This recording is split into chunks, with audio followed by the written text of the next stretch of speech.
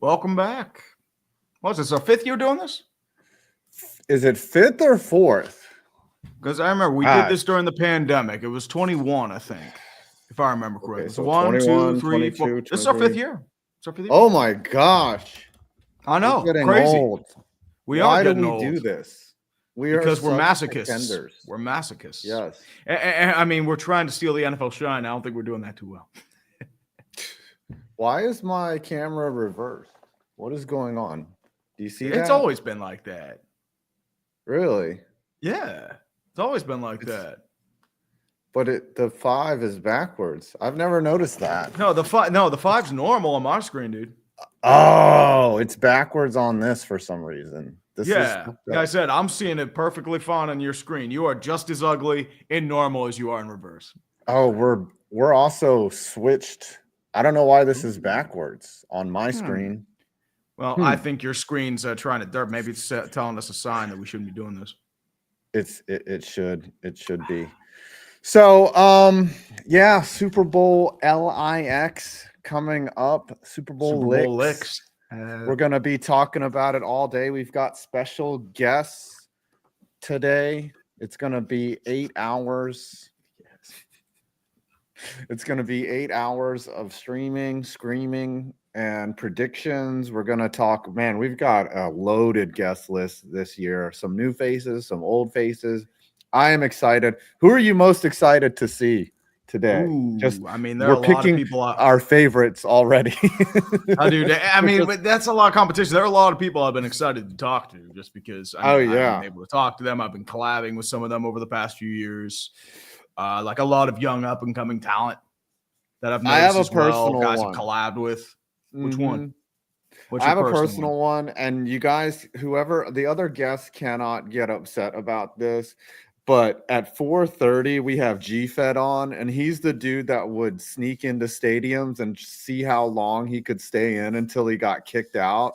And I am super excited to talk to GFed at 4:30 and just talk about his experience with that, and traveling to all these different stadiums and seeing how long you can stay in and not get kicked out. To me, that's stadium porn to a T right there. I have never actually heard of GFed. As weird as it sounds. Really? No, he's the guy. The Colts banned him.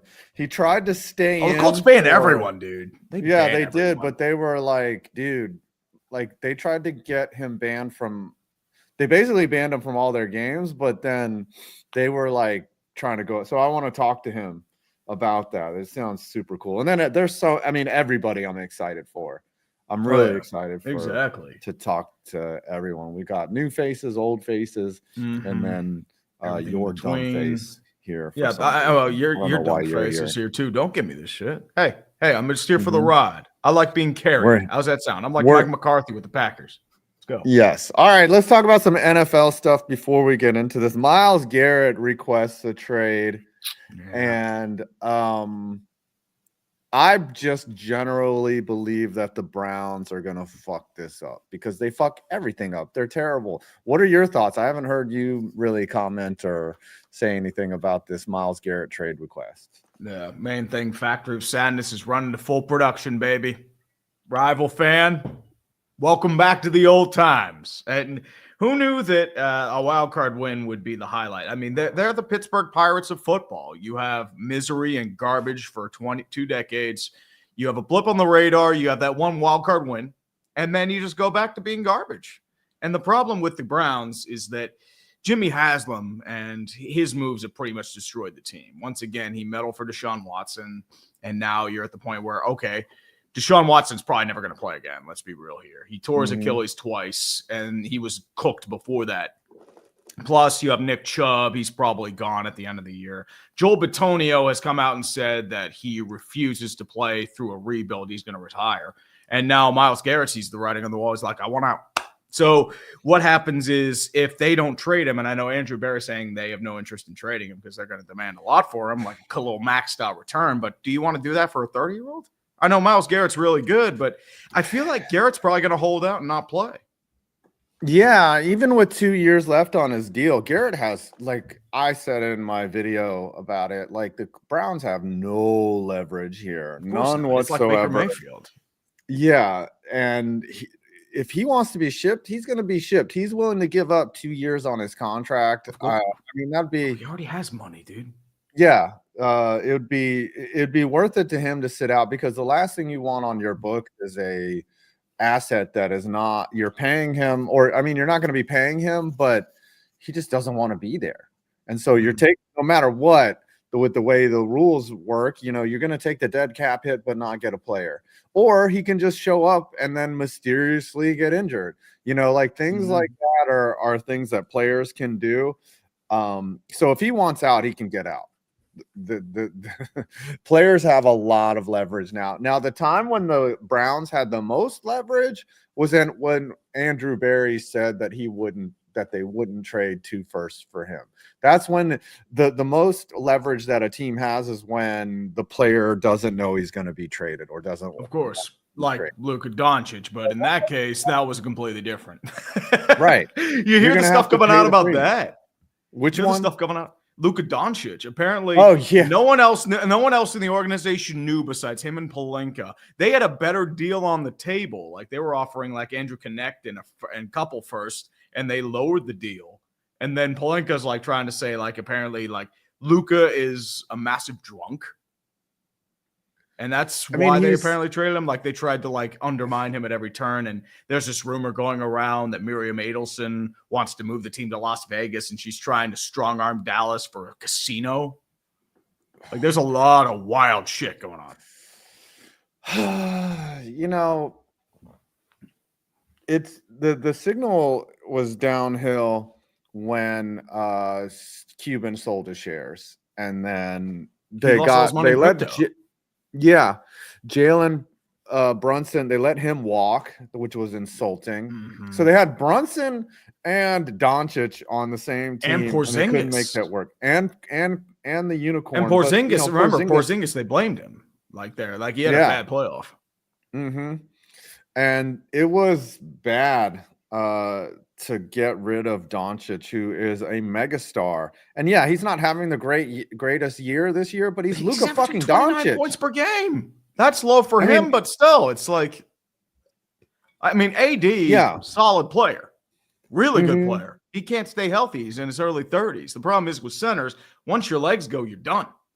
Yeah, it's just it didn't seem like you got much return for Doncic. Like, okay, say you get a young player who's like, okay, say you get a Shai Gillis Alexander or something like that. Okay, that's but you're not getting that. That's a you know what this reminds me of? Reminds me of Patrick Waugh going to the Avs. Remember when Patrick Waugh, that huge spat, and then he got traded at a ridiculously low value. They got good players in return. Don't get me wrong, Martin Rusinski, Nikolai Kovalenko, Jocelyn Thibault. But the problem is they are not worth a Patrick Waugh. That's what this is ringing to me. Like AD in a first-round pick does not equal the value of a Doncic. Doncic wanted to be there. It's like trading Steph Curry or something, you know, like that would just make no sense to get rid of your core talent player. Like, what are the Mavs doing, man? They are somehow less competent than the Cowboys, you know. Well, hey, Jerry Jones should be thanking his lucky stars, because quite frankly, he took the heat off him for hiring Brian Schottenheimer. Maybe Jerry Jones paid Miriam Adelson couple $1 million to be like, hey, buddy, just get the heat off me, you know, because I like my football. I like my Brian Schottenheimer. I'm cheap, but whatever. Just get the heat off me. So, and they said, hey, say no more. Luka Doncic. What kind of trade in any other sport where you can think of where it was like the player did not want to go there, megastar, and everyone was like, what the fuck? I can't even think of one that rivals Wayne Gretzky to the Kings. Oh yeah, that was a big one. Gretzky kind of wanted out though. No, what happened was Pocklington was he was crying poor. That's what happened, because it was $15 million. I mean, they got a good return. Jimmy Carson, fucking amazing player, but the trade ruined his career. He's always in Gretzky's shadow. Do you know what I forgot? I forgot that Wayne Gretzky played for the Yotes. No, he coached the Yotes. That's right. Damn it. He was terrible. He had an ownership share. He never coached played the team. for the He was Yotes? never good. No, he never did. No, I'm thinking of Jeremy Roenick. He played for the Blues. That's right. No, it was Gretzky played for the Oilers, the Kings, the Blues, and then the Rangers, and he retired a Ranger. Yep. I'm sorry. Yeah, he coached the Yotes for a couple of years, and he was not good. The Yotes. Yeah, it's like Tom Brady announcing. It's like we'll give you the job because you have. Tom Brady's getting paid like $30 million. He's not good. I'm sorry. He's getting better, but he's not good as it. He's not as good as say Tony Romo. I don't know, Jim. I don't know, Jim. I don't know about this. Well, at least CBS isn't yelling at him like he did last year. Man, people turned on Tony Romo so fast. Yeah, Brady just kind of rambles, like he's just like, he's trying to, I think he's okay. He's getting better, but like you would, it's one of those things. It's like you're intelligent, you're articulate, you're just not that great as an announcer. I don't know, but I'm pretty critical of announcers. And I'm terrible at it. He's getting paid $30 million. He's laughing that to the bank. That's all I would love to get paid $30 million. Yeah, he's got to recoup that money he lost from FTX. Come on. Mm-hmm. Yeah. Remember when Bitcoin's doing well. Bitcoin's doing well, but FTX, like everyone lost their money there. Yeah, fucking Sam Bankman-Fried or whatever. What a fraudster. What a fucking that's why he's in piece jail. Of shit. Yeah. Oh, by the way, stream is sponsored by Benchwarmer Brew. Yeah, buddy, that's what I was drinking earlier. I had a little bit of this morning. If you're going to be with us for 8 hours a day, look at this swinging like truck nuts, baby. If you're going to be with us, you're going to need some fucking coffee. And this is the best coffee. I have a scoop in here. So I ran out of my original. I had to use my display case for this one. It's still pretty good. It's been sitting there for a year or two, but it's still good. Yes. And if you want to get in on the Super Bowl, there's a Travis Kelce free play at underdogfantasy.com, and you can use code 5 points. Fuck trees code. No, trees code a tree. Bitch. Code tree. Nope. Come code on. 5 points. It's the end of my campaign. I got to get it rolling. Let's go. FIVEPOINT. Are you streaming the Super Bowl for Underdog? Yes, I am. I am. Are you doing it because I might just solo, or we could coast it, or we could triple cast it, or are you sponsored? I'm not sure. Would that count? You're going to get most. Because the problem is, like, both of us are sponsored. I'm not sure how that's going to work. I'm not sponsored. I would just be superfluous. Okay. But why wouldn't you? I mean, if we do a triple cast, then we'll talk after the show. Yeah, we'll figure it out. We'll figure it out. Because I'm going to be back because I'm going to Scranton this weekend for my niece's second birthday. Mm-hmm. Oh, yeah. So, well, I am going to my parents'. It's the 1 year anniversary of my father passing away. So there's like a whole ceremony and shit that we have to do. I'm not complaining. Don't get me wrong. My mom cooks like a feast, and then we get sad, and then we eat like all day. It's just honor your dad. Just that's the way. Yeah. Yeah. It's pretty rough. It's pretty rough. One high, one low. That's the unfortunate reality of our weekends. Are y'all like that in your family? Like you just eat when it's like a sad occasion?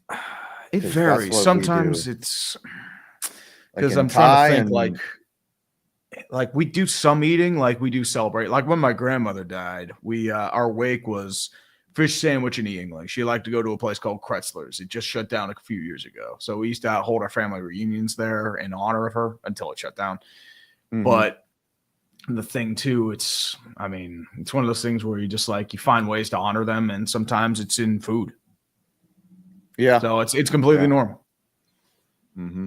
All right. Well, let's see. Nick was making fun of me for my no, that was me. We got our first guest. Oh my gosh. Well, we got I wonder what team he's rooting for, man. Just saying. Gosh, yeah, I know. I think he's a Broncos fan, right? Broncos fan? No, he's a Panthers fan. Come on, get it right. No, yeah, he's definitely AFC West. Maybe the Chargers. Everybody welcome Cole from hey, where are the displays? How do we turn the display names on? I'll find a way. We can do it. Figure it out. Cole, how you doing? What's up, guys? How's it going? What's up? Gosh, 3 years in a row of bringing this man on. Or this is the second year I think you've appeared on the show. 3 years in a row, your team is in the freaking Super Bowl. Life is good for Cole, and it just hurts us. But I'm sure this is probably maybe a once or twice in a lifetime experience for you, right? Yeah, I mean, I remember when the Chiefs won Super Bowl 57. My YouTube channel was up and running by then. I remember all the people that reached out and said congrats. You even reached out, I think, after last year. I don't expect, if the Chiefs three-peat, nobody to reach out because nobody wants the Chiefs to win. It's fine. It's crazy. Yeah, how's it's it feel wild being experience. How's it feel being the villain of the league, especially after going through 50 years of failure? Yeah, I mean, watching everybody cheer on the Chiefs, Super Bowl 54, like that was awesome. Everybody, those graphs, it was like, this is who's rooting for the Patriots, and it just showed like the one little dot, and then everybody else was the Chiefs. Yeah, it's completely flipped. So, it's wild. I mean, the weirdest thing to me is just the ref stuff, but that's a whole divisive topic. But it's just like they did it to the Patriots. It was the same thing. I hated the Patriots. I blamed every single thing I could on whatever I could find to discredit them. So that's fine. It's wild, man, and it won't be here forever. One day Andy Reid will hang it up. Kelsey hang it up probably sooner than Andy, and then Mahomes one day will be done. So it's just I'm going to enjoy it right now. Having Pat Mahomes, though, really does set you up for a second dynasty, just like the Patriots. Like talent like that, like I think Joe Burrow could experience this as well, where they can tear it down and rebuild. If you're talented and you stay healthy, like if you're that centerpiece, like you're going to be successful. Pretty much, I can't think of a quarterback that was great that didn't have success throughout their whole career. Like look at Peyton, he was great all his career. I can think of. Yeah, Marino at the end, but remember Marino's career ended with a playoff appearance. They were still, but they got blown out though. They had the biggest blowout in playoff history. So bad. All right, so what they never had anything around them. What are you looking for, Cole? Like what allows the Chiefs to win this game on Sunday? What do you like and what don't you like? Yeah, it's funny because on paper, like the Eagles are great. I mean, number one pass defense, number one scoring defense. They have Saquon. I mean, AJ Brown, Devontae Smith, Goddard on as pass catchers. Like, there's a lot to like about the Eagles.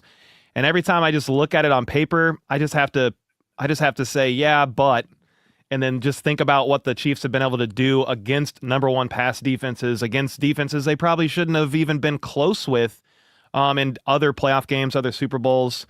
And so that's just the fan in me that's like, okay, I know they're gonna turn it on a little bit, but like looking at it and kind of breaking down the matchups. I mean, they like to play zone. So if Zach Bond is not 100%, he popped up last week with a groin injury, like suddenly.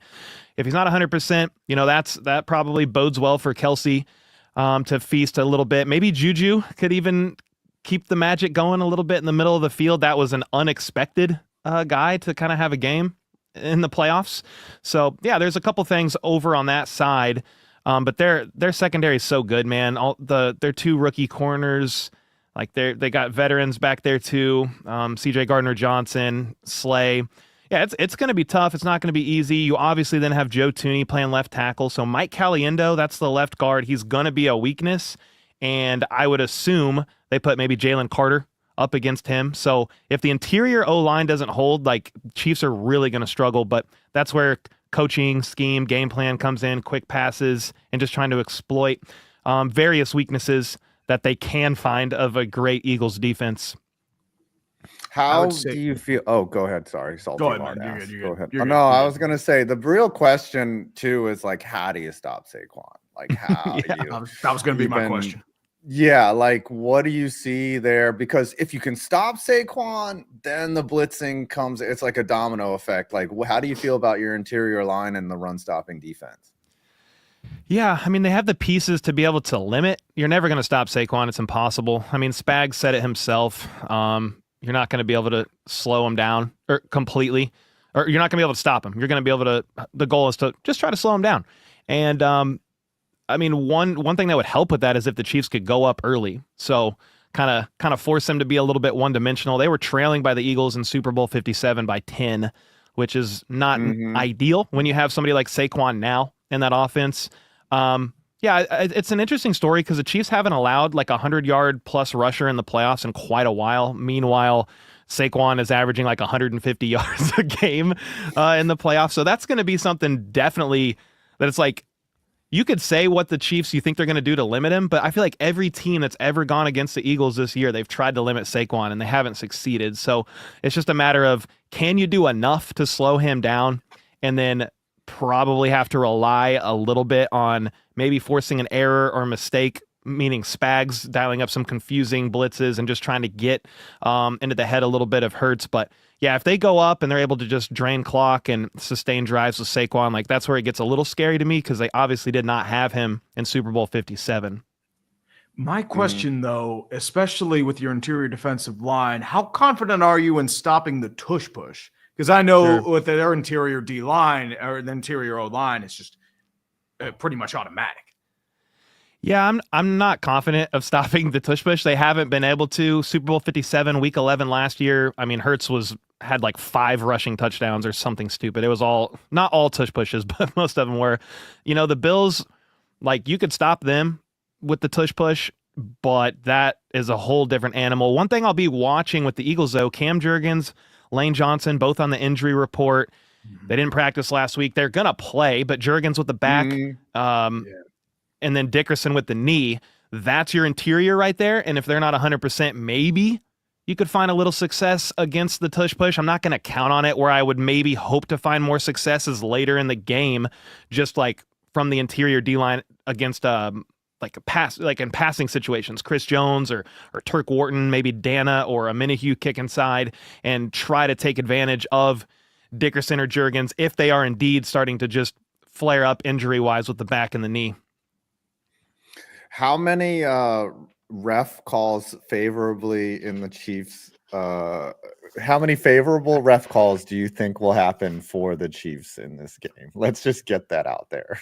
Yeah, probably about league average for both teams, but it gets amplified and over glorified by people who hate watch. So, I mean, there's probably going to go a call or two.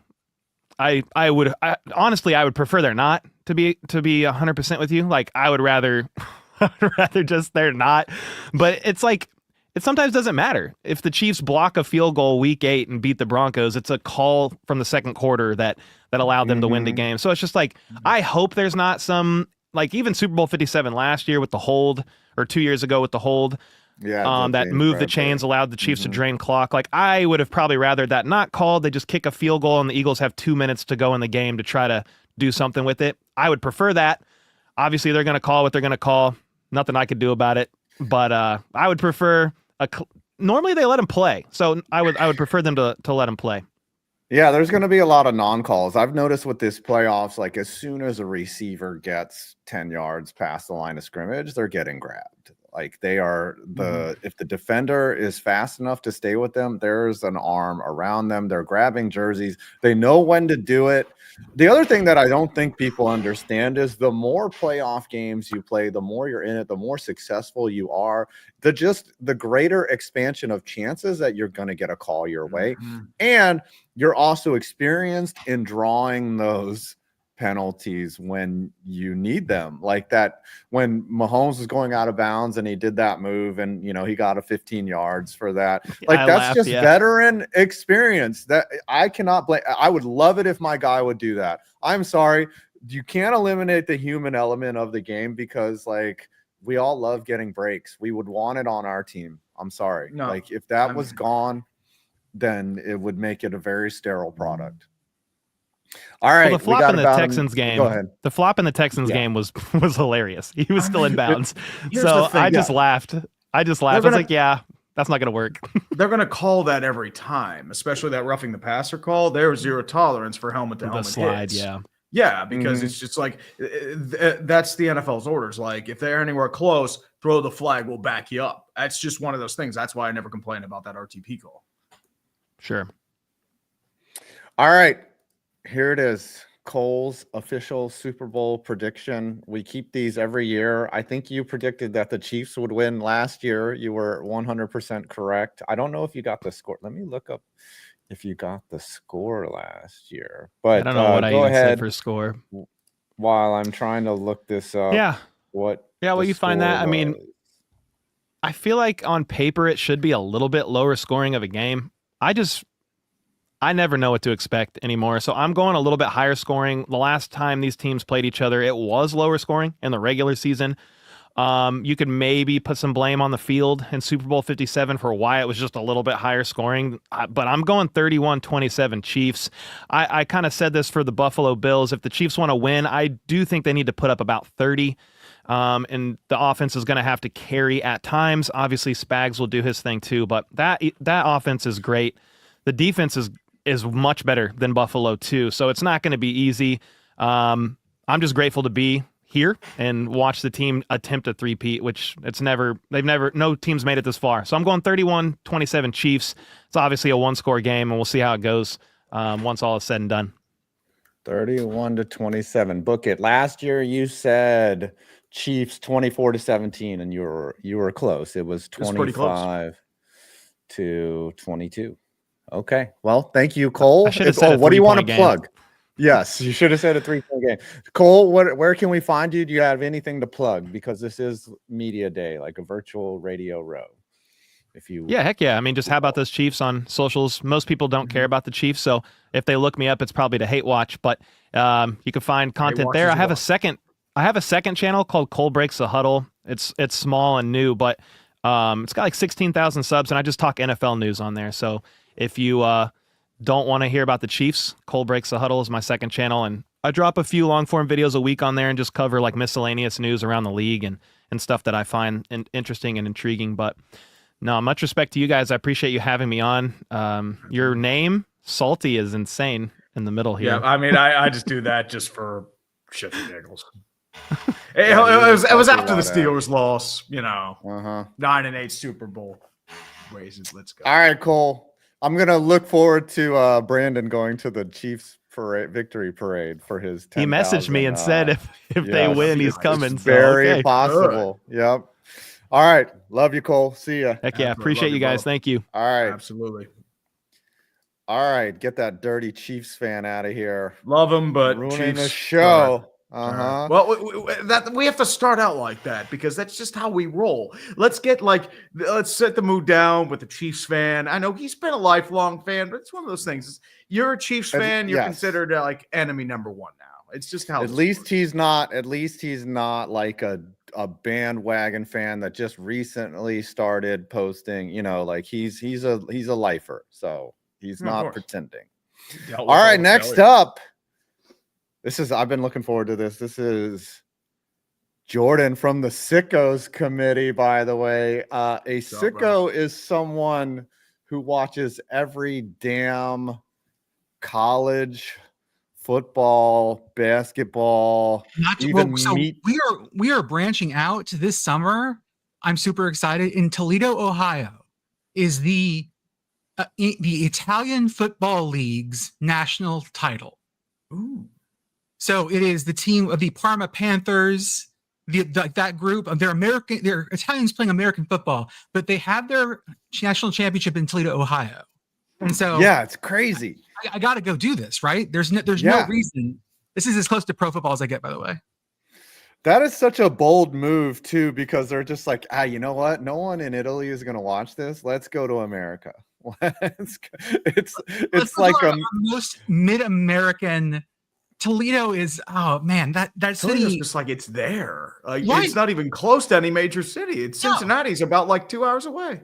You don't want to do that though. Why would you want to get dragged to Cincinnati when you have the megalopolis of Toledo right there for you? Wars have been fought over this city. That's a real thing. Yeah, why not Akron? Spread some love to Toledo. Must have had a good package. They were just like, hey, look, go to Dayton. We'll they have the National Aviation Museum there, man.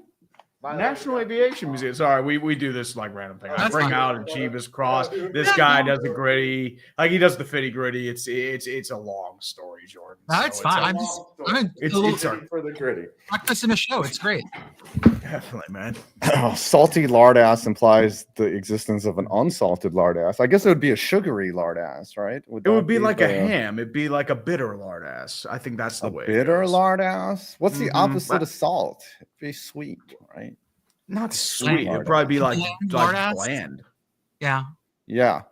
So, Jordan, the Sickos Committee, what is like, are we,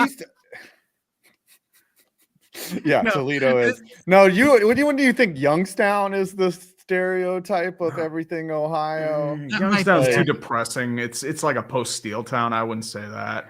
I would say probably Columbus.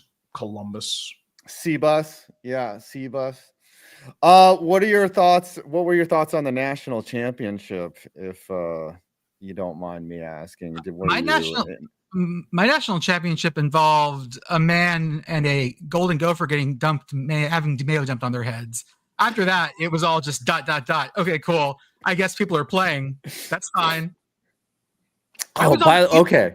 I was on the field for that. Do you know what that smells like? What? Oh, I was about 2 feet away in a couple of shots. There's a reaction shot of one of the Minnesota players looking horrified. I'm in the background of that shot with my camera up, looking like I'm the happiest kid alive. Like it's Christmas time for me. I forgot that you went to the Mayo Bowl personally. Was it at their invite, or did you just sort of snake a media pass? What happened? It was at their invite. They are one of the bowls that jumped on with us early on because they're a little weird like we are. And all of a sudden, we get a message going, you guys should probably come to this thing. Okay, sure, we'll go. And so 2 of us showed up with some friends, got to sit in the press box. I was talking to Matt Berry, and we love the Thursday Night Football crew. It's Matt Berry and Dan Mullen and Harry Lyles Jr. on the sideline. Like that crew is great for us. And so they were like, well, we're calling the game. Just come on in and say hi before the game. And I'm sitting there going, like, I'm just some yahoo. Am I really going to like honor student walk myself into the ESPN booth before the game? And lo and behold, the Panthers Stadium, baby. That's what I did. It was great because Dan Mullen wasn't there. So everyone else real confused. And I'm passing out stickers and high-fiving folks. Oh, it was great. That's awesome. That is definitely clout selfie material. You're just like, I'm in the ESPN. So wild. But the real clout was I got a picture with Tubby, who is the Duke's Mayo mascot with his bushy eyes. And I got roasted on the internet because when I hugged him, I was like, can I hug you, Tubby? And I hugged him straight on. So I've got middle school dance hands with him. My hands are on his hips. And it looks like we're taking the worst middle school picture ever. Yes. Okay. What is your favorite? Okay. If I get that you're partial to the mayonnaise bowl, right?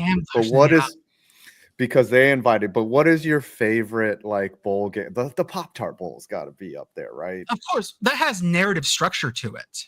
Whenever a bowl game invites me to become part of their narrative, when they brought out the old Pop-Tart and put him, oh yeah, there's poor Tubby went down. I was so sad. I'm trying to look for that picture you had. It's on Instagram. Check out the Instagram photo. All right.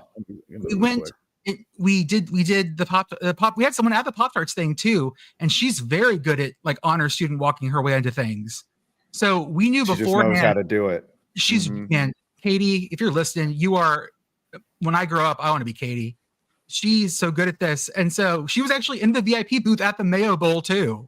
Because she made a video about eating bowl soup where she put all the ingredients into one pot and actually put it in her one human body she has. I think in those situations, if you just walk around like you know what you're doing and that you belong there and that if you don't look nervous, because like you can get into amazing areas. Like Tree and I got down to pit row at a NASCAR race just by acting like we were supposed to be there, and they had no problem like just waving us through.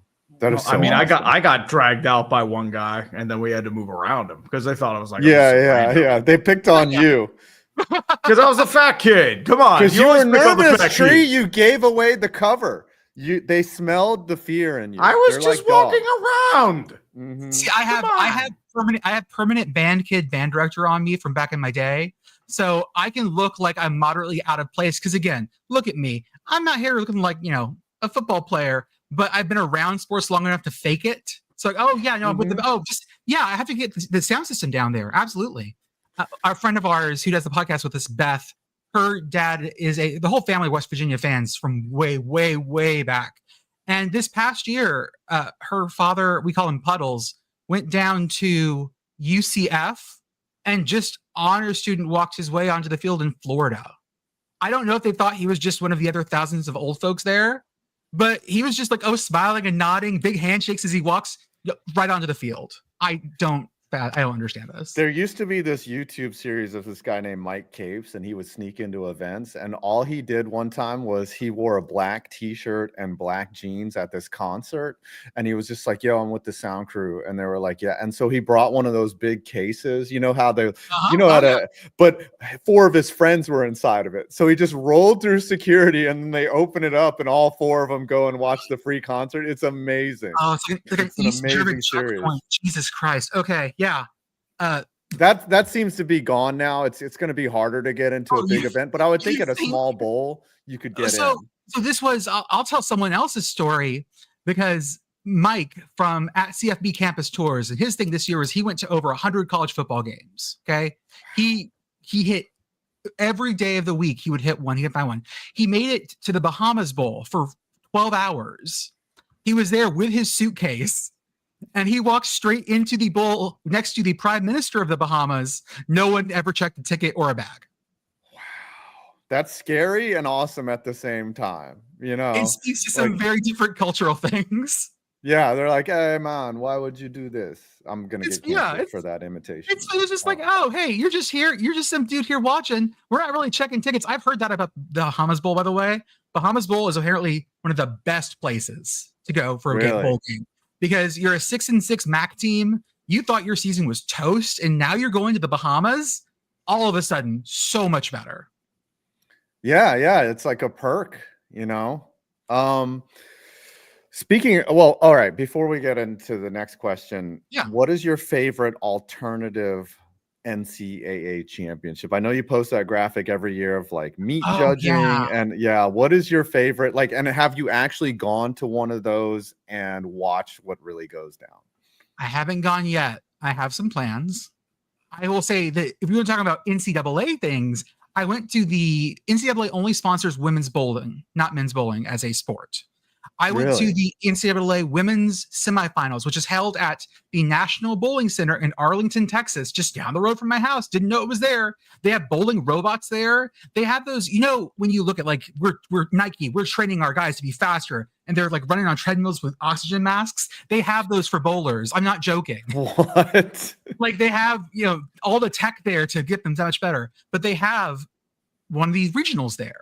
And it was the most fun I have ever had at an NCAA event in a long time. Really? I'm so happy. There's high fives everywhere. Like they're coming out to the crowd and giving high fives for strikes. It's amazing. It's the best vibes I've seen after dealing with like, especially basketball. A lot of times, if things are bad, the vibes are horrid. Oh, especially in the crowd. Right. Vibes get real bad here because it was mostly family and weirdos like me. It was just like the best vibes ever. It was great. But for non-NCAA, I still want to go to the meat judging title. That is sort of like the grail for us. What I'm talking about, listeners, is not, well, there's the one where you judge the animals while they're alive. Then there's the one where you judge the animals when they're on a meat hook. And you spend all day in the hook room and you point out various things, various cuts. Are they prime grade choices, that kind of thing. And this is big money.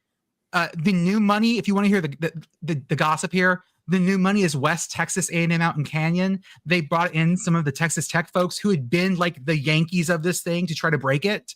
And they won 2 titles in a row. But they're kind of seen as new money that they bought their way in. So you're saying there's going to be a Netflix documentary on meat judging. It's going to be called like Big Meat or something. Remember the cheerleading shit? Now they're going to have subplots for the meat judging technique. It is wild. Yes, it is just like Irvin Alvarado, exactly like the episode King of the Hill. It's I think the last episode they actually ever aired, but Bobby Hill just meat judging in one episode. It's a great episode and pretty close to accurate. Oh, thank you, actual Sickos Committee. I believe that's Kamish typing for me. Thank you, bud. Oh, the Kamish is typing for you. So I one time I was at a derm conference and the in college, they do a dermatology bowl where they look under microscopes. Yeah, it's called the Derm Bowl. And they have to like get all these cases right, that, you know, and like it's actually thrilling to watch nerds nerd out you're just like, oh, you That's guys are going the to same be. thing. The same excitement I get from watching the best thing this year, man, is giving Nick Saban a metal pointer like he would have had in 1980, whatever, and letting him point to things on a screen. That is the best television this year because I love watching nerds talk about things that I don't know about. And I don't know anything about football routes, but he can go, well, this DB turned a half step, and right there I knew we cooked him. And that's what I want. That's why I love it when other people nerd off on our we right now on our podcast. We have people coming on telling us about what are things we should watch. I don't know anything about Six Nations rugby, but I know now. Someone's coming on to talk about the Iditarod. That's a cool thing. They race. There's rules about killing moose out there that you have to follow. Like what? I love right. You can't kill meese. Or if you do, you have to stop and dress it, or the coyotes will come and eat it and mess up the race. So there's a whole. If someone in front of you hits a moose, you have to stop and help them. Like it's rules of the right. That's why this is so much fun because people tell us these wild things. I'd be afraid of like hitting a moose because I feel like those things are huge. They would blow you over. And you're done. Oh yeah. Oh, absolutely. Like your thing is toast if you hit a moose for sure. Yeah. So you just mentioned you just casually dropped that you met Nick Saban. No, I didn't. No, I did not. No. I just love that the best thing on TV now is that Nick Saban gets to talk about what he loves. Okay. Any coach that gets to talk about the thing that they love more than anything else is the best. Yes, over enthusiastic intern Caleb, love cheese wheeling. Is this the one where they chase him down the cliff? Because a North Carolina State grad has a two-peat in that one. Wow. This is There's also the wife carrying competition. What name? What country does that? The wife carrying. It feels Finnish or Baltic, if I had to guess. That's me. That's where I'm getting canceled. I'm going to say it's Latvia. It's Lithuania, and I'm going to get kicked out. Something. Let me Google this while I'm looking. I know there's like a British, there's a hill one where they roll something down. You have to chase it. That's the cheese one. That's the cheese one. Okay. Finland. Yes, you nailed it. Yeah, Finland. There we go. There's also a sport, I think it's in Sweden. Have you ever read the book The Long Walk by Stephen King? No, I haven't. No. So it's a walk that starts. It's basically like Squid Games, but for walking. And it's in a dystopian society. And if you fall below 4 miles an hour the pace, they shoot you in the fucking head. And they start with 200 competitors and they just walk them until there's one left. And in Sweden, they've done this in real life. They don't shoot you, but Sweden's not known for that, I'm assuming. But yeah, no, I get you. Yes, but basically, I think the record is like 86 miles. Somebody over 4 days. They made it, just walking and walking until they. Yeah. Oh, we got another 50. Like your legs have to go, especially in that regard. Like I can walk 4 miles per hour, but shit.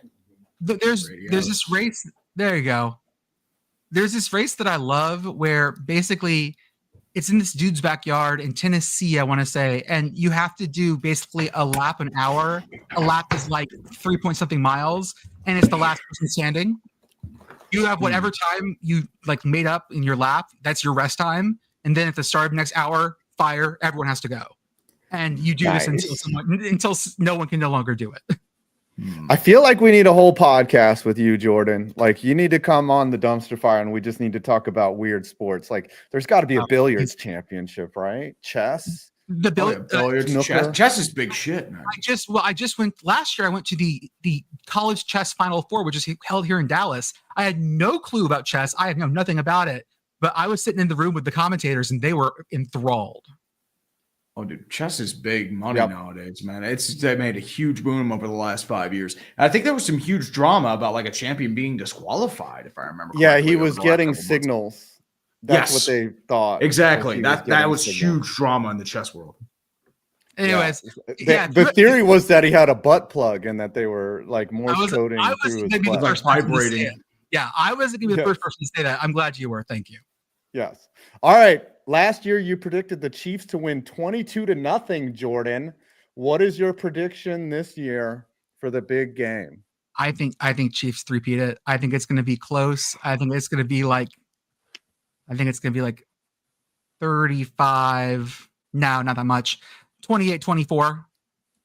Chiefs. All right, 28-24. Okay, Jordan, where can we find you?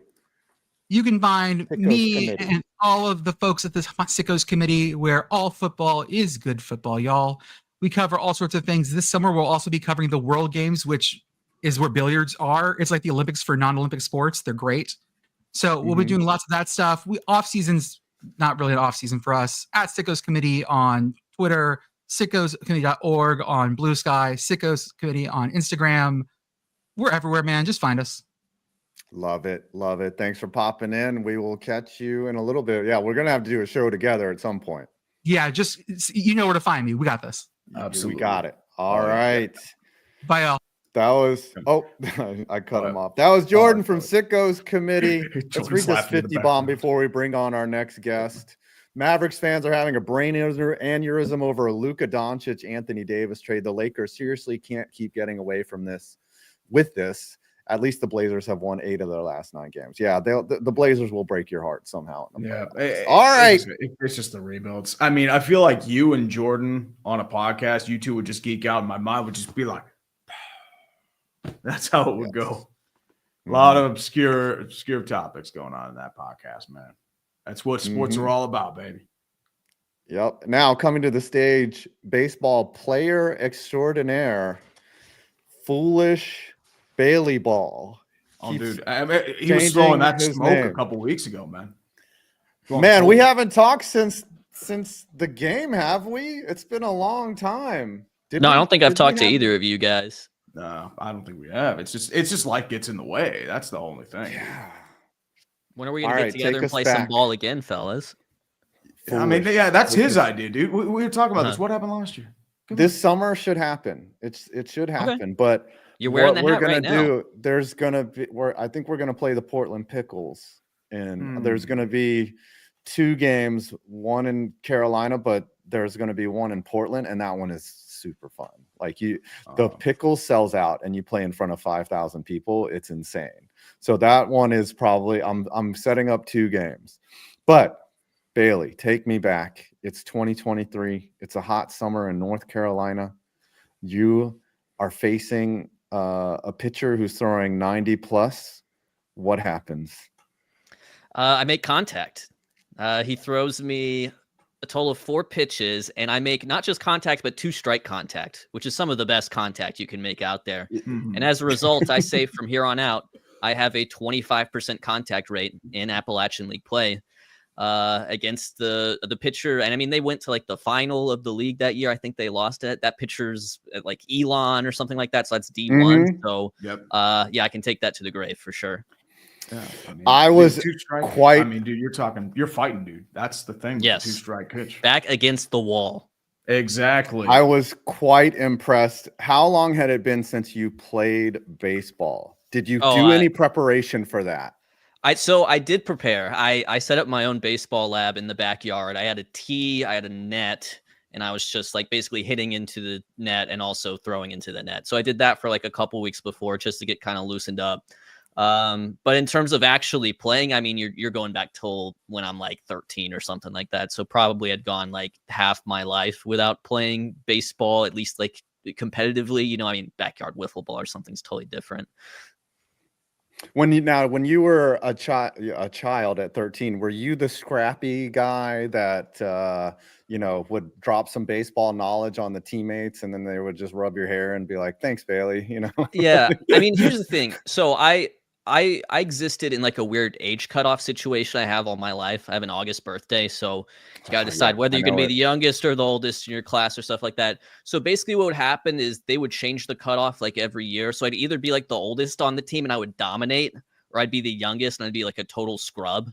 But, I think about that sometimes with baseball players. Like Francisco Lindor coming out of the draft was still 17 for like a long time. And Cleveland kind of picked up on that. Like he's, 6 months, a year younger than a lot of his peers in this draft. And so every time I think about my baseball career, I'm just like, yeah, I was basically Francisco Lindor because I was just a little too young. Yeah, I think there's some theory that in hockey and like junior hockey, all the best players are born in like April or something because they hit their maximum. Yeah, they hit their maximum age in November or something when tryouts is, and then so they're going to be on all the travel teams, etc. Now, let's talk some real baseball. What do you think about the Dodgers and their spending? And the Mets as well. The Mets as well. Yeah, I probably just good for the game overall. I would say the one thing about the Dodgers is it's not so much the spending, right? Because it's like, you drop $1 billion on Ohtani and Yamamoto combined, right? But I think it really starts to pay off when you get Roki Sasaki for free, basically. Like that's actually potentially producing more surplus value than paying either of those guys hundreds of $1 millions. It's being able to use those contracts to recruit Sasaki and pay him just the absolute pittance for 7 years, or 6 years, I should say. So that's the part that's the one thing that I think that's bad is the idea that I think that all the and this is still overblown, but I don't like the idea that all the Asian talent might be consolidated onto like one or two teams. That I don't really like that much. I think it's nice that like, oh, you got Seiya Suzuki and Imanaga in Chicago and things like that. Maybe it'd be good if maybe the Yankees got a player like this at some point, but yeah, I mean, it's good for the game. I think the playoffs in baseball are still random enough that no matter what, having the best regular season team does not give you that great of a chance. Like if the Dodgers get to the playoffs and they're like 115 win team and you're just telling me like I can pick the Dodgers or the field, even odds, I'm going to pick the field every time because it's playoff baseball. It's just a different animal. Seattle had but last 2001 they got crushed. It's just exactly. But last year it just reminded me of 93 Blue Jays where they just bludgeoned everyone and no one could get a fastball by them. I was like, this is not fun based. Like it was very obvious that the Mets, my team, were outclassed in the NLCS. And I was just like, geez, this is not good. So if that happens again, or for 3 or 4 years, then baseball's I would think would have a problem though. Well, I mean, does football have a problem? They've got one team that seems to be doing everything. More or less depends. I know with baseball too, you're worried about a lockout in 2027. You've got a lot going on there because you have the Arsene deals that have lapsed, the Steve Cohen tax. People are pissed about the Dodgers, although I don't agree with that. I think it's more because owners below them are dirt cheap. But in terms of that regard, how do you feel that playing out? Because there was a lot of tension back in 2022. Yeah, there was. I think the RSN deals is, I think, definitely a sticking point for sure. Like, the entire economy of this sport has been based on like you've fractured it out. Now you have like you had 30 local stations covering 30 different markets or whatever, and TV's dying. And really sports and especially like local regionalized sports are some of the only things keeping it afloat. Cable, that is. So that's going to be huge because I think just the entire thing that the sport is based on, TV money, local TV money, is going out style, and a lot of teams have lost their RSN deals. Like the Twins, for example, they haven't spent a year and a half because their RSN deal lapsed. Arizona, they own the same thing. The Padres, a few other teams too. Yeah, it was like Arizona lapsed the year they went to a World Series. It's pretty unbelievable to think about. So the other thing too that I'm kind of curious about is this will be the first CBA negotiation with the minor leaguers as part of the Players Association. So I think that's kind of tricky as well because that's such a wide class of ball player, right? From the guy with the hundreds of $1 million of contracts to like minor leaguers making nothing, and maybe they were drafted later unsigned. Yeah, it's for the Eric Sims of the world. So how do you come up with a deal that represents the interests of both those parties against the ownership class, which is largely the same and homogenous as a bunch of billionaires, right? Dude, Eric told me when he got signed for 20 grand and that's it. And then his first year, like this was before they basically provided housing. They said I think they rented a 1-bedroom apartment and they put 4 guys in there. And they were just like, and it's better now. But the flip side of that is minor league contraction, where they're just like, all right, let's just get rid of high A. Let's get rid of rookie ball. Let's get rid of these layers so that it gets smaller and smaller, and only the elite talent is in, and that's going to create a worse product.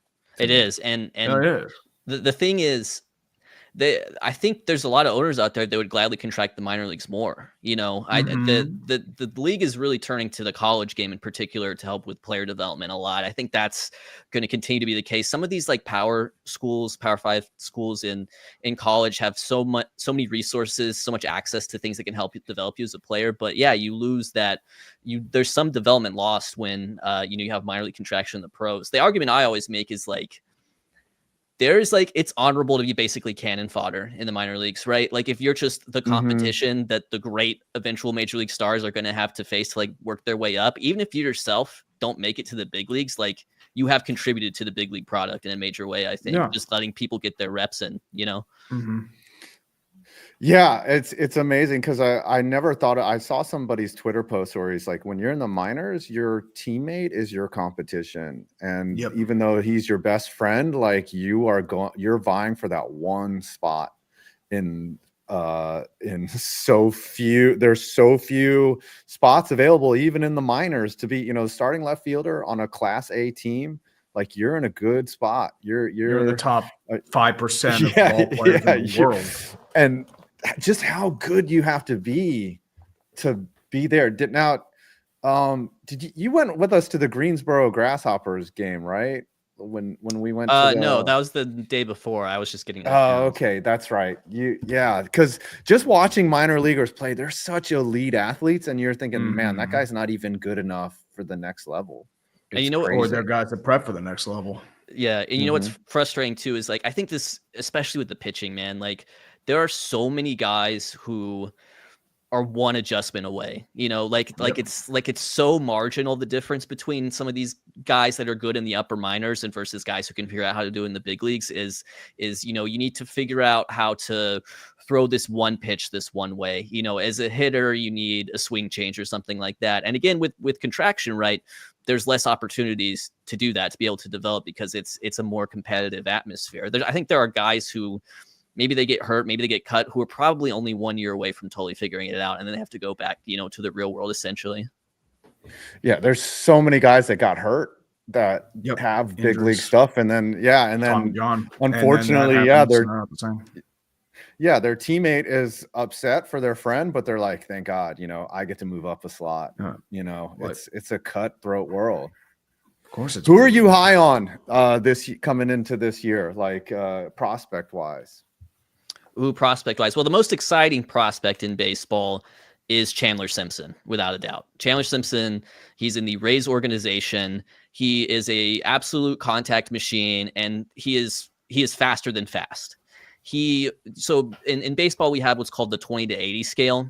50 is average, and then as you move up 10, that's a standard deviation. 80 is the highest you could go. 80 is theoretically, 99th, 100th percentile in something. Giancarlo Stanton has 80 grade power, Chandler Simpson, if you look at the scouting guides for home to first times and what's a 50 and what's a 60, he's past an 80.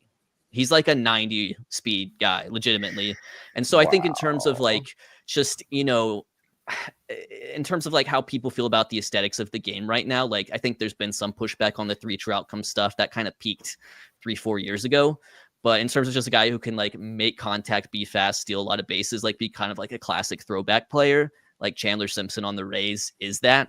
And so if there's, I think, one prospect to be excited about just for aesthetic reasons, rather than just pure talent and production, he's the guy. Does he have pop too? No. Oh, so you found your Tim LaCastro. Yeah. You found a young Timmy LaCastro. He has, I'm looking up, he has 1 home run in his minor league career. It was in AA. So I'm looking him up right now. But how many stolen bases? Oh, yeah. Oh, dude. 100 over between single and double. Like, this is Billy Hamilton, but hopefully he hits better than Billy Hamilton in the majors. Hey, Billy Hamilton playing in the Caribbean. Billy Hamilton hit a triple last night playing in the Caribbean series. I watched it. I was like, hell yeah. Billy playing for Mexico for some reason. All right. Foolish Bailey, next guest is on tap. Give us your Super Bowl. We did not talk football at all. No. I hope that you're a football fan, or you can just throw out some random numbers. Who's going to win this game on Sunday? I'm a big football fan, but you guys got 1 game left, and then it's baseball season. All right, so just enjoy this Hockey one. Season, baby. Hockey enjoy season. Yourselves. I'm watching that too. I'm probably watching more of that than football, to be honest with you. But here's my Super Bowl prediction. I think the Chiefs are going to win. This is probably going to be a pretty popular opinion. But here's the take, though. I think it's going to be a low-scoring affair. I'm going to go like 17-13. 17-13. Vegas hates you. That's They're very like, cheap no, game. we don't want those low scores. Football hates we you. want it to go over. Yeah. All right. Where can we find you? What can we do? And can we count you in on a little rematch against the Portland Pickles? Perhaps in July. I'd love to play some ball this year. I will tentatively mark my calendar there. You should play men's league. That's like the funnest shit ever. Yeah, like, I played men's league. I played men's league last year. I'm playing again this year. I suck, but it's like it's fun being part of a team again. It's just like I got that spark back from being in the Melonheads. I feel like the range of skill on a men's league team's probably insane. You probably have like guys who played in like college and stuff like that. Oh yeah, like there are guys in like minor league burnouts, you know. Oh yeah, like there was my second AB was against a guy who made it up to AA in the Mariners system as an outfielder. I'm like, oh shit, he's throwing 90 effortlessly. Foolish Baseball, love having you again, love seeing you again, and we'll catch up soon. All right, thanks guys. Take care. All right. Transitioning to our next baseball content creator. This is really special for the show. I got to do this summer. This is Rob, the general manager of the Tri-Citi Chili Peppers, the team that broke baseball last summer with glow-in-the-dark baseball. I'm going to have to play this clip, and then I've got questions to ask you, Rob. So if you guys aren't aware, this was glow-in-the-dark baseball last year, and here's the clip right here. And on the way out of the door. That's because he loves y'all. He's a semi-local boy. Oh, 3-for-3. Have yourself a nice. Oh.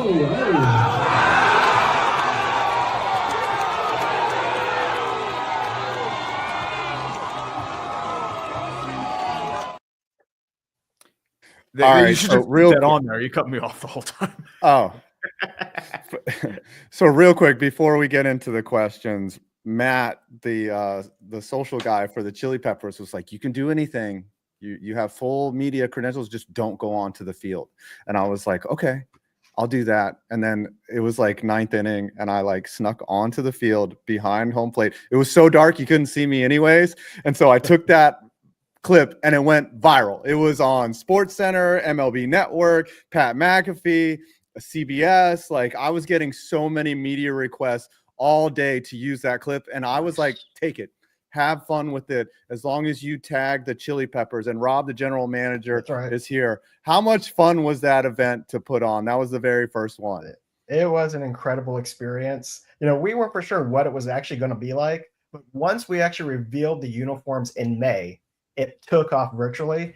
People were wondering, one, what is Cosmic Baseball? What is it going to look like?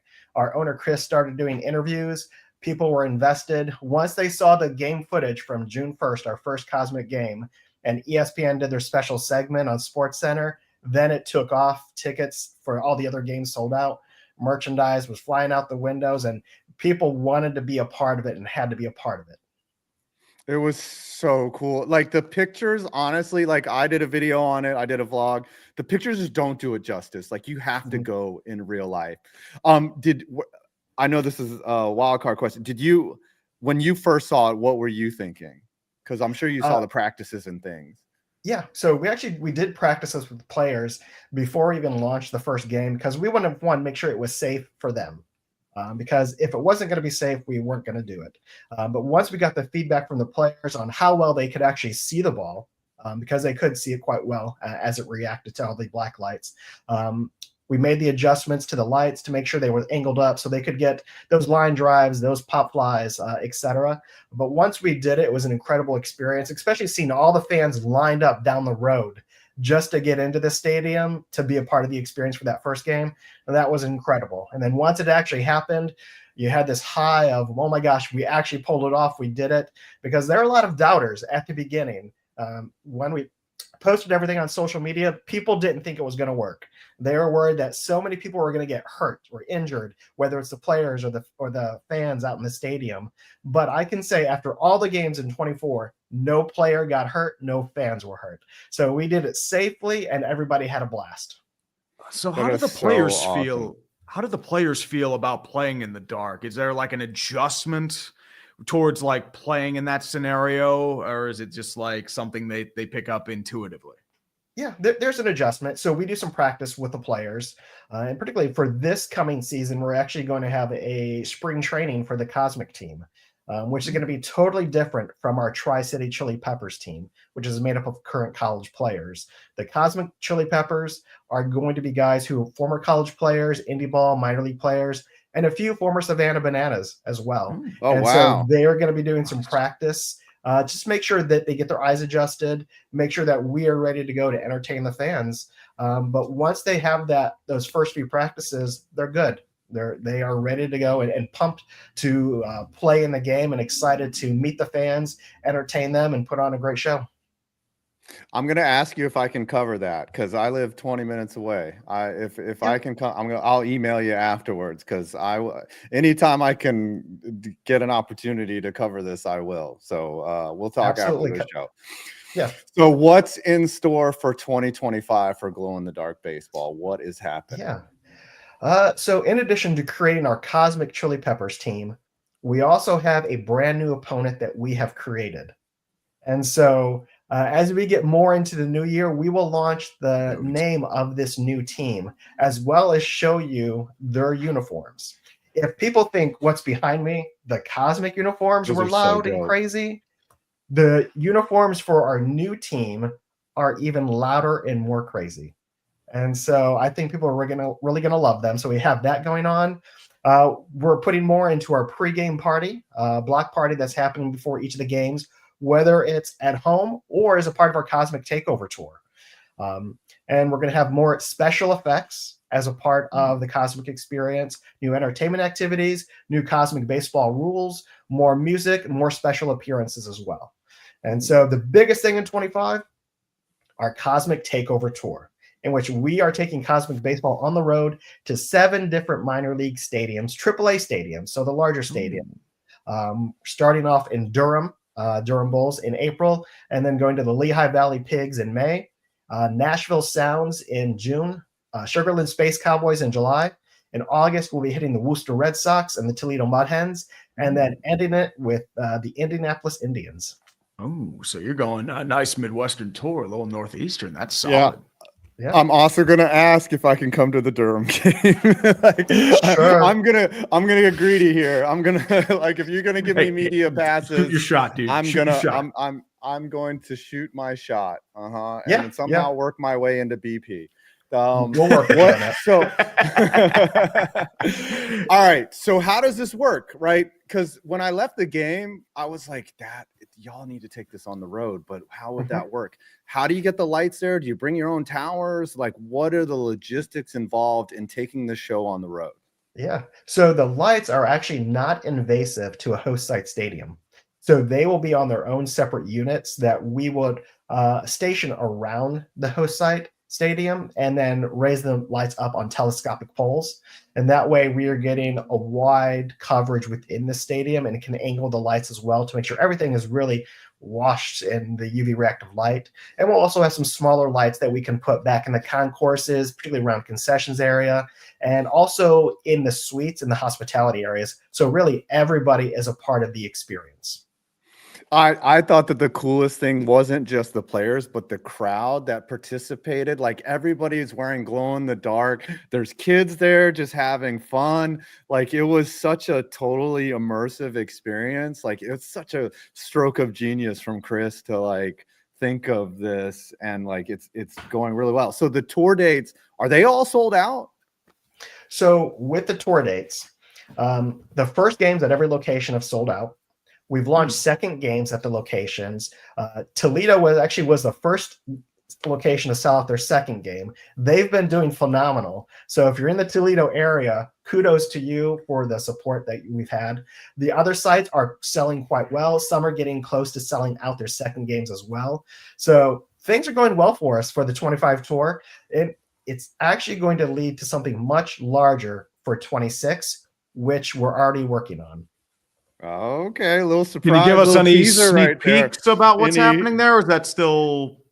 All I can say is, for 25, we're doing 7 locations. For 26, many, many, many more locations at this point. That is our goal. I got a feeling engaging conversations with those locations.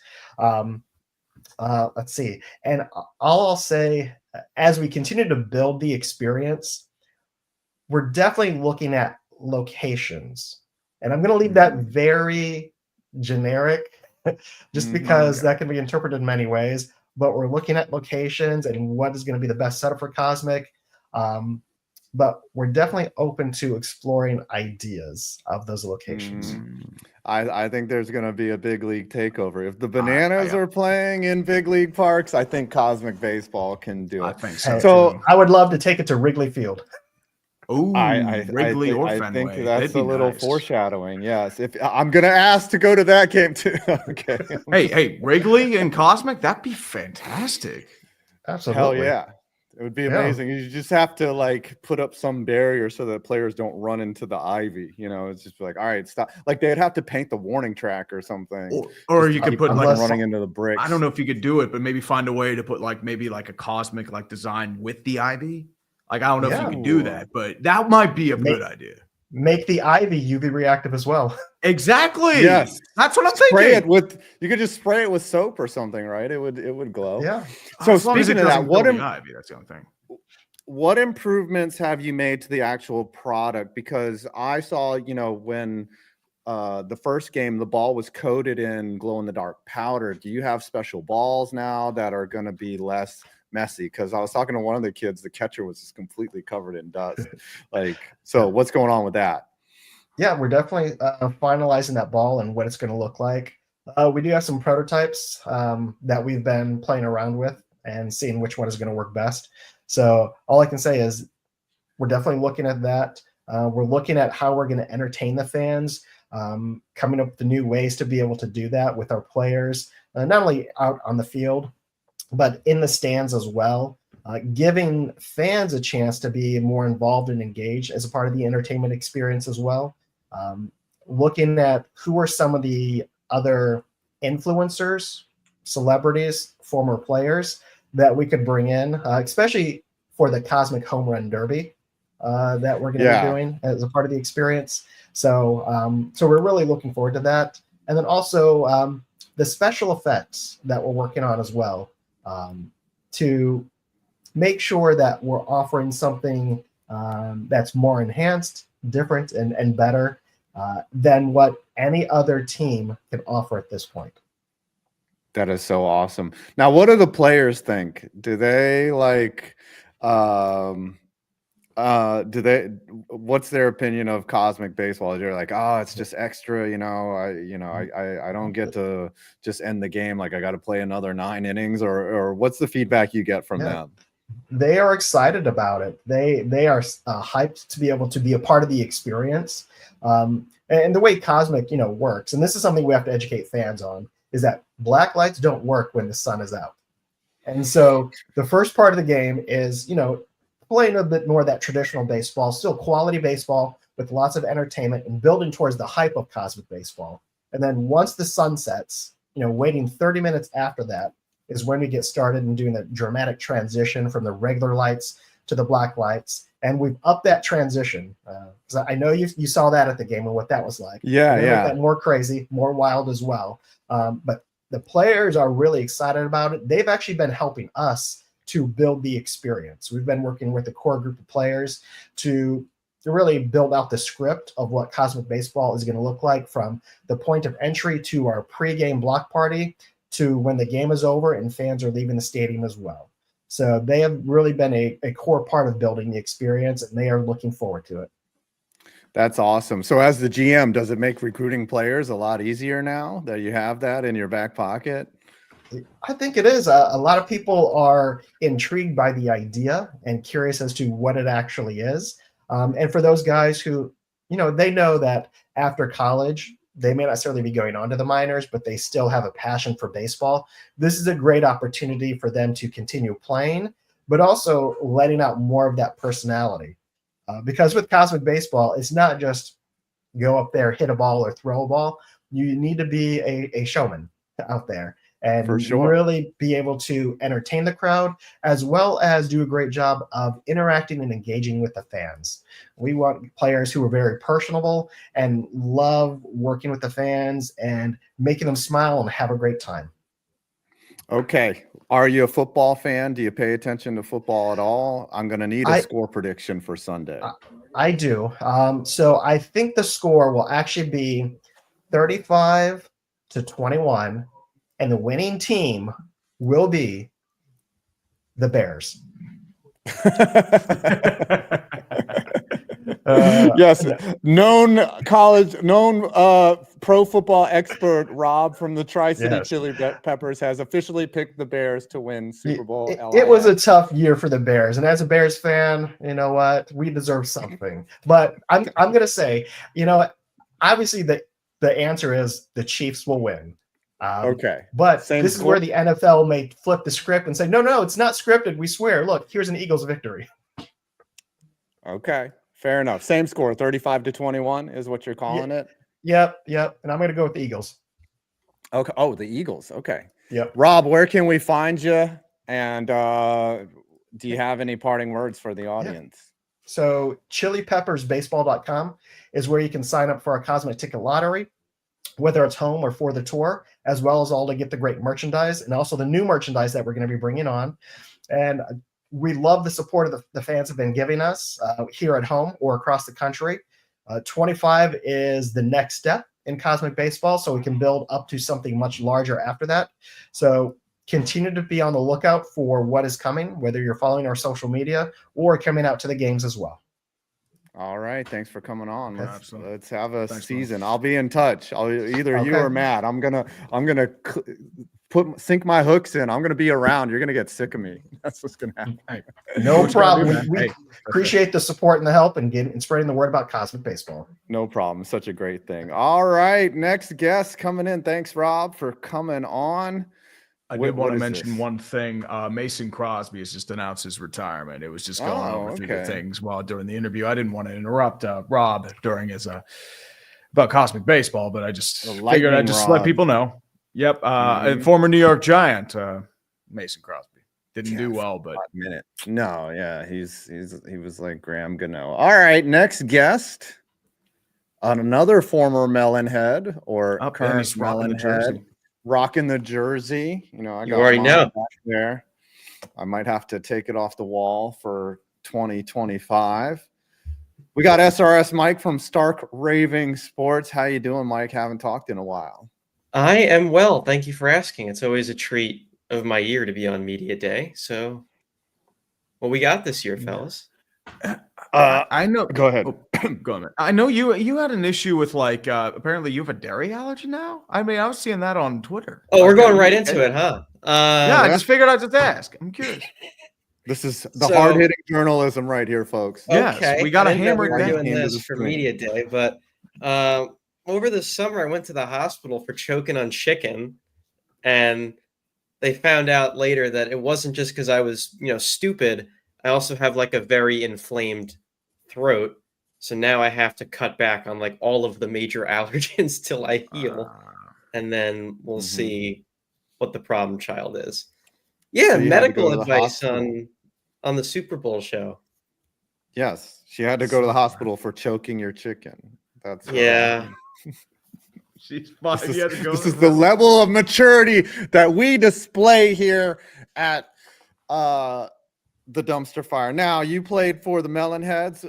Take us through. I think you played 2 years in a row with us. Take us through all your at bats. Were you able to make contact in any of them? Yes, I grounded out to the pitcher in the first one. I got hit by a pitch in the second one. That's right. Yes. Oh yeah, you got hit And by you a were pitch. happy You were the about on-base that. king. That's right. I mean, the OBP was great that first year, 500 the first year. I lowered the lifetime down to 333. I struck out in my only AB of year 2. I'm over the moon with the results, though. I didn't look too incompetent. Those are some of the best experiences I've had in my life. I won't even lie to you. The three of us have been a part of some incredible baseball experiences Spring together. training. Remember, Yes, we did before spring COVID, I remember training. that happening, man. It's still We are weird like because- undefeated as a trio of doing crazy baseball things together.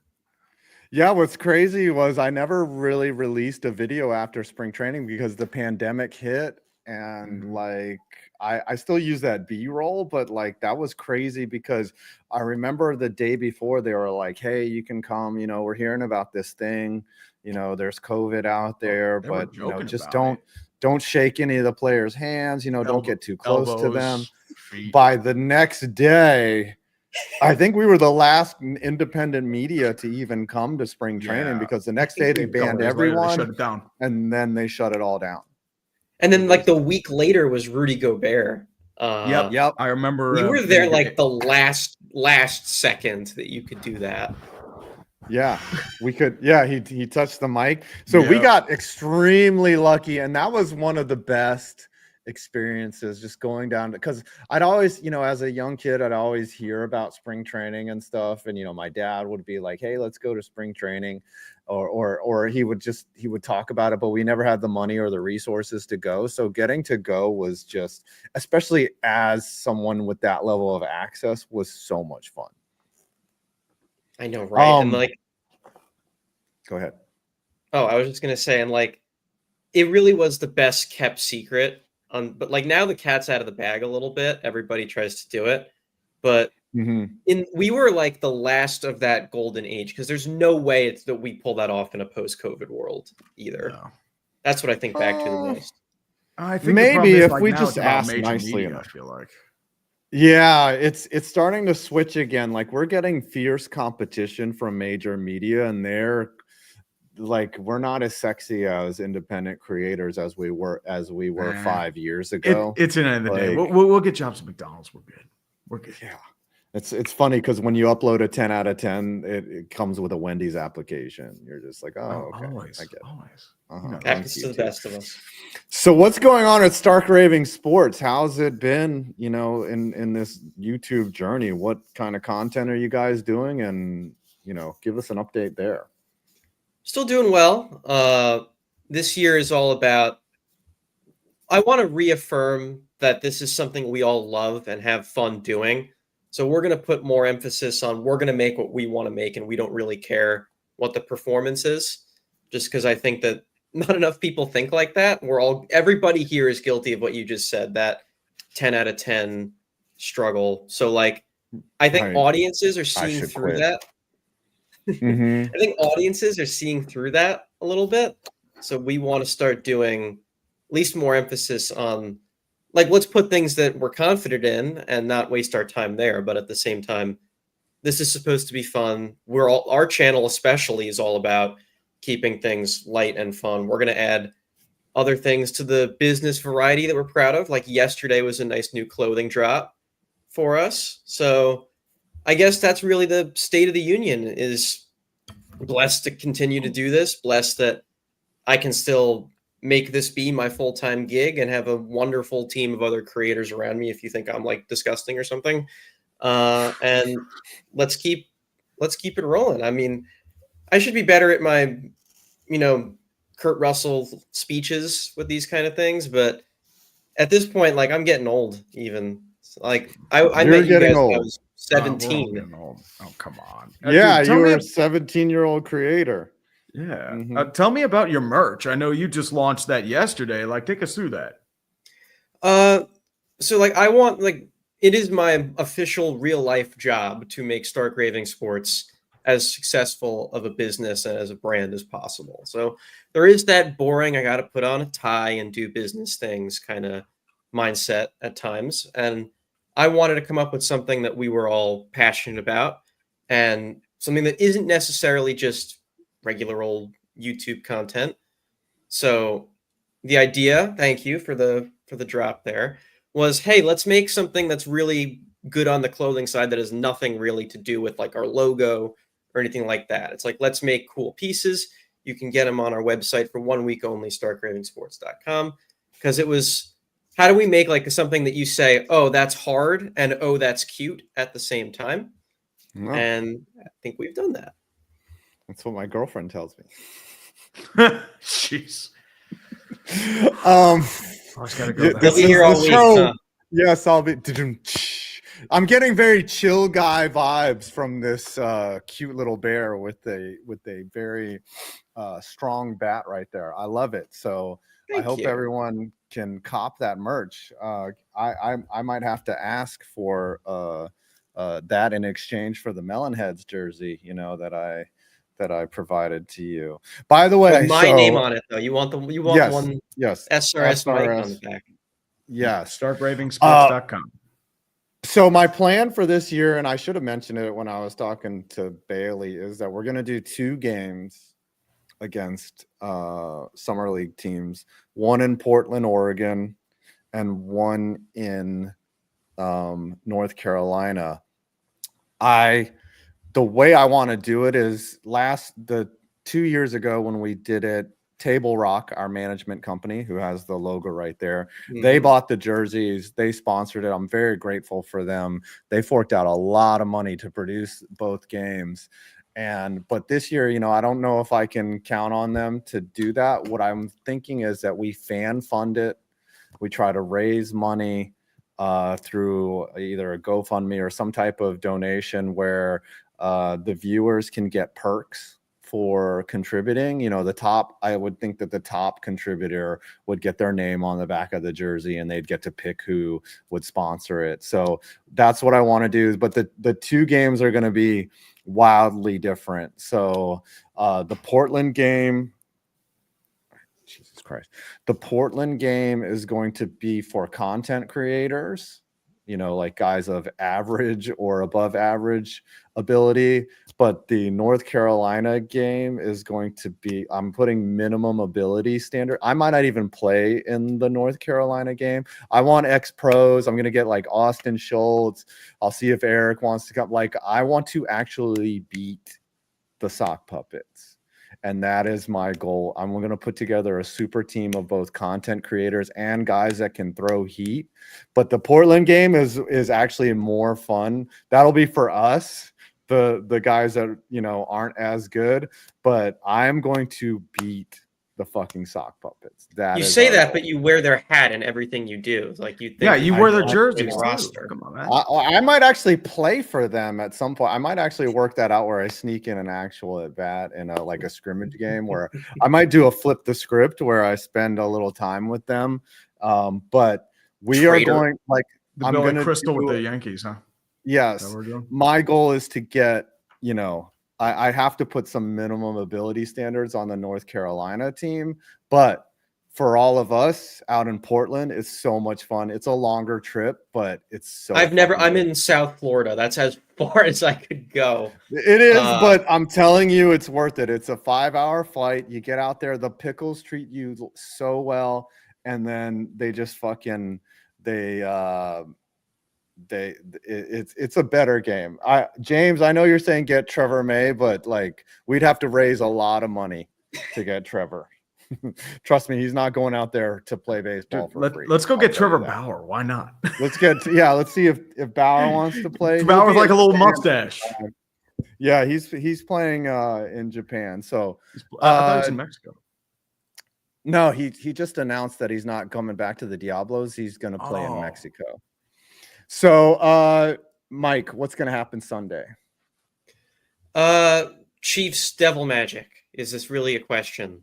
Okay. Is that the final score? Chiefs by Devil Magic. I'll give you the fun final score because I think we're going to get Chiefs Devil Magic on biblical proportions, never seen before. Now that we have all these new people watching, let's go 2-0 Chiefs. Okay. Let's see what you predicted last year, though. I think you were on the show last year. Let's see. I don't even know what I predicted last year. Yeah, I don't remember either. SRS Mike predicted the Chiefs 29-28, so you got it right. Did I get the exact score? No, the exact score was 25-22. So I don't think anyone got an exacta last year.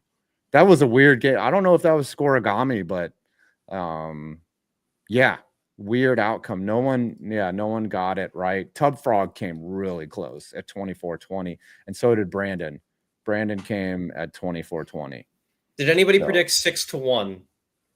No. John Boyes was not on the show last year. Great segue for the next guest, by the way.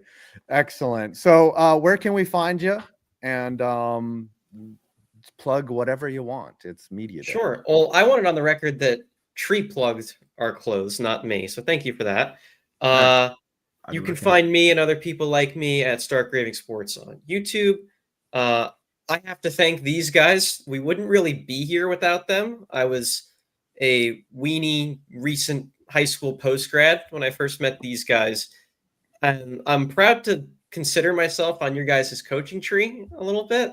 I think that a lot of what we do stems from what you guys were doing before us. So I don't think anybody on the team would disagree with saying that we appreciate everything you guys have done for us and continue to do for us. It's always a pleasure to catch up, and I will have to reach out about some Portland baseball. I need some more details. Yeah, let's do it. Yeah, I'm coming out with an announcement soon. I mean, it's such a cost to us, to do it. Our personal cost goes into it, our personal time and energy, and I think it would be great to both raise, and also in the fan funding, half of it would go to or whatever we make above cost would go directly to charity, because it's for fun. We don't make money off of these games. It's not a self-aggrandizing thing. It's something that's fun for us and that hopefully contributes to the greater good. But thank you for popping in. He's saying Adam groomed him. No, you didn't. It's closer to Tony Stark and Peter Parker in the MCU. It's not. No cases are being caught here. All right. Love you, man. I don't feel so good. You as well. There's no baby oil in my house. All right. Love you. Thanks for coming. And we'll see you. Pleasure seeing you again, man. Love you, buddy. Always a pleasure. Absolutely. All right. A great segue, by the way, mentioning that the final score would be 6-1, as we have someone definitely affiliated with SB Nation. Known gamer. Hello. Kofie is back. I think you took last year off from us, right? I forget what was going on, but yeah, I was not able to make it last year. I think this is my first interview slot. I usually get the open hour because I always I always sign in late. Yeah, you're just like, oh crap, I slept in. No, they fill in fast. That's the problem. They do. They go. It's like Ticketmaster, man. Yeah, it took like what, ridiculous. 4 hours? It was fast. Yeah, usually I have to chase people down, and I'm just like, hey, do you want to do media day? And they're like, oh, I don't know. And then, but this year I was like, I sent it out, and I went and checked the spreadsheet, and it was all filled up. I was like, yeah, it was time. It was time to lock in. You have to lock in. Yeah, it was locked in. So tell us what you've been doing lately. I know you have your own channel and you do stuff with SB Nation. What is the Kofie story for the last year or 2 years? So at Secret Base, I've been working on a new series called Most Virtual Player. It's basically what I want it to be. It's a sports science, but for video game sports characters. So we've been going through that, and it's done really well. We've done a Peyton Manning video. We've done a Tim Duncan, Kevin Garnett video. I got to track down the original developers of Backyard Baseball and talk about Pablo Sanchez. So that was really that was a highlight of my year last year. And then I've also been working on my own channel in the off time, which has been doing well. The Pistons losing was good for business. I hate saying that, but everyone was coming to my channel, and I was like, dude, I wish it was on other circumstances, but I'll be here. I'll be the Pistons guy for this season. But that's kind of been the best of both worlds in terms of my main channel and then my personal channel, and then working with Secret Base. So that's what I've been up to for the last year. Nice. I have 2 questions. One is, who's your favorite video game player character to use of all time? Answer that one first, and then I'll ask the second one. It underrated or just perfect? I think it's his favorite. Who's your legend? Who's on your Mount Rushmore of players that you've used in video games where you're like, that's my dude? Honestly, it's MVP Baseball 2005. Carl Crawford is up there. I like the speedsters in MVP Baseball for sure. For basketball and 2K, I would say Rudy Gay. He always had the best jumper, and it was very underrated in that sense. And then for football, I'm gonna go with 2K5 Warwick Dunn. Had an elite spin move. Okay. Oh, dude, Tampa Bay. I love playing with those teams, man. Had an elite spin move. And then hockey, I'm going to go NHL 2005 Jerome McGinley. That was my first video game and my first video game console. So it shifts. It like the Mount Rushmore kind of thing kind of shifts every year. You can ask me next year and I'll have completely different answers. But like that's just like what's come to mind in terms of like my video game experience growing up and the players that like meant a lot to me for fantasy drafts and like must picks and etc. Yeah. I would say Thurman Thomas in Madden 92 on the Bills was like I would actually back my team up to my own one and then do a pitch right to Thurman Thomas and just watch him smoke teams like right through this gap that was wider than a truck and just be so satisfied with that. 2004 Michael Vick Madden, that's the legend of all time. I have two really secret ones. So in triple play baseball, Derek Bell as the leadoff hitter for the Mets. He hit like 60 home runs for me one season as the leadoff hitter, and he would just smoke balls out of the stadium. I'm like, is this Derek Bell? Who is this guy? And then my last secret was Tony Delk in NBA Live. I would take him off the bench because he had a 99 3-point rating, and I figured out how to time the release, and he would be open on the wing every time. And he would him and Glenn Rice would just pop like all game, and no one could take me. But Tony Delk is in my Mount Rushmore of legends. You cracked me right there. 99 sitting on the bench. Wow, that's the one for me. I would have to say NFL Quarterback Club 99, John Elway. He would break every tackle. It was like the weirdest thing, and it was so great. As I would just do like 99-yard sneaks, and he just break like 15 tackles. It was the most hilarious thing. I would say NHL 93, Jeremy Roenick. That's a classic. Oh yeah, that's a good one. Dynamic player, dude, and they had a bunch of really good players on that team. Roenick was just a machine. Like Lemieux was never that good because he was heavy, and like heavier players didn't really play that well. He didn't. Yeah, he wasn't as fast. Video game stuff. Yeah, like it was like the lighter players always play well, especially with the checking. Like the best hitter in that game was Nikolai as Andrei Kovalenko. It was weird. But it more or less had been, but for baseball, I'm gonna go MVP 2005. John Dowd, the Barry Bonds club. What? I would say him. Yeah. Remember they couldn't have Barry Bonds because he wasn't on the players union. So they had to create a player. Yeah. So he was John Dowd. I used to just edit him anyway. I was like, that's Barry Bonds. I don't care if they say his name or not. Yeah. So that's a great segue to the second question. Kofie, how many times have you put yourself in a video game, and what was your most legendary personal created Kofie in a game? Because everyone does it. Like you have to imagine yourself. Especially when you're a kid. I'm gonna go with NCAA 08. Okay. I used to put myself in at quarterback at Florida. I don't know why. Play style definitely option quarterback. We weren't. I mean, you could throw lasers by your time you were senior, but for then you were just running the triple option because that was a dream as someone that never played organized football to just be the quarterback and stuff. Because that was just it. That was me. Like how many times I've put myself in a game. It's usually not that often. Actually, I'm more of like just a fantasy draft person. Because I feel like when you put yourself in a game, you kind of have to like be honest with yourself. Where you're like, I'm not a 99 overall. And I'm like, what I used to do was, I would put myself in NCAA March Madness and be like, oh, Nate Robinson's 5'8" and can dunk. Like, okay, look, try to put that together. But it wasn't really a mirrored self-insert ever. I think that comes with maturity as you get older. Like I remember playing MLB The Show and putting myself in the game and getting very mad when I hit a home run. I was like, I cannot do that.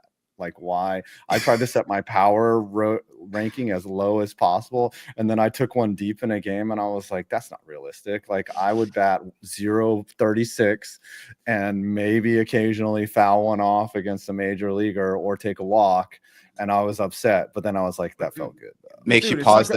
Dude, it's a video game. That's what it's supposed to be, man. But it's not supposed to make you pause. It's not supposed, but also is not supposed to make you pause and self-reflect. Right. Yeah, you're Like, just I like, was yeah, I giving- beat that. It's like, yeah, I took Trevor Bauer deep. I mean, whatever. That's how Right, it goes. but it's You're not so about sad, realism. too. Like, Plus, if 2K all is like, I'm realism, not I dropping would move 60. my stats Ugh. all the way to the lower, and that might still be an exaggeration. That's just how it works. You always have to exaggerate yourself, man. That's the point of video games. Yeah, that's true. That's true. To be fair, like it is true because you are exaggerated in the game because you can actually swing and put the bat on the ball in MLB The Show. In real life, most people aren't even talented enough to have a decent looking swing. I think really amazing. I think it was different because when you were younger, you had dreams of being in the league. Oh yeah. You know, Mhm. where it's like, okay, Everyone you can does. see myself, be in the league. I feel like now it's just like whenever I play 2K my career, it's like more accurate because I'm not like shelling out the money to do that. So I'm like, yeah, I'm here waiting and pick up 20, 25 picks. That team just doesn't want team walks away, doesn't want to play. I'm like, okay, this is what I'm online for, That belief too, and the crushing life just crushing you as you go through it. It's like you learn pretty quickly. Like the first time you go to school, I'm not the tallest kid here. I'm definitely not the fastest kid. I'm gonna have to find something that is gonna work because you just continually just get beat down into your like I'm a shit poster that makes videos on YouTube. That happened to me like even when I was at Maryland. I was like for my freshman year sports broadcasting. I was like, oh man, I love so much sports. And then you see people around the school, it's like walking like actual basketball reference reciters. And I'm like, oh man, this is still another league. And some dude is 6'8" and he's not even getting a sniff of the. He's never gonna make. By the way, we got a 50 bomb. We got a Fetty hold out. Oh, what happens? What happens when there's a 50? Yeah, he does a gritty. It's called the gritty. gritty, and then I bring out my grandma's old Jesus cross and we just raisins. It's our gimmick. It's weird. It is weird, but it's what we do. What we do. Leaf, you're giving me way too much credit, by the way. That was top tier gritty. 10 out of 10. Thank you. 10 out of 10. I get made fun of for it being unseasoned, and I'm just like, oh, if you can recognize that it's a gritty, then it's a gritty. You've done the job. It's not that Adam Schefter shit, Yeah, it's like is he or playing Mike Gesicki? or like what's going on? Yeah. All right, let's read this thing. What do we got here? Buddy. Oh, you- it's enormous. At my house, Steelers are going to win my supper bowl, serving pierogies and kielbasa with an Iron City. Blue Moon for me. Oh, that's a good meal, man. Oh, that's pretty Ooh, good. what's the go-to Super Bowl dish, Kofie, in the Kofie house? Probably buffalo chicken dip. If I see Good buffalo choice. chicken dip at cereal party, I feel like if I say wings, it's like wings if they're made, not if they're ordered, right? And I feel like wings and ribs. I feel like if they're made, like I think I got a nice friend group out here in Los Angeles that like whenever we like have a Super Bowl party or watch football, like people are like, I'm on the grill, and I'm like, yes, There it is. Yeah, got a yeah. smoker. Got all that stuff out. Keep Yeah. it old school. Oh yeah, no, we don't. It's good, but the buffalo chicken dip, I think, just like, or the layered nacho dip. If someone brings that out, I'm a sucker for those. Yeah, I'll be by 7-layer. Yeah, Seven layer dip. Doesn't matter how many layers, honestly. Yeah, you're just like, I'm dipping my shit in there. You need the right chicken. You need to grill it with a good seasoning. You can't use canned chicken. There's a huge difference. Oh there. no, ugh, you can can chicken. Yeah, there's canned chicken. People have done it before. It's not the Ugh. same. Yeah, it does. I'm getting hungry now, boys. Yeah, well, it's almost lunchtime, so it's almost lunchtime. All right, Kofie, we got to talk about this game. What's going to happen? What is your Super Bowl prediction, and what are you looking for? I think that it's gonna be a Chiefs 3-peat. It's on Fox this year, yeah. Okay, Chiefs 3-peat, and Tom Brady. Tom Brady's gonna ruin the moment. He's gonna like interrupt Burkhardt. And it's gonna be like it's gonna be like a prime call, and Tom Brady's not gonna like know how to read the room because he's gonna be so excited. I'm excited for that actually. Yeah, Tom Brady's gonna have some personal anecdote. Having experienced this 6-7 times, I'm sure Patrick Mahomes is coming. Like he's gonna say something dumb. For My sure. favorite thing is when they do Kevin Burkhardt NFL on Fox, Tom Brady 7-time Super Bowl champion. I'm like, we get it. Yeah, we get it every game. Tom Brady, winner at life. They should just put that on there. Hey, he's pretty much, life is on easy mode for Tom Brady now. All right, what's the final? What's your prediction? Score prediction? I'm gonna go 28-22. I think there's gonna be some failed 2-point conversions here. Okay. Wait, yeah, no. that's Does that math add up? I don't think so. Well, sure it does. I mean, if they do a 2-point conversion when they're score a touchdown by 20, it makes sense. Yeah. Okay. Yeah, let's go with that. Let's go with something different. Okay. And by who? You Chiefs. It's gonna be sadly the Chiefs. Yeah, you put on the sheet said Kendrick Lamar wins, which makes sense. I All did. All he has to do is just smack Drake a bunch of times. It's the best halftime show. Yeah, I'm rooting for the halftime show for like the 3rd year in a row. Jesus. I hope to God nothing ever comes out about Kendrick Lamar because he's just taking W's lately. He swept the Grammys. He's just completely pissed on Drake. Like he's just taking nothing but dubs. Yeah, impressive. The Super Bowl is like the 8th victory lap. It's crazy. Yes, and he's gonna flex. He's gonna do something. They Not Like Us is gonna be played.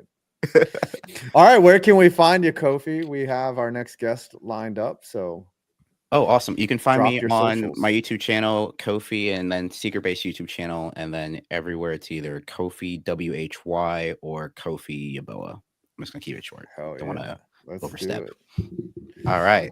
Thanks for coming on. We'll talk to you soon. We got to collab at some point.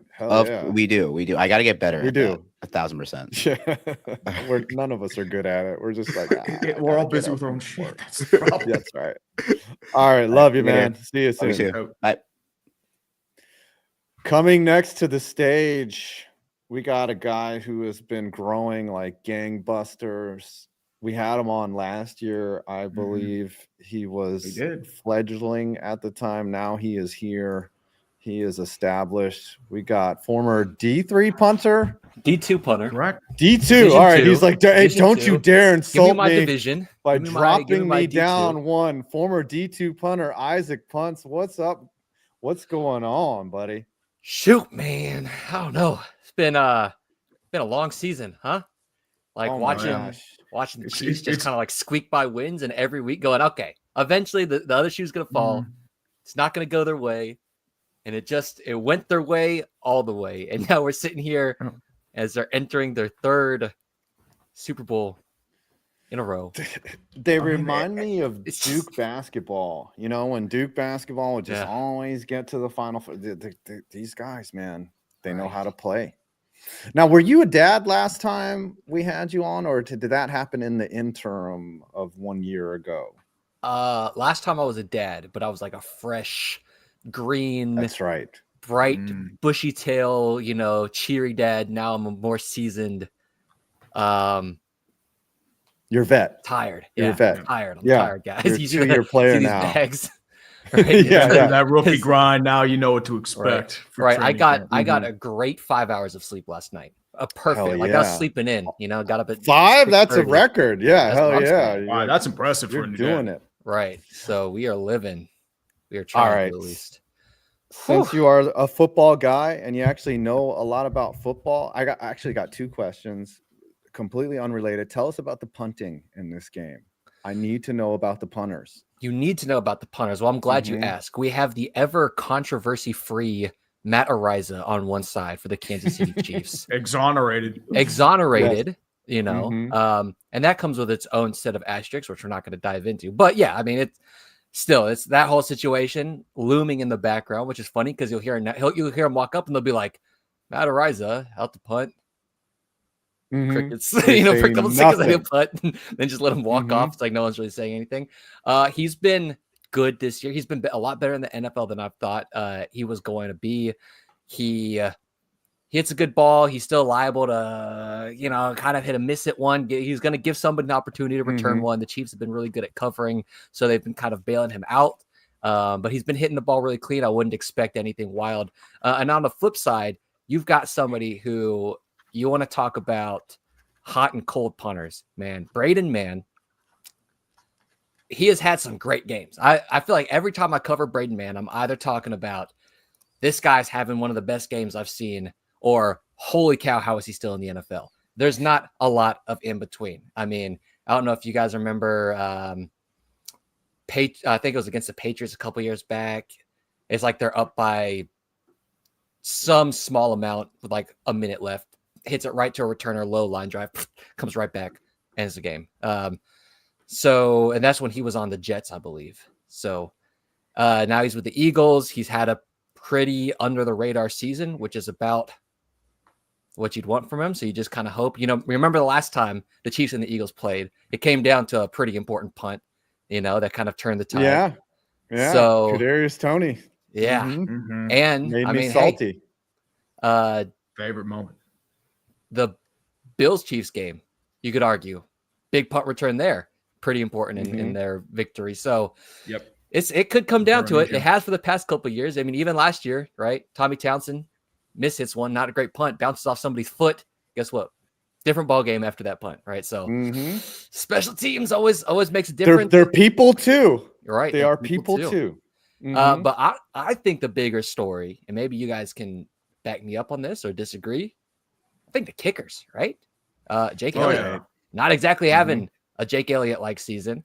He had a good game against the Rams, though, especially in those conditions. He did. And that's the thing, right? Is like with good kickers, sometimes they just play good, but it's not about the good games. Like it's the variability. Like we're not coming into this with the same feeling we did. Like if the Eagles were in the Super Bowl last year, where I don't know if you guys remember, Jake Elliott drills like a 56. It's pissing rain. The wind is like moving sideways, and he just hammers it, just whams it. Last year, if they would have gone to the Super Bowl, I think everybody would be like, yeah, Jake. Now it's like, okay, can we just make our extra points, please? It's like they pray. Right. Like, it's like nothing's guaranteed this year. And on the other side, Harrison Butker, I mean, even he missed an extra point earlier this year. He's missed a couple of short ones. Still Butker, right? Still pretty good. Wouldn't bet against Twitter's favorite kicker, Harrison Butker. Now he is very quickly jumped up to the number 1 spot. Very controversial free special team. Do they have special teams rooms in the NFL? Or they just have like an area in the corner of the locker for the special teams guy? It's typically like I would imagine they've got their own room to hang out in and watch film. We watch film, it's mostly of ourselves, but we watch the film. It's not as intense as like, sometimes you'd want to know, especially like if teams do extravagant movement at the line, or if they want to bring different pressures and stuff like that, you'll kind of want to at least know what's coming. Not that you're going to be able to do anything about it, right? Like it's your whole job, right? But it's like at the very least you can just know, so that way if you see it, it doesn't feel like you're seeing it for the first time. Because like as a specialist, you're kind of like I don't know if you guys are into horseback riding, but you're kind of like a horse, where it's like you're very spooky, and it's you don't want to be caught off guard by something. Like, so I grew up around horses, so like anytime you introduce a horse to something new, you have to just like go walk them out to it and see it, because if you try to do something normal but there's something new in that environment, the horse is gonna like freak out for no reason. Right. So specialists are kind of like the same thing. You want them to have that confidence, right? So like seeing it on film, knowing what's coming, makes it's like it's not the end all be all, but it helps to know like, okay, this is what's happening. Right. Did you guys ever practice, like, because a lot of kickers and punters say we don't practice for failure. Like they don't practice, say, if there's a bad snap or a bad hold. Did you ever practice for that, and do they ever even have a contingency plan? Yeah, I mean, I feel like coming from a D2 background, I never practice for things to go right. You know what I'm saying? Because it's Division 2. You can't expect there to be perfect snaps every time. I would probably not be at D2. So I never practice for stuff to go right. I know NFL guys, they're expected to be perfect, but I mean, like, come on, let's be real, right? Everybody makes mistakes. I can point to multiple times where good snappers, holders, just something goes awry. I mean, so you have to know what's going to happen. I mean, look at Ryan Rico, Bengals. The dude, like, if you looked at every single hold he's had all year, you're like, oh, this guy's great. Then you go watch him try to hold a game-winning field goal against the Ravens in overtime. Different story. It's just it can just like that happen. So it's like you can't not at least have some contingency plan, whether it's a fire call or something like that. So Okay, I got questions on it. There's a 6'9" Montana punter. Are you aware of this guy? Who is this guy, and is he a kicking god? Montana State, Brendan Hall, 6'9". I've been banging the Brendan Hall drum. He just got invited to the combine, so I'd like to think I had some small part in helping him hit some recognition. I mean, he has a huge leg, so anybody with a set of eyes, that see him break the huddle where he's like, I'm like, he should be playing Taller small, than everyone. right? Like, right. He's good. He's a really good punter. His form is super clean. He's got all the levers that you could want as a specialist. I watched him hit like, I kid you not, it's not even a joke. One of the videos I covered, he hits a kickoff, right? And like, so there's the back of the end zone, and then there's probably like another 10 yards of turf. And then there's an area where like a couple of the colored guard people are standing where they probably think they're safe. And it like lands in the group of colored guard people. Like, wow. He's got a cannon for a leg. This dude's does height hurt or help you as a punter? Super helpful. It's just like the most cheat code thing you can be as a punter is tall. It's just like, imagine, like baseball, you just get like a heavier bat than everybody else, or like a more loaded up bat. Like, it's just it's free real estate. You just are going to be able to, like, it's not a guaranteed, it's not deterministic that you're going to be better. But if two guys had the exact same form, but one was 4 inches taller, he's gonna be in the league, and the other guy's not. Okay, this is a really specialized, weird question that I noticed, and I'm hoping you can answer it for me. So I've noticed in the NFL that the K ball is actually a different color than the game ball. Why is that? I'm actually going to do a whole video on this. Maybe we should collab on this one. But why is the K ball a different color? So a lot of times, the regular quarterback wide receiver balls go through a treatment called mudding, which maybe baseball players are familiar with. Yes. Every baseball is rubbed down with specialized mud from New Jersey, of all places. Oh, wow. So that's a whole story in itself. So sounds like a video.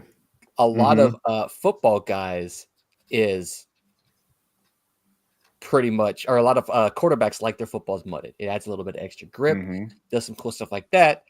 Problem, it also makes them just a tiny bit heavier. So kickers, we like to, the process that they'll go through for a K-ball is more of just like almost sanding it down. They're trying to brush out the edges. They just want to make it like bouncy and pop off the foot. And they care a little bit less about like your ability to grip the ball, because on the snap and stuff like that is a pretty finely tuned process that we're working with here. So it's more about getting it like kind of as worn in as possible to give it that pop and that bounce. And like a big thing you'll see is like, you ever see kickers like get up to put the ball in the tee and they're like mushing that nose in? So they're just trying to break the stitches up, get that thing rounder, because the fatter that ball is, the more those stitches are broken, the more it's just going to pop off the foot. Those stitches actually like restrict the impact a little bit and just kind of don't let it fly as far. That is crazy, because I was watching, I was like, what color is a football? Because when they're at an indoor stadium, the ball is dark brown, right? When they're throwing it around, it's a little different outdoor. It has more of a like a summer color, like it's a little lighter brown. But then you see the K ball, and the K ball is like, it's red. It looks like, are they even the same type of ball? Oh yeah, But the K ball is just marked with a K, and it's been worked differently. So there's this identical balls, right? Phrasing, but they've been rubbed differently, is what you're saying. I mean, you can ask you ask Tucker about how rubbing balls differently can give you better outcomes for kicking. As long as you don't have any excess on the table, you'll be okay. Right. You don't want to get the mud on the table, but but it does it, and it creates a pretty big. It's a pretty big difference. I mean, part of it, I'm sure, is just mental. Like when you feel that heavy ball in there, but like all of them, like when those balls come in, like the game balls, and they're busted out of the box, they all look and feel the exact same originally. But then like half the equipment staff goes and is mudding them and sanding them and doing the mudding process. I don't actually know what it is because I hate it so much. And then the other half are like trying to just completely break down those stitching and get it, ready for the kickers to enjoy. So they're heading in opposite directions. All right, I need a prediction for the game. Actually, if I can add a second prediction, how many punts do you think will be in the Super Bowl? I've had a few questions asked by the chat. I figured I'd represent them. I don't feel like it has not been a very punting heavy Super Bowl. You've got Eagles that like to, two aggressive teams relatively. I mean, maybe this is completely different. But I would say less than 7 total punts in the Super Bowl. Okay. But then, so final score, I'm going to go, let's go 34-31, but the Eagles get to the 31 and the game should end, but there's a late penalty that gets the Chiefs back across the 50 where Harrison Butker hits the go-ahead field goal to put them up to 34. Okay, so he's taking the Chiefs. Of course, it's going to be, some Eagles type of prediction. Yes. So this way, I'm only saying that so if it doesn't happen, I'm happy. And if it does happen, I'm rectified. I'm like, well, at least I called it. You know? Yeah. But I prefer for it not to happen this way. All right, Isaac, where can we find you?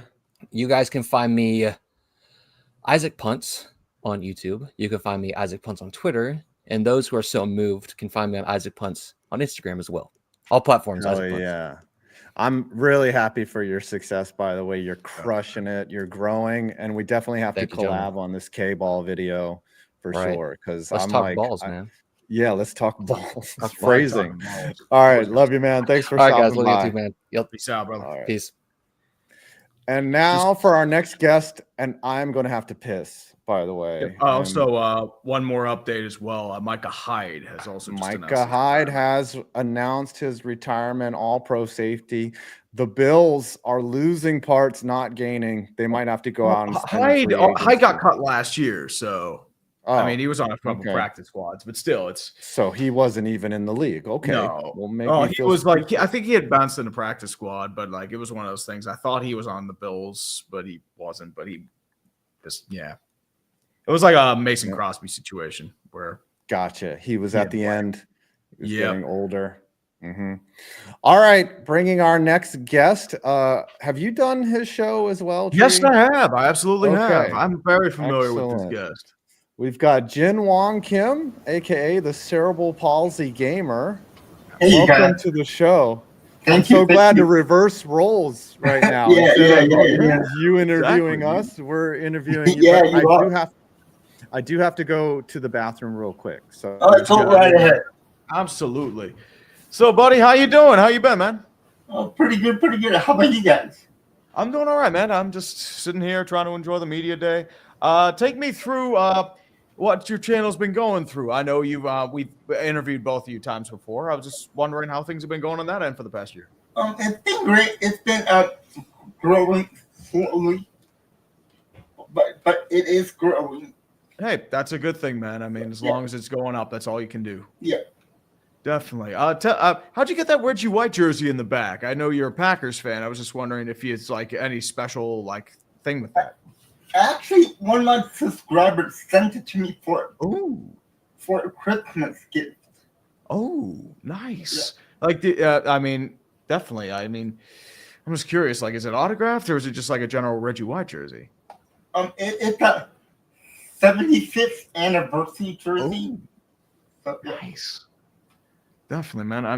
I mean, your Packers are in a situation where they're kind of in a limbo. Yeah. If you were the GM of the Packers, what would you do to them this offseason? Actually, we do need a number one receiver. I would love to get DK Metcalf from the Seattle Seahawks. I mean, you don't trust Christian Watson, or do you think he's too injury prone?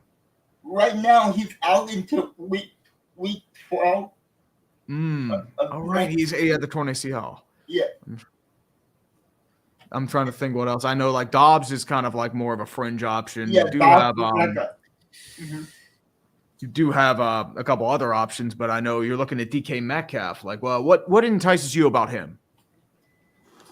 Just how physical he is. Physical. I know, like the dude's a chiseled Adonis. So I mean, yeah.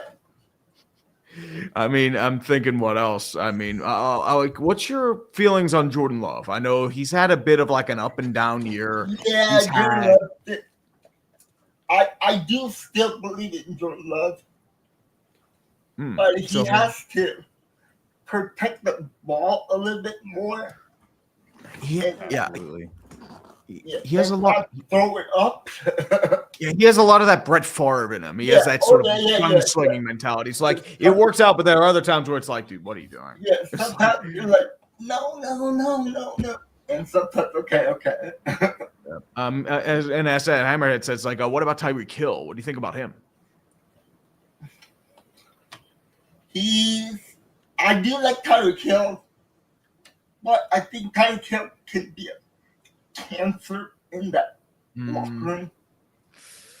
Yeah, I definitely think that. I mean, especially since you already have.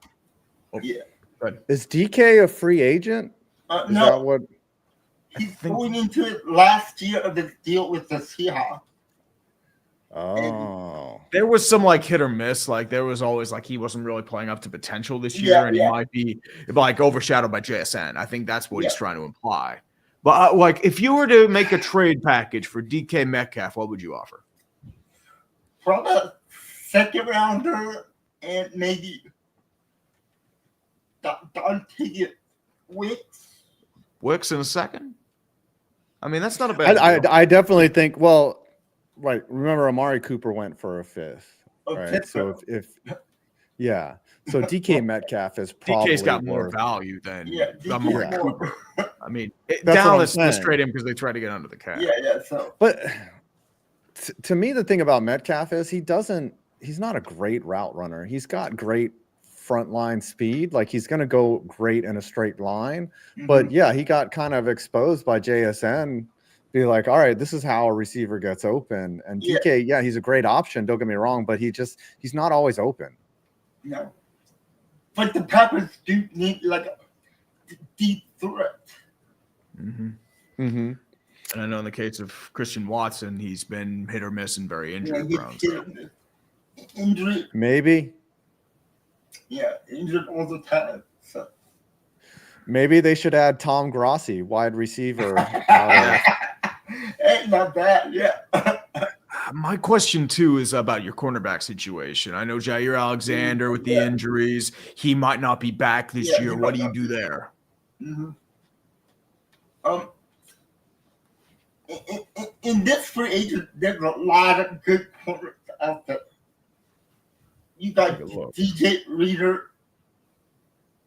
I think you have Charvarius Ward. Yep, that would be an interesting Ward, one. I know he's like he might want out of San Francisco for reasons out of the organization's control. I'm looking up free agents right now for corner. Yeah, you're looking at Carlton Davis. He's available, but he's been in. DJ Reed would be an interesting one. I'm trying to think. Stephon Gilmore, but he's old. Hilton would be more of a slot corner. Shaquille Griffin, that's a blast from the past. Shaq Griffin. Yeah. Isn't he done? I don't know. I mean, like he hasn't been good for a good bit. I mean, Tre'Davious White, he just hasn't been the same. I'm trying to think who else. Because like if you were to pick a that's the thing too. If you were to pick a breakout player for the Packers next year, who would it be? A breakout player? I would have to say that Luke Musgrave. Luke Musgrave? Wow. I mean, even with Tucker Kraft, you think Musgrave would make a not solid tight end? Luke Musgrave is like a speedster. He's more faster than Tucker Kraft. He's able to spread the field a little more. Yeah. I'm thinking it would have been someone like Lucas Van Ness for the defensive line, but to honestly tell you, I think Lucas is a bust. Oh, little shade right there. Yeah. So, what kind of content do you make? By the way, it says Cerebral Palsy Gamer. What do you do in terms of content, and what do you share with the world?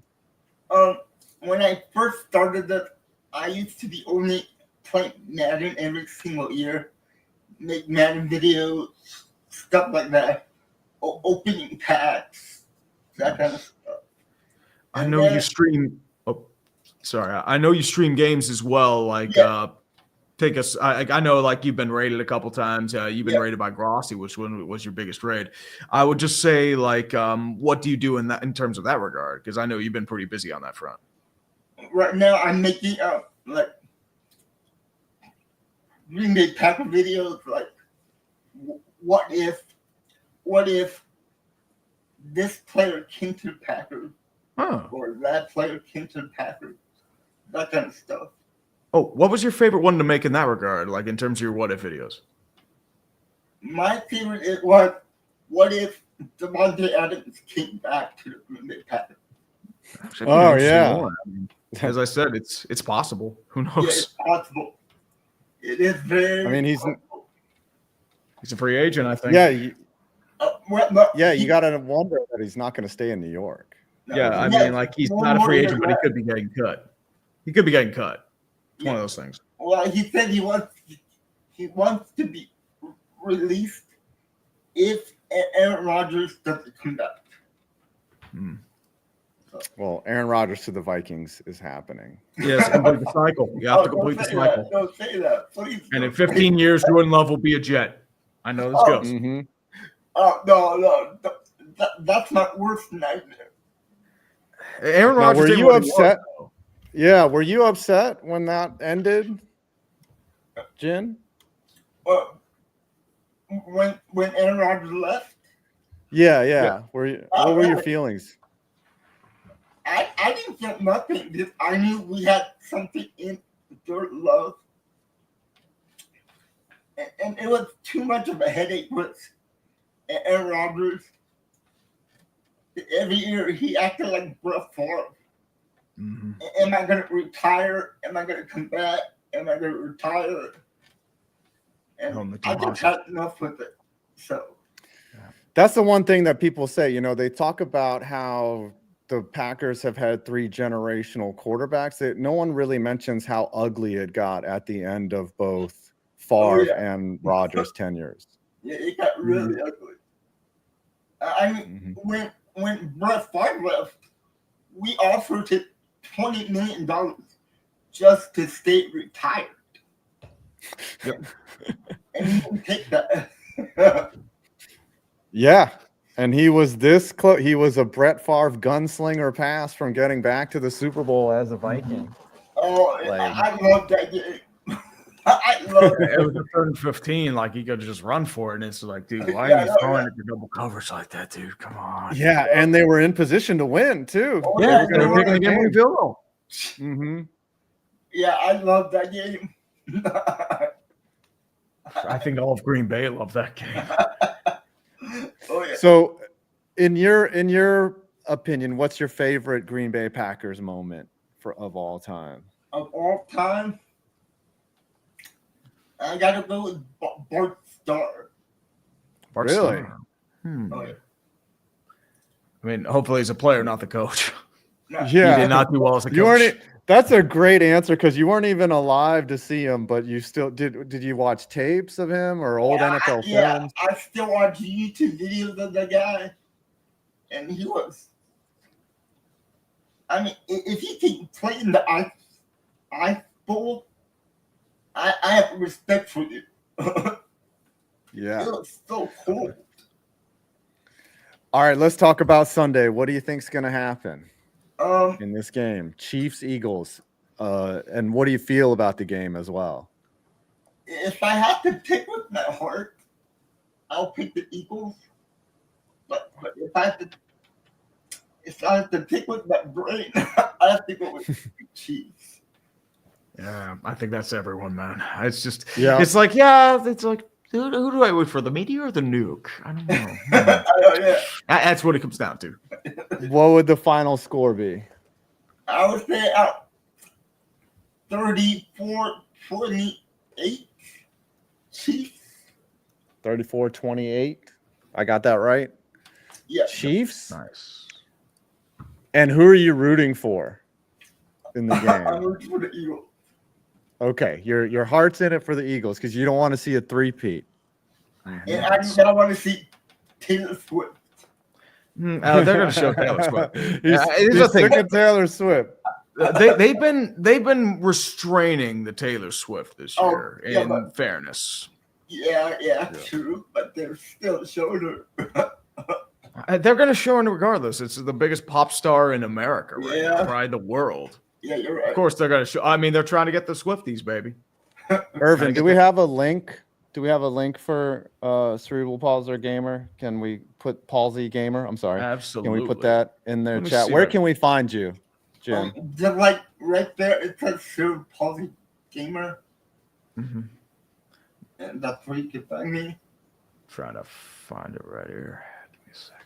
And if you need help getting any guests, just if you need any assistance there, please message me. I'll do whatever I can to help you. I love seeing people come on your show. There's only one person I could not get from the clickbait is Scooter. Yeah. As I said, All right, I'm going to browbeat Scooter. I mean, I'm going that's to what I'm trying to browbeat do Scooter too. until he does it. I know. I'll make that. I'll help whatever I can do to help you. Do you have any last? I really appreciate you guys for having me on. Oh, dude, thank you for coming on, my man. And Appreciate thinking about me too. So I really appreciate that. Thank you so much. Nice. You're welcome. Definitely, Keep man. in touch. Love you. Thanks for coming on, and we'll catch up soon. Absolutely. Yeah, Take care, you bro. guys, you guys have a great day. Thank you. Yep. You too, man. Enjoy the Super You Bowl. too. Yes, sir. All right. That was Jin Won Kim from Really good Cerebral dude. Palsy Gamer. And love having him on there. And now we have fucking Fitzy. Jesus Christ. Fucking Fitzy from CPG to GFY. Let's go. Hey, dude, you What sound is like you going- hate that. You love it, dude. Come on. I love. Are you kidding me? Come on. And by the way, just because this is not my first rodeo with you boys, shout out to the greatest guest of all time in the history of dumpster fires, media day, and whatnot. I join you, Uche Nwaneri, with unlimited power. I miss that guy. I miss that guy. Gosh, I know. It's What's been up, too long, boys? Are man. you guys ready for the mutually assured destruction bowl where no matter who wins, we all fucking lose? Oh yeah, dude. I live in the same state as Philadelphia. Their smug will intoxicate the entire state if they win. I would rather have the three-peat. That's just how I feel. That's so funny because I would rather have a Chipotle enema, but that's fine. Oh, dude, that's it. That happens every time. I could just go to a Chipotle and it's just my toilet will be crying for 20 minutes. Yeah, I mean, at this point now, like I heard the Mahomes line from Media Night, and you know, I think we're all so far post Media Night that it doesn't even matter anymore. But you know, I heard Kelsey saying like, "Hey, how come you all steering into the ref thing?" Cause you're rigged, bro. And then you know, Mahomes doing the whole like, you know, like, hey, if you know, winning makes us the villain, then that's okay. Like, I actually kind of appreciate the fact that he's steering into the whole Batman, you know, like you either live long enough to die the hero or see yourself become the villain that talks like Kermit. Fine. Go ahead. Just be the bad guy. Like give us a different narrative aside from the refs are assisting the chefs and the Eagles just can't get it done. Come on. Hold on. Can we get a Batman / Kermit imitation from you? You either live long enough to see yourself become the villain or die the hero on the Rainbow Connection. Which is actually going a little Louis Armstrong, which is very apropos of Super Bowl 59 in New Orleans, boys. Yep. I cannot believe there's been 59 of these. How old do you feel, Fitzy? Like, remember when you're watching Super Bowl 20 and you're When just I get up out of a chair, the answer is very. By and large, on a daily basis, not so very. What is your first Super Bowl memory? Do you guys remember like the first one, like where you? I'm going to take you back. Do it. I'm going to take you back. I was a young man in second grade, a young child, and everyone was talking shit about the Washington Redskins. I can say that, taking on the Los Angeles Raiders. And I lived in Alabama at the time, and everyone for some reason was because Washington used to own the South. Y'all never forget y'all don't remember that back in the 80s, there was no Carolina Panthers. If you weren't from Florida, you weren't a Dolphins fan. Washington owned everything south of the Mason-Dixon line. So everybody's talking shit, talking about how good this Washington Redskin team is. And then I watched the Super Bowl. I think I'm 6, 7 years old. And the LA Raiders absolutely kicked the shit out of them, and that's when I learned that football. Yeah, that was the Marcus Allen. Marcus Allen, touchdown, right? Yes. And no, was it Mark reverse. Davis the quarterback, or was that Plunkett or Mark Davis? I think it was Jim Plunkett. Jim Plunkett winning his second Super Bowl.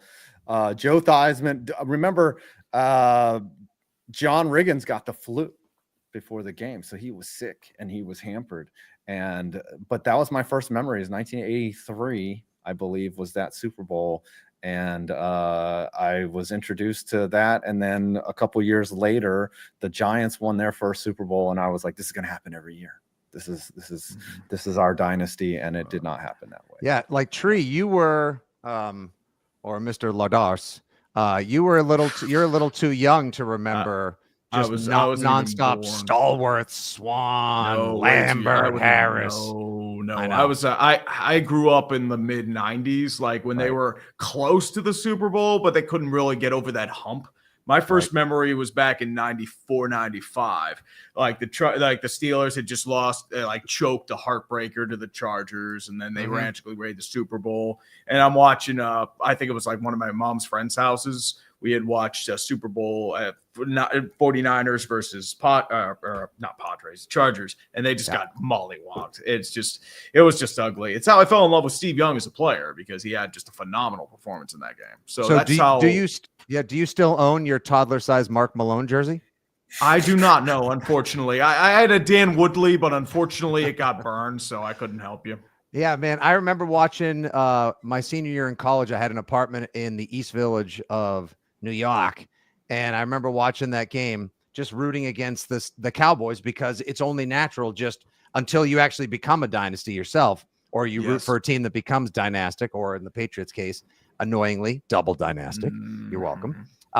Just rooting against the Cowboys and just being like, one time and again, like, all right, this is definitely the drive. Neil O'Donnell doesn't throw another stupid pick. What are you doing? That Super Bowl drove me nuts. I'm still triggered by Neil O'Donnell. Super Bowl 30. Yeah. I was 7. I remember just going up to the TV. There were a bunch of people watching. I just shut it off because it was so bad. It was the second pick. Like Larry Brown should be giving Neil O'Donnell royalty checks from this point, because that was the only reason why he got a damn contract. Yes. Yeah, I'm still pissed about Neil O'Donnell. Like, I am sorry. The fact that he flopped with the Jets makes me a happy man. Right. Fuck Neil O'Donnell. That is my irrational trigger. That man ruined my childhood. Wait, I got to tell you this story. Cry? I did. I went up to my room and I cried. I'm sorry. I was 7. A 7-year-old knew Neil O'Donnell fucked up. Hey, 5. If we just give him another couple seconds, he might cry now. So let's. He might. Yeah. I mean, dude, it's either that or the Rashard Mendenhall fumble. It's one of those two. Oh, Jesus. That was rough too. Rashard Mendenhall. Conspiracy. I mean, the Steelers were down 21-3 at half. Nobody remembers that. All right. So the next year, and this ties in nicely to a gratuitous promo for the radio show today. On the WEI afternoon show today with myself, Andy Hart, and Ted Johnson. Ted Johnson. 4:30, we have Adam Vinatieri joining us as a guest, which is going to be, for a Pats fan, a lifelong Pats fan, going to be awesome. And I remember Super Bowl 31 the next year. That was final score, Packers 35, Pats 21, right? I remember Curtis Martin runs one in to make it Patriots 21, Green Bay 28. And it's like late third quarter. I'm like, yes, the comeback is on. They can do this. Doesn't matter that Bill Parcells made 510 phone calls to the Jets from his Super Bowl hotel room, or that bastard's going to leave us. I'm into this. We're going to do it. It's going to be our first Super Bowl. And they kick off to Desmond Howard. And Desmond Howard, of course, runs it back 100 yards. And I was on the phone with my old man at the time. And my dad said, Nico, as long as they don't kick off to Desmond. And we both just sat in silence because RIP, my dad, we used to always watch the games, talk to each other on the phone, tell each other, all right, Nico, you're on defense. I'm on offense. All right, you're on offense. I'm on defense. Like, we had the emotionally connective, like, codependent relationship of father and son form over football. Both of us just dropped the phones and hung up. I had this huge party in this downtown loft I was living in by Wall Street in New York. There was like 30 some odd people there. I just walked over.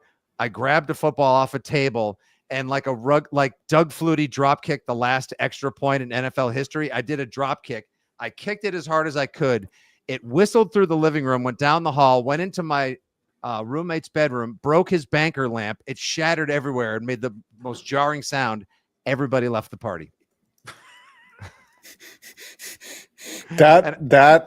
Oh, go ahead. Yeah, No, they I were was like, just gonna "Fuck, say, we're out of here. This guy's unhinged." Like this guy's lost his shit, and we had never obviously won one since, and or rather they had not won one previously. They had, too, you like, were the sad losers before. Now That's how you got. That's how you guys liked us, right? Oh, when I was in 1986, when I weighed more than I do now as a 12-year-old, like just looked like 100 pounds of sausage stuffed into 10 pounds of sad clothing from Sears, crying over my ice cream cake as William Refrigerator Perry runs it in on my birthday. Yeah, that was awesome. Do you get triggered by Steve Grogan like I do about Neil O'Donnell? Or is that Tony Eason? Tony Eason, yes. He kind of he blew it. He sucked. He was a sheep in Knight's clothing. Steve Grogan was all swag, late 70s with that mustache and the neck roll. He was like one of the original great running quarterbacks. I don't think you'll find a Pats fan that has a bad word to say about Steve Grogan, whereas Tony Eason, yeah, I'm sorry, sir. The computer must have canceled your reservation. I apologize. Yeah, you're reminding me. I'm getting flashbacks to Super Bowl 35 when the Giants were getting the living shit kicked out of them. We get a kickoff return by I forget what his name was. Ron Dixon. Ron Dixon runs a kickback, and we're down like 17-7. I'm like, this is what we need. We're getting back in this game. We're getting the shit kicked out of us. We need something, and then they kick off and they return a kickoff right immediately after. And I watched it with three other Giants fans. We all looked at each other and we were like, we are fucked. And from then on, I have not watched a Super Bowl since with other Giants fans. I only watch it alone in silence. That is the only way I can do it. And they've won subsequently every other game since. So that is my superstition right there. Yeah, when your team is in, I watched this Bill Burr clip recently. It was not like the one he did that kind of went viral last week on Rich Eisen. It was from years ago on Conan, and he said, if your team's in it, no Super Bowl party. Like you're only asking frustration and aggravation and bullshit if you actually go to a Super Bowl party and have to hear about people's kids and oh my god, it's like everyone's sick right now. It's unbelievable. And what did you bring? Oh my god, what's in Diane? What's in this? This is incredible. Shut up. Right. What is the price of eggs where you are? Just petty bullshit. I know. My god, I can't believe they don't let us take a left out of the carpool lane when we do drop off. This is unbelievable. Right. This sounds way too personal, Fitz. Yeah. So how are we feeling about Sunday? I want to get your opinion on it. What is going to happen? You're like, this is the third year of having to put up with this shit. Question: Team Meteor or Team Nuke? Question. Team Meteor. Team Meteor. I feel like that would just be more beautiful. Like the nuke is over. So, like, I don't know. Like, I mean, I've spent all this time living this absurd life in this broken Modern Family looking frame, only to then just have it go off like that without a chance to at least tie my affairs up and whatever and give everyone a hug and a high five and maybe watch a couple of Super Bowl highlights and chug a beer. Like I'm Team Meteor for sure. But if the Chiefs if the Chiefs win, yeah, for sure. Send it. Yeah, the only problem with the Meteor is I'm allergic to dust, like it's gonna suck. I think the dust will be the least of your issues. Yeah. But like who wants to live their last day? Like as it enters the atmosphere, it starts stirring things up. And then 5 is like, I don't know, should I go Flonase or, Zyrtec? What's going to be better? And, maybe Sudafed if it's allergies. Do I want to be drowsy for the apocalypse? Yeah. Look, I need to prepare for the looting, okay? Like I need to have full lungs and avoid an asthma attack when I'm going to go rob my neighbor's shit, okay? Honestly, I feel like you're just going to go to stadiums and just rob, like, chairs, knowing you. It's like, here's like a chair from Oko. I'm just grabbing that. That's what you're going to do. It's like being in Grand Theft Auto when you finally unlock the game and you're just like, all of this is mine. and it means nothing. Right. He's going to be like, he'll survive, Tree. He'll survive, and he and friends will just go around the country like sawing down great foul poles from ballparks so he can just erect an entire field with a wall of foul poles. Yep. Take out the ivy from Wrigley too, and just have the ivy around the foul poles. Yeah, I would just hit off a tee at Wrigley and just be like, I was once great. We were a society. All right, what's the final score, Fitzy? It's 30-26 Chefs. Yeah, it's one of those like again, Hertz goes for the final drive you can't tie it up. You can't kick a Jake Elliott kick. They come up a day late, $1 short. There are at least 1 to 2 questionable calls. Yes, Mahomes does Mahomesian things. And for an MVP, I'm going to go something crazy. I'm going to go Xavier Worthy. Wow. I think his speed, they have started to unlock him as the season has progressed. Hunt is there as a safety valve. Pacheco just has never really gotten on track. Kelsey will do his thing, maybe an anytime tutty on him. But watch out. Like Xavier Worthy's speed, there's nobody in the Philly secondary, I think, that can keep up with him as much as I love me some Slay, Dijon, and company. Okay, fair enough. We've got Fitzy on record. Oh, also, our next guest is running a little behind. What's it like in Patriot country now that you aren't the tits anymore? Like, are you guys just still going back to it's like being, all of us that had a great college experience. Are you just remembering the good old days and longing for them to come back? Or are you just depressed? What is this like? So last year was like, what if The Last of Us was a football season? It was pretty unterrific. And it needed to change because of the way Gerard Mayo was so poorly prepared and poorly equipped as well. Like, here you go.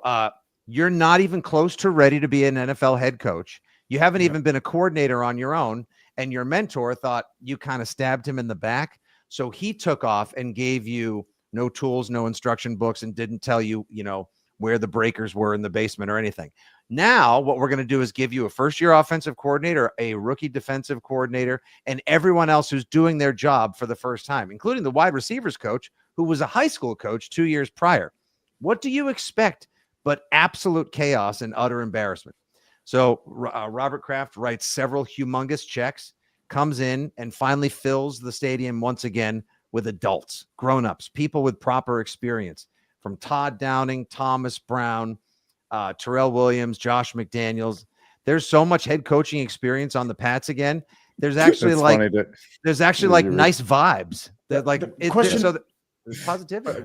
Are you worried about it being a boys' club though, especially with bringing back a bunch of former Patriots? It's not even so much about bringing back the former Patriots. It's about we call them now they used to call them the Fobs, friends of Belichick, like Matt Patricia and Josh and whatnot. Josh has left the Fob Club and he's now a member of the Vray Bros. So all these guys, like every single positional coach from Tennessee, plus McDaniels, it's all who he's worked with prior. But like, boys, tell me this: like, if you watch a great TV show or a great movie, don't you want there to be like, David Chase wasn't like, you know what? I'm tired of like me having this brilliant singular vision for The Sopranos. Let's get everyone else's ideas on how we should make this show. And do we think Tony should die in the end, or should he be eating onion rings or French fries when the Journey song comes on? Like, no, you want one person in charge who loves to kick ass and has a DGAF attitude. And that's what I think Vrabel brings to the table. So the vibes are pretty good, Tree. Thanks for asking. All right. Well, thanks for coming on. We got our next guest. Love you as always. We gotta get up and have a conversation. I know. Just do some. We're due for good times IRL. Live long. God bless. Go Pats. Love you, brother. Thanks, guys. Love you guys. Bye. All right. Our next guest is some guy. I don't know. He's like a new channel or something. He's not very known. He's traveled around the world. He's done some stuff there. No, nobody. He's like this obscure creator, some guy named Tom Grossi. No one's ever heard of this guy. Who booked this guy? Grossi. Grossi is Tom Grossi. Are you related to Tony Grossi? Yeah. Oh, yeah. No, I love that guy. That's my dad. Yeah, he's a Cleveland beat reporter, but loved by every single Browns fan that there is. I bet so. Tom, it's so great to guys, have how we you doing? here. How are you doing? Do you have anything going on that's big that you can tease us about? Is there anything happening? Yeah, a week from the Super Bowl, I'm going to stream until we raise $1 million for Children of Fallen Patriots. Like, I am going to that is an crazy endeavor. Like that is an absolute crap ton of money. But we are going to stream until we hit either that or 1 million subscribers. So at the bare minimum, we're going to raise hundreds of thousands of dollars for this charity. I know, like, I don't want to make this like my pulpit for this this charity, but dude, like they are 30 members. 19 of them were Gold Star families. They lost a parent in combat or in the line of duty or suicide, and it's an amazing charity that takes care of the children of fallen patriots and providing them college tuition and like just taking care of them, guidance throughout their entire life. And considering all the veterans who are coming out of Afghanistan and Iraq, you know, their kids they're of school age right now. So yeah, man, I'm so glad I found this charity. They're a phenomenal organization. And yeah, we're going to just try to do a crap ton of good. Tim Grossi in the house. Tim Grossi in the chat, everyone. Yes, I often admire you, Tom, at doing your homework when finding a charity. Like you usually, not usually, you always find a great organization to donate. You really vet them, and this is a great cause. I really appreciate it. Now, how close to 1 million are you? So I think we're at 808,000 right now. So like, there's a good ways to go. So like, if we raise $1 million for charity, brother, and we don't get 1 million subscribers, I'll be the happiest person in the world. You know what I mean? Like I'm trying to obviously there's two things here, right? There's this milestone that I've been working for 10 years now, you know, and trying to get it, especially before I move out of this house, you know, trying to get it. There's a lot of sentimental value there.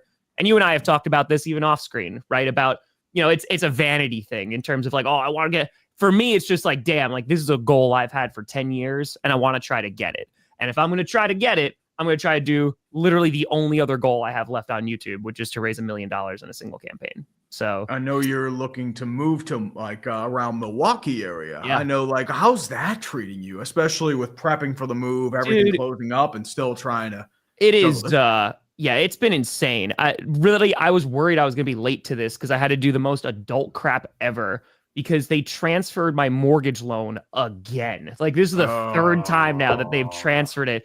And I just logged on and it was like, oh, it got transferred. So I had to call, whatever. It's the most dumb crap ever. But yeah, no, a huge shout out to Maya because she's been like really holding things down because otherwise I wouldn't be able to do it like during the season because I can't do anything. So I'm just like making money during the season, which is obviously like the only time I really make money.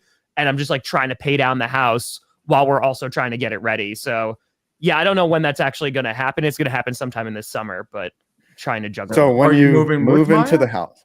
Well, what? Are you moving with your girl? I know you said you have a girl. Oh, yes. Nice. So what? Yeah, we've got a girlfriend. We have a potential Mrs. Grossi. We went to the Rumble in Indianapolis on Saturday. It was such a good time, man. It was so much fun. So yeah, it's gonna be good. But I'm hoping it's gonna be after the draft. I just have so much done. I need to get done here first, and that's why we're trying to get this million. And my first day off in about 6 years will be the day after that we finish that stream. Yeah, all right, two important questions. If you hit 1 million and then you move into the new house, are you getting a gold toilet installed? That's what absolutely not. No, absolutely not. Why not? No, I'll have my gold plastic play button, and that will keep me. That will sustain me in any of my gold ambitions. What about a gold bidet? Right, and maybe that one, but then you give away. Does that really make a difference? I feel like it makes you feel more royal. Yeah, that's what I'm saying. Right. So one of my buddies has a warm water bidet. I have not had a chance to use it, but I hear it is amazing because I heard bidet is great, but warm water bidet now we're now we're talking about extreme detail work under pleasant conditions. Now, second question, because this is a hard-hitting journalistic stream right here. How did you meet Maya? We actually used to work together, so we've known each other for about 10 years now. Oh, nice. So yeah, we just been like friends, and like that was it. And then obviously everything that happened, and yeah, kind of just rekindled and reconnected, and there you go. Yeah, it's been great. Oh yeah, love it. That's it. Yeah, she got her big reveal during the 100K stream that we did in December. Okay, all three of us have girlfriends. Look at us. Look at who would have thought? Look at us. Well, that's how it goes, man. I mean, it's the clickbait crew growing up. I know, dude. Getting girlfriends. I mean, the hairline's starting to go. Married, single. I'm the only one that hasn't been married in this chat yet. Yeah, that's right. The Mohicans. Tom, when we first met, you were married. I was married. Yep. It was.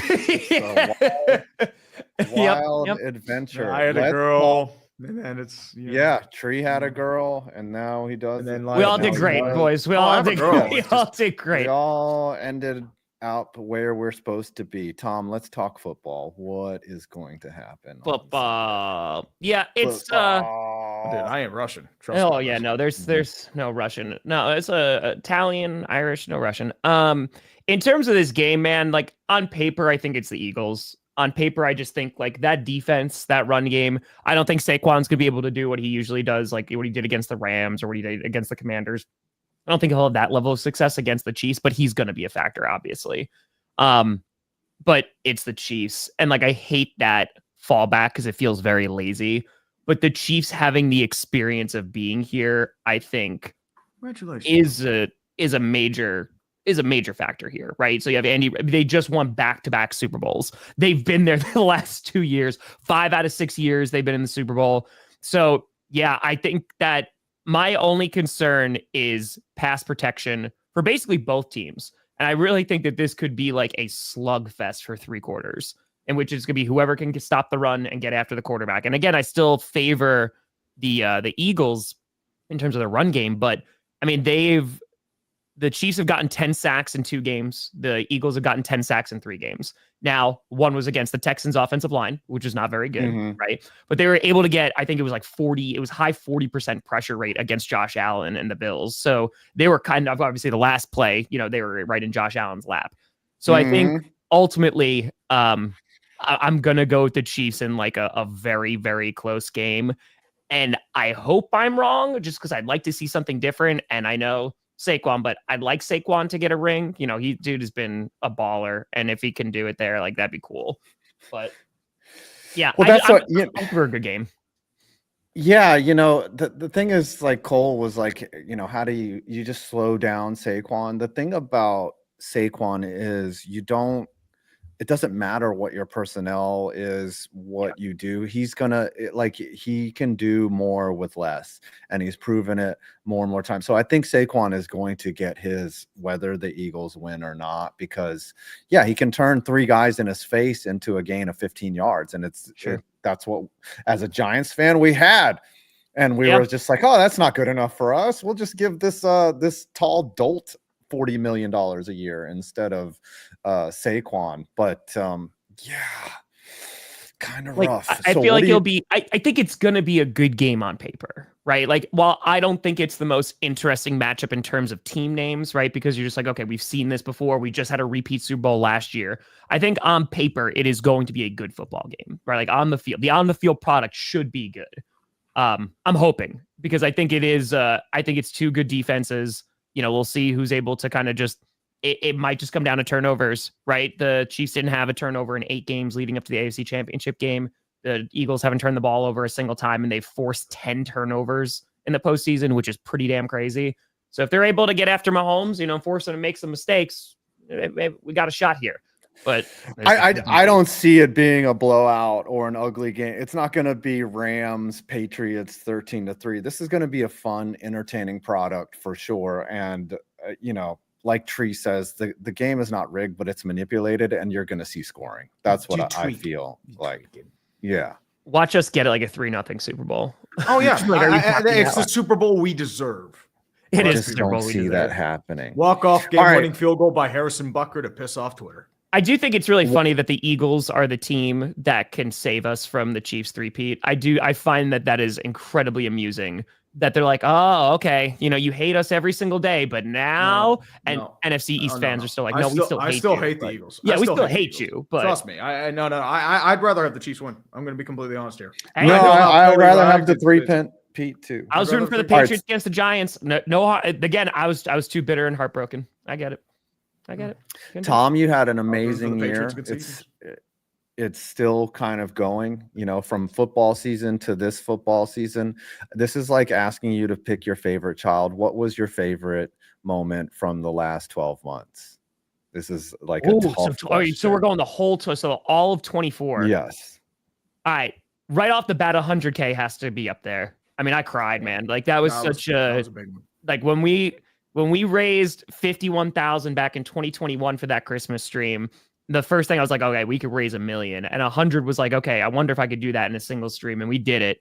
And so that was just that was a really cool moment. Like, and that was just some really cool people like just coming together and sharing it and donating, and it was another great organization. And they just got the money a couple of weeks ago. They emailed me last week, and we're just like, hey, thanks for the 100,000, because we don't tell them. Right. So this it was really, it's really like, good. oh, yeah. Imagine you're a bookkeeper and you see all of a sudden your monthly income is, you know, an extra $100,000. Like, yeah, a ton of like, money. oh, so okay. that is up there. Fan of the year. I mean, that was because that was almost a year ago today. Like that was a really cool moment. That was because it was a weird time because I knew the week before because they told me. And they're like, okay, now you can't tell anyone. And I was like, so I was like, all right. Do they call you or email? How do they? That was the one where I went into the city and they surprised me, right? So that's why I met Goodell and stuff. Like, so Wes Hodkowitz, well, a shout out. We love Wes Hodkowitz. Wes Hodkowitz came out and he traveled to New York. He surprised me. We're like, we're doing this interview. They set up, they made this whole lie, like the Packers did. Yeah. And it was, I had a feeling it was that, but once that got confirmed, I was terrified. I was like, okay, well, I can't tell anyone or they're going to like take it away from me. Right. So it was as soon as I was done, like off that stage and got off and I logged on with you guys, I was just like, now it can all come out. So that was that. And then the international stadium tour has to be up there too, because like that was a really, whether it was the stream afterwards, whether it was going to Germany or like Mexico or Brazil, man, and like just having people there. Like that was a very like, holy crap. Like this is pretty insane. And like that, it started at 30 and 30 or whether it started, international stadium tour, like these are all self-funded. Right. So like, I'm just saying, we'll see what happens. Like not a lot of people watch the international stadium tour. We still raised over $180,000. Right. So like, that was phenomenal. And I think ultimately, like that has given me the confidence to do crazier and crazier things, even if like I make $0. Like the amount of money losing from 30 and 30, like I don't care. Like that's fine. Like, that's what the channel's for. I'll work hard enough to make that offsets the price. Yeah, like I don't care. So like that's what this million stream is. Like that is a very, very ambitious goal. As you both know, like how difficult it is to get subs on this platform, as someone to do it forever, as someone who knows how difficult it is to raise money. Like it is an insane endeavor, but like I'm just gonna keep going till we hit one of them. The wheels fall off, baby. All right, give us your final score prediction. Who's gonna win it? What's the final score? I got 21-20. I got the Chiefs. 21-20. I like the Eagles on paper, but I got 21-20. Okay. No clickbait this week. We will see you as our autopsy next in a couple weeks for the Super Bowl. And we love you as always. Thank you for coming on. Gents, and where can we find you? Has anyone heard of Tom Grossi in this? I haven't even heard of Tom Grossi. I don't he know does that coach show. Yeah, I think he dresses up as that number one hit show coach. He's got some dogs. Writer, producer, director of Coach. That's it. Tom Grossi. No, gents, I appreciate that. Yeah, I'll see. I'll see you next week. See you in a couple weeks. Absolutely. All right. Cheers, guys. Coming next to the stage, a guy who, man, we waited so long for this game to come out. A guy who kept the fires warm for us in the dark ages before NCAA 2025 came out. Bordeaux, welcome to the show. I'm glad that you're back on, man. How you been? It's hard to follow up Tom Grossi, I'll say that. Isn't it? Like now I feel like we should just end the stream, right? It's like what are we doing? Man, it's inspiring though. Very inspiring. It makes me reflect like he's the warm-up act for you. That's the way, man. I'm like, I wish Tom would just throw me some subs. Oh my gosh, like it would just. He'll throw you some Subway stuff. Like he'll throw you some of those. He doesn't need. I feel like you ever see Raising Arizona where the couple has 5 kids, and I'm like, I should just steal one of their kids. Like give me a couple million views, Tom. Come on. No, it's incredible. No, I've been such a cheerleader for Tom, and I love it every day because if you couldn't choose a better dude, So, anyways. But let's talk about Bordeaux. He's on our show. What was it like going through having NCAA 2025? What was your year like? And, take us through that experience. Very chaotic far from what I was expecting. A lot of things with EA that came out of nowhere, where I'm out there driving to Orlando, trying to get there for events, and really just trying to keep everything a hush before release, because we knew stuff quite a bit before it came out. That was the hardest part, because you see all these exciting things about this college game everyone's been waiting a decade for, but you can't say anything. You just have how to much keep access quiet. Like are you allowed to talk about what you knew in terms of before the launch, and like how much access were they giving you in pre-release? Well, like standard for most games, whenever they launch, is you get a few days early access to film, and then you post early so you can get hype building. But also, we went out to EA for an event to see it months before. Wow. Not months, maybe a month. I'm not sure. Okay. I don't even know what I'm in gaming time, a day early is a lifetime. I think it was around a month, but that's a long time Yeah. before. And that's whenever we got to see the game for the first time. It was pretty restricted of like, we could only be in play now. We weren't allowed to say anything about it for a while. Some of us still saw some other modes, went outside what we were supposed to, but then okay. I went back and played Donovan Edwards, Michigan's running back. He's on the cover early. So I got to play the game again, see it all again. And it's just very, you know how this stuff works. You have to be very careful about what you can and can't say, because it's all legal. Yeah. So, yeah, you would lose your access, right? Like, yeah, you don't want to make somebody upset. They're great to work with. I loved working with EA. Sorry. Yeah, I haven't touched it, so. You haven't touched it? No, I mean, no. So I actually haven't played NCAA 25. So I don't have a console. I wish they had. I have the Xbox right there. Literally, I haven't turned it on. I've been so busy. I've been trying to get content out. I've been trying to do a million things. Like, what would you tell a noob about this game? Like, sell me on this game right here. I won't say that for anyone that wants like the most depth ever to playing through a video game, it's not quite there yet. But from just a graphical standpoint and really representing college teams, it's there. I mean, it's the most realistic experience you're going to get. So that would be my selling point. But obviously, is it worth shelling out for a console and the game and stuff if you don't have it? Depends if you have the time. And I know we're all busy. Mm-hmm. What are the biggest complaints that you hear about the game? Of course, you know, gamers are just gamers are never happy about anything. It's like it could be if you grew up with what I had to put up with. Okay, if you played on an 8-bit console, you don't know shit. Okay, do not complain about the most amazing technology the world has ever released around a fucking video game. But I'm sorry, I'm digressing. No, I feel you. Just tell me what the biggest complaints are. I mean, most of it has to do with just having more depth to Dynasty. And the thing is, if I open up Reddit, I already know I'm in a losing battle. Everyone on there is going to be complaining for no reason. They're going to complain more than play the game. So I'm just like, should I even listen to this? Is it worth scrolling through?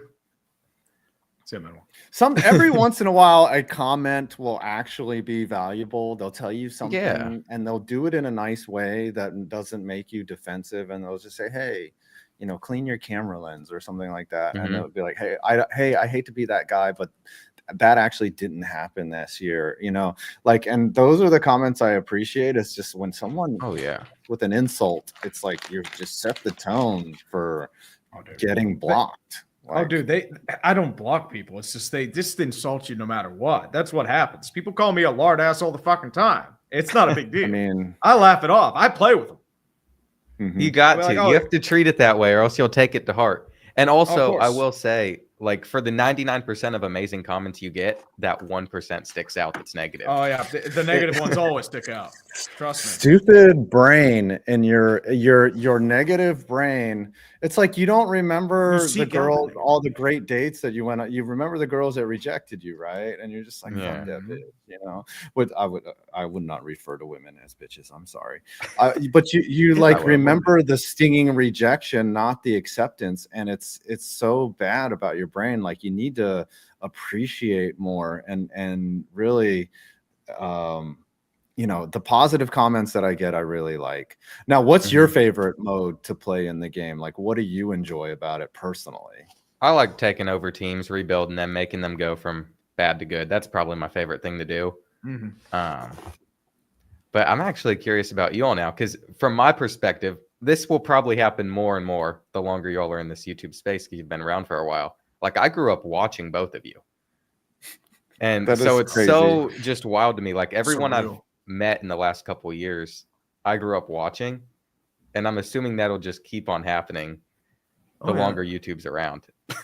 I see like a bunch of people were like doing the same stuff that we did like back in the day, and we were inspirations. It's surreal, dude. Bro, your week-to-week reviews of the NFL kept me going. Those were hilarious. And then the stadium stuff. I've been doing it for 8 years. That's man. what. So it's been a really interesting journey. This year is the first year where the numbers were really down, and it's just we're facing so much competition. There's more YouTubers now that do what we do, and we're constantly having to reinvent ourselves and get better and try to stay ahead of the market. And there used to be only like in 2018 there was a SeatGeek event, and it was me, Tree, Flemlo, and KTO. And they had like guys from like Too Hype too. But there was they were different the stuff. 4 football YouTubers there. Now RDC World was there, which was fucking insane.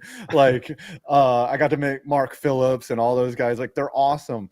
But nowadays, if you were to invite, 5 football YouTubers, I don't even know if Tree and I would get called, to be honest with you. And that's my reputation's too toxic. I wouldn't be called. So it's crazy how much, we created this market, and there's guys that are doing things that, they're taking it to the next level, but it's also like, please don't forget about us. If it's the end, you've been around long enough. I'm at peace with it. It sucks, but it's like, whatever. No, I need to clickbait more. I need to just deceive people openly. Boobs in the thumbnail. And boobs in the thumbnail. But this game is evolutionary, and you've done a great job, Bordeaux, and of staying relevant, and also like delivering the product to the people, like, and of course NCAA 25 like coming out really was fortuitous for you. Of course. Well, I will say, now that I'm a couple years seasoned in this, like, we all understand we're in the off season. So after the Super Bowl, football content for like 4 or 5 months just kind of dead in the water. I'm gonna have to start doing more baseball stadium reviews, like finding baseball different have hype. shit. And it's gonna be tough. Now I gotta ask you, the AR jersey behind you, is that signed by the whole team? What's going on with that? I don't know if y'all have worked with them. I've worked with Pristine Auction. They sent me out. Oh yeah. That jersey, like all the helmets, everything back there, a signed NCAA Football 14 cover. Nice. Just pretty much everything back there. They've built my whole background. Are you an SEC guy, or like? I'm a Kentucky fan, so to have Florida behind me is kind of a little skeptical. But I'm also a Colts fan, so I can have Anthony Richardson up there. Yeah, that's beautiful. All right, what's going to happen Sunday? What do you think is going down? The least qualified to talk about this, because I've watched so little NFL. But give me the Eagles. I'll be different. Everyone's gonna say Chiefs. It's gonna be different. And what's the final score gonna be? You're like a contrarian here. Like, you're just like, okay, whatever. Spread, I don't know. It'll probably be around like 27-24 Eagles. 27-24. That's actually a strong prediction right there. That's for someone who's saying he doesn't watch football. That's an informed take. I mean, I watch college. I can gauge football well. I haven't kept up with NFL as much this year because I've been so into the college space. Now, did you enjoy the college football playoff, the first annual? Did you like the format, and were you like shocked by the outcome? No, it makes sense. You're probably not going to see an underdog make a run like that. It's going to give these bigger programs like Ohio State another chance. In previous years, they wouldn't. If losing to Michigan, you're done. But I did enjoy having more games. I just think they're too spaced out. So by the time we get to the national championship, it's like kind of done with college football. It's the 20th. Yeah, it's like when I was a kid, and I'm dating myself. You got up on New Year's Day in the morning. You started, you watch football all freaking day, and then that night would be the game, like the Orange Bowl or the Rose Bowl. Usually the Rose Bowl, and then by that night you would know who the national champion was. And now to spread it out so much, I get it. Like NIL is here, you know, the transfer portal, all those things, but yeah. I still kind of like it better though, because you don't get like you said, like the TCU in the final in the championship game getting their asses kicked. Like that was not fun.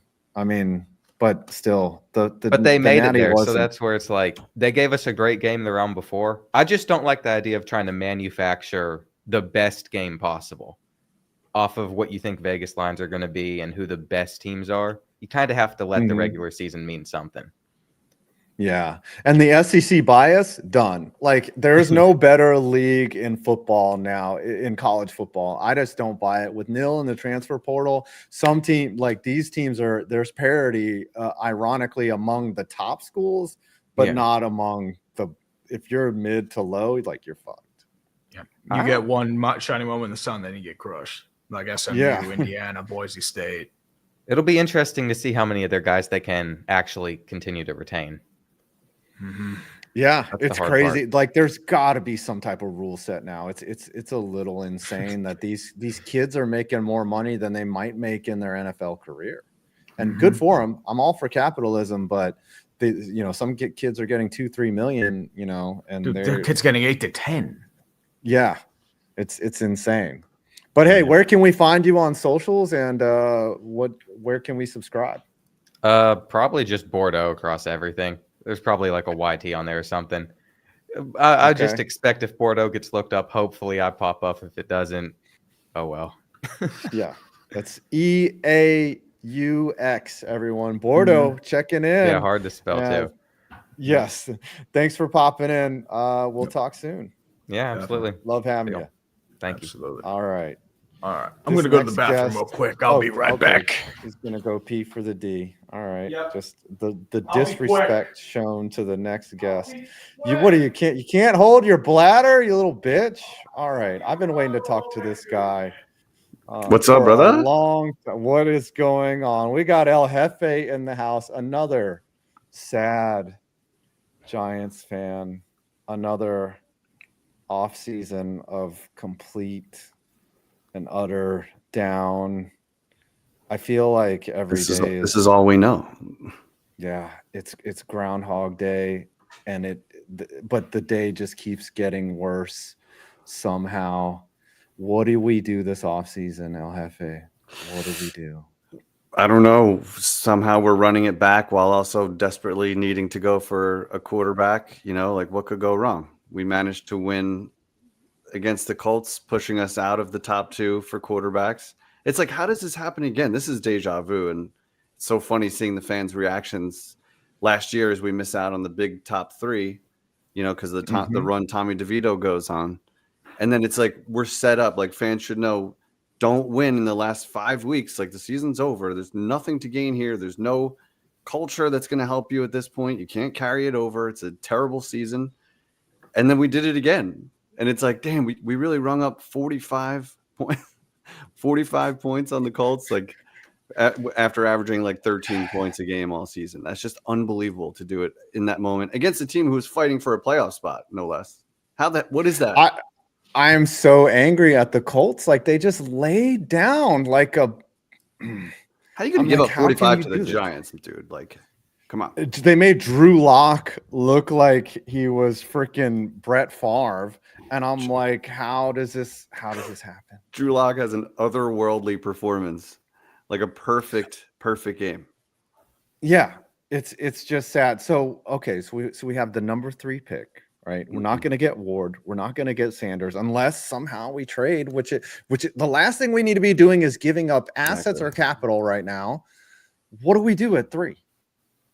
You might trade back. You might grab Carter and.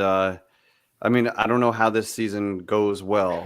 I've already resorted to that, and it's like February 4th. I gotta wait 7 months for a season I'm not really looking forward to. I don't know. They got to get the best player. If those two quarterbacks are gone, I'm with you. Don't trade up. This is not like an Andrew Luck prospect. This is they're not considered to be where the top three were last year. I don't think it's the time to go up and trade further assets. Like you said, will Joe Shane do the right things with those assets? Probably not. But that doesn't mean you should trade them away to, we're just so screwed. Like the look on your face says it all. There's just no way out of this. I don't see the light right now. No, we're going to suck next year. Like next year is a 4-win season for sure. Like at best 7. Like, and we said that at the beginning of this year, right? Like I talked to Smalls, I talked to everyone else. Like, I'm just like, hey, how are we going to do?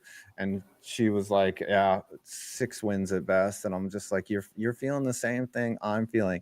Now, Joe Shane, are you in the fuck Joe Shane, fuck Dable camp? Or are you like, just bring them back. Let's see what they can do. I don't think they're idiots. Like, where are you in terms of our management team here?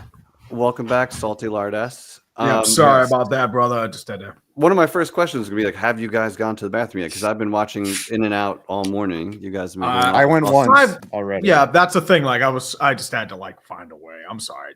I please forgive me. Where's your stadium buddy? Do you know that thing? Do you know what a stadium buddy is, El Jefe? What is that exactly? It's a condom with a bladder that you put over your junk, and you can stay at an event and just pee, and just it fills this bladder, and then you can sit there and watch the entire concert or show without having to get I didn't up. know that was an actual thing. I was talking about a music festival with my friend the other day, and like they need something to, like, if you get your spot, especially like a bigger music festival like the one in Asbury Park we have every summer, you want to set up camp and wait for your performer to get there. That's your ticket. That'll set you free. You need to go full offensive lineman and just piss yourself, right? And just and not even worry. But no, they make a bladder that you can piss in. So anyways, how do you feel about Dable and Shane? I gotta know. I don't know how this ends well for them, because there's win now pressure from the owner, John Mara, who comes out and says, I've really lost my patience. These guys need to get it done. It's like, dude, you hired them. Why are you throwing them under the bus? So either support them or fire them. Don't tell them they suck and that they need to win now, when there's Tommy DeVito is the only guy in the quarterback room right now. So you need a veteran, you need a rookie, both of which will be learning a new system. So you're demanding that they win in a division where you're 4th place by far in a division right now.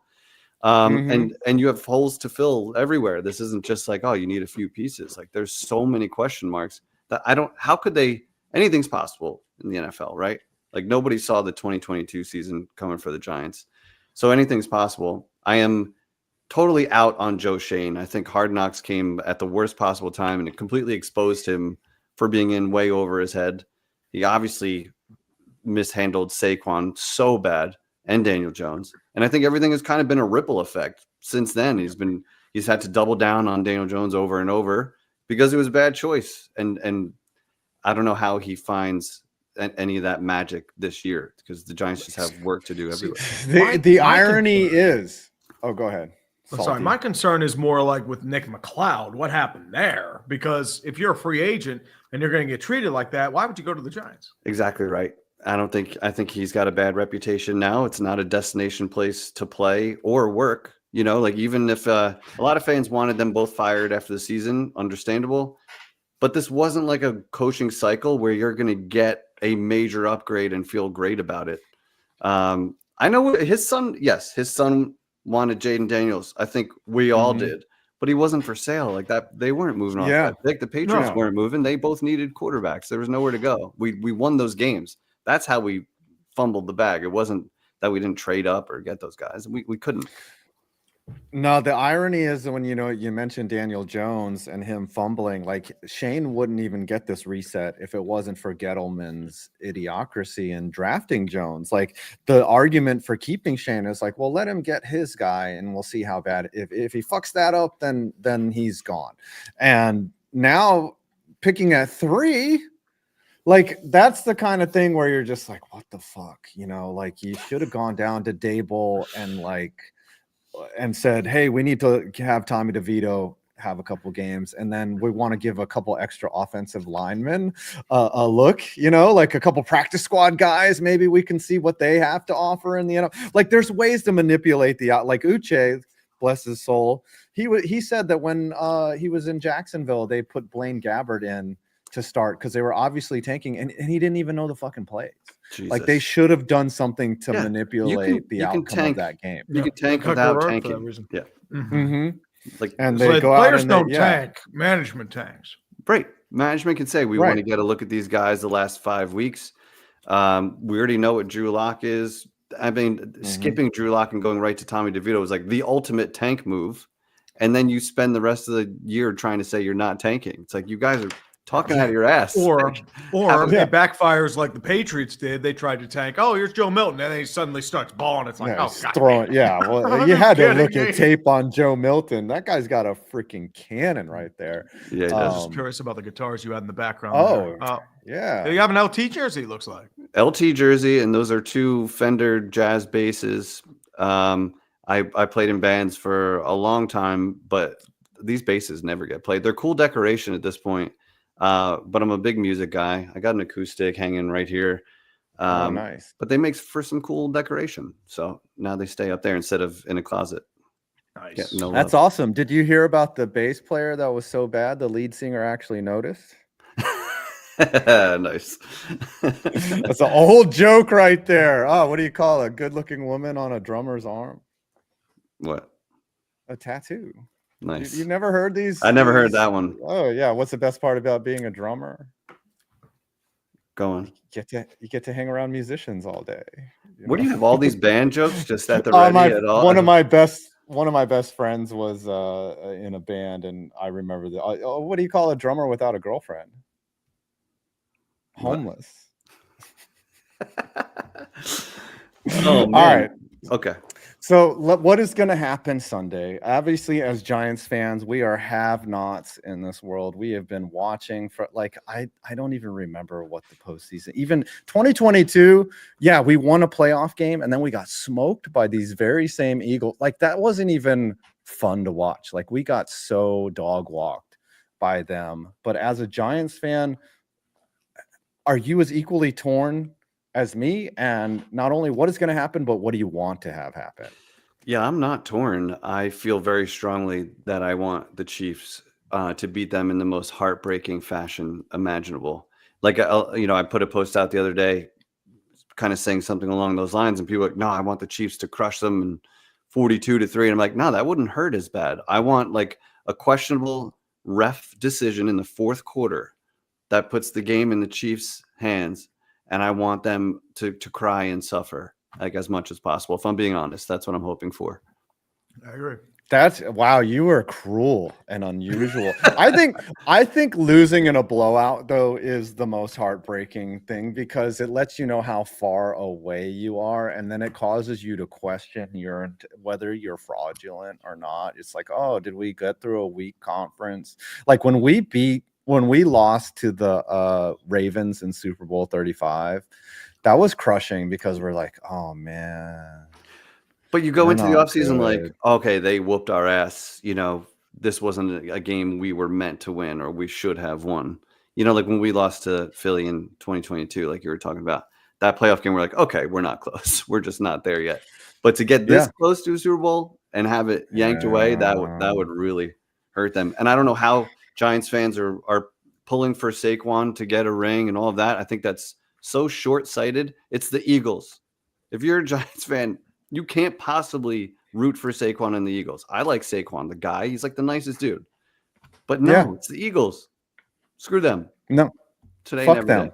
Fuck them. No, you can cuss. It's all okay, good. cool. Yeah. Thank you. I forgot to tell everyone, cussing, you can, as long as you don't say something like, don't say the C word or anything. We're C word. Because YouTube doesn't like that. You can't say the see you next Tuesday here. The Saquon, I want Saquon to have a good game. He'll probably score at least one touchdown, but I do not want the Eagles to win.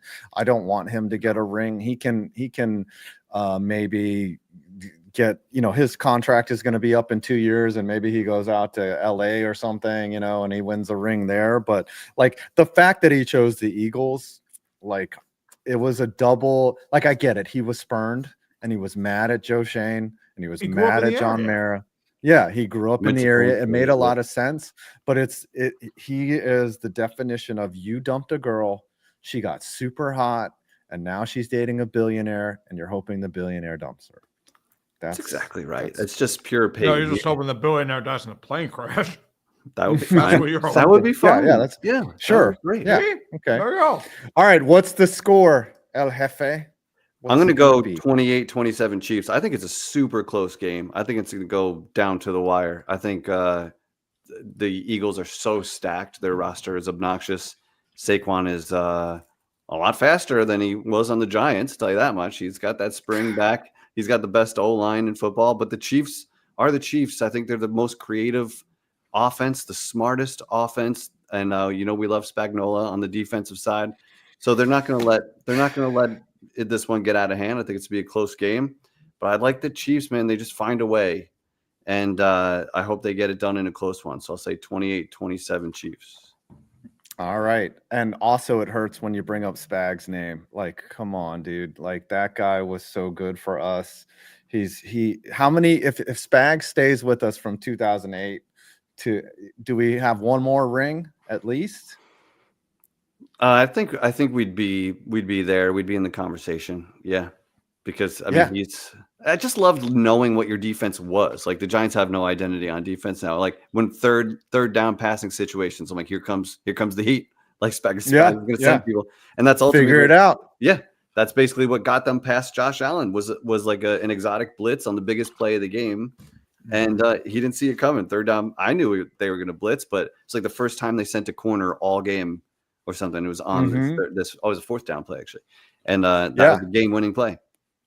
And he's a gambler, and it could have, if Allen looks to his left and just throws it over his head like this, it's 28 yards. I don't know. They would have probably. No, Allen did the right thing. He absolutely did the right thing. He read where the pressure was coming. He's like, all right, that guy's blitzing off the right. I'm going to look for someone. No one's there. That area is open. Nobody was open. They covered it. They covered it just enough. And then the guard didn't pull. Like the guard fucking fucked him. And one guy gets free, and that's it. That's the difference. And Kincaid still could have caught it. It was a miracle that he got that throw off the way he did. That's talent.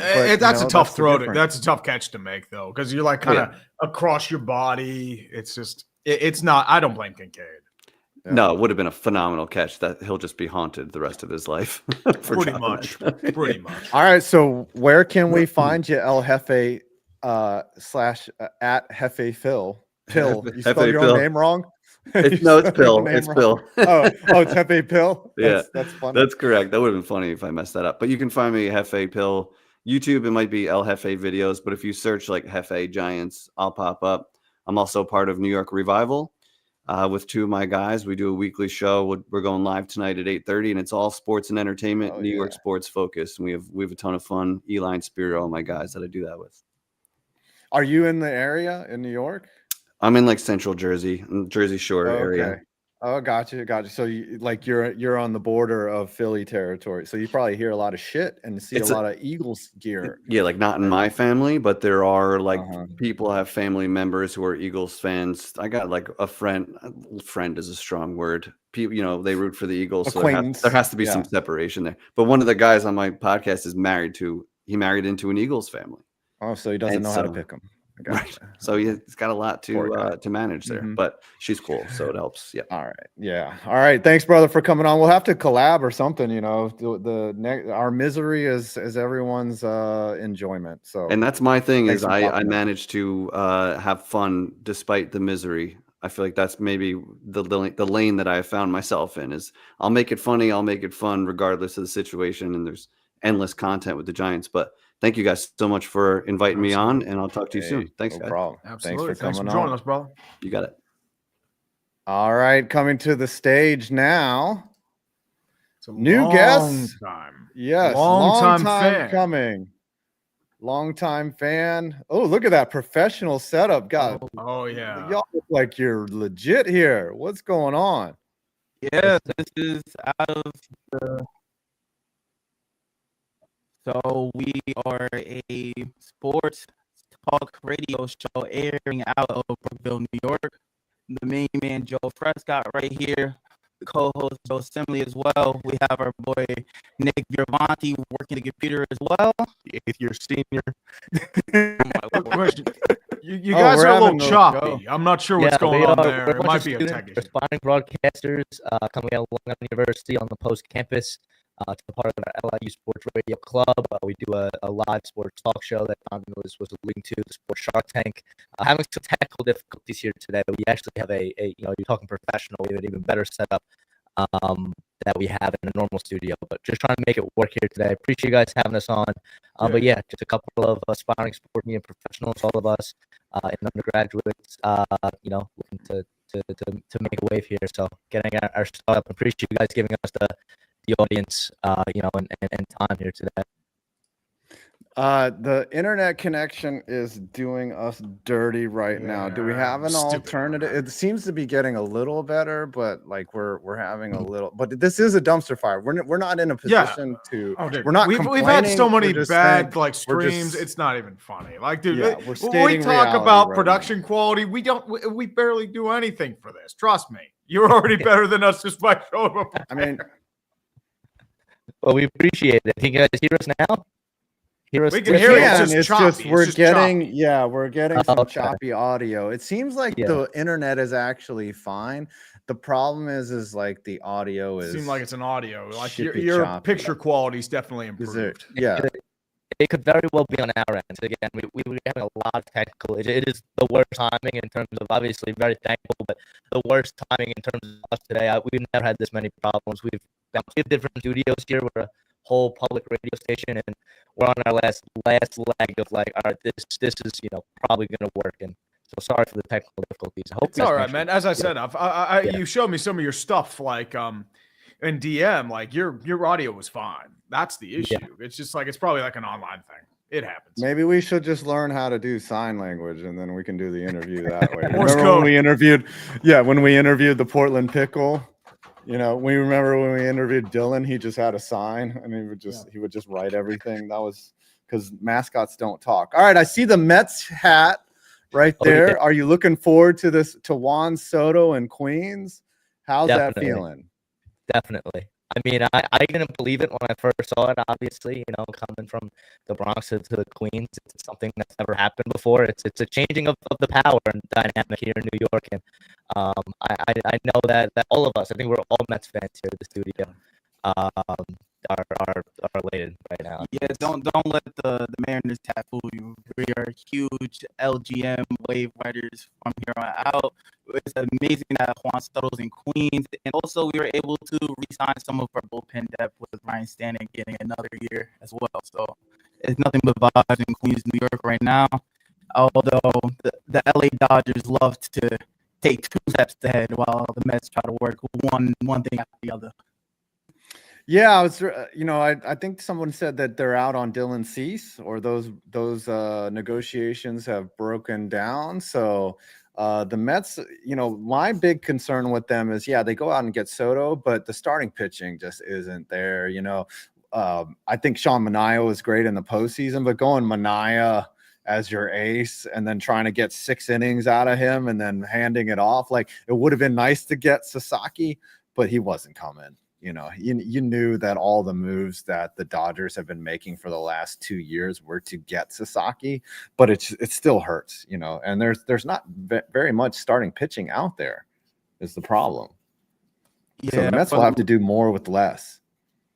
Yeah, for the most part, a lot of the starting pitching that was available in the free agency market got signed up pretty fast. And I was one of the people here on the show advocating, saying maybe the Mets could do the unthinkable and pull Roki Sasaki, but the Dodgers once again getting the best of New York. Yeah, we didn't have Shohei Ohtani marketing the teams, and just being like, I'll let you borrow my interpreter. I've been here for a couple of like, you can't pick up the phone and call Sasaki and just convince him. Like, you had to have a couple Japanese guys on the team to come convince it. I'm sorry, that's just how it was going to be. And to have Shohei just be able to be like, yo, I'm the best player in the world. You want to come play with me? And when Shohei asks you, you do it. That's just It's really cool how a lot of the international stars are all playing in LA now. Like, as we saw this weekend, Luka Doncic getting traded to the Lakers, and now most of the better international stars are going to LA, and it's looking like it's going to be kind of like a pipeline for international stars to play in the professional leagues in the US. It's becoming one of them, at least. Yeah. So tell me about your radio show. You're on campus there, and you know, what do you cover, and like what's the main? Do you talk about everything, or what's related to? Oh yeah. So I'll take you through it. I appreciate you doing it to me. So we are live from 5 to 6 p.m. on the Sport Shark Tank on 80.1 FM. We have a WCWP.org app, and we also have a WCWP.org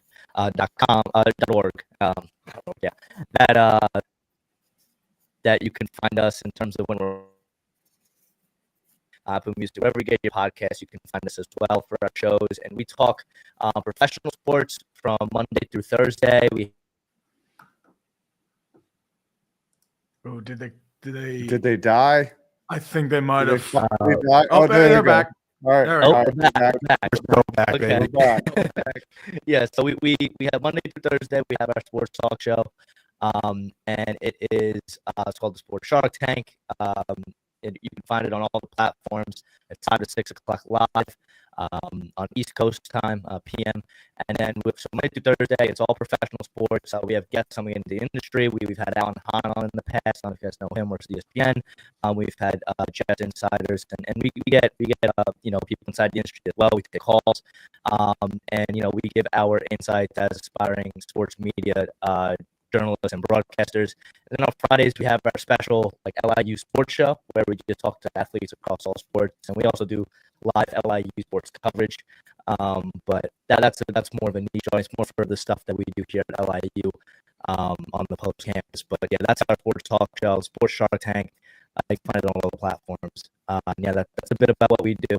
Here we have we have a not a crazy crew. I think it's about 12 of us, 3 of us a day, and we really have we have a good time. So I appreciate you guys giving up the platform again, and hopefully you were able to hear all of that.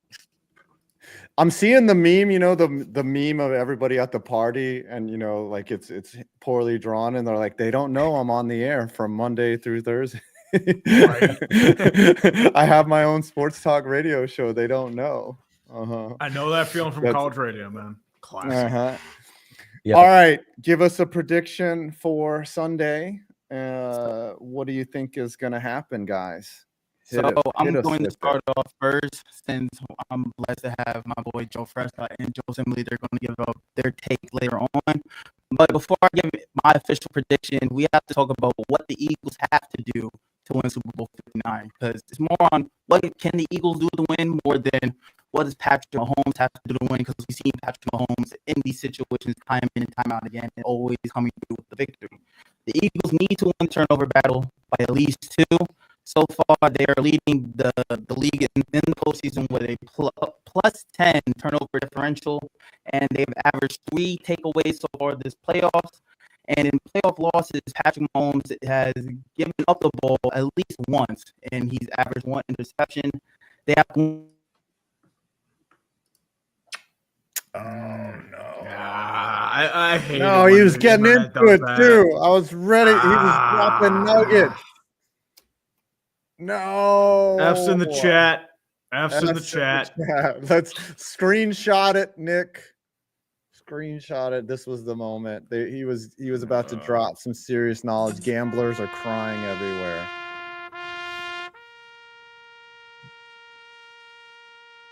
Oh, it's not. Because the problem is, it always happens when you need it. When it doesn't happen, you magically just it goes like you're fine. But when it comes to the clutch, it just the internet chokes. The internet 28 to 3. I don't know what to tell you. Chat.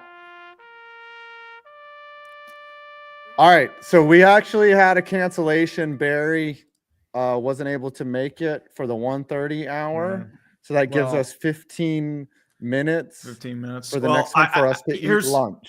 I think I know the reality of what happened there. I think what happened was that the NFL is getting rid of the end racism signs. And I think I think he's just sick over that. Oh, looks like they're back. All right, we're back. All right, give us your final score real quick. Right now, I currently have the Chiefs winning it all 34-27 in overtime. Joe, what you have? I think it's 31-21 Chiefs. I think people see bias against the Commanders. I think people have a little too high hopes on the Eagles, and particularly on their offense. I think Hurts struggles. I think the Chiefs dominate to the 3-peat. Joe, what was yours? 31-21. I had 31-24, and my bold prediction is Travis Kelce, 2 touchdowns, ties the all-time playoff record, Super Bowl MVP. Oh my gosh, no! Too much Taylor Swift. I mean, no, if that happens, do what you gotta do. It's what happens. It's what happens.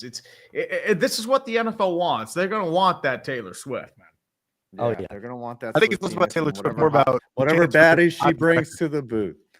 All right, thank you guys for coming on. Sorry that there was the technical issues, but you know it is what it is, and we're so glad to have had you on finally, and yeah, we appreciate you. Hey, thanks so much, guys. Appreciate you guys working through the technical difficulties with you guys. Hey, God bless, and hopefully we'll talk soon. We'll be in touch. Appreciate it. Yeah, buddy. Let's see it. Let's do it. Love y'all. All right. Take it easy. Peace. I feel like today is like a day like where I actually like go to an office job, and now, you know, like remember the existential, I don't know if you've ever had an office job, but the existential dread of lunchtime where you're just like, I guess I'll go eat lunch.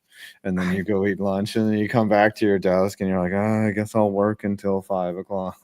Here's the thing: I never had an office job. I was in restaurant industry. I worked like other jobs where I didn't really have a break. It would be like, well, it looks like I just got to rush for like 15 minutes, scarf something down, and then come back. That's how it always went.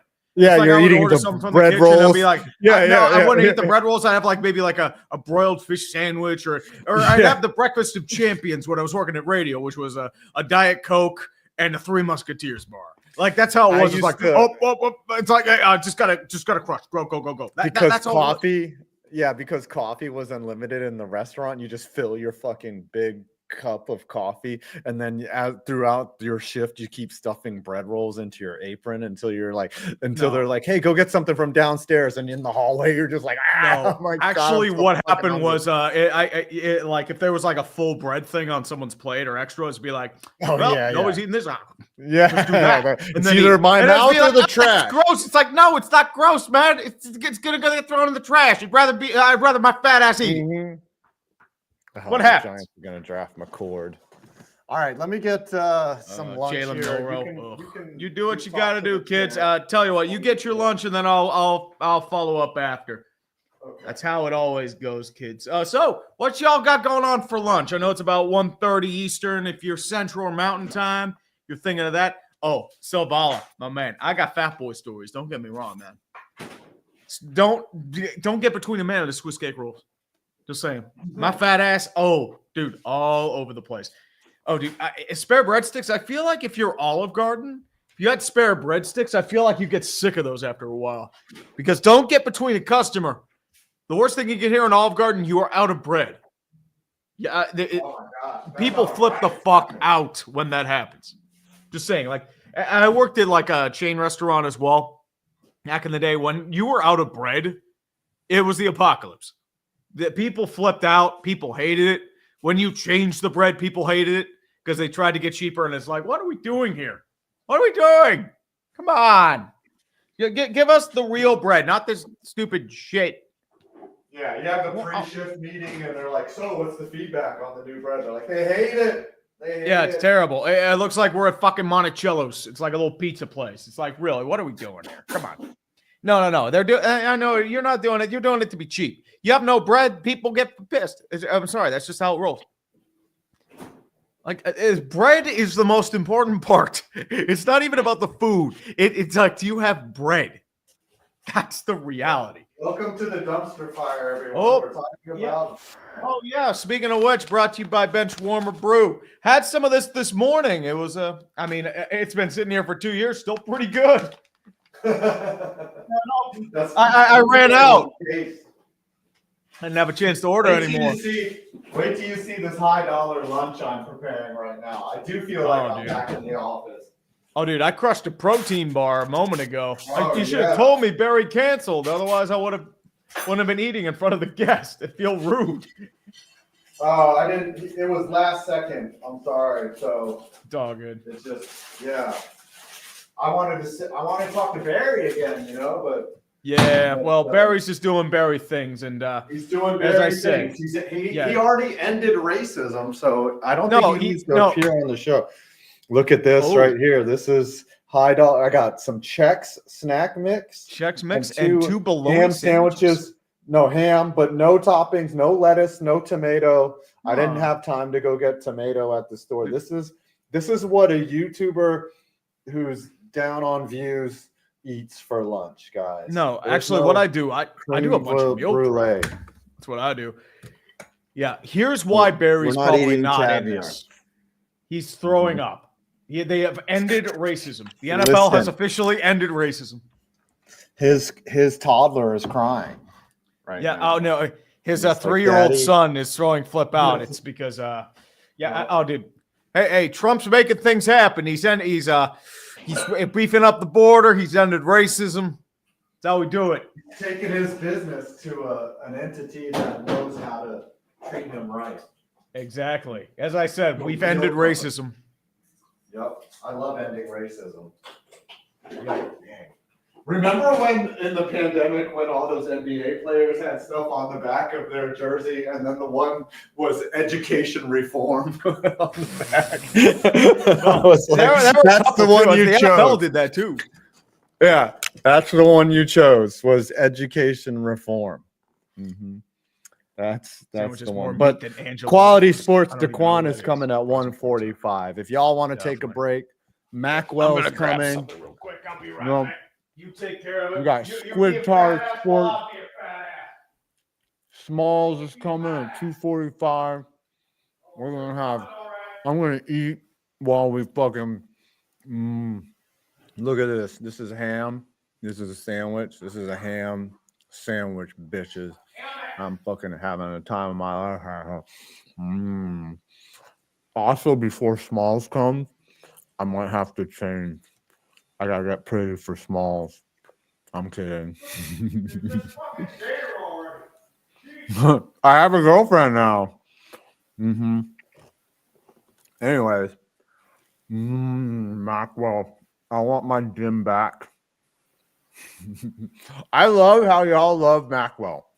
By the way, Maqwell is fucking awesome.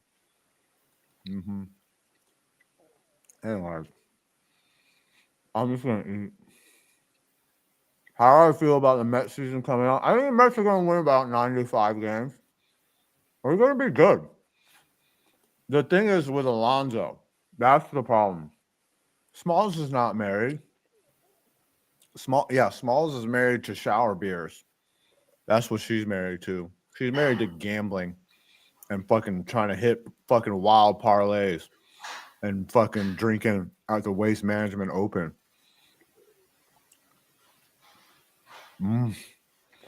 Mets will make a playoff. They fucking should.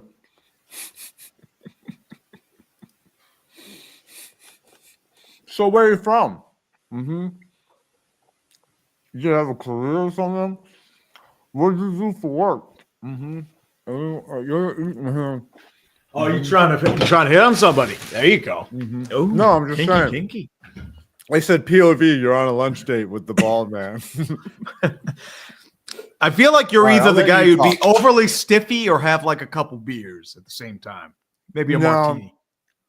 If I really liked the person when I was on a date, I have to concentrate so much because I have ADHD. So it really required a lot of attention on them. Oh fuck. Kevin we did. Michael Magnum. Well, but I mean, Get dude, it. it's unfortunately Jalen Milroe. I'm going to be very triggered on that, Obates. Well, hold on. Super gritty time. While eating a sandwich while doing the gritty. That gritty ham. It's that Virginia gritty. And Jeebus, have an M&M. Can we just acknowledge how good my butt looks in these fucking pajama Jamie pants? Jams? Let's fucking Well, that's go, what Jamie dude. Jams do, man. Mhm. They're not super tight, but they're enough to give a definition. Mm-hmm. Gritty witch. I got a fucking feeling. What did Kevin say? Elite Well, he said, sandwich elite content? sandwich eating content here. Anyways, I finally have a day off during media day. Let's go. Yes, Let's sir. go. Hondo from the big man himself about to the go poor into Titans the fan who- worst fucking Titans season. He Don't they had have to- the top pick? Yeah, they do. And they're picking a generational talent, allegedly. Yeah, it's still Damn Brian Wolf. Callahan for some reason, and Chad Brinker is turning into the Peter Baelish of that organization. He is just literally killing off people left and right. And I can't believe they organizing opposites. retained Callahan. That's They what want a I puppet. was talking about. That's a reality. I mean, Carthon, like, he lost a power struggle. Chad Brinker's just come out of nowhere, and Amy Adams is She has no clue. She doesn't know what's going on. It's not football. she's like her girl. dad. Mm-hmm. But Adams, I mean, he got to a Super Bowl. right? Yeah, but he got in spite. Remember, like, he burned a lot of bridges, especially in Houston. Oh, he did it in dude. Tennessee too. He ran McNair out of town. Yeah, that's true. I'm so hungry. Oh, this is so good. I'm sorry, we're Man, losing listen, viewers, but you know what? oh, I'm yeah. gonna mute it now. It was like, I had an orange for breakfast, so I'm just like eating a protein bar and whatever. I'll have a dinner. Need to lose a couple pounds All right. anyway. While I mute and eat, do your stand-up routine. Nobody wants a fucking stand-up routine. The only standing up I'm going to do is fucking standing up. Honestly, if you want jokes, just look at us in front of us right now. There you go. There's your headline. Lady at the front register asked for my sex. I wrote, please.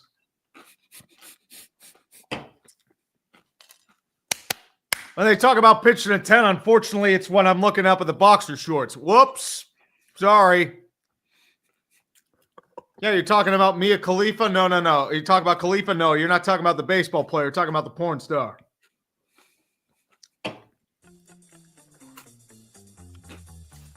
Nine 8 Super Bowl, motherfuckers. Let's go.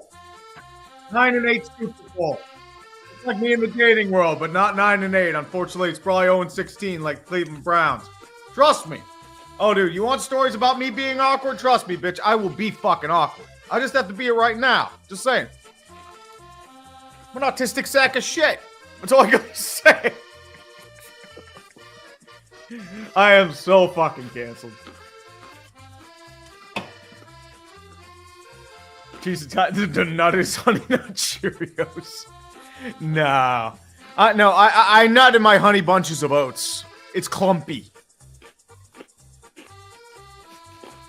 And speaking of which, we just have a random dude who's just showed up, you poor thing, and now he's talking about that. But what is this? What? Hold on, what's this one? I don't know. Those are just general ones from. Oh, those are the ones. Those that are came just the with general ones. Yeah. Let's critique these. It's a generic one.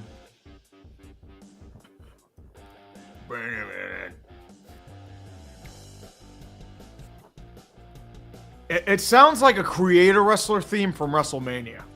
And then you come out to yourself, it's like, nobody actually uses those themes, but it's just like, yeah. What's this one? That's you. Fuck you, Tree. For having this ready to go. Fuck you. Oh, All right. always ready. I have this one ready too. This one too. See? It's all of us. And this one too. All right. Nice. All right. Quan's in the green room. We got our next guest is here, but I got to play this one real quick.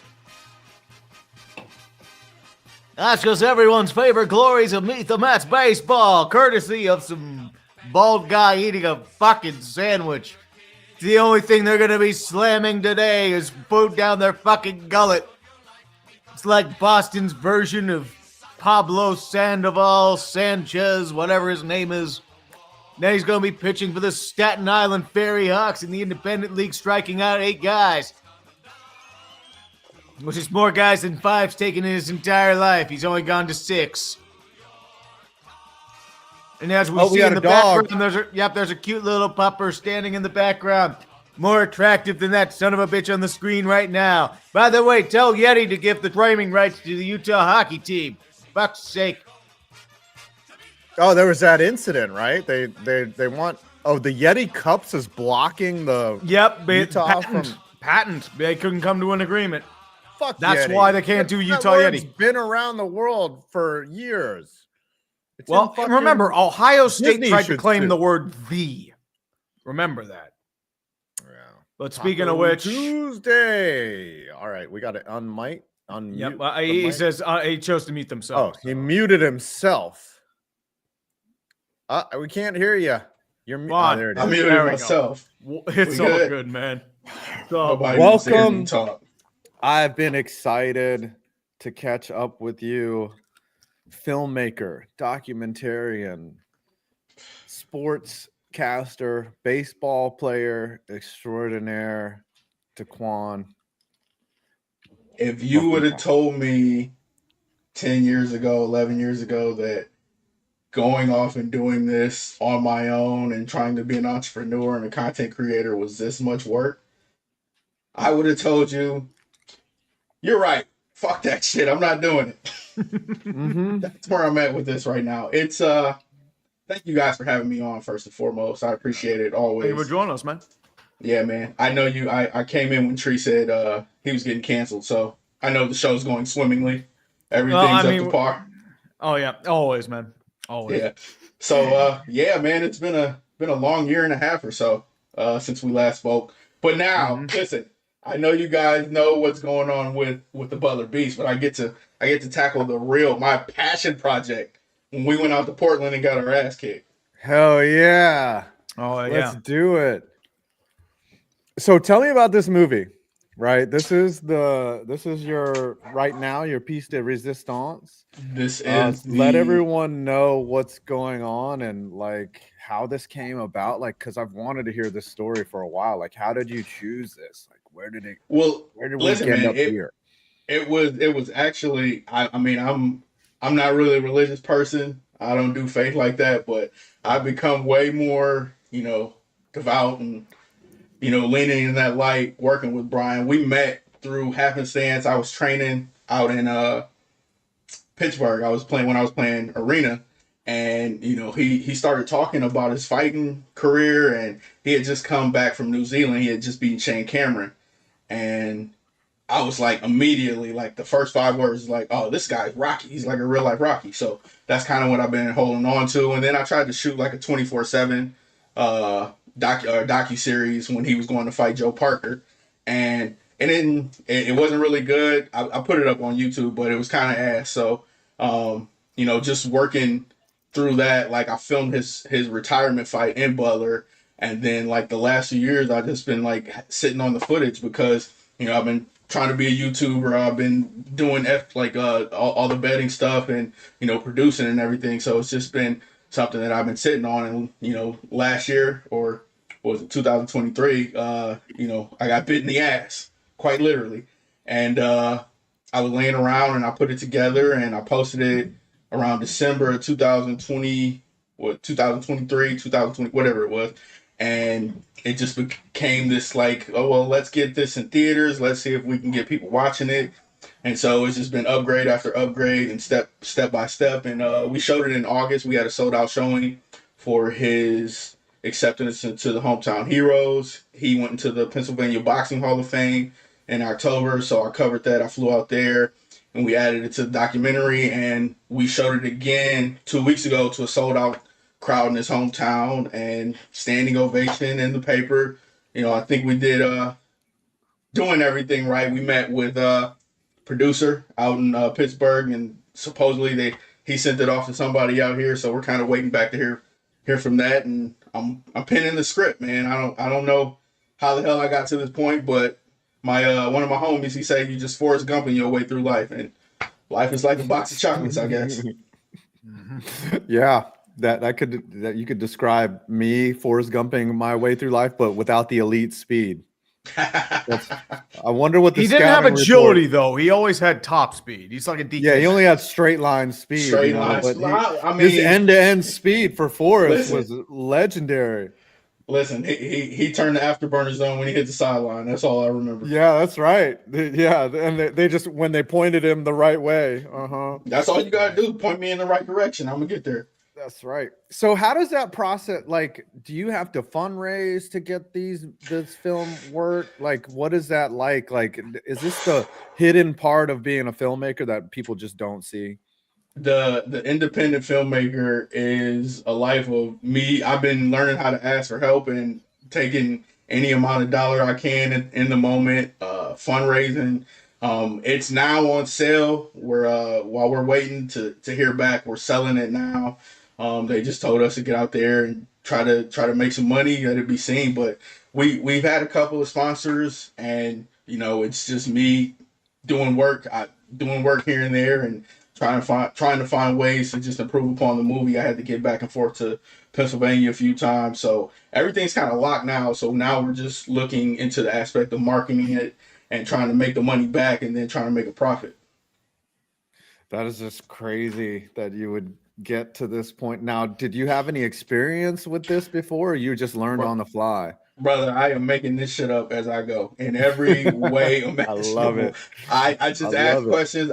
I work with my professor from film school. He lives like a couple of blocks from me, so we kind of bounce ideas off each other. But everything I'm doing is just I get on YouTube and see what filmmakers doing what, how to get to this point, and it's just like the first time I showed it, I was finishing the film like up until the minute that we were showing it. So it's one of those things where like a couple of weeks ago I saw like some guys where they were doing the same thing but for the Sacramento Kings. So it's all like, the goal is just to get things up. If you're watching this and you want to be a YouTuber, listen, it doesn't matter what it looks like when you put it up, because it's probably not going to be the finished project, and you got a chance to work on it over and over again. But don't sit on things. That's the one thing that That's the one thing that I learned throughout this process is just don't hide all your talents. Don't hide anything that you're sitting on, because you never really know. I don't know who's watching. I don't know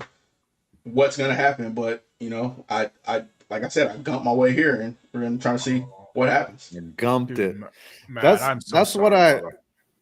Oh man, I'm sorry. Yeah, Oh, I didn't mean to brother. interrupt, but it's just like I just wanted to point that out. I'm so sorry, Matt.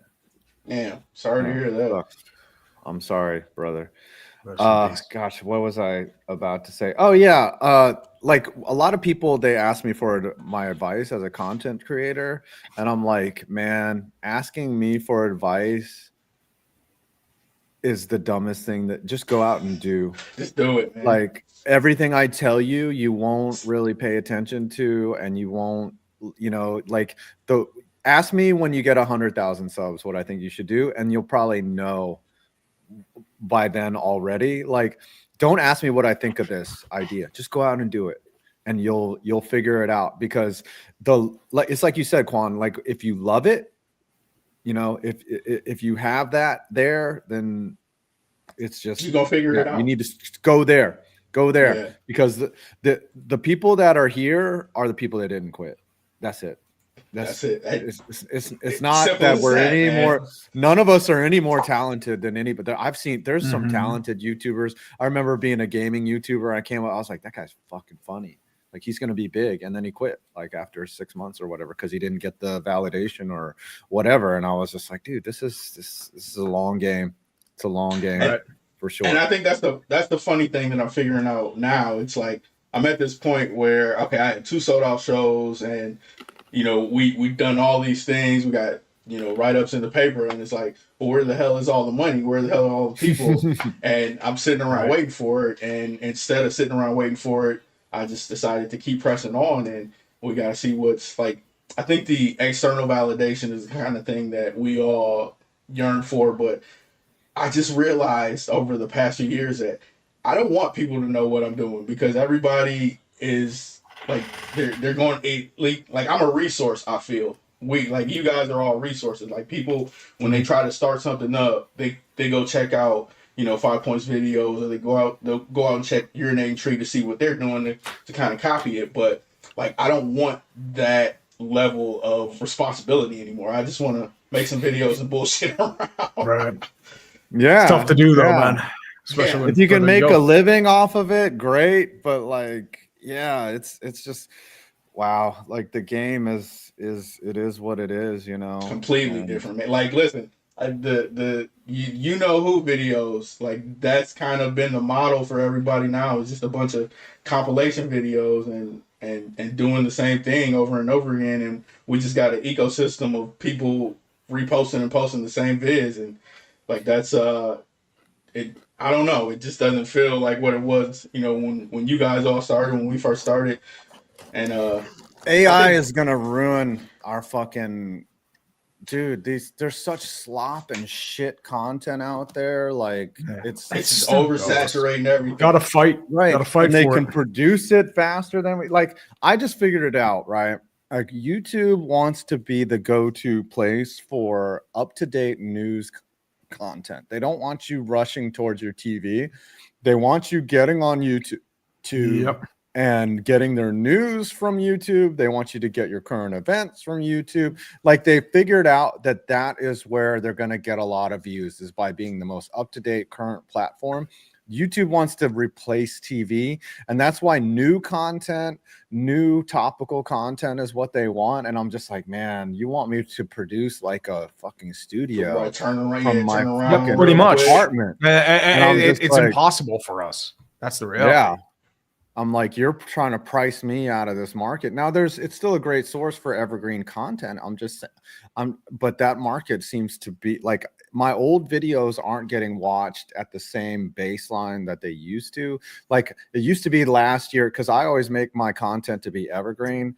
The previous year's content would account for half of my views. Now it's like nothing. And I'm just like, what the fuck is going on? It's really algorithm going crazy, man. Yeah. It's definitely different than anything I've ever had to deal with. Now, what's next for Quan and quality entertainment, quality sports, quality? What do I even call you? Just it's Quan? cute. So yeah, I know. Listen, I had to change it because people kept calling it Quantity Medias, and my quantities, I got to get rid of them. So I went with Cube Media. It's sports, TV, and film. And what's next? I gotta get all these short films out, man. I know we got an opportunity here to actually make a movie. I'm trying to get the feature film script done so we can get to that stage. We talked to 2 people, like I said, and we're kind of waiting back. But I got to get the Pros vs. Joes short film done.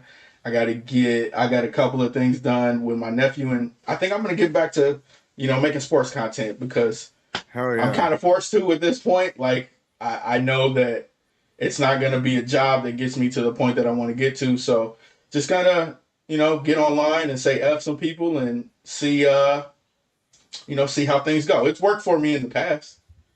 Yeah, everything just works out, It's just you gotta just be present. You ever read The Power of Now by Eckhart Tolle? You read that book? I don't read, brother. Listen to the audio version. Yeah, I got listen to the audio. You can get it on YouTube. It's 7 hours long. Listen to it while you're working out. But it's basically just like First of all, detaching. don't curse at me with the word working out. We don't do that over here. Oh, okay. And you play flag football, right? Or that's it. Frisbee? That's the only workout we get. Yeah, there you go. As a former Arena League star, you would know what it's like to get out there. All right, what's going to happen on Sunday, DeQwan?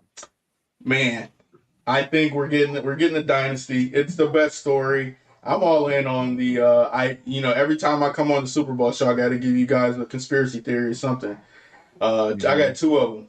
We got the scripting is real, and we get the dynasty to complete. I think Chiefs win 35-31 or something on some Fugazi, yeah, it's gonna roughing be the passer last drive, and or Harrison Butker field goal to end it, whatever it may be. 35-31 is what I'm going with. Twitter would love that. Yeah, absolutely. Yeah, it's gonna happen that way for sure. And the conspiracy is the Lions Super Bowl contention is aligned with the end of the world. And I want everybody to watch this play out over the next few years because everything was fine and dandy when the Lions stunk.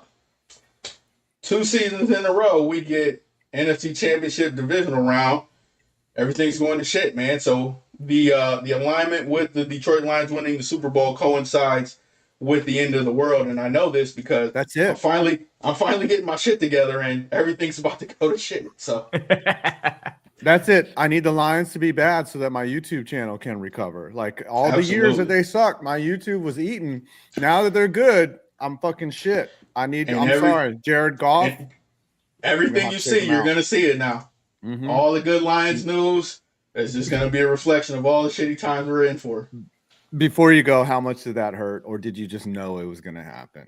Oh, I knew. Listen, man, it's not going to be Goff. That's my only disengagement from the entire Detroit Lions fandom right now is Goff's not the quarterback. We don't really have too many quarterbacks. The only narrative I need is Matthew Stafford, final season, goes back to Detroit, takes it home. That's the only, and then that's going to be, boom, the end of the world. So around 2026 or so. You're like, damn, Matt. Like, if that happens, I'm buying nothing but toilet paper, and I'm just holding up. When Matthew Stafford, it's announced today, Matthew Stafford has returned to the Detroit Lions. I'm digging a hole, filling it with toilet paper and canned foods. That's it. That's it. You heard it here, guys. That's I'm it. throwing toilet paper, and I'm sitting on it. Mm-hmm. All right, love you, man. Thanks for coming. I missed you since Portland, dude. We got to get up again at some point. That was fun, dude. Let's go. I got to tell y'all before he goes, like, my flight got canceled and DeQwan was the only one in town. And I was like, dude, my flight just got canceled. He's like, I'm staying in an Airbnb. You might be able to fit in there. And they had like some common area. And I just slept on this couch that was 4 feet long. And I was like, I guess I'm staying here tonight. And I just stayed on the couch. And like at one point, some lady came in at like 2. It was like 12 at night. And she just looked at me and I was like, oh. And she just quietly like went into her room and shut the door, and I was like, fuck, I hope she thinks that I rented this couch on Airbnb or something. People helping people, that's all it is. It was great. Yeah, it was just people helping people. All right, brother, I love you, man. Thanks for stopping by, and let me know if you need anything for the pros versus Joes. Everybody get in contact with me. I need everybody to call me. All right, you got it. Love you, man. Later. Appreciate you guys. Peace out, man. Good to see you again. All right. Next interview. This is one of to call this man a nerd is the highest compliment that I can actually give. It is not in a derogatory way whatsoever. This is, without Dave Hrusovsky. What happened to the displays, by the way? Are they gone? We must have accidentally taken them. Oh, because of the every time we put on. I keep saying it's Hrusovsky, not Hrusovsky. The K is silent. Okay. The K's at the end, though. Yeah. Without him, there's no. Why can't you hit the warehouse at Camden Yards? There's no weird baseball field reviews. There's no There's no 50 flipper. Without this man, David, welcome back to the show. It's great. It's an honor. It's an honor. So for those that you don't know, David is charting every weird high school baseball field in America. How far are you in this project right now? How many states have you done? Yeah, the kicker is that it's not even every weird field. It's every field in America. Yes, every field. Yeah. I'm sorry. Let me check real quick. I am 21 states in. Yeah, I just finished New Mexico like a month ago. I'm working on South Dakota right now and Pennsylvania. and those are taking a minute. So, yeah. Have you done California though? Because California is going to be I'm its own. today. How many do you have the counts for each state already, and you're just looking at each one, or are you just discovering that when you I have I made like a rough estimate. I don't know for certain. I have like a general idea that like a lot of the main ones that I haven't done yet, besides like California, Florida, New York, Texas, they're all like 300-ish. So that's not as bad. But like California, I know is in the thousands. Which is like I couldn't imagine California, Texas. That's like 10, that's like 15 states, right? Like no, yeah, that's like Alaska was 26. Yeah, you're like, oh, that was easy. I knocked that out in like half an hour. Like California, I might go AWOL on like socials for like a year. Yeah, I think California alone might be as much as the other 49 states. Really, like might honestly you should be. probably tackle that one soon, and then it's honestly hard just even finding the list of schools. There's so many. Oh, really? Yeah. You have to go by region. Yeah, they have like regions within regions within regions. They like separate it into like 5 parts.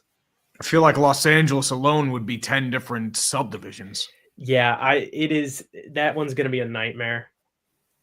Yeah, it's wild because like when they do the Little League World Series, like California on its own is like winning its own country. Like I think they have to win like 18 games or something just to win California. Oh man. And then like, you know, like if you're from the Midwest, you only have to play like 5-6 other games. Like don't get me wrong, the talent's not as, you know, diluted, but like winning California in Little League is insane. Brutal. Like how do they determine a state champion too? Like that's awesome. Yeah, I imagine once you get out of California, it must be like a breeze. Or you get so burned out that you just lose. That too. It might be like a stamina thing. So in the 21 states so far that you've done, which state produced how many wild? Which one is the weirdest so far? So far, probably New Jersey. New Jersey, Massachusetts is also a good one. New Jersey, it's not even like the state. It's like just like the county adjacent to New York City alone has like 10 weird ones at least. Like that one, that was crazy. Yeah, they don't do any urban planning, and they're like, well, the law says there needs to be a high school here, and they're like, oh yeah, we got to put a football field there, or we got to put a baseball field, and yeah, New Jersey. The other one, I think, have you done Michigan? No, that one's gonna be. I'm probably gonna do that one next year. Yeah, there's a lot of densely populated area. Like a lot of the suggestions I get on my Instagram are in Michigan, New Jersey, as you said, Massachusetts, and then the city of New York has crazy fields. No, yeah, that alone might just get its own part. Like I just took the ones from New York City alone. Yeah, have you seen Pier 42 or whatever it is? They built an artificial pier, and it's just this giant square, but it's like 4 baseball fields like on this giant square. It's fucking. Hold on, let me call that up. By the way, yeah, pull that up. I don't think I'll show you. Familiar with that. Hold on, but what else? What do you got going on though? Like, are you charting you're selling the maps, right? Yeah, I make posters of the weird fields once I'm done like plotting all of it. I also do like a graphic where I take all the outlines of the fields and like stack them on top of each other, and I'm working on selling posters of that. I'm also trying to get a podcast started where I interview alumni of the fields and like get stories from playing there. Oh, that's awesome. And I'm trying to wrangle the horde of alumni, just try and get names of people. Oh, this is good. We could do this all day. We could do this as a podcast, honestly. Alone, Dave. So we could just look at this right here. This is pure. Oh, I have seen that. Yeah. So it used to be a shipping terminal. So and they still have cruise ships that dock here. But look at the field itself. It's a parking garage underneath. So it's everything. So it's a parking garage in here. It's a mall. It's 4 baseball fields, or it's 2 full-size baseball fields, 2 softball field. Oh no, it's 1 full-size baseball field, 3 here, softballs, and 3 softballs, and they added this. They added another. This is like a soccer practice pitch. 7-man football. What is that? Look, so you can It is drive soccer, up here. lacrosse. Yeah, it's like everything. We Oh, they practice added fielding. another football pitch. Oh, I'm hell surprised yeah. there's no pickleball at this point. They might Yeah, get it. At so you that can. point. These are all parking spaces here, so you can hit a foul ball and either hit it into the East River or hit a car. Like if you hit a bomb, it's going out here. This is insane. As a baseball And you have player, lights for night ball. Nice. yeah, as a baseball player, the dreams for home runs: car, body of water. So there you go. You got 2 of them. This is pickleball. It looks like up here, like that. That smells of pickleball. Look, oh yeah, that's a pickleball. Look, there's the kitchen right there. There you go. So yeah, this is like, I forget what this facility. Let me turn on the layers, and it is called Pier. I'm sorry, it's Manhattan. What is this? Hudson River Park Trust. It's called Pier 60 something, I think. Anyways, sorry, I had to digress. No, you have to geek out sometimes, man. You gotta geek out, dude. We could do this honestly as a show. Like we could just review weird baseball fields for an hour, and people would be like, "We love this shit." Like, say the oh word. man, there's so many weird. Yeah, let's talk after the show. What else you got going on right now besides charting weird baseball? You made a map of where all the football players were born in the Super Bowl. Yeah, I do kind of think I am like an heir to the Sickos Committee. I like an honorary like son of the Sickos Committee, and just the fact that I'm like kooky weird stuff. Yeah, I'm big on scoregami stuff. I post the facts for every scoregami that happens with like the coaches and the QB records. I like doing the birthplaces of players by county. Planning on doing one for March Madness, so keep an eye out for that one. What was it? Yeah. Who did the Pure 42? That's it. Who was it that did all the baseball Hall of Famers by birthplace? And I was surprised that there was one somebody was Dutch or was born in the Netherlands or something. God, I forget. It was crazy. There's Venezuela. There's Puerto Ricans, Venezuelans, Dominicans are all, and then there's like one guy that's Dutch, and I was like, what the fuck? He's American. I forget. Someone in the chat. I forget. Anyways, I didn't let you answer your question. What else besides birthplaces do you got?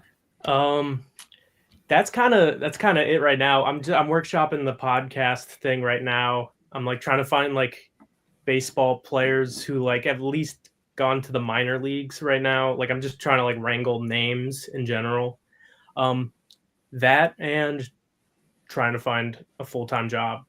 So it's like, yeah, you know what? I've got time to chart every weird high school field, but I also need to find a day job. What are you looking for? Yeah.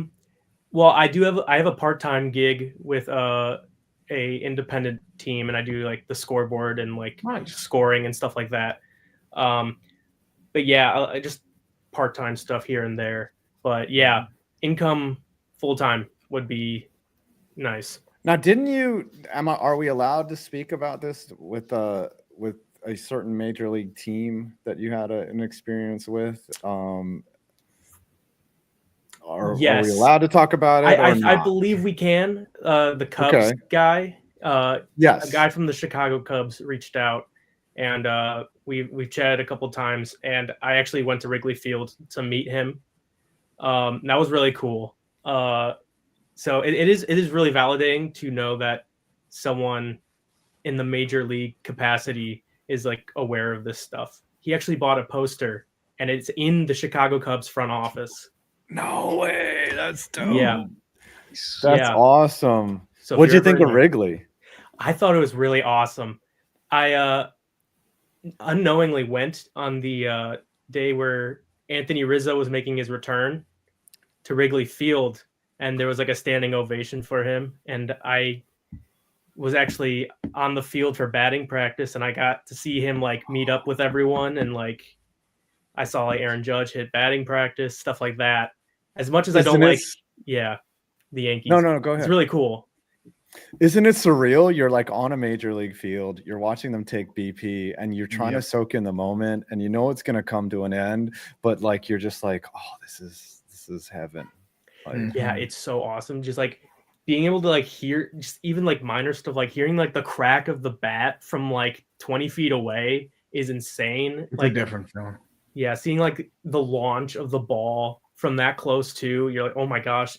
Sometimes on broadcast you don't see the magnitude, but like from like 20 feet away, just like the pop is crazy. The other thing is like being around major leaguers, like not many of them are surly or upset. A lot of them are just they recognize how grateful they are and how privileged they are, and they're just super cool. They're used to the attention. When someone looks at them, you know, some of them are weird, don't get me wrong, but when you're a stranger looking at them, they're just like, hey, you know, like I'm out here doing my thing. Like it's cool that you're here. Like the culture around MLB is like, hey, we've made it. You know, and like if you're around us, there must be some reason you're here. Yeah, for sure. It's one of the chiller leagues, unless you're like Austin Hedges or something, and you're just like completely insane. Yeah, some of them are just nuts. Like you're just like, what the fuck? Like, Matt Kemp. Matt Kemp, God bless Jake Peavy. All right, give us a Super Bowl score and prediction. I have a non-score prediction as well. I think the Chiefs stopped the tush push. Interesting. Are you saying that because of the injuries to their interior line?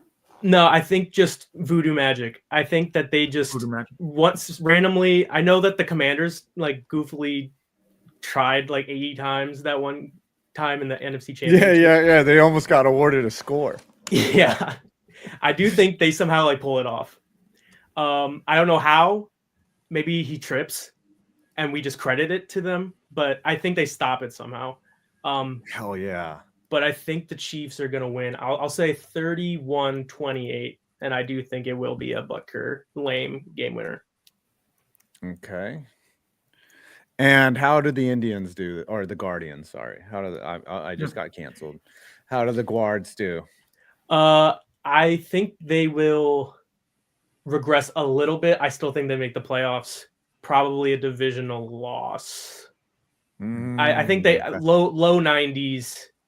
I just don't think they added enough. It's baseball, though. You get into the tournament, you got a shot. Look at what the Mets did last year. Absolutely. Look at what we did last year. Yeah, you guys got deep too. Like, oh man, you were close to the World Series. You would have been there. Fucking Yankees. All right, love you having you on. Let's talk about maybe we just review weird baseball fields for an hour every week. I think press 1 in the chat if you would watch that. Dave, it was great seeing you, and we'll be in touch. And thanks for the play finder at Stathead. I appreciate it. Without you, that video doesn't get made. Love you, bro. See you soon. Man. See you. Good to see you again, man. All right, now what am I hearing? Is there that is a truck backing up in front of my driveway. It is a public works truck. I think he's doing a pothole blitz. One of those things. Oh. Okay, where they try to run it over. I mean, they might legitimately be going to the Super Bowl. Kinda. I mean, it's not a Yinzermobile. Is it like this? Is it like this though? Is fucking awesome. To the Yinzermobile. Not enough 9-8. Maybe these potholes are 9-8. I thought the Yinzermobile got retired. Well, Yinzermobile's broken down in my garage, and it fueled my Steelers winning, and there wasn't a lot of winning. That's what happened.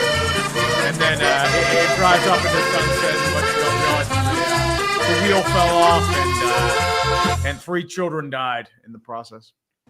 I love the posture too. of the semi forward, but also well, the problem is like you have to like because with the zero turn you have to lean forward while pushing it because it's just like you can't really like lean back and do it because you're not going to get the speed.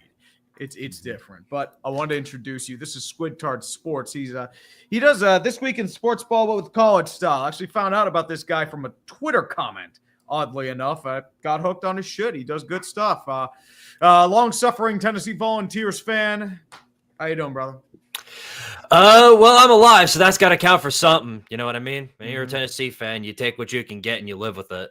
That's beyond anything else. How are you guys doing today?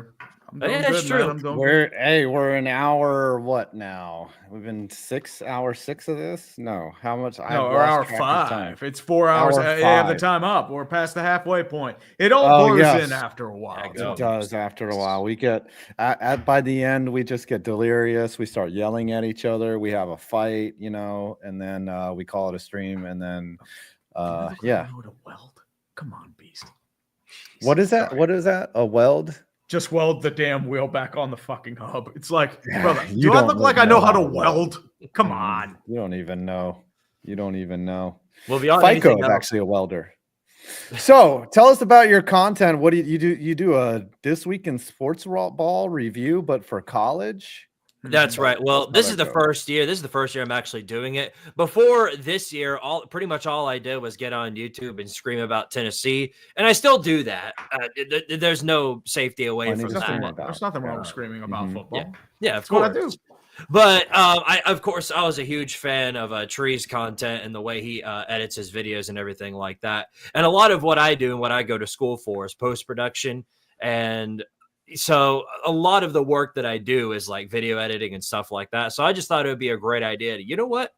He does sports ball for NFL. Maybe I should do the sports ball for college. And I get a whole bunch of comments saying, "Oh, this guy's just copying your day Tree," even though I literally how many copies made? Dude, it's like I don't know how the copyright. Tree did not invent weekly reviews. Oh yeah, they did that shit back in the 70s. It was like the old NFL film stuff. It's what happens, dude. Exactly. Everybody here on YouTube copies off of somebody. That's just the way it is. It's your own spin. Either everybody is original or nobody is. That's the way. Nobody's original. Nobody. There you go. Come on. Nobody. Come on. Every idea's been done to death. Let's be real here. That's what they tell you in school. The question I wanted to ask you, especially since it's your first year of doing it, how was your mental state during the whole thing? Because I know for me, come week 12, week 13 in the NFL season, I'm just like, it kind of wears. It definitely was a mess because, with how short of time you have to edit it, it's got to be out by Wednesday. You know what I mean? So I've got very little time to actually go and edit it. Yeah, hit the gritty, why don't you? We do this for every Fitty bomb we get, so it's just hell yeah, one of those things Five does. I bring out this thing, my grandma's old Jesus cross. Desecrate the name for of the God. Jeebus. Sorry, Jeebus. Oh, and it's related to squid too. Oh, it's interrupting cow. Yep. Hell yeah. Obates 2002. Oh, you read it then. Hi, Squid. I'm a Syracuse fan. We get to play your Vols week 1. All I'm going to say is I enjoy your free win because Syracuse has never beaten Tennessee, and they won't beat them in week 1. Time will tell, though. So how do you feel about that? Your week 1 game against the Orange. I really don't know how to feel because right now it feels like we're sort of stuck in football purgatory. I like what Josh Heupel's done with this program, and obviously I like the fact we're in the playoffs, and I'd much rather be in a spot where we're actually in the playoffs rather than the absolute hell that we've been living in before that. But ever since we lost goalless to South Florida, our offense has sort of been, it's been fucking terrible. It's been a complete and utter mess. We rack up points against these high school teams, and then at the end of the season, we're not able to score more than 20 on an SEC team because we scored on a bunch of high school teams, put up 70 points. It's like, oh, look, we're actually a top 20 offense. My ass. If you look at just the conference, you'll see that obviously is not the truth. So it feels like we're in a spot to where we're obviously, we're competing against teams that have way less talent than us, and we're able to beat them easily. But on teams with equal footing or more talent than us, we do jack diddly doodah squat. So it feels like we're sort of just stuck in purgatory. So, I mean, in terms of that, I know with Tennessee Vols. I know you're asking about the comments in the James Franklin squad. I mean, hey, at least you're not them, right?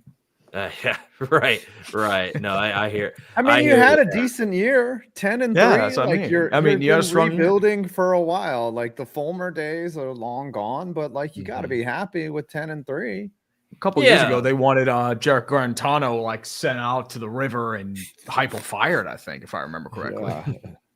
Yeah, well, it was the Jeremy Pruitt years are probably some of the worst years of my life in terms of football. You know, after his first year, I was like, all right, we're coming out with an easy game against Georgia State. Should be easy. We should manhandle them. And then we go out and lose to them. So obviously, I'd much rather be in the playoffs than back to losing to teams like Georgia State and BYU. You know what I mean? Hey guys, I gotta run to the bathroom real quick. Do what you got to do. Quick question from Justin Ziegler: what college teams have false hope going into 2025? False hope. Ooh, that's. I think one of them's definitely Alabama. It's been a rough year for Alabama this season. I think we all know it. They want Kalen DeBoer. Look, Kalen DeBoer already leading us to an undefeated national championship. Where's your quarterback? Who's your quarterback? You can find quarterbacks in the transfer market, dude. I mean, yeah, you had one in Bo Holstein, and then he left. Saying. Well, they sure are taking their time if they're trying to find one. Right now, it's looking like they're going to keep around Ty Simpson and have him be the quarterback. But from what I've seen from him, he looks like a rat's taint. So I really have no idea. Honestly, anything's better than Jalen Milroe at this point. Oof. I don't know, because think about it. Even in the Nick Saban days, Jalen Milroe was starting ahead of Ty Simpson. So maybe Ty Simpson comes out and he's like the god among men, and he wins them 15 national titles and 25 Heismans. But I'm willing to bet that that's just not going to be the case. We'll see. 3 5-star quarterback. 5 stars don't mean anything, dude. The reality is there are a bunch of 5 stars that flop. And Ryan Grubb did not do well in Seattle. But his college tricks did not work. It was a very inconsistent offense. Maybe getting back with DeBoer helps out a bit, but I wouldn't say that. I did want to ask as well. I know after football season, what are your plans with the channel, like moving forward? Well, I kind of want to continue to sort of do the style that I've been doing with College Football Chaos, but of course, since there's no football going on, maybe go back and do sort of like season reviews, talk about a program overall. Like right now, I'm doing a video based off of Tennessee every single year, from 1998 until now, where I troll them for not winning a conference or the national championship. So, I control both my team and everybody else's. So I'm going to have a lot of fun with trying to figure out what to do for the most part. Right. Exactly. How often do you miss the Peyton Manning days? I know you may have been a little too young for that, but I remember him from when I was like a wee little kid. Yeah, I wasn't born to witness the Peyton Manning days. The best days I've got in terms of quarterbacks have been the Hendon Hooker days, back when we actually had a really good offense. So that was in terms of my fanhood, that was the best season, that 2022 season, by far. Are they still on? Wait, I thought we turned them off. Huh. No, I tried to turn it off earlier, but it didn't work. It was. YouTube's weird like that. Sorry about that, Squid. I didn't mean to interrupt you. It's just no, you're good. You're fine. You're fine. A bit of a back. You were doing some college basketball too. Like, are you trying to really branch out into that as well? The thing is about basketball is that there's just so much more going on, and to be honest, I don't know enough to really cover it the same way I do football. But I'm still going to do like live streams for when we play in the tournament and stuff, because I imagine that we're going to go to the tournament where we'll inevitably collapse like always, but it'll still be fun to stream that. I'm just going to ask, are there any other teams that have false hope besides Alabama? I know we answered that question as well. I think another one is North Carolina. For all the reasons that I've been hearing about them. Obviously, I'm sure they hired Bill Belichick, and they're already, ESPN and SportsCenter is hyping them up already. They're making posts saying, what chances does North Carolina have to beat Clemson? And I say 0. North Carolina is not beating Clemson. I don't care what they got. They're not going and beating Clemson.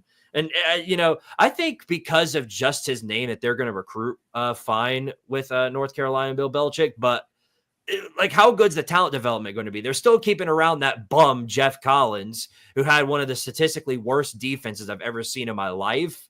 So if they're keeping him around, what's going to change? Belichick's going to run that. Oh, Matt defense. Patricia. Really Yeah, Matt Patricia's coming in. Just have faith in Billy Belichick. I think though, like it does. You're right though. It's going to take Belichick 2 to 3 years to turn this around. Look what happened when Dion went to Colorado. It took him 2 years to really put together a decent product. So there's no magic bullet, and North Carolina they're working with nothing. Coming into this, it's not going to be pretty at first. Everyone dunk on Bill Belichick while you have the chance. Well, yeah, when you get 70 put up on you, by a president, you sort of reached rock bottom. So I get what you're coming from there. Mm-hmm. All right, tell us what's going to happen Sunday, Squid. I feel dirty saying Squidtard, but it's also it's fine. It's a good name. It's catchy. Yeah, I've had it around since high school, and you guys know, obviously, since I have it from the start, you can't change a YouTube name once you have it, because that's what everybody knows you as. That's it. I've thought about it multiple times. I'm 5-star vids. That's who I am. 5-star points vids. Yeah. Piston tree. 5-star points vids and piston tree. I'm a big fan of whoever that is. So give us a prediction.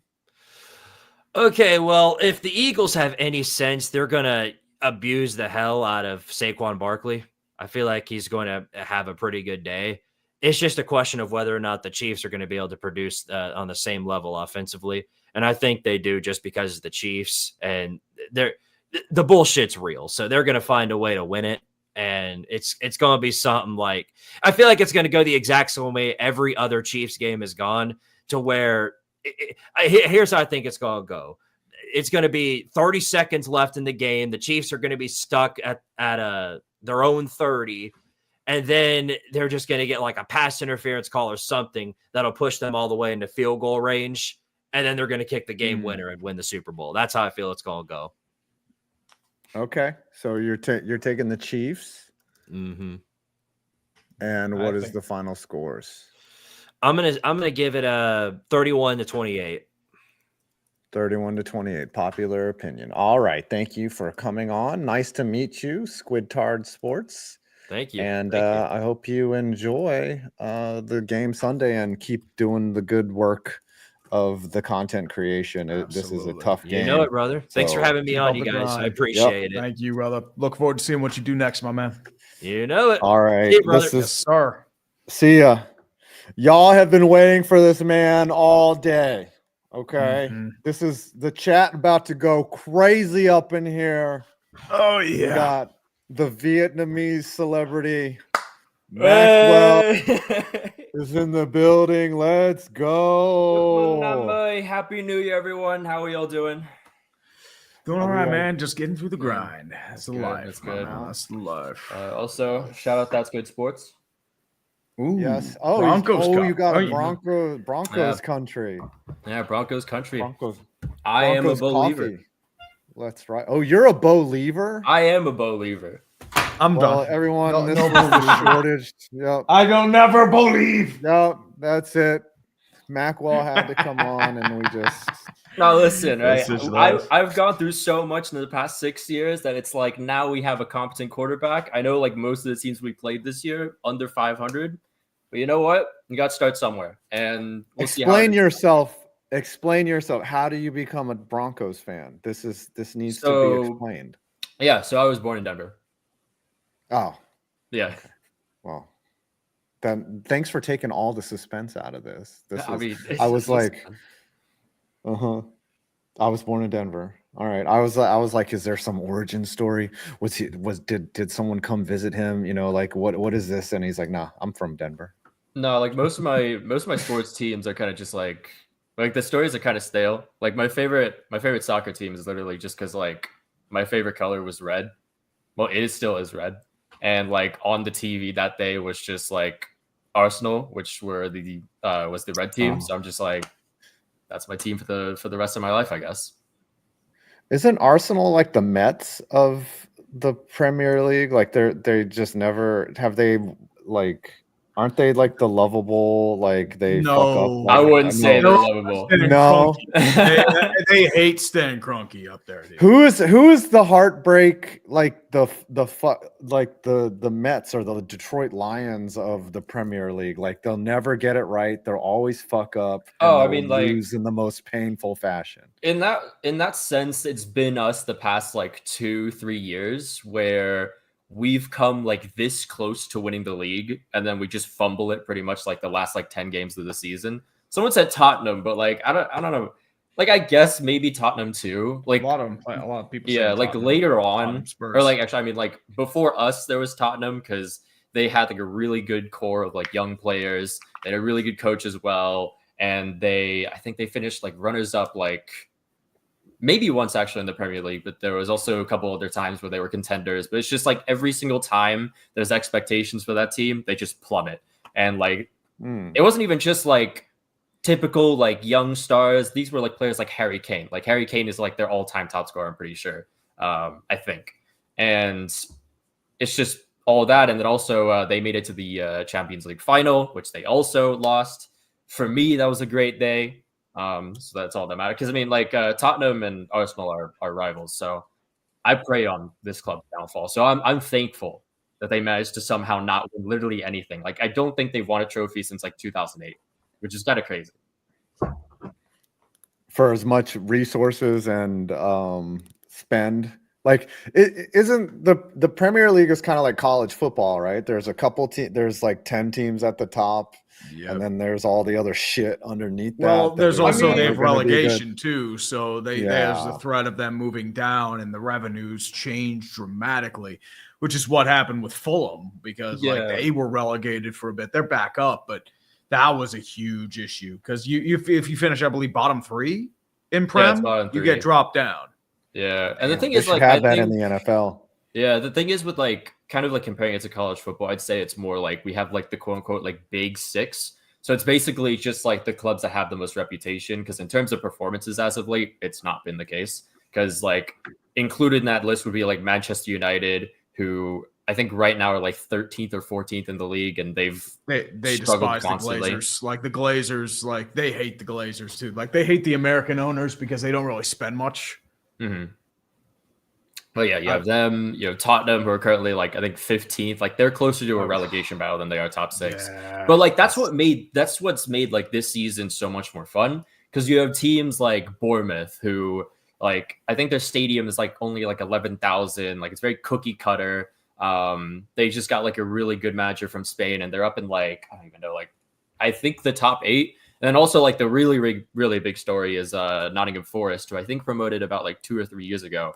And they went from basically just flirting with relegation pretty much every single season. They brought in a new coach that was really good with another club that had promoted like years back, Wolves. They're still in the league, but they're just struggling now. But that coach is like transformed that team, and now they're 3rd. Like they're behind like Liverpool and Arsenal right now, and not by much. I thought Nottingham Forest was in like Division 3.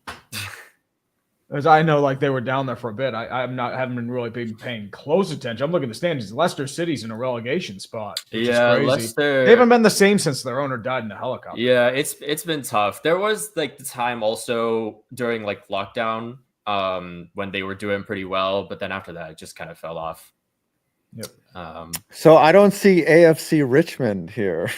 how are them and Ted Lasso doing? Well, that's I mean that would be technically Crystal Palace. They're 12th right now, I think. Is that the team that they're based off of? Well, like they use their stadium. That's about the only similarity. Oh, that's about it. By the way, I did like a review of Premier League or really good stadiums, and like they say that Man City, like nobody goes to their games. Is that true? Like even though they keep winning all the time, but nobody actually goes to the games, or they're sparsely attended, or is that just bullshit? I think it's kind of bullshit, to be honest. Like I like having that agenda because it is kind of funny, because a lot of City fans, like even back then, it was kind of like they're the club that just kind of they like were injected with like a ton of money. So you have obviously like all the glory hunters copying in and all that kind of stuff. But like I think Champions League, which would be towards like midday or like midweek, I mean, it's definitely like the attendance is a lot more questionable. But also, like, I'm not really gonna put that on them because like it's a soccer game on a Wednesday night. You know, like people have lives outside of that. In terms of the Premier League, I feel like they have a pretty good like attendance.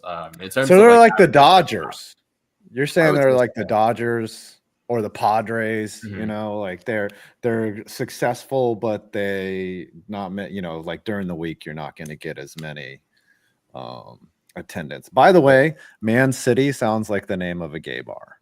I just want to put that out there. Just like, hey, what if you about Man guys wanna United go to then? Man United too. but Man City sounds like the happening gay bar. It's like, yo, we're heading over to Man City. We're gonna go troll some dudes. Tell I gotta ask a question. Will the US ever win a World Cup? In our state right now, God, no, not at all. I think I remember, like, the thing is, our grassroots, just because like we have like the whole like pay to play thing, it's always gonna like limit the amount of talent we can really bring in and like transform. And I don't know. It's hard to see because there isn't really like, you'll only see like our best young players go out to Europe. And it just seems like we're not taking advantage of like the academies we have. Obviously, the academies are also like just wringing as much money out of parents as possible. So it's just like, it's basically just like a money issue at the end of the day. I think like. So actually, I have a counter argument though, by the way, Salty.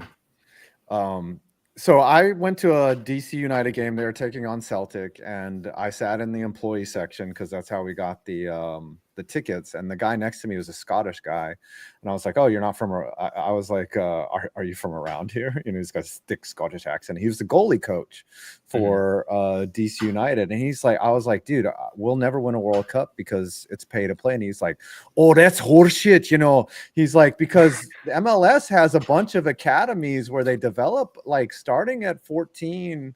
I think, and they pay for everything. And he's like, don't give me this argument about pay to play, you know. And I was like, well, that's something that not a lot of people know about, as the MLS is trying to develop a lot of talent, but I think we're like 50 to 75 years behind. Yeah, like it'll be a while until you see that really like pop off, because that, like, I think they're talking about like the MLS Next stuff. It just, I think it's kind of in its like early stages more than anything else.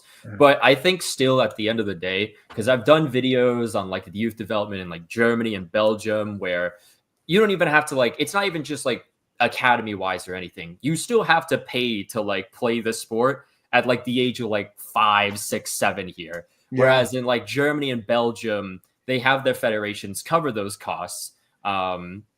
That way you can just have these guys, like these little kids who don't know if they actually want to play the sport or not, go into the sport, see what they think of it, you know, get some touches on the ball and stuff like that. And then if they want to continue, they can. And even then it's still like relatively on the cheap side, because again, the federation covers that.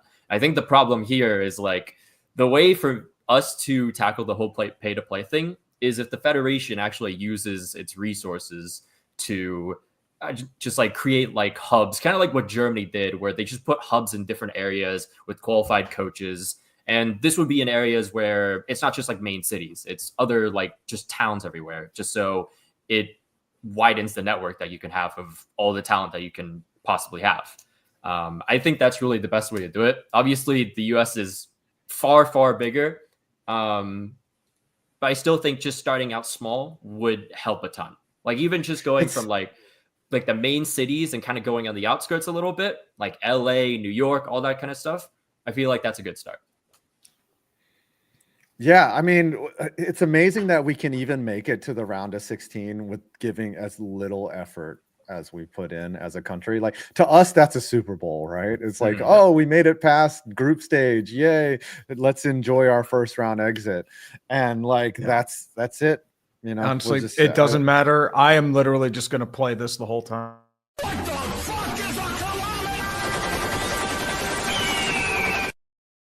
That's all I'm going to be doing. It doesn't matter.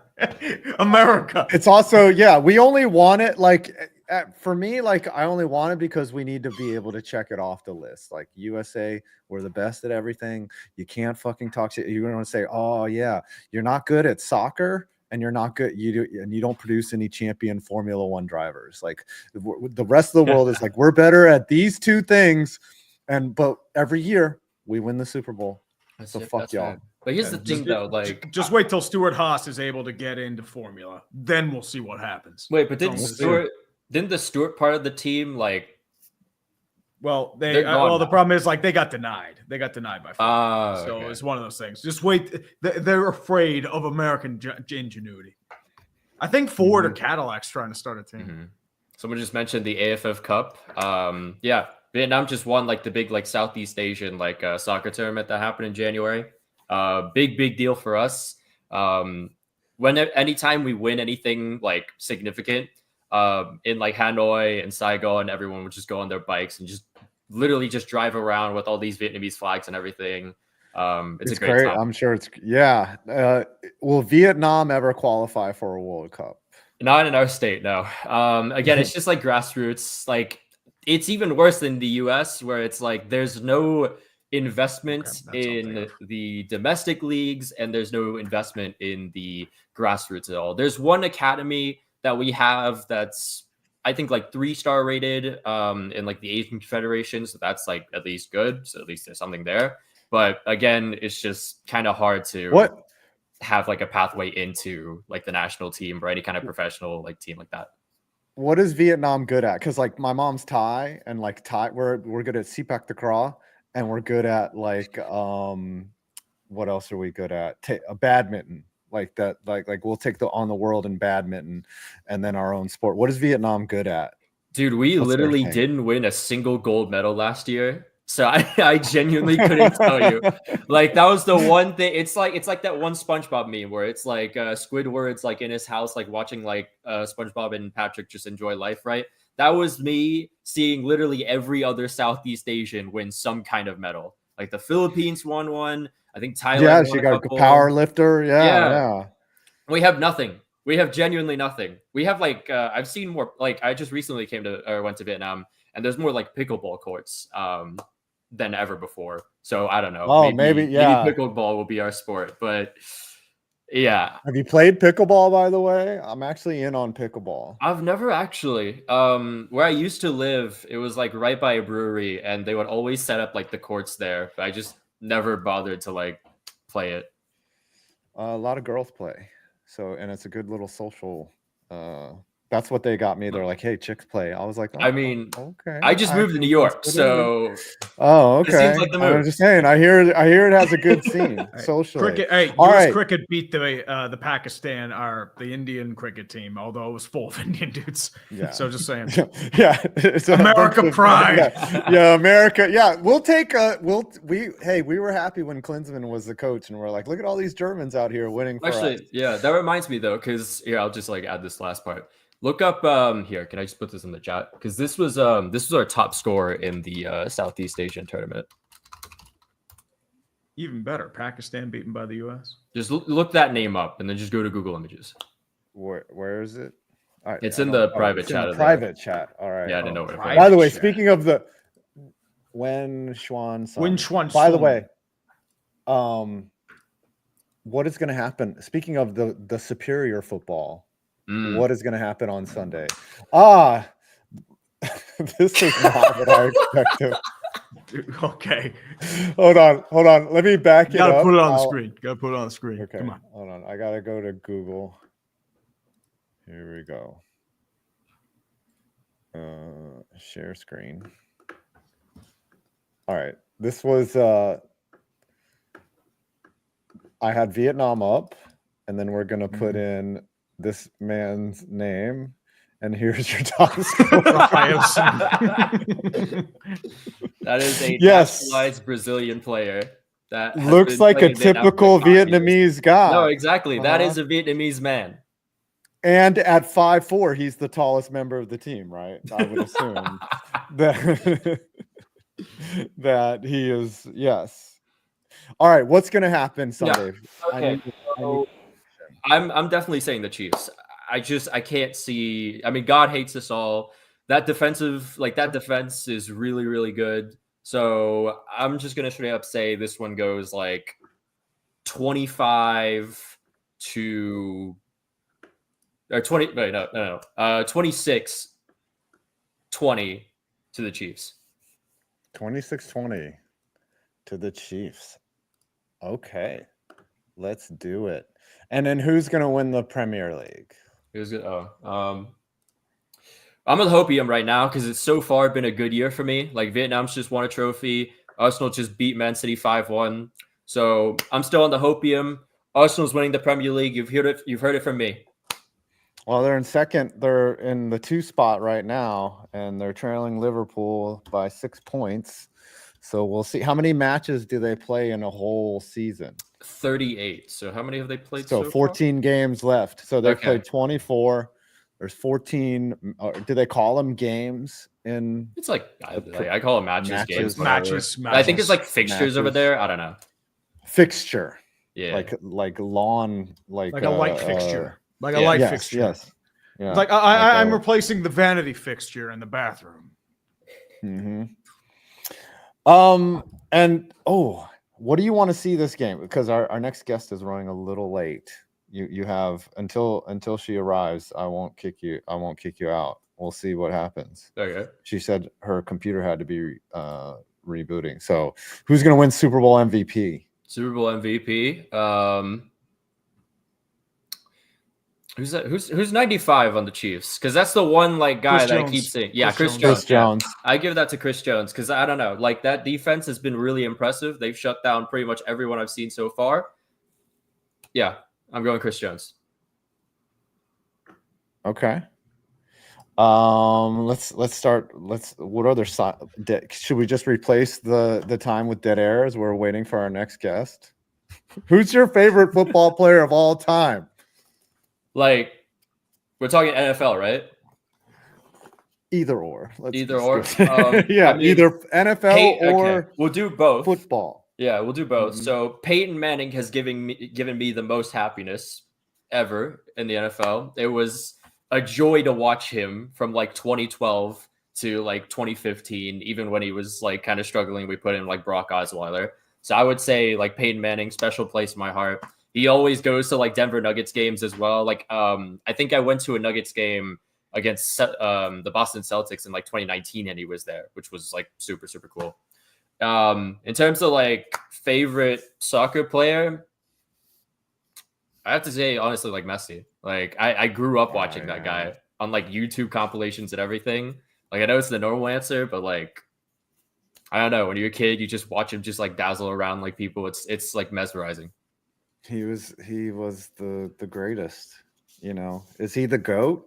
Are you I say he's the GOAT, but I don't care.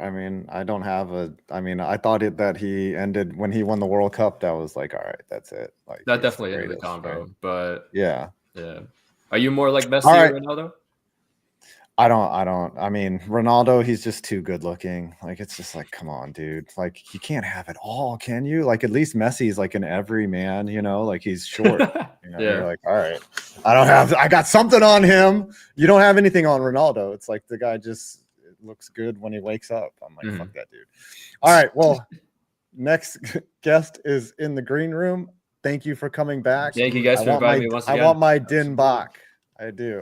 Oh, I love you. I'm still not forgiving Bustillos. I'm sorry. Fuck Bustillos. Yeah, I hope he enjoys North Korea. All right.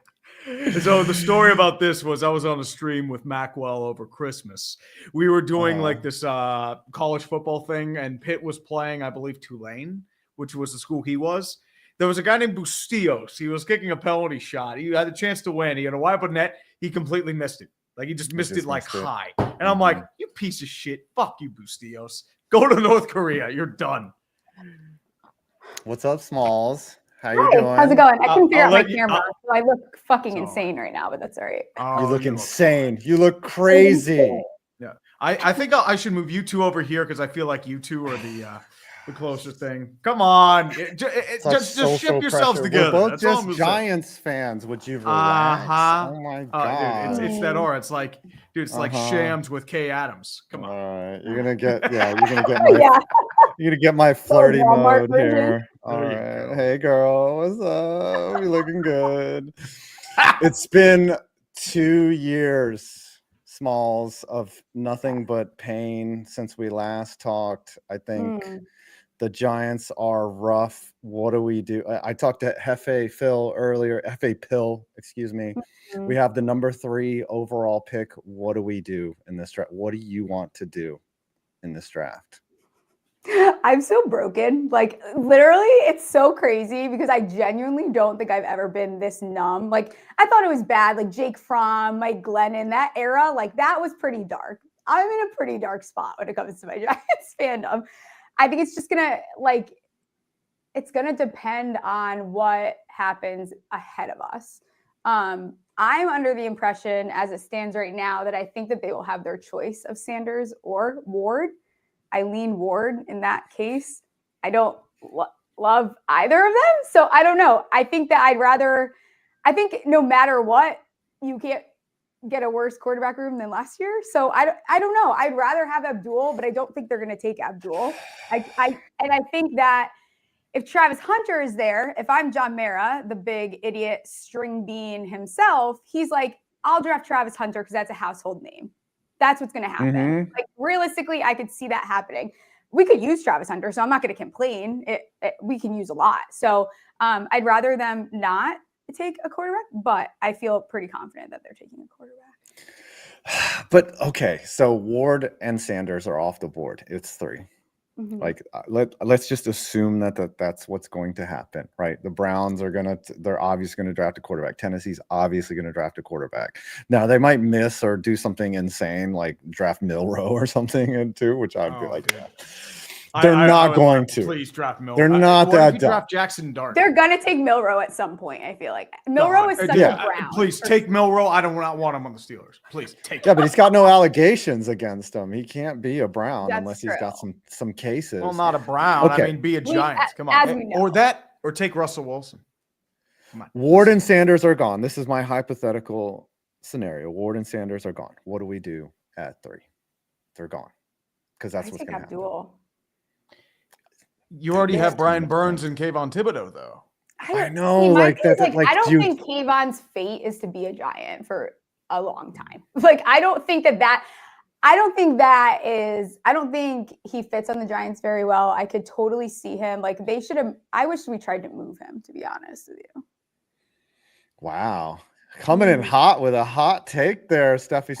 I see it, but like, yeah, we have Burns and Thibodeau. Burns was more effective when Thibodeau was out, right? Like, Burns only showed up so you're covered in that area. It seems like the defensive scheme that they run is just like send someone off the edge.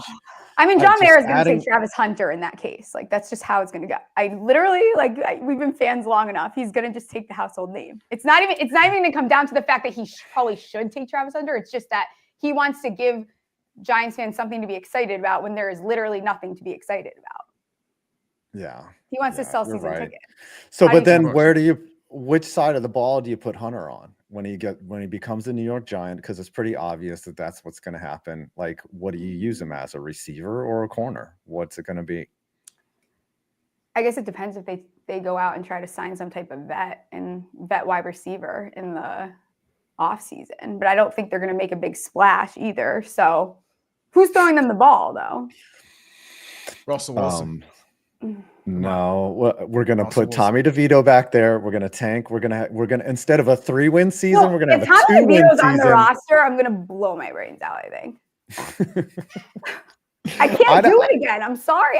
I'm so then who tired. Do you bring back Drew Lock? Like, I don't want Darnold. I don't want it's going to be Darnold or Russell Wilson. It won't be Darnold because I don't think we'll pay Darnold what I think a team will be stupid, and although we are stupid, but I don't think we're with Daniel Jones still like on the books. I don't think they're going to go out and pay Darnold. Like, you would just have to be actually like, that would be the most moronic thing ever. I could see Russ going to the Raiders to reunite with his coach is the thing. Gosh, you're right. Because Darnold, go ahead. See, I'm just hoping for Russell Wilson so I can laugh at this guy. Or you guys trade for Dak Prescott. No, Dak Prescott. We don't have Yes, 60 come million on. lying around for Come Dak on. Prescott. The thing is, No, Darnold we need has a rookie is such the a problem. point. So we need a band-aid right now. So That's Russell better. Wilson. We need a band-aid that can like keep because our team is very young. We need a band-aid to keep the young guys invested so that we can go and get the quarterback of the future. That's going to be that's a tall task, a tall ask there. The thing with Jameis Darnold Winston. is he has a point, right? Like whoever he sits down with the negotiating table at, he's gonna be like, look, these fucking idiots gave Daniel Jones 160 million. You guys better give me at least something. I just had a 14-win season or whatever. You better give me something close to that. And that you can't beat that logic. If another team gave Daniel Jones that kind of money, you got to give it to Sam Darnold, even though he just, he's only coming off one good year, but he looked good right up until that playoff game. He looked good. Yeah, he did. But I think a lot of that came from Kevin O'Connell. I think it had nothing to do with Darnold is the thing. I wonder about the Vikings next year because JJ McCarthy might not be ready to run that. I mean, they were fully prepared to go with him. If Darnold, if he didn't get hurt, I think McCarthy was day one starter. Yeah, I would have thought. But agree with not Kirk Cousins. Kirk Cousins couldn't make it on the Falcons. But he's all a right. So stopgap. what else? He's a band-aid. What else? I mean, do once we- he gets cut. Once he gets cut. What else do we need besides quarterback and everything else? We literally need quite literally everything is the problem. Like that's the issue. And I don't know, Joe Sheen better have a draft like he did last year and not like the other drafts because those drafts were horrendous. So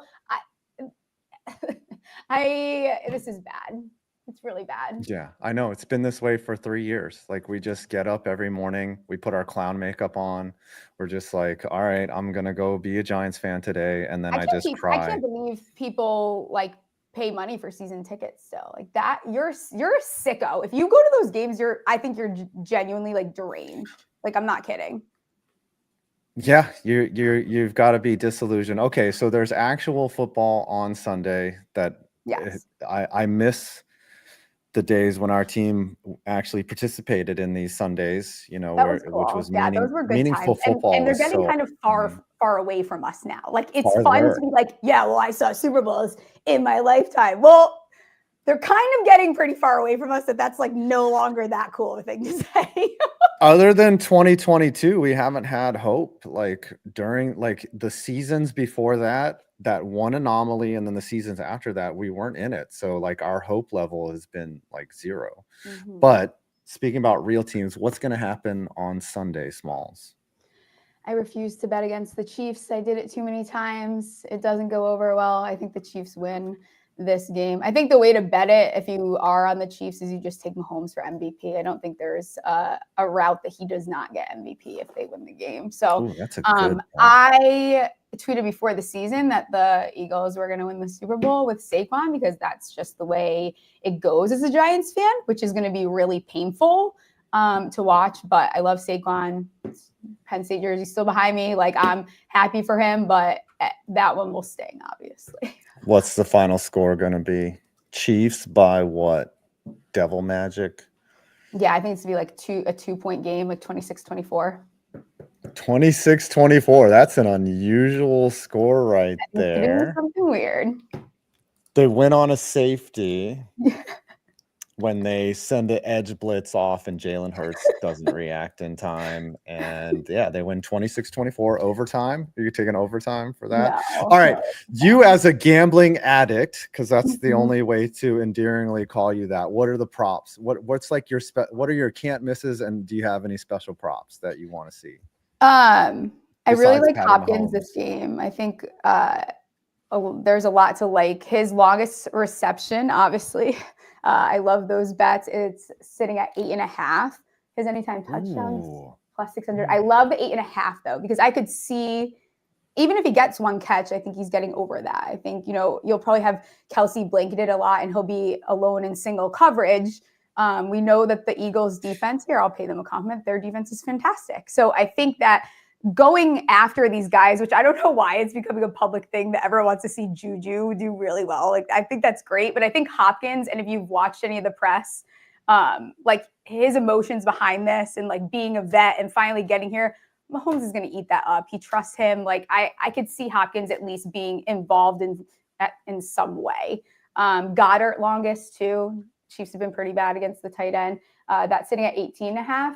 That's another bet where the public is all over his yards. I just would rather play the longest. I know he's going to be involved. I know the catch is going to go over. I just don't want to get cute with the yards because, again, another really popular public bet. So that's the way I'm playing Goddard, at least. Got you. I love betting against longest reception. Anytime I see it like 23 on the X option, I'm like under, give it to me.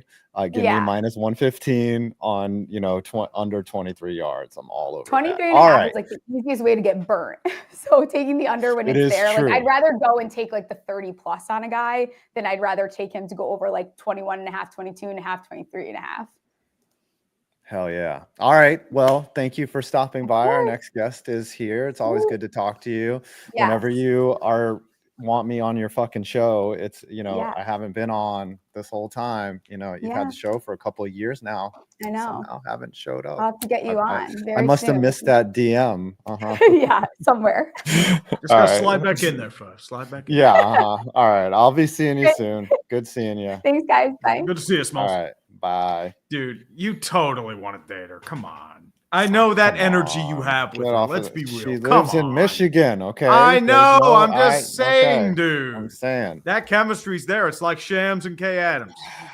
That tension's there, dude. Can we talk about football here? Yeah, we're talking football. We're trying to talk football. Yeah. Jeez. You're just See, jealous. even Caleb's like, dude, as I said, I don't want to interrupt them when they're having a little moment. That's the key. Speaking of moments, I know. Jaguar HE9. Hey, yo. Master of football himself. How you doing, brother? How's it going, guys? Appreciate you having me on. The lawyer, my favorite resource for all things weird and related to the law, and also a fellow gambling addict. We are.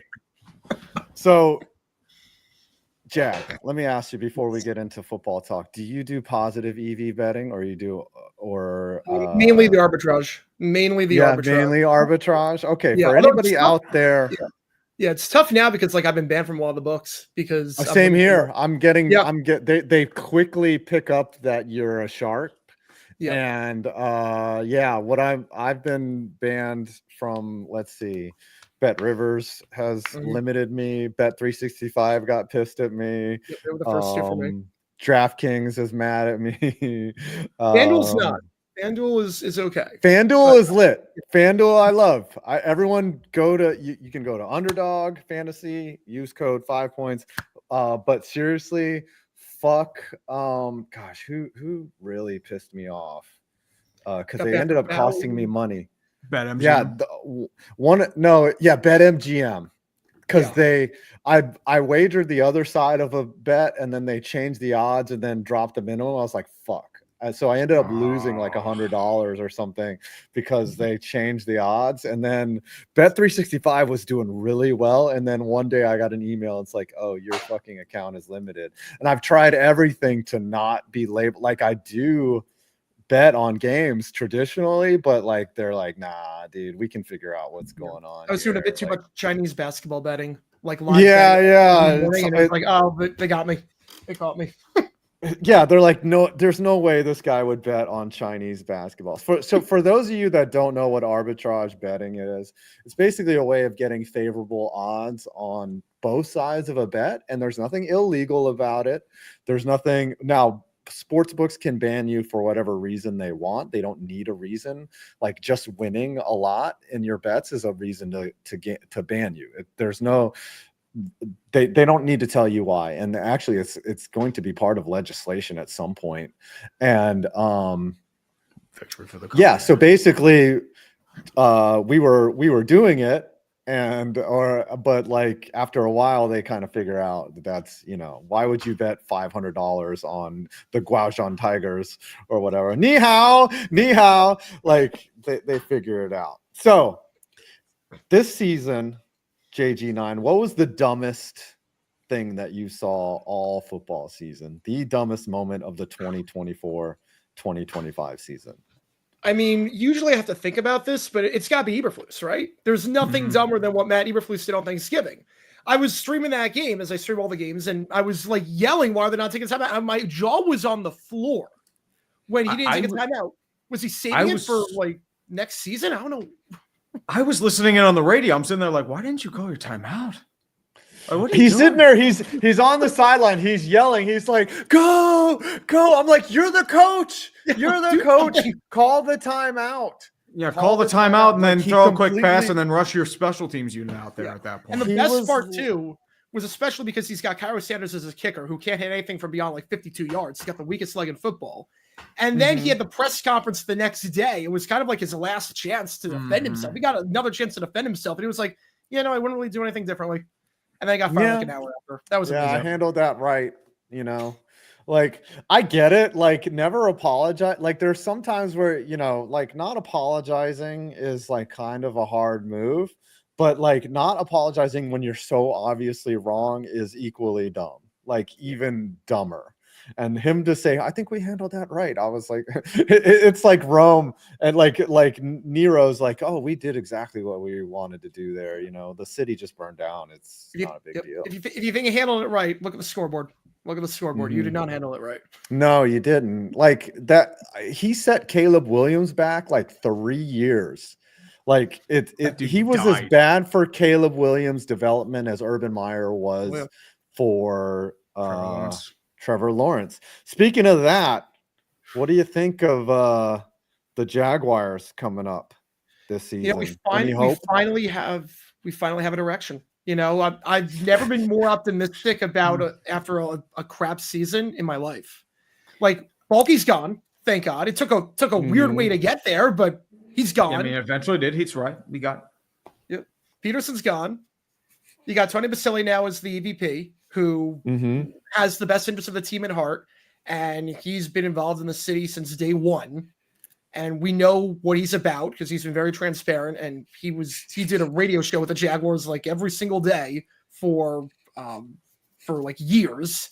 So we know what he's about. We know what he's going to do. I love the Lee Income hire. He was my 1A and 1B alongside Ben Johnson. I like the staff he's building right now. Even if I think Waldron Rivera could be on the staff, which I'm not crazy about, but I like most of the staff he's building. And it seems like we have some sense of direction that we're finally acting like a football team and not just being held hostage by Bulky and Shah Khan who knows nothing about football. It seems like it's going to be just Shah Khan letting Tony Baselli basically be his right-hand man and be like, okay, you handle all the football stuff. I'll give you the money. You handle the football stuff. I'll stay out of the way. It seems like it's going to work out. I'm usually very pessimistic about the Jaguars. I am actually, we have a fresh start for the first time since 2013. So I'm looking forward to it. What did you think of Liam Cohen's introductory presser? The Duval needs some work. That was the worst I've ever seen. Not work. You should just, there's no work. Like that is like, you have to cancel that. It's like, Duval. It was bad. He didn't even do it right. It's supposed to be Duval. Yeah. The funny part too is that he did it he introduced himself to the rest of the staff earlier in the day. And that was a fine Duval. That was good. He nailed it. Duval. That clip will never get old. That clip will never get old. But he did it with the staff earlier in the day, and it was good. And I don't know what happened at the press conference, but that's what he tried to ad lib. He tried to get cute, is what happened, and then he was that's going to be the new not satisfied with 1-0. That's what that's going to be. If he does not do well, that is going to be meme to death. That moment right there. He'll be meme to death even if he does well. That'll be like the true show.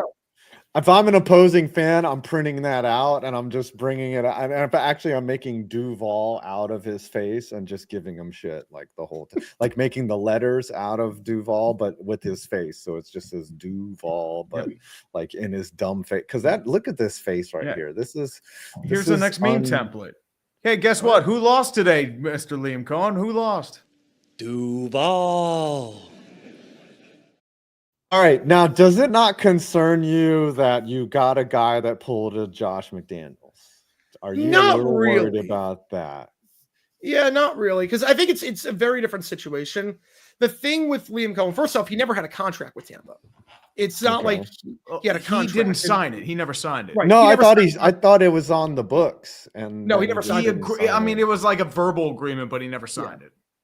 And the other thing too is that he wouldn't get the money from Tampa if he let people know that he was taking the job in Jacksonville. So he had to do it in secret. And the other thing too is that there was a tangible change in the employment situation there, and that was that Trent Baalke got fired. So he wanted to go to Jacksonville, didn't work out because Baalke was there, and then Jeff calls up and says, "Hey, we got rid of Baalke. Like it's different." So do you think Baalke was the I don't think Cohen leveraged. How am I trying to say this? Do you think that they fired Baalke because of Cohen saying I can't work with him, or they were just like, oh man, Baalke cost us Cohen? That's what I'm trying to say. Yeah. Well, because the thing was that Baalke survived in 22. Remember in 22, after we fired Urban Meyer in the 21 season, we were the first team to hire, or the first team to fire, the last team to hire, because we wanted Byron Leftwich, and he said I can't work with Baalke. So we had to go back to Doug Peterson, who we interviewed in like the first week of December, and we didn't interview until 50 days later, the second time around. He was never the first choice. So I think Khan loved Trent Baalke, but then realized after Liam Cohen turned down Jacksonville and realized that their number one guy, because they were infatuated by Cohen, and they thought he was going to be set to come to Jacksonville. And I think after all that happened, I think Khan realized, oh crap, everyone was right when saying we can't get a job because we have Baalke. We're not going to get the guy we want. So I think that's part of what did it. Shah Khan's usually one of those guys. He's a great owner in the sense that he will give you way too long of a leash. So there's some owners that are very trigger happy. Khan is a great one to work for because as long as you don't tick him off, you will get like 3 years longer than you should. Yeah, look at Trent Baalke. Like as long as you don't like grind on someone else that's not your wife and assault a player, you will get basically a half a decade to do whatever you want. And even Urban lasted too long. He should have been fired after that moment. Yeah, he should have been fired in the preseason. They were like, this guy's a fucking Well, what happened was like he said the quiet part out loud about the vaccination. I'm like, what is this guy doing? Yeah. Just be quiet, bro. The red flag, the first red flag with Urban, besides like everything, was when he hired the strength coach and then strength coach, Zach Smith. And then publicly pining for Kadarius Toney. That was another one. Yep. All right, give me a Super Bowl score. Our next guest is on. Sorry, I know we could talk for a while. JG. Oh yeah. So my rule of thumb is I'm not betting against the Chiefs until they give me a reason to, and the Chiefs have given me no reason to bet against them yet. I think it's gonna be a good game. I hope it's gonna be a good game. I'm looking forward to the Kendrick Lamar greatest funeral of all time for Drake, but give me the Chiefs 26-20. Or 30-24. 30-24. 30-24. Okay. I thought you were 26 was the last one. So I was like, oh yeah. Yeah. All right. Where can we find you, by the way, Jack? So I'm at JaguarGator9 NFL on Twitter, official JaguarGator9 on YouTube. And on top of that, I go live every single day. So I post a video every day about NFL history, weird and wacky stuff you haven't seen before. So like the last video that came out was a Super Bowl 34 video where the Nashville radio station decided that a good idea to give away Super Bowl tickets was to give 2 tickets to a cop and have people try and find the cop. You can probably see the problems with that in about 5 seconds. Basically, people were committing crimes to try and find the ticket to get the cop closer. But it was well thought out. But I post every day, and I also stream every day. I do college basketball streams. I do college football, UFL season when that starts. So official JaguarGator9 on YouTube, and we also play GeoGuessr every Wednesday night. So, dude, I love your channel because anytime I need a very specific film of some really odd moment, I'm like, Jags got it. I know he found this. The only thing you didn't have a 50 flip for me, so I was looking for that, and I was like, no, that was tough. That was one of my toughest videos to find actual footage of a 50 flip, but. Thanks for coming on. Love you, man, and we'll talk soon. Sounds good. Last thing before you go. One last shout, my man. Duval, let's go, baby. Let's go. So bad. Dude, it's awkward white boy moment. It's beautiful. That's so beautiful. That's how you live life every day, Tree. Hey, don't embrace the awkward white boy life. Come on, man. We are gonna rise up someday, and we are going to be awkward as hell. This man is saying that the awkward white guys are gonna. You've been running the world for the past fucking 250 years. Well, they weren't awkward white boys; they were just white boys. Yeah, there's just white boys. There, Elon Musk, awkward white boy. Let's go. Yeah, I'm saying the dude runs the fucking world right now. Fucking, he's got his own office in the White House. The fuck, Tubfrog. What's up? What's up? What's up? Still with the Tom Brady. Yeah, I'm trying to figure out how to get him in the frame. Looks like it's got there we extra go. tape. There we looks go. like more tape is on it since the last. Oh yeah, time there's been layers upon layers. There's a it couple. just keeps going. There you go. He's just staring into my soul back there. That's the point. Yeah. Yeah. What's up, man? How have you been, dude? It's been about a year since we talked. Yeah, Things have been something like popping that. off. We did a collab. I think Eli Manning. Yeah, might that was a go fun into one. the Hall of Fame. This year's Hall of Fame class: Eli Manning, Luke Kuechly, and who else is a first time ballot? I there's can't a third. remember. I think there's some older dudes in there. I know there's It's a Patriots player. I don't remember. Off the top of my head. Hold on, let me look. I know. I'm Yeah, trying to the figure Eli out. video was Antonio fun. Gates will probably make it. It's his Yeah, second that's year. it. Gates. Gates. No, Gates is and year two. It's not year one, but close enough. I'm surprised that Darren Woodson isn't in. I'm just shocked by that. Like, he was good for a long time. Steve Smith and Reggie Wayne are both nominees in there. Yeah. And then you've got Jared Allen's going to get in for sure. Kuechly's going to get in. Vinatieri's going to get in. Suggs will get in eventually. Yeah, Antonio Gates. Torrey Holt, that's a tough one. Yeah, Torrey Holt was good for a long time. Is Isaac Bruce in? Yeah, he is. Yeah. Okay. If Bruce gets in, Holt's getting in. Yeah, I think he deserves to be in for sure. Because I just did a whole Yeah. Rams video too. I already thought he was like really deserving, and now I mean he played for so long too. He was He's so got the good counting for stats, so he's got the long. peak. Yeah, we're still waiting on the February 6th. That's when the actual nominees come in. And whomever NC the veteran, State so. legend Torrey Holt. Also, I heard he liked the alcohol, according to my friend that played with him. He said Torrey Holt would get hammered in college. I don't know if he did, if he changed after that, but that's I heard Honestly, that he liked his drink. All I remember about Torrey Holt is like when he was in Jacksonville, he had these really fucked up fingers from all the dislocations. And it's just he didn't heal it because he'd still have to be broken again. He'd just be surgery. And that's what I remember From getting most. thrown rockets by fucking Kurt Warner. Mm-hmm. I think Smith Sr. will get in for sure. The real question is if Eli Manning gets in on the first ballot. He shouldn't. Because he shouldn't. No, he shouldn't. Giants Because fans are it's gonna naming go- rings. That's why. Giants fans are going to riot. I mean, like that's dude, the like, only Fred thing we Taylor have should going make for it, us. man. Fred Taylor should be in for sure. Uche's Like, former I'd have teammate. Willie Anderson in over Eli Manning. Let's be real here. Fuck you, dude. Dude, Willie Anderson was when does- really good. Don't give me that shit. I'm just saying, when does Big Ben? Is he a first balloter? No, next year. Okay, next. But I mean, I'm next just year saying. he's the first ballot. But Oh no! You're saying he they'll- gets in first ballot? Maybe. You're But gonna the put in question Ben is, Roethlisberger? oh yeah, Ben's a lot better than Eli. Come on, dude. Same number of Super Bowl rings, more Pro Bowls, more MVP caliber years. Come on, let's be real here. I mean, prime Big Ben in like the mid to late 2000s, he had more talent in his pinky than Eli Manning did. Let's be real. Bullshit. How many times? How many? Dude was the prototype Josh Allen. What do you want? Ben, wait. You're comparing Ben Roethlisberger to Josh Allen right Look now. at You're fucking really doing tape. this. I'm dead serious. He was Josh Ben- Allen. Okay, was Ben as fast as Josh Allen? He had elusiveness in the pocket. That was his greatest strength. Elusiveness. Was he as fast as Josh Allen?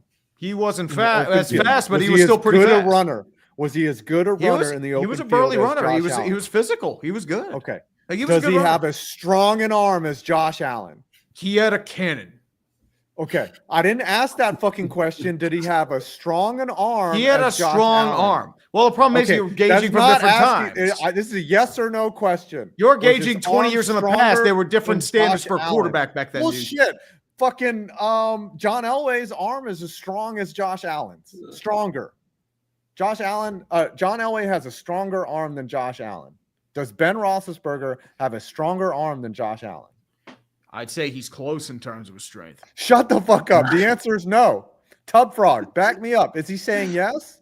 Is he saying yes? I mean, I'd see the similarities, but yeah, I mean, they're Josh Allen's like plus like 5. In terms of athletic talent, yes. But like in terms of like, So look at his you're older, over not here. his like tape from the mid 2010s. I'm looking for his tape when he was a younger player. for sure. I'll give you There's this. similarities. I'll give you this on Roethlisberger over Allen. Roethlisberger had more like off scriptness or He backyard was elusive in the pocket. footballness. That was his creativeness. Yes. Like he was elusive in Okay. the pocket. That's what He created his also- specialty. Yes, and he also won the big one twice, which Allen's yet to do. Script's not over yet on Allen, but I would say at this point in his career, Roethlisberger accomplished more than Allen. But to say that he was more talented than Allen is ludicrous. That is fucking Pittsburgh hopium. Well, that's the thing. I right called him a from prototype fucking for a jump. reason. Like he was Josh Allen before Josh Allen. All right. I'm not saying I don't think Big Ben's a first round. What do you think, Tub? Do you think Big Ben is a first ballot Hall of Famer? Yeah, I do. Yeah. Oh, I mean, okay. Thank you. he. Once And I again, say this is a guy who You're hates off Ben the show. ridiculous as a person. He's You're got off the the Super show. Bowl. Yeah. Uh-huh. Over Eli for sure. I But, don't really Over Eli. Oh, okay. Did Yeah, I Big Ben? agree. What was Big Ben's highest season passing yards? Because Eli Manning in 2011 was elite. He was a top. Oh, he was three- elite, dude. He threw Was for Big over Ben ever 5,000 a yards top- a couple times. Yes. Was Big Ben ever a top 3 quarterback in the league at the time that he was a court? Because there was Peyton, Brady, and Big Ben in the top 3. And 2005, Breeze Big Ben was during pretty that good. time. 2004, Big Ben was pretty good. I'm Actually, making you this know what? shit up. Let's look No. up these stats, dude. Mm-hmm. Really I mean, getting into it. 2018, Sorry, Tub. he had the most passing You yards. stepped but in the let's be real wrong here. time, Tub. Like, Tub's not Actually, you know, said anything. I'm all Tell you for what, this. Tub, All let's for talk about your Raiders for a second. How are you feeling about Pete Carroll getting hired as your head coach? Dude, All right. I don't know. I mean, Because I know you were on the Ben Johnson train. yeah, oh yeah, for sure. I mean, in like at worst, I'm gonna have the best coach I've ever seen in my lifetime as a conscious human being, so that's good. But he's an elderly, decrepit man, so he's not gonna be coaching this team in like 3 years, even if all goes like well. Who knows? There could just be like a health concern or something. But I'm hoping that he can build some culture, and then maybe someone can come in a few years and keep this good culture going. All right. So it'll be 2014, he was elite. 2014, Ben was elite. I'll give you that. Yeah. Did they win a Super Bowl that year, though? No, but they won it here, and they won it here. Okay. Well, I mean, he had rough stats in those years, but still. Okay, the years that well, they I won don't the count this Super one because Bowl- they never ran the ball that year. But Okay. The Still. years that they won the Super Bowl, was he the best player on the team? no, he didn't do well in the playoffs. But let me counter this. You talk about your David Tyree catch. He had a dynamic drive for the final drive against Arizona. I will Past give him San that. Antonio Holmes. Yeah. Big run. Yeah, that was clutch. That was clutch. All right, you convinced me. He's a first round Hall of Famer, but he's not decidedly better than Eli Manning. He's not decidedly better. I would say Eli Manning's football intelligence was smarter than Ben Roethlisberger. Roethlisberger is like, me big, me hit people. You know, me big man with big arm. I take pain. Eli was like, let me examine this defense real quick. Okay, that guy's going to move. He derped around the whole time. What are you talking about? He threw more picks in the league. Come on, man. Like, I'm we're just here saying. talking about Tubfrog, and we're arguing about Eli versus Big Ben. Jesus Lord. Okay, fuck you. I'm having a good time. This is, Yeah. this is what I grew up on. We've got beef, motherfuckers! That's pretty much the All right.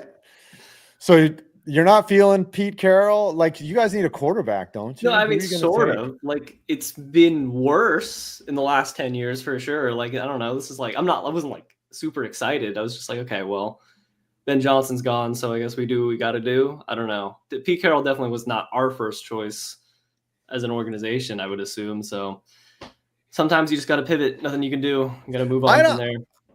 I don't dislike that hire. Like, I mean, think I'm also that, worried he was falling out of favor in Seattle in his last couple of years. People wanted him gone as a head coach. Obviously, he's still a brilliant football mind, and yeah, I want culture. If we can get culture out of this entire Pete Carroll thing and not piss off Max Crosby for the 6th straight coach, that would be ideal. So yeah, but he's a player's guy. You know, Pete is the ultimate Yeah. player's guy. You Yeah. know? The problem with that coaching hire is like you're only getting 2 years out of him. Like Exactly. he's gonna either retire or get fired after 2 years, and then who do Yeah. you get after that? It doesn't seem like Mark Davis. If I'm a Raiders fan, I'm not that confident in whatever is going on for sure. Never have been. Now, Never how will. much does it hurt to watch the Chiefs go to their 3rd straight Super Bowl and possibly win it? And who are you rooting for on Sunday? Okay. Look, I think I said this last year and everyone was shocked, but if you're a Raider, especially from the Bay Area, there is a lot more hatred to another team than the Chiefs. The Chiefs have done a lot of good for me, okay? I have nothing, and it's like, I don't know, you can't even like have like a rivalry when they've done nothing but beat you down for the last 15 years. So I don't know. I was rooting for the Chiefs sort of for some of the playoffs just because I think it's funny. Everyone just loses their shit when the Chiefs win. But I don't know. I'm not really like rooting for a team. I just want a fun game. It'll be cool. You But want a close game. I do think the Chiefs are going to win. And Okay. I don't have any hatred towards the Chiefs now. What's the final score? I think, what did I say, 27-24 or something? I don't know. I think 27-24. there's just more people I trust on the Chiefs. Like, I don't know. I could totally see like Jake Elliott missing like a 47-yard field goal, and that just changes the whole game. Oh, there's going to be at least 2 missed field goals. If I could, if that was a prop bet, I would take that. If the over is 1.5 on missed field goals, Butker's going to miss one just because, you know, every woman in the stands is going to be screaming, you know, at him. And then, right. And then Jake Elliott's going to miss one just because he's Jake fucking Elliott. And, you know, he's had a shaky year for sure. Kickers in general have had a shaky year. Unless Chris Boswell, he's magically stole their power. Yeah. Chris Boswell, he used the Infinity Stones and had himself a year. All right, so you're saying 37-24. Where can we find you? We didn't let you talk at all. Like we just started arguing. We hijacked you. I'm so sorry. Dude. I have to defend the quarterback I can't stand to this guy because it'll be a cold day in hell before I respect Eli over Ben. No, we had a fun time making the Eli videos. It was good hearing your input. You know, people battling in the comments, always interesting to look at. Name and rings. That's why he's getting in the hall. Do we have a link for Tubfrog here? Can we get one in the chat, boys? I'm trying to think so that we there's can. One I threw in there. Let me see if I can look this up here because it's just like looking at the poster with Uche. Here, I'll put it in. Here we go. Irvin put it up.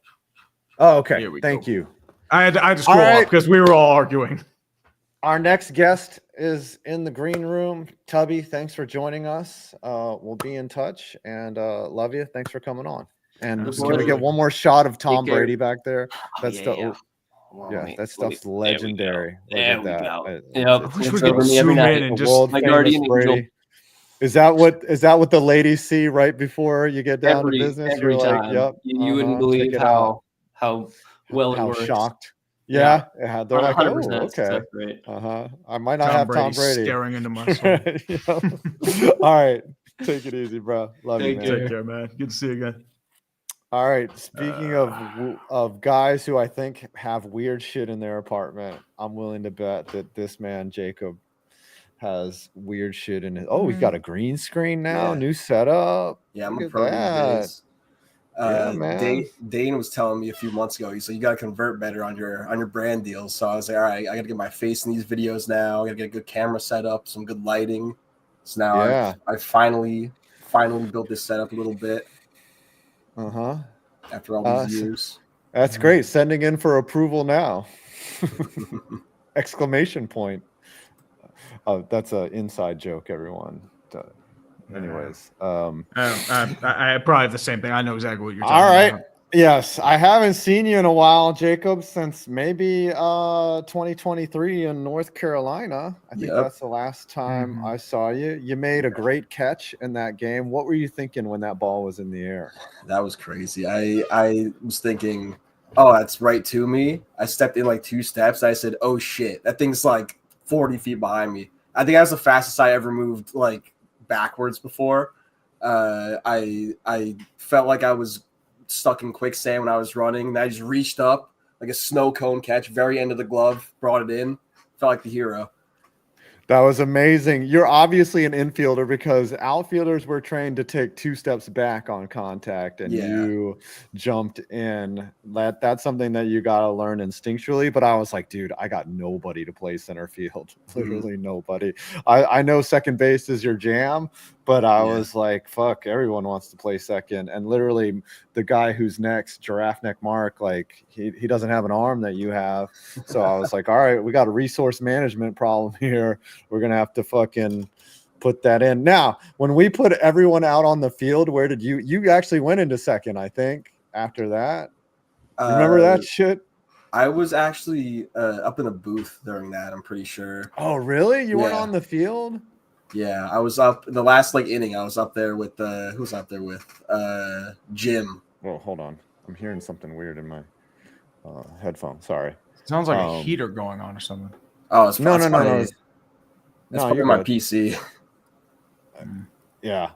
So when we took the field, you were up in the booth when that happened. Yeah. What did that look like? Because that was so fun to do. So it was y'all so in the funny. audience, if you don't know, I think it was like the 6th inning or something, instead of 9 of us out in the field, all 20 of us went out into the field to play, and we still got scored on. It happened in Portland too. It's just like they randomly went into like every single thing where there wasn't a fielder. It was the worst part. Yes. So what did that look like in the booth? Yeah, having the bird's eye for that was kind of crazy. It was like a bunch of little ants scurrying out into the field and trying to cover up as much ground as possible.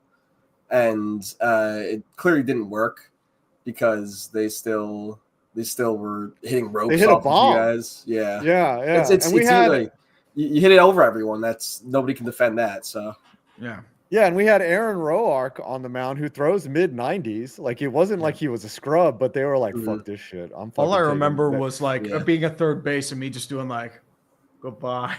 Goodbye, baseball. Remember in the first inning, Eric Sim throws the first pitch of the game. And he just smacks it down. Yeah. And then Jeremy pretended to jump. Jeremy, Swingman, tried to jump to catch it, and it was 40 feet over the fence. Gotta try, dude. All right, I got a flex thing. on you. Yeah, I got a flex on you. What do you think about Juan Soto?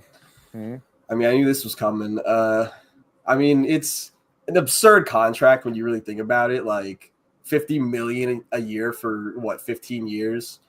I don't think he's technically gonna be worth that, but I don't think that matters. I think it was more of a power play. Like, we run this league now, and good for Uncle Stevie for actually going out and making a quality move. Like, we heard all this talk for years about, oh, Uncle Stevie's going to spend. And the big contracts he gave out were to the old pitchers. And he finally comes to the table here and shows up and gives the biggest contract in sports history by a lot to one of the most exciting players in baseball. So it's really good for the sport too. I think that that Subway Series, when Soto comes back to the Bronx in May, I believe, that's going to be one of the most watched games.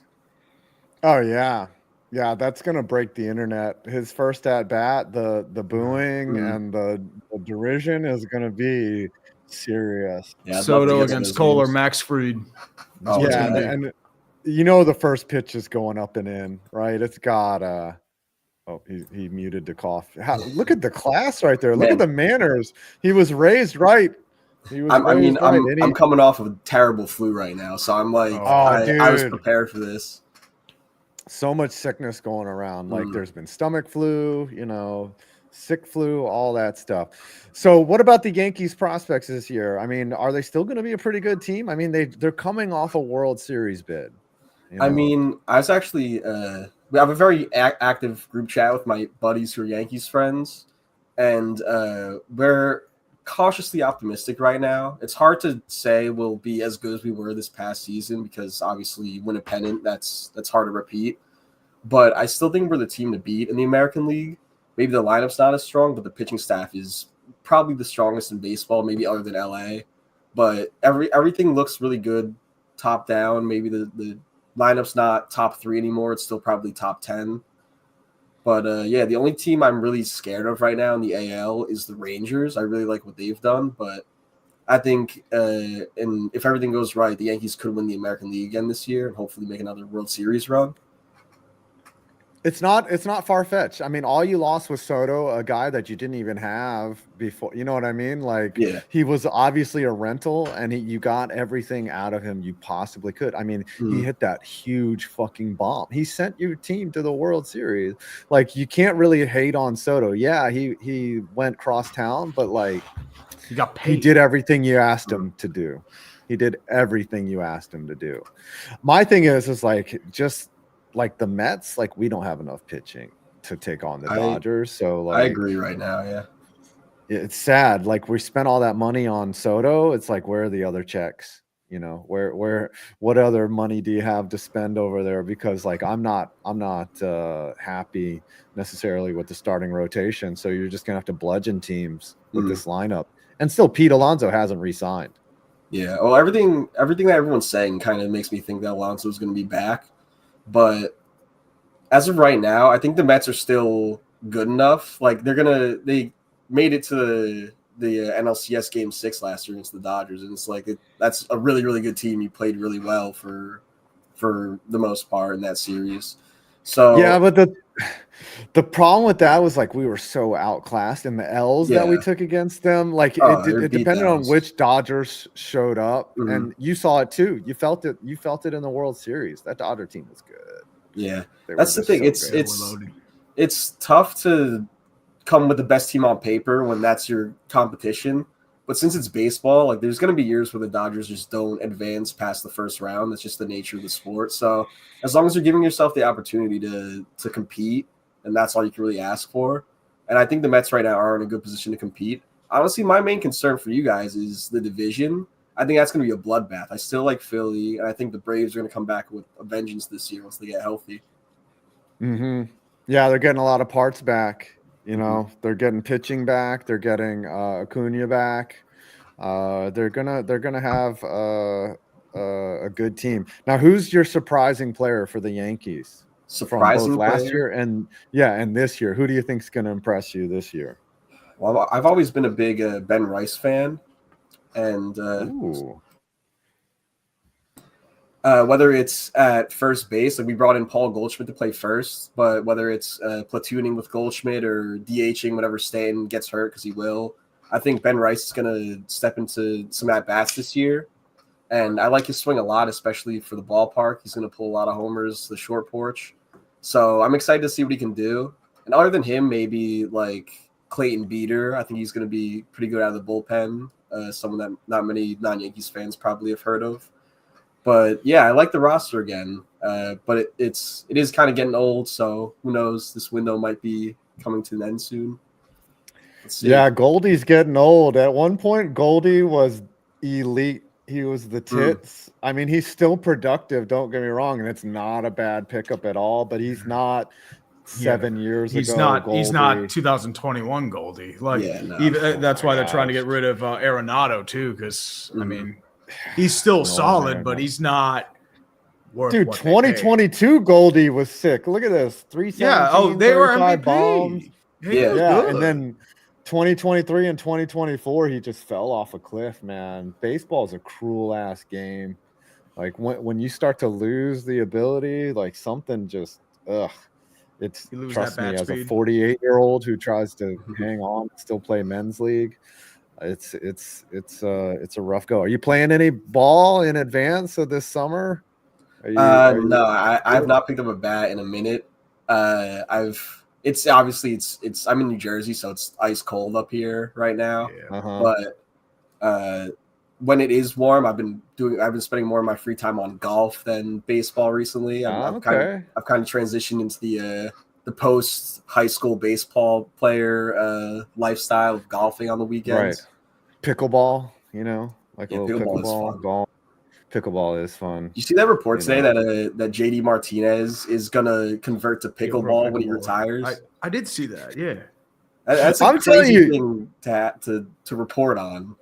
I'm telling y'all, young men, you're sleeping on pickleball. Like I went to the pickleball courts. There were chicks there. There's a good Yes. vibe. That's a Everyone's good having take right fun. there. Like yeah, like there. It's not like something that is like billiards or frisbee golf or some shit. Like pickleball is a fun social scene with like a lot of interaction too, because you kind of have to talk to everyone that you're like if you partner up with a girl or something like that, and like yeah, it's a fun scene.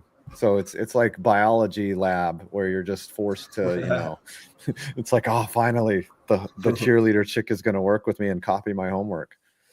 Yeah, it's a fun. All time. right, Super Bowl prediction time, Jacob. What do All we right, got? so I'm a Giants fan, and it's made me it's made me pretty sick, if you ask me. Feel sorry for that you.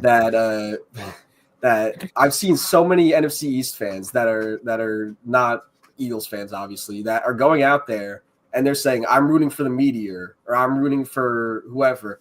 You have to root for the Chiefs. If you're a Giants fan, you root for the Chiefs. It's that simple. If you're a human being, you have to root for the Chiefs because fuck the Eagles. That's all. Yeah, exactly. I agree with that 100%. So I'm rooting for the Chiefs. I'm pulling for them as hard as I've ever have. I have them winning 21-18 in this game. I have Jake Elliott missing a game-time field goal at the end because he's been very shaky this year, and that'll bring me a lot of joy if that happens. So That would be even better. Actually, missing a field goal when you had the opportunity to tie it up, that would be very painful. Yeah. You know, I don't root for anyone to fail like that, but like I just that would be sweet. You know. So, all right. Other than that, where can we find you on socials and let everyone know what kind of content you make? You find me at youtube.com/ndthat'sbaseball or twitter.com/ndthat'sbb. I make like video essay style content on baseball, and I've been streaming. I actually did my first live stream on the channel a couple of weeks ago. I'm going to be streaming a lot this year, doing a lot of JG9 type, watching games along with my fans and stuff like that. Doing some tier list stuff like that. So check out the channel, check out the Twitter, and thanks for having me on, guys. Absolutely. Hey, no Good to see you problem. again, Thanks brother. for coming Good to see in. you. Enjoy the New Jersey weather. Oh, God. I was right about Daniel It's actually Jones. been nice lately. Hold on. You were right. Fuck you. Come on, at the end you. here, you don't have to bring that up. Oh, sorry. Hey, you were the one talking about Danny Derps and that smoke last time we met. I have to do my victory lap. I'm sorry. All right, that's I'm fair. sorry, brother. I Love hate you, but I'm sorry. I hate That's you. fair. Too. All right. Speaking of guys who are Mets, we go from one Yankees fan to a lovable Met fan. Another, Lovable? Well, I don't know if I'd say melon lovable. head. Yeah. Lovable? Yeah, Fine, a tolerable Met fan. Let's think about this. I don't know about tolerable. Mets either. fan, lovable. They don't combine. I'm sorry. Yeah, we're pathetic. Pathetic is the word that you would use to describe a Mets fan. Honestly, right? all we look Worthy forward of- to, Mets fans, is worthy this. This is what we look forward to. That right there. Didn't happen this past year. We didn't get that this year. Well, we did, Yeah, I guess, we at the did. beginning. Look. We got like the first 2 months. Back You got that in Mets May, fan, but in yeah, May. We then were it was 2 all- games away from the World Series. Okay, 2 games away. We were outclassed by the Dodgers, but They're better. we made it far. We were 1 strike away from that magical run ending, and then Pete Alonso steps up to the plate, reads one of who is it? Dylan Cease? Who was pitching? Devin Williams. Devin Williams. Current New York reads. Yankee. Yes, reads Devin Williams, tips his pitch on a changeup, puts it over the right field. Where were you, Mark, when that happened? I was at a bar in Manhattan. The 7 Line was doing a watch party somewhere in Midtown. So I went for that game there because I was like, you know what? The bar we were at the night before didn't work. It's time to change it up. The 7 Line asked me to come out, so I did. And I was losing my mind. I lost my voice instantly, hugging people. I think I gave someone a kiss. Like I was just like, who's around? I'm so excited.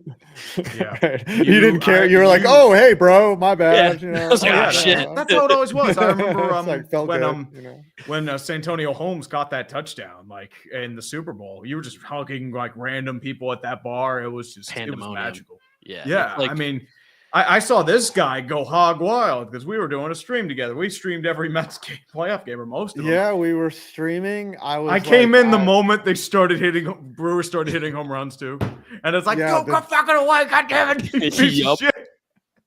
The doom and gloom was so strong, and then when he comes up and hits that ball, like it was like euphoria personified. Like I was like, this is Met baseball. Like this is how they do us.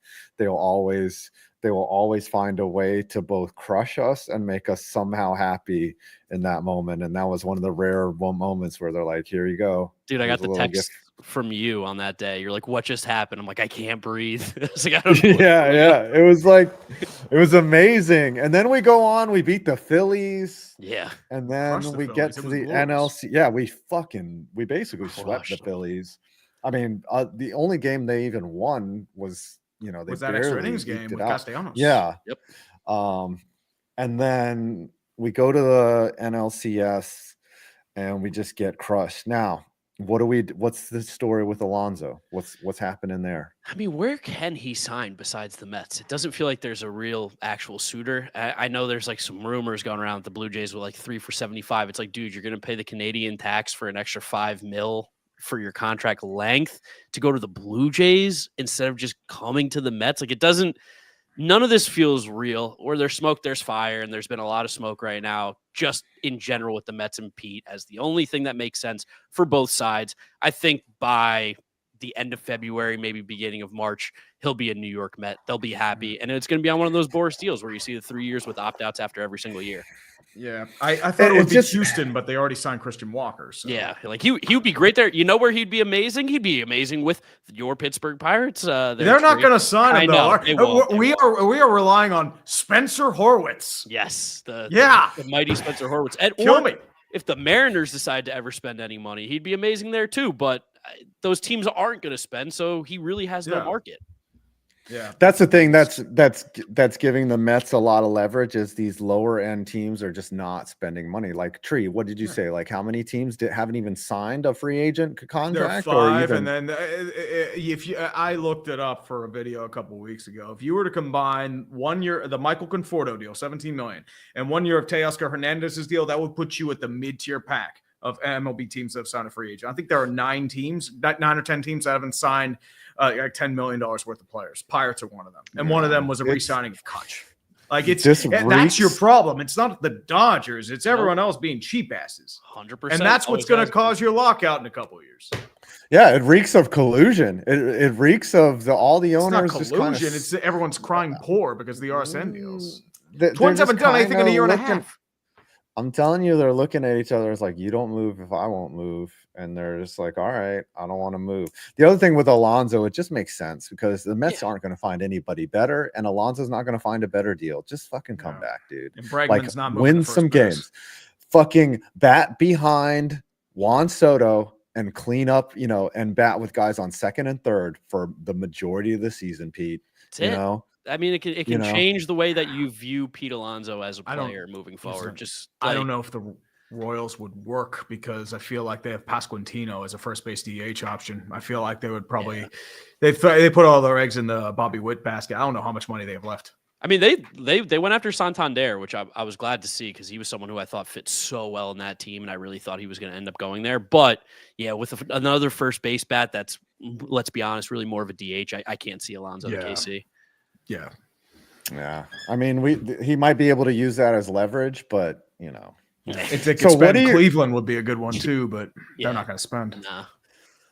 So, Mark, I've been lamenting about the Mets pitching, like the starting pitching. How do you feel about it going into the season? Do we trade for somebody or what? I blindly trust David Stearns. He's done this every single year he's ever been a GM or a president or involved in an organization. He was super crucial with the Rays in the past. Then he went to the Brewers, and every single year I remember because I would make videos being like, Brewers need to go get one pitcher, go get one guy.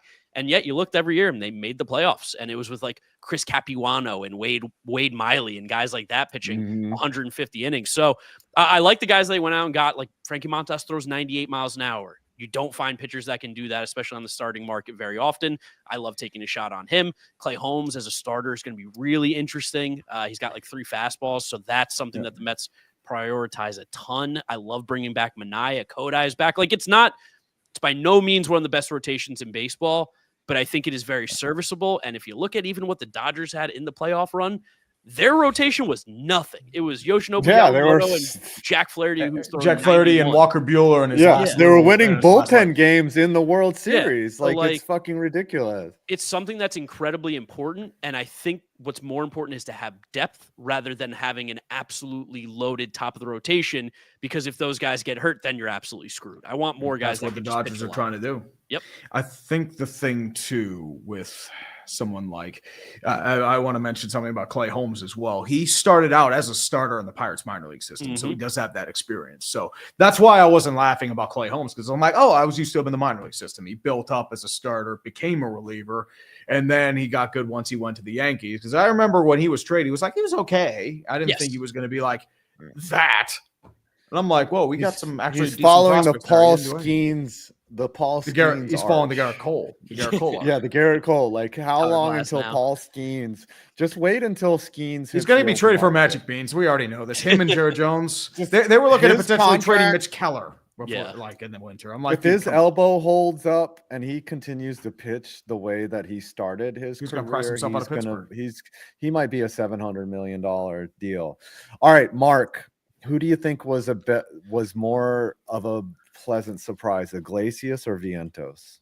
Who do you think was just like, if you had to pick between your two kids? I'll go Who would you Vientos. pick? I'll go Vientos because Yeah. Iglesias, like, he was a pleasant surprise in that, like, oh, this guy who's in AAA made an impact for us. Vientos was a pleasant surprise because now it's like, is this a guy that we can also build around? Where going into the season last year is very much an afterthought of like, I hope he can bounce back and just be a serviceable player for us at some point, maybe a DH guy who can hit. But he showed us last year that this could be a legitimate all-star bat in the middle of the lineup for years and years to come. And he's absolutely free, which is so big for this team that's built around stars. Mm-hmm. Yeah, I mean, I loved Iglesias, but Vientos sticking up like that and makes you just forget Crazy. all about Beatty. Like, just like, oh, we put all this stock in Beatty, but it's like, no, we got this guy. Yeah, no, he's a special offensive player, which is great. Yeah, but Iglesias was a lot of fun. So and much then Nimmo, like, Yeah, he had the foot thing. He had the plantar fasciitis. Like, obviously that stuff doesn't really go away. Like, it's always going to bother him. But that first half of the year, he was like the biggest all-star snub. He was having a phenomenal season, and then the foot stuff started to bother him, and it was obvious with how his game went and how his power dropped off. As long as he's healthy, I mean, it's been the name of Brandon Nimmo's game always. If he's healthy, he is a 25 to 30% better than league average offensive player. So just keep him healthy, keep him off his feet as much as possible. I know a lot of people talk about Soto DHing. I think Nimmo's going to DH a lot, which is why they have guys like Siri and Tyrone Taylor and maybe even Drew Gilbert hanging around. Keep an eye out for Nimmo. I think he'll bounce back nice. yeah, it was. I mean, he started playing again in the playoffs, and I was like, all right, Nimmo, you're coming back. I mean, is like McNeil, is he just done? Do you think he's I don't think he is either. I think we're writing him off second half of the year. A lot of people forgot too. He had an elbow injury at the beginning of the season. He wasn't playing golf. And when Jeff McNeil doesn't play golf, things are a problem. So his elbow was healed by the second half. He's made an adjustment to his swing, was stopped trying to serve the ball into spots, just started playing baseball. And his second half numbers were awesome. He had like a 980 OPS in 50 games in the second half. I don't think he's a 980 OPS player, but if he can be a 750 OPS guy for the Mets, that's massive at the bottom of the order. You know what I miss about pandemic baseball in 2020 was whenever Jeff McNeil popped up yelling, "Oh God, fuck!" Yeah, like louder than like you could hear it in the city, like you could hear it over in fucking Brooklyn. It's like when he men's would league, yell, man. You "Oh, hear that God, shit all fuck." the time. You still Slamming get a helmets little in the bit. bench. A Tuesday night when it's cold in April, like we'll still hear a Jeff McNeil fuck, but he's definitely it's not as obvious now. Like you gotta admit, like he probably yells that at his wife, like he's just like, "Oh God, fuck," like what the fuck, McNeil? It's crazy that he loves golf with that type of temper. So when are we taking in a game at Citi Field? Do I just let you know and then we'll go to a game and then you'll give me like the all the back end access, or well, I shouldn't say it that way, or the all access. Like, what do I just tell you when I'm coming up? Like, we gotta watch a game. Yeah, I got season tickets this year. I got all 81. So yeah, whenever you want to come up to a game, you let me know. You know, don't pick like Dodgers or Yankees. I'm trying to sell those. No. I wouldn't do that. I would do Rockies on a Monday. Oh, you know, yeah, like, Rockies on a Monday. I'll lock you in for that Monday Rockies game. Yeah, I wouldn't. I understand Dodgers is family. You know, like your dad or whoever's going to want to come. Yeah. So only thing is, if it's Citi Field, I'm just not wearing Pirates gear to a Pirates game because that's how I got on TV on local media in that game. Because I was like one of 8 Pirates fans there. That's how I got. Yeah, because you were the only guy in the stands. All right, what's going to happen on Sunday, Mark? The somehow Commanders fan. I don't get it. I don't get why you're a Commanders fan. I know you come down to DC every once in a while. You have some connection to the city. I don't know, but what's going to happen on Sunday? No connection. You just like Burgundy. You're one of those weirdos that likes Burgundy. My dad was a Redskins fan, so I hopped on the bandwagon when Doug Bryan missed a field goal in 2007, I believe, 2007 or 2006 against the Steelers in the playoffs. Doug Bryan missed a field goal. We lost. That was my birthday, and I never forgave the Jets since. So I jumped on the Washington bandwagon. But I think the Eagles are going to throttle the Chiefs. I think they're going to smoke them. I hate the Eagles just as like I hate every single Philadelphia team. But the Chiefs, maybe this is me falling into the trap of like they're so boring and they just are so good that we take it for take them for granted. But watching the Eagles just completely destroy the Commanders in the NFC Championship game. They really haven't struggled all year besides maybe like 1 or 2 games. Saquon's out of control good. Jalen Hurts is good enough as a game manager, and that defense moves so fast. I think they're going to throttle the Chiefs. I think I wrote down on the sheet what I put, 35-17. I'm going to stick by that. And I think Saquon has honestly 3 touchdowns and wins the MVP. I think they're going to win easy. Yeah, I could see that easily. Saquon scoring at least 1. Like Saquon, I think anytime touchdown is like probably minus 600 or something. It's such a lock. Yeah. It's such a lock that he's going to find the end zone. If they were to keep him out of the end zone, like Walter Payton in the Bears Super Bowl, like they could definitely probably sue for. They would definitely have to be win. Injured. I feel like that's the only way. Yeah, like something happens, and you don't want to win that way. Having their best player, like Saquon, literally is their best player, in a talented, loaded roster. Saquon is somehow their best player. So, yeah, I just don't see it. So we got GiraffeNeckMarc as one of the only 2 other people to pick the Eagles. Everyone has gone Chiefs so far. Hoping the GiraffeNeckMarc jinx. And then the other thing is, I mentioned this earlier, is if you're down for it, we might play the Portland Pickles this summer in a game. How about me and you up the middle? I'll be shortstop, you be second base, like in North Carolina. I'm ready instead of me using my knee to try to turn a double play, I'll actually field it this time and not fuck up, because if you mess it up, I'm heckling you from our bench, dude.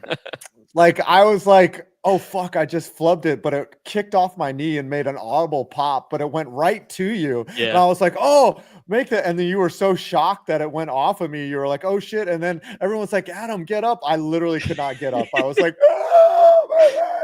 That thing popped off so hard. But yeah, we got to run it back, dude. We got to run it back. We got at least one more game left in us. One more. I got to before I'm too old and I can never play again. I got to while I'm still young. All right. Thanks, Mark. Everyone follow GiraffeNeckMarc on the Twitters and on the YouTubes. Let's Love go, you, bro. Peace out, guys. Yep. Let's go. Peace. Good to see you again, man.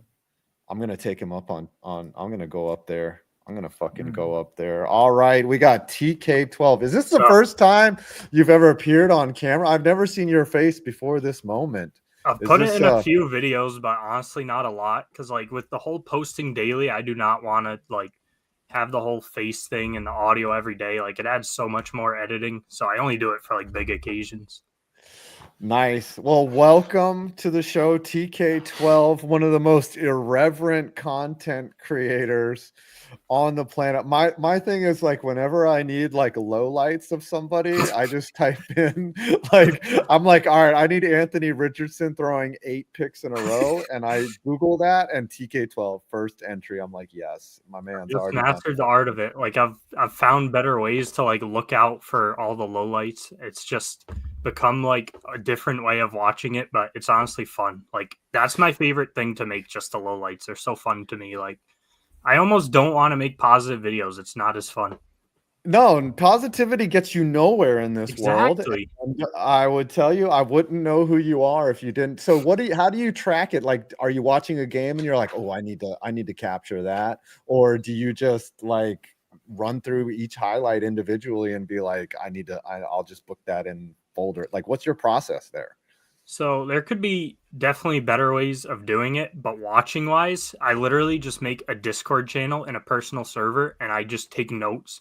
Like obviously I should just use like a notepad or something, but basically I'll just like put the quarter and the timestamp, and if I can think of something, then I'll just write the caption then. If not, I'll come up with it later. But during like, I don't know, a typical Sunday, I'll have the Pats on one screen and then Red Zone on another. And then when the Pats are off, I just focus on Red Zone and just look out for all the bad plays.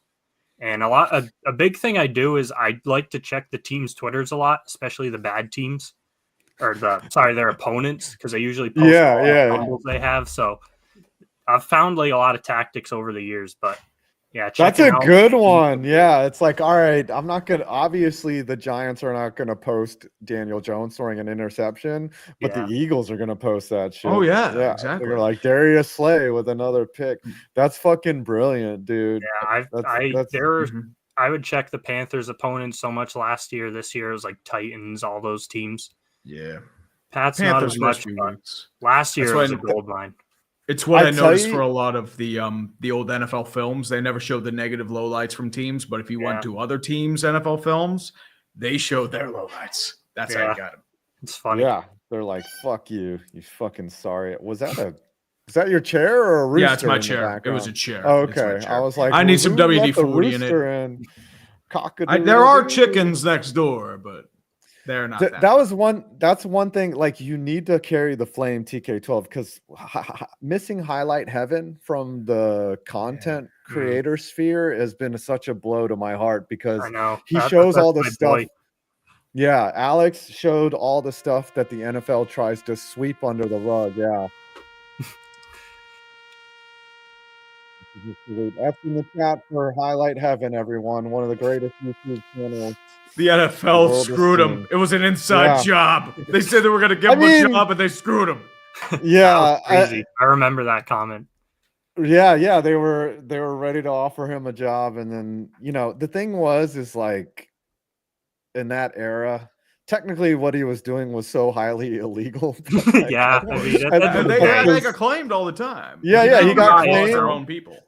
Don't get me wrong, but you could argue that him like taking something over out of context and posting it is some sort of interpretation of the product. Then suddenly it's fair use. You make a little tweak, like, or gosh, that compilation of announcers saying sus stuff or whatever, like he just what's that one clip of the guy who's like where he just rubs his supple hands on the balls, and he's like, that's kind of gay.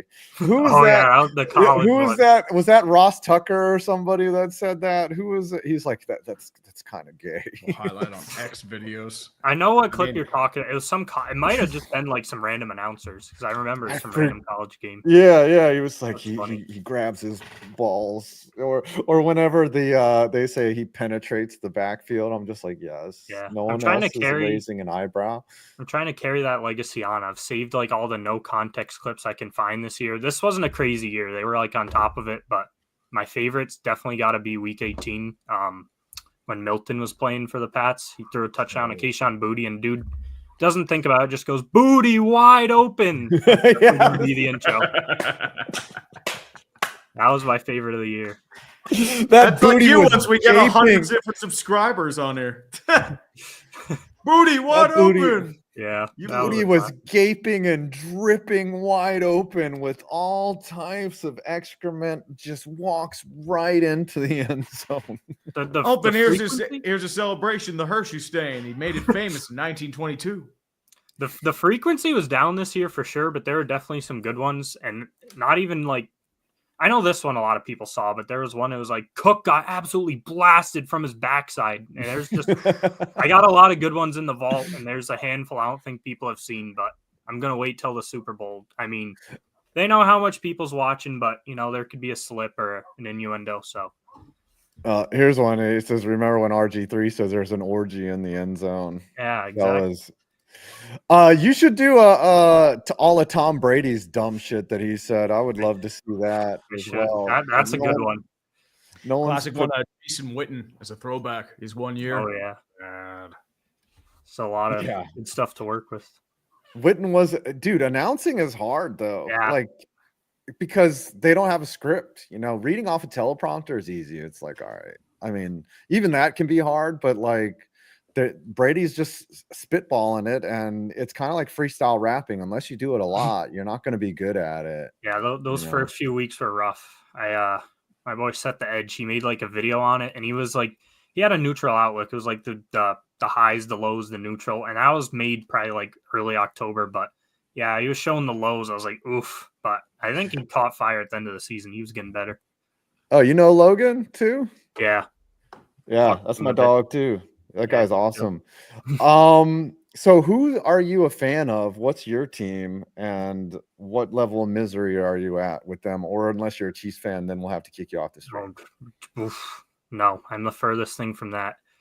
I was born, raised, and still in New England, so you could say rough the last few years, but I think any fan would deal with these last few years too, It's not as bad now that you suck. You know what I mean? Exactly. Like if you were in the height of the like no one became more insufferable than Patriots fans after that 13-3 Super Bowl. It was like, not only did you win your 6th title, you did it in such a boring and insulting way to the Rams that it just made us all just kind of hate football. It's like a fighter that gets really good and they just win in boring ways.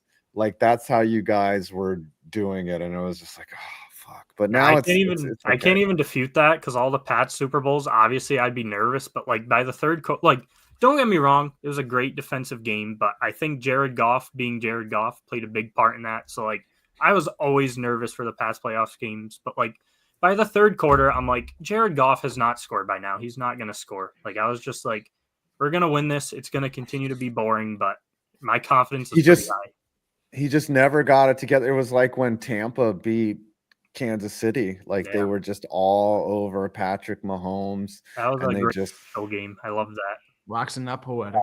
That was like the 7th. Like, Patriots fans obviously took that as another Super Bowl for them. Yeah. I had I didn't have the chance to get the nerves because they were never really down in that game, but I was definitely into it more than I should have been as a neutral fan. But it's Brady. What can I say? Yeah, it was surprising that they let him walk when they were still, pretty decent, and they were like, yeah, he's out of here. That was a sad day. It's probably the only time I've cried from something sports related. And probably you cried? What a bit! No, I'm just kidding. Nah, I know. I would cry too. Like, I mean, when Eli Manning got benched for fucking Geno Smith, and the pain in his eyes, I was like, that's sad. Yeah, no, it wasn't, like a breakup, but I was like, yeah, that sucks. But yeah, I don't see that happening. So what do you think's going to happen Sunday? See, there's what I want to happen and what I think will happen. And like, even if you say get rid of the whole ref stuff, like the Chiefs just win regardless. Like, I didn't think they were going to beat the Bills. Literally, someone said in my comments, because I did a prediction throughout the season. Apparently, my predicted record for the Chiefs, going week by week, was 6-11. I just had no confidence in the roster. I wouldn't have said that preseason, but going week by week, I was like, oh, this team looks better. This team looks better. So, I mean, I think Saquon's going to be the big difference. As optimistic as I want to be for an Eagles win, and I shouldn't, I do think Saquon Cook was running all over them, and then they stopped running in Sean McDermott fashion. So I really am just going to go against my guts one more time, and I'm going to hope for a 31-26 Eagles win. Protect that Brady legacy, no three-peat. Oh wow! I mean, yeah, I don't want to see a three-peat 31-26, but it's better than the Eagles. I'm sorry. Yeah, I get that. I don't mind the Eagles. I see why people don't, but like, I don't know. I just hate the city. I hate the city because I'm in Pittsburgh. I have to deal with their bullshit, just smithering over, and they just have this elitism. It's like, fuck you. Yeah, they didn't talk a lot of shit to you, like as a Pats fan, I guess, like after that Super Bowl, like. I mean, yeah, but that was like whatever, how many years ago? And I mean, Eagles fans are like, they're not hospitable. Like if you come into Philly, you could be the coolest, most chill guy, and they'll shake your car, they'll surround your car and rock it. It's like, come on, dude. Like a lot of beanies stolen last weekend from Commanders fans. Rest in peace. Yeah, show some dignity and class. Like it's one thing to talk shit. Like you're allowed to talk shit. I get it, but like. Physically intimidating people, pulling some hooligan third world shit where people are like, oh yeah, you don't even know about our rivalries here in England. I'm like, fuck that shit. You shouldn't get sports should not be a life or death thing, and to get into a physical altercation over a fucking game is ridiculous. I fully agree. I definitely don't like their fans. I just personally haven't had to deal with them, and I feel like for me personally, in my experiences, the greater evil is Brady's legacy, which is kind of crazy glazing, but I don't care. If I had to deal with Philly fans in my life, I'd probably think differently, but I don't have any bad experiences with them yet. Yeah. Don't get me wrong. Like Dodge and the McBarrys they're awesome people. There are good Eagles fans out there, but the low rung of their fans are generally worse than the lowest rung. Bills Mafia is not gonna pretend to tip your car over when you pull into the park. They're gonna be like, oh, look at this fucking guy. Have some bratwurst. Give him a couple Super Bowls. I mean, who knows? Yeah, they could get in. Remember, Boston was lovable losers in one too. Yeah. Just saying. How old are you, TK? I'm 20. You're 20, so you don't even remember you had to suffer. This is new for you. I just got born into success. Yeah, you just woke up. Like your probably first memory is the Patriots winning a Super Bowl. Yeah, right? I didn't have the Red Sox curse. Even the Celtics started. Oh, you didn't have the Celtics. They won. Bruins won. Life's good. Did you see the Bruins win a cup too? Yeah, 2012. I'm gonna be honest. I don't really care about hockey. It's cool that we won one. I did watch whatever year we were in the Game 7 because I was like, it's a Boston team. St. Louis. The Blues. Oh yeah, and that was a heartbreaker. That was sad. It wasn't even a game. Good for St. Louis though. Yeah, good for St. Louis. Well, where can we find you? Just TK12 on everything. I don't think there's any changes. Twitter, it's spelled out T, like T-shirt, K, like it's different. Yeah. I don't know why, but I used to get suspended a lot before I even had a channel. So the handle, I couldn't use it anymore. So I was like, really? Spell it out. So it doesn't actually like mean anything. TK is just my initials, but yeah, the TK in the Twitter doesn't mean anything. Yeah, your Twitter is also hilarious, by the way. Every time you tweet, I'm like, this guy's fucking hitting bars right here. So I definitely appreciate you having you on, and everyone subscribe and fuck the Eagles. One last thing, let me say. Yes, go ahead.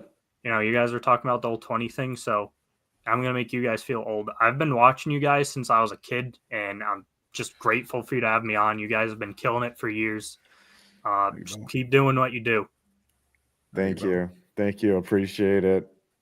Damn, that's the next crazy. generation come up before our eyes. I mean, we've been doing this for almost 9 years now. Yeah, exactly. I've been watching the sports balls since I was so young. Yeah. Your video too, 5 points. Thank you. I appreciate it. All right. Well, thanks for joining us, and everyone give him a follow and subscribe to his YouTube. We got a little gap here. We had a last minute cancellation, so we have about 15 minutes. You like this guy, ArchitectureJKS. Yeah. So Jack was with us at MSG. That's Jack. Yep, exactly. That's what I thought. You like him. So he was going to talk about the stadiums that he made, but he got sick. So it sucks. Yeah, man, But it's been in spreading considering place- that's baseball too. Yeah, but he's selling these now, and we're trying to work out some. if we're having a maybe break, something. I'm actually Yeah.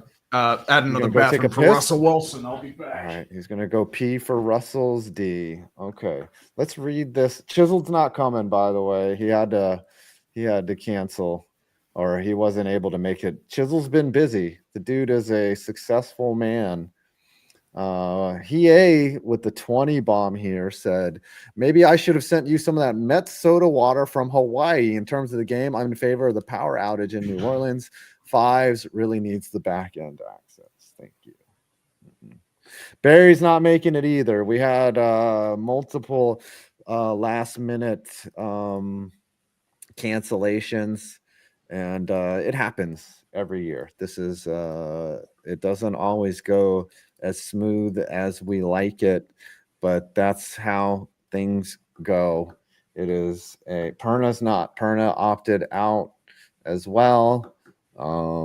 Yeah, we're gonna bring on Dove Kleiman so that we can call him a bitch to his face. Who else did we not get? We had some guy named Tom Grossi though. He came on. He was all right. I don't know why people. Oh, look at the doors with some new emojis. Oh, I wish this could show it. Those are membership emojis. Remember, if we get 100 members, you guys get to see my butthole. The Strouds guy, yeah. I heard the NFL scriptwriter Scooter was not able to make it. He's probably vlogging, getting bodied. You know, the Pickles mascot, yeah, he probably would have been in, but you know, we've had him on before. Oh shit. Hold on. I gotta invite Nick.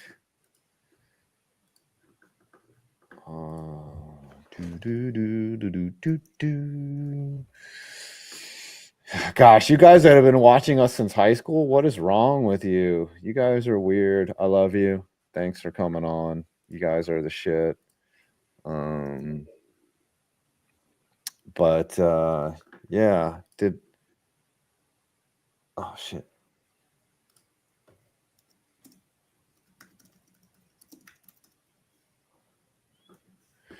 So maybe Nick and Flank come on. I don't know if they can make it. Nick Wright, yeah, I'm sure he'd come on the show. No, Nick Tanner, this guy, college burnout. He's one of the funniest dudes I know. Let's talk to the chair, everyone. We haven't had the chair. Tree's over there taking a shit. He's taking a hot dump.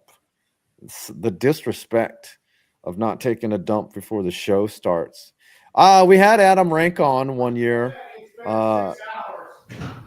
Yeah, but Adam doesn't follow me anymore on Twitter. Like he unfollowed me for some reason. I don't know why. Adam Rank unfollowed me, but yeah. Oh, invite the editors. No, Johnny Barks is coming on.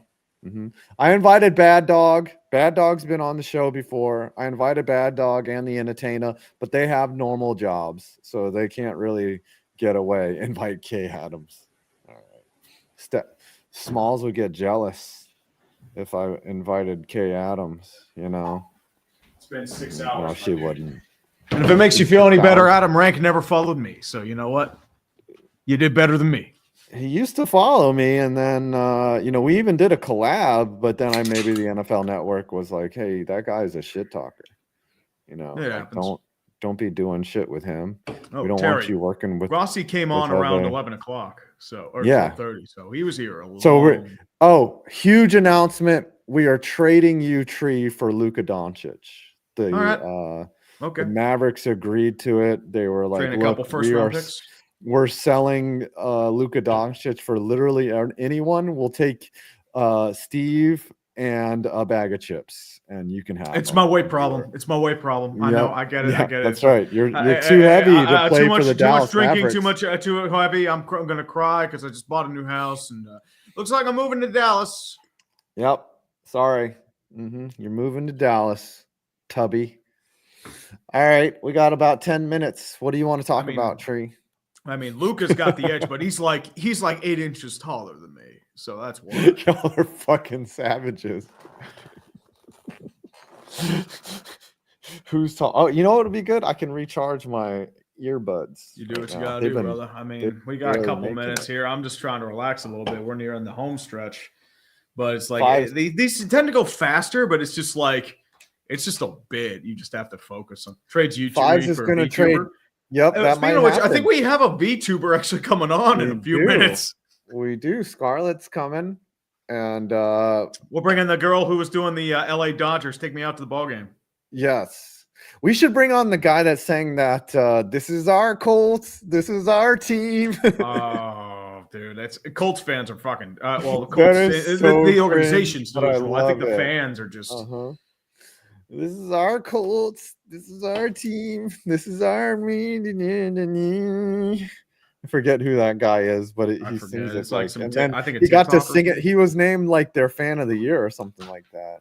Or if he was, I think he was the NFL fan of the year. That guy. I don't know, but Ooh, all I know is I ain't making NFL fan of the year. Yeah, right. You would have to. I might be NFL fan of the year for the Browns or the Ravens. List of NFL fans of the year. Let's see. Grossi should win it back to back, but what do I know? Follow NFL fan of the year. Tim Kofie. Is it related to Ken Kofie? I don't know. It's by Captain Morgan. Yep. Hopefully, Some they guy don't named break Larry Kofie. Bevins won it. I will not win NFL fan of the year because they would be like, dude, you're a fucking salty bitch, and all you do is criticize the Giants, and you're a fucking bitch. All right. Pretty much. Ooh, here we go. Super Bowl foods. Start, bench, or cut. Wings, pizza, or nachos. Hey, there's Leaf with a picture of him and Tom. I've got one of those. Sure. I don't have a picture with Leaf. I'm gonna start wings. I'm gonna bench pizza. No, I'm gonna bench nachos and I'm gonna cut pizza. What about you? Ooh.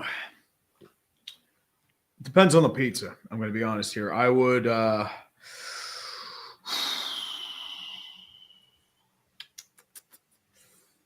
I'm going to cut wings, and I know that's ballsy, but I mean, most of the time it's just like it's too much work. I would bench pizza, start nachos. Ooh, you're going nachos first. Okay. I mean, if you have a good nacho, I mean, like a duck nacho, dude. or like a pulled pork nacho. Oh, dude, come on! My fat ass will gain 50 pounds like that. Yeah, trading Luka was like the Raiders trading Khalil. That was a dumb trade, trading Khalil Mack, and then the Bears fucking ruined him too. Well, the Bear. I mean, he was good with the Bears. The problem is they didn't have anything else with that. The Katy Cat is home sick with the flu. I heard that flu's been going on. I need to go get my flu shot. My girlfriend. I've been sick. Like I've had some light sickness a couple times this year, but not much. My girlfriend teaches elementary school, so it's one of those things where it's like it's a petri dish, and I eventually get it because there are times where I wake up with like a dry or an itchy throat, and it's like, oh crap. Yeah, and then it slowly turns into like a light flu, cold sniffles, no COVID, but still. Yeah. Well, maybe try not sucking so much dick, and then you would. Well, hey, you're not going to deny me sucking my dick. Let's be real here. You will never deny me that power. I am a man. I'm going to do what I want. If I want to suck dick, I'm going to suck all the dicks in the world. Not Clip yours. that. That's getting clipped. Dude, you talking about sucking dick on the corner, showing your chocolate starfish. We got 100. How far into this? That was at 425. All right. If I want to suck dick, I'll suck all the dick I want. That's what. Somebody clip it. I know that what's his name? Toon Link Main or the Bearman's clipping that, and it's going right on to fucking Twitter before we even fucking get it. Beast of Metal said he got flu and COVID shots in November, and he's got mycoplasma pneumonia. Therefore, there isn't a reliable test for it. Yeah, back around I know. Halloween. I know, like I had COVID back last March, so I didn't need a shot because that technically counts as a vaccination. I'm probably due for one soon, but I need to get that because I don't really do flu or COVID shots because it's like she's Yeah, the girl's immunocompromised, and okay. I have to. Yeah, I don't want to be the one that kills her. I know, like their parents are immunocompromised, so like that's why like I was always worried about like if I had COVID or something like that. Yeah, well, you definitely have the bitch if that's a disease. I got bitch tits. You're just a bitch. You got bitch tits? Yeah. Oh, I got plenty of bitch tits. I'm gonna go on OnlyFans. Show me my titties, and I'll be like, "Oh, look at these You're titties." supposed to start an OnlyFans. I didn't order. I've been dragging my ass on that. I've got a couple things to do. I think I finally got my Kenny Pickett jersey. Let me see that real quick. It says it was delivered. Let's see here. What's he got? What's he got? No, it says it was What delivered, a but it's not bitch. here. Oh, well, maybe a package thief stole it. Yeah, you're stealing a Kenny Pickett jersey? Okay. Congratulations. Like, oh, I finally got something. It's like, oh, it's a Kenny Pickett jersey. Fuck. Because it says it got delivered at like 9 o'clock or something. Well, it's gone now. Yeah, your ship has been delivered. It's yeah, it says it was delivered Oh my today. gosh, we're so Maybe it got near delivered the to the wrong end. area. We're so tired. Yeah, well, we're getting as I said, once the blitz thing comes on, we just get carried. That's the reality of it. Tree should be a VTuber? Oh no, dude. I'm not a VTuber. You fucking You should, yeah, dude. I would love to see you as a VTuber. like I would have to get the setup right. I don't know. I feel like what I would be is like something so over the top and just unbelievable that Would you have like a Shrek-like avatar, like something that know. doesn't? Would you pretend? Maybe I'd be Shrek like dude? maybe I'd be like a cute anime girl and just have like the weird voice. That would Instead work, of right? a VTuber, you'd be a tree tuber. That's fucking clever, Germ. Oh yeah, I like yeah, it. just be like this one tree, and every time I talk, there's a little piss that comes out. Oh, by the way, it's pronounced Leif, not Leaf. Please don't sweat it. It's a common mistake. Grossi and Uche are the only ones who've gotten it consistent. I think I keep calling him Leaf. I'm sorry, bro. Leif Opstad. Do we say it Opstad or Opstad or Opstad? You've got a very ambiguously spelled name. Leif Opstad. Leif or Leaf. That's the thing, Because we Katie. grew up I with need to do Leif something spicy. Erickson. Yes, he would be spicy. I think Opstad. Opstad. Opstad. Leif Opstad. Opstad. Like opt is in the choice and stad is in the stadium. Opstad. Leif Opstad. Just like Tree's name, the way you pronounce it is sorry bitch. That's how Salty you pronounce it. Lardass. Salty Lardass as Salty Lardass. That's how Fitzy Salty hit it for Lardass, you. as Fitzy says. Real Yes. quick. Salty All right. Lardass. Coming thank to God, the a guest. stage. Oh, We've thank just God. been killing time the last 15. Finally, a guest. Yes, he's a guest. Oh, thank God. Coming to the stage, a stadium content creator who's had a run. I'm telling you what this guy's been through the last year and a half. I'm talking legendary shit. What's up, GFed? What's going on? 5 points. Salty, how are we doing? I'm doing good, brother. How are you? Well, all right. For the audience that doesn't know, tell us what you did for the last year, GFed, and I've got so many questions to ask you, but just give us some context and what happened. Give us your story. Yeah, I mean, long story short, over the last year and a half, I've gone to about every stadium in the United States. We're about 136 and 136, 135 and 136 on college football, FBS.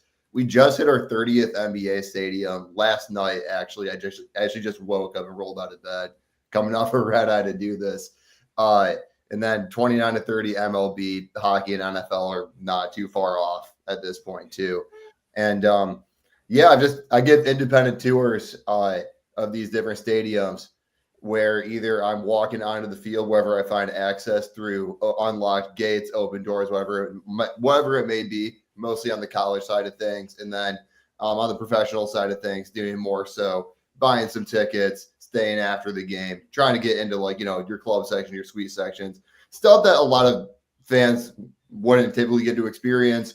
And I like to have people kind of vicariously live through me. I do everything first person, and we kind of walk through everything. I give some tidbits of information. I give stuff I find interesting, and I get to take everyone along for the ride. And it's been a ride for me. Now, I first discovered you, I believe it was the Colts that kicked you out, or what? One of the organizations was like, "Fuck this guy." Who was that, and what was that experience like? And then I have to ask you more about that. Yeah, that was the entire NFL. That was not the Colts. That's oh yeah. Yeah, that's a big misconception. I actually was just back at Lucas Oil actually for the Royal Rumble this past weekend. But so with those How Long Can I Stay videos, I did 3 in the 23-24 season of NFL at the Broncos game, the Packers game, and the Cowboys game. After I did all 3 of those, they were all wildly successful videos, some of my best stuff. And NFL saw them, didn't like them, and they sent out, from what I interpret, this is basically what I've been told in person. They sent out a security notice to every NFL stadium in the league to go look out for me. And the Colts just so happened to be the stadium that happened at. It could have been Cincinnati, it could have been Tennessee, it could have been Detroit, it could have been anywhere. And it happened to be in Indianapolis. But they stopped me like 50 minutes after the game. They had like 2 cops and a security guard pull up on me, ask for my ID, ask me just a bunch of questions, like I was a criminal or something. And then they took me to some back room with like another like half dozen either cop or security people, put me on this white table, interrogated me for like a half hour about my content. Then they banned me from every stadium, which by doing that, it was like a ban that you would get if you got in a fight at a game type of deal. Like they gave me a notice I had to take a course that was supposed to take like 4 hours, took like 30 minutes to have more than one brain cell. Yeah, the biggest cost was paying $250 for it. That sucked. But yeah, I had to go through like all the proper channels to get reinstated into going to NFL games again, which we're able to do. They still didn't let me in the Super Bowl last year, which sucked, but everything else I guess I'm okay with.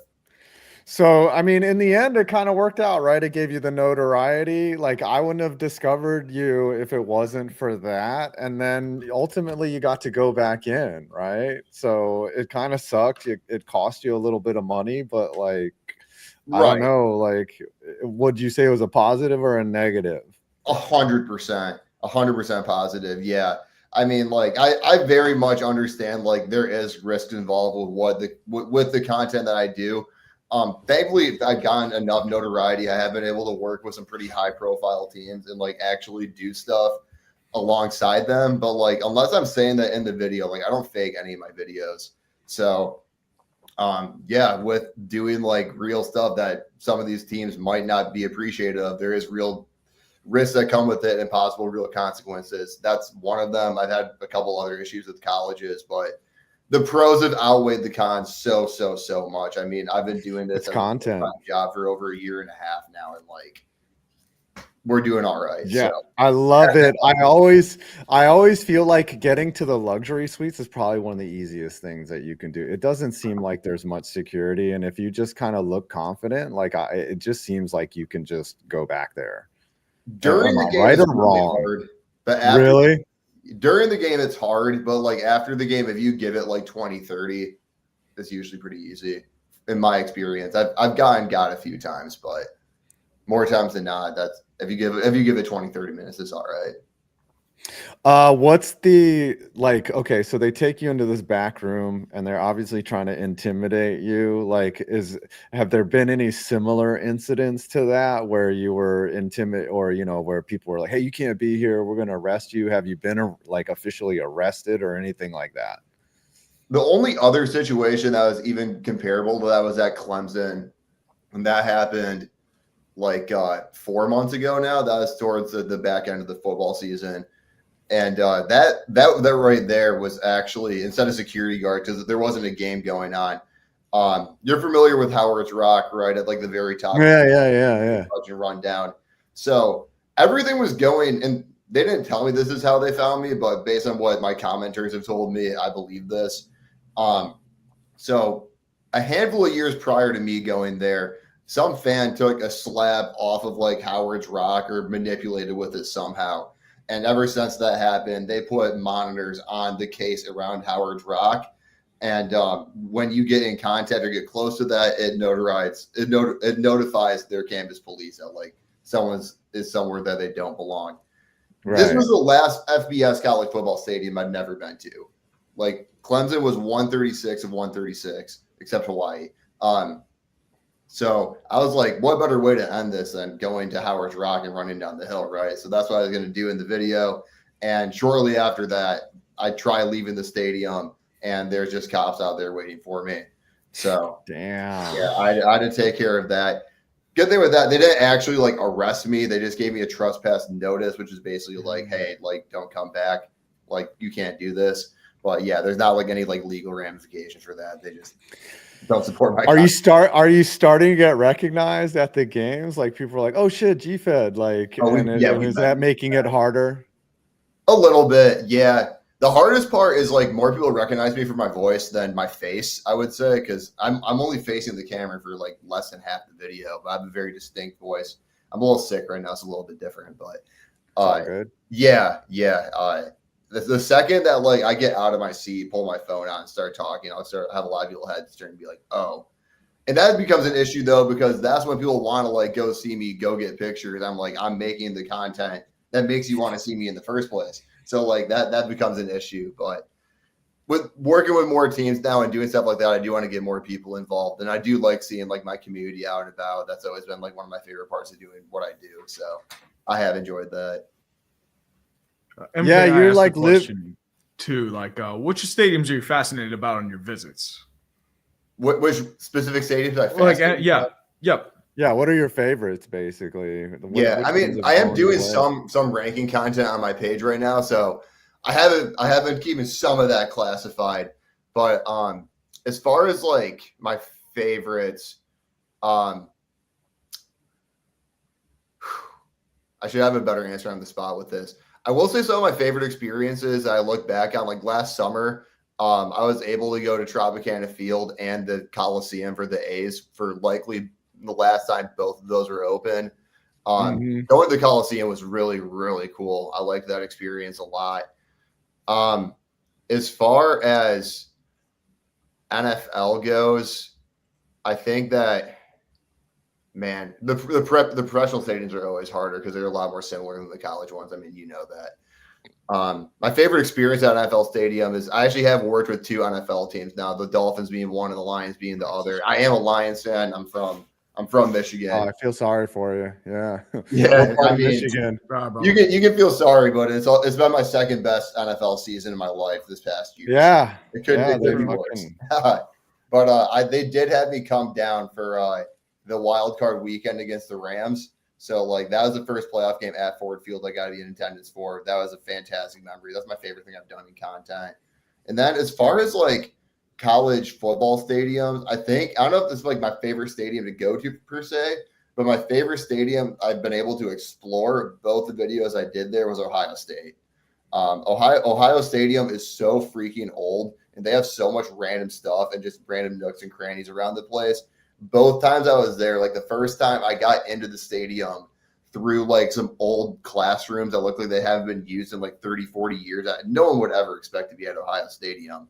And then the other time I found like a diving board room where like they practice jumps and stuff in like the very top corner of the stadium. Just like, I love running into like random stuff like that. 'Cause I mean, you can only do both sections and premium sections differently, but like stuff like that, you can't really replicate everywhere. So when you do these videos, like you haven't written a letter, you haven't gotten in touch with them, you just fucking raw dog that shit, and you're just like, I'm gonna explore this stadium whether they stop me or not. That's the way you're doing it. Like there's no permission, there's no like tour that you go on. You're just like, I'm fucking going there and I'm doing it. Yeah, unless I specifically say in the video that I got access from somebody, I'm doing it on my own. Wow. What percentage would you say is on your own of the 200 plus stadiums that you've gone to? Over 90%. Like what? Over 90. So you only get permission 10% of the time. This is what I'm talking about, guys. When I say just go and do, you've gone and done. Like, you weren't like, man, I need to get permission to tour this, because I tell you, like, the teams, they don't give a fuck about like a stadium wonks, like seeing access, or they don't care about the story. Like, if I were to do that route and like try to get permission from every team, they would never grant it. Like, I could be famous, like you barely get any response from these teams about anything. So that's why I love your content, man. I love what you're doing, because you're just like, fuck it, I'm gonna do it. And I fucking dig it, man. Like, you're living like my dream would be to do that. Like, I want to sell everything, buy a van, and just drive to stadiums, you know? Like, that would fucking be great. Yeah, I mean, it's been crazy. And I think you would get better luck than you think you would getting. I mean, you got like what, 400,000 subs on YouTube. I mean, come on, dude. I mean, that's the goal. So right now, my dog is old, and I only have a limited amount of time with him. So I want to spend a lot of time with I know it seems silly, like I want to spend more time with my dog than like even my own children. But at the same time, like, when the awful day happens that he passes, like, I'm going to more stadiums. I'm going to be doing more shit. Like, I'm going to go to because my mom was like, she's like, Adam, you talk shit about a lot. Like, she, in her little Asian way, she's like, you review all these stadiums, but you don't actually go to them. And I'm like, yeah, you know, like, the cost would be tremendous. Like, speaking of that, what's the cost involved in going to all these stadiums? Do you even actually make money, or is whatever money you get from the content just go right back into visiting stadiums?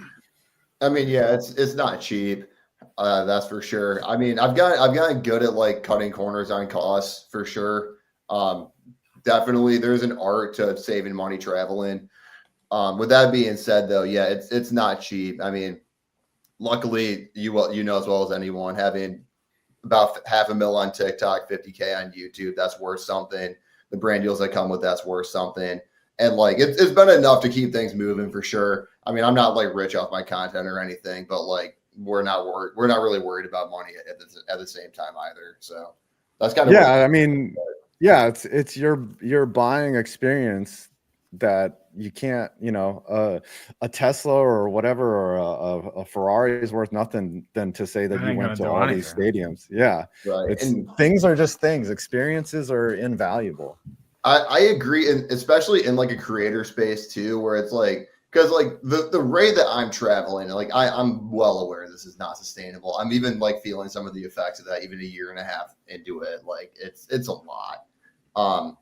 But like I think that leading an interesting life is always going to help you as a creator. And like I feel like I now have stories to tell that I can get onto my page and have a different perspective on things than really anybody else in this space really does. I mean, like there's a lot of people that have been to a lot of stadiums, but like most of those people are like much older than me, or like aren't like that gifted with like creating content out of it. So I think I'm in a very unique lane right now where like I'm in my 20s. I had all these experiences and I can like relay that to my audience that's around this age too, that usually wouldn't get that experience, which is where it comes to like I want people living vicariously through me. So like it feels like they're doing all of this with me. Like this is like a group project.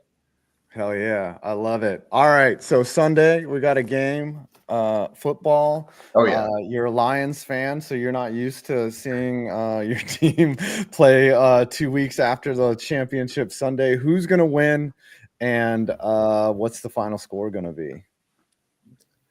I mean, you got to be a madman to bet against the Chiefs, right? Yeah, I know. I mean, the Eagles have been like they've been really impressive this year for sure, but like. I mean, I'm not going to say the NFL is rigged, but like we got like it's going to take a lot to beat the Chiefs. And until I see that happen consistently, I'm not going to be betting against those guys. Final score though is going to be lower than people think it'd be. If I was a betting man, I'd say the under is going to hit. The Chiefs are not what they used to be. Like I think people get sick of the Chiefs from like being back in the Super Bowl all the time. But the reason I've been more sick of the Chiefs is like. I like the Chiefs at first when they had like Tyreek and, you know, they had prime Travis Kelce and they were slinging the ball all over the field every single game, which is so different than what the Patriots did. But now we look at this team and like they just cracked 30 points scored in the game for the first time in the AFC Championship. Like it's a different brand of football. They're gonna try to slow kill every team they play. I would probably say it's going to be like Chiefs 27, Eagles. I'd give them like 20. I'll give them 22. All right, 27-22, the final from GFed. Thanks for popping in, by the way. Hey, if you ever want to collab or, meet up at a stadium, dude, I'm fucking down for Where are you sure. based out of? I'm based out of Richmond, Virginia. So, I mean, that's like a 2-hour flight to Michigan. So, I mean, or I'm in if Chicago. you ever been to FedEx? Chicago? Yeah, That's a hub city. I grew up in Michigan, but I've been living in Chicago since the start of 2022. Yeah, I mean, by next year, I would think, knock on wood, if my dog passes, like I'm going to be going to games. I might not even have a place to live. I might just hop in a fucking van and just live out of that bitch. Like, I think it's almost worth it, like to just throw down and just say, hey, I'm going to travel the country and go to all these stadiums. Cause for me to be the stadium, that guy and not go to all these places, it's like, that's the next natural step, is to see them all, 100%. I would be excited to see the content. All right, let's do it. Where do we find you, by the way? GFed go crazy on all the main platforms that you guys are going to be using for social media. My biggest audience is on TikTok, but I'm also on YouTube, on Twitter, on Instagram, on Facebook. Boy, I bet your butthole tightened when TikTok got temporarily banned. I bet you were like, oh shit. But then, Yeah, I mean a little bit, but like at the same time, like I've been dipping my toes into YouTube a bit. And we got a decent head start there. So I mean, if you're gonna be doing content for real, you got to eventually translate that to a more sustainable platform. Any creator worth their salt knows that. So YouTube is always going to be the transition for me. We're, getting better at honing our craft, things like that. But yeah, short term, the money from TikTok, losing that would definitely not be helpful, especially when I'm putting the money into my content I'm doing right now. So yeah, YouTube's where it's at, man. YouTube is like I need to get better at TikTok. But all right, thanks for popping in, man. 100%. Interesting conversation. We'll get up sometime, man, for sure. Yep. Take care, guys. Have a good one. Take care, man. Right, good to meet take you. It easy. Yep. All right, our last slotted guest for the day. Y'all wanted a VTuber. We have a VTuber, and it is AKA Scarlet. What's going on, baseball VTuber? Yes, hello. Well, what is that in your? Is that a hedgehog? Yeah, I was a little nervous, so I brought my hedgehog on, but he's mad at me because I woke him up. Woke him up. Yeah, he was sleeping. They're nocturnal. Oh, that is I don't know if I can- adorable. Is that your PC to your right? That's a nice setup. Yeah, that's my PC. Yeah. Six fans. Looks like it's a quad. Is that a quad core? I don't really know PC parts. I just had it built for me. I mean, as I said, it looks like a pretty nice setup, especially with the LED, 6 fans. I mean, it's got like a 4060 Ti and something like that. So Hold on, let's go back. I'm looking at everything in your setup right here. You got an LED light in your mic, which is awesome. You've got looks like a spare gamer chair in the back, an arcade machine there. Yeah. What's that? Is that Pac-Man is that a Pac-Man? yeah, Is that Pac-Man. and then is that a replica or an original? This is one of the ones you can just buy at like Best Buy and stuff. It's like the newer ones, and it has like a bunch of the games. And then over there is I'm really into J.R.R. Tolkien, like Hobbit, Lord of the Rings, and that whole shelf. There's like 2 shelves full of all of his works and stuff. So. Oh, awesome! And then I see you have a telescope right there. Yeah, a little mini telescope. To either spy on your neighbors or look at the stars, I'm assuming. Yeah. And then Who's the you've got baseball some- autograph bar? This one is David Fry. David Fry. I have David Fry, Cade Smith, Andrew Walters, Tyler Freeman. Not bad. And then I have like a signed Leo Carlson draft puck for the Ducks and stuff. So That is fucking dope. A quick question: I How'd you love it. become So- a Ducks fan after like rooting for Cleveland? okay, so all of my teams are all over the place. I didn't really get into sports. Like I didn't grow up with sports, so I didn't really get into it until like 4 years ago. And so I never felt very like geographically tied down to my city, you know. And I ended up like really like falling in love with the Ducks. So that was cool. And then same with like I'm a Miami Dolphins fan, so you know that's I can't be a fan of the Browns. I'm sorry, I can't do it. I don't blame you. Can't do it. And I'm saying this is a rival. I don't blame you. Where are you from? Cleveland, Ohio. Oh, okay. So you're yeah. But I do All love right, the so you got- you know, I love guards, I love Cavs, things like that. But beyond that, you know, I'm not too tied down. I still love the Blue Jackets, for example, like in hockey. Like I do love them, but I really love the Ducks a little more. So All right. So what made you want to combine VTubing and sports content creation? Great question right there. yeah. So it's not really something that's done. And I started off as just kind of like a regular variety VTuber. Like I didn't really do sports content at first because it's so uncommon that I was afraid, like, man, like what if no one likes it, you know, like something like that. And so I eventually got over it and kind of just went for it, and it ended up being really, really good. Like the response, like people ended up loving it, which kind of surprised me because some people don't really understand like VTubers. And as a result, like I was like, I don't know if the crossover is there, but then it ended up working out perfectly. So There is a market. He had mentioned too. for It's like everything. it's kind of become more mainstream, especially with the VTuber doing "Take Me Out to the Ball Game" and asking a question about Jack Hughes. So apparently, that is the question we have to ask. Yeah, that's what everyone wants to know. no, my community makes fun of me all the time because I always say that I don't like Jack Hughes. Oh, I don't hate him.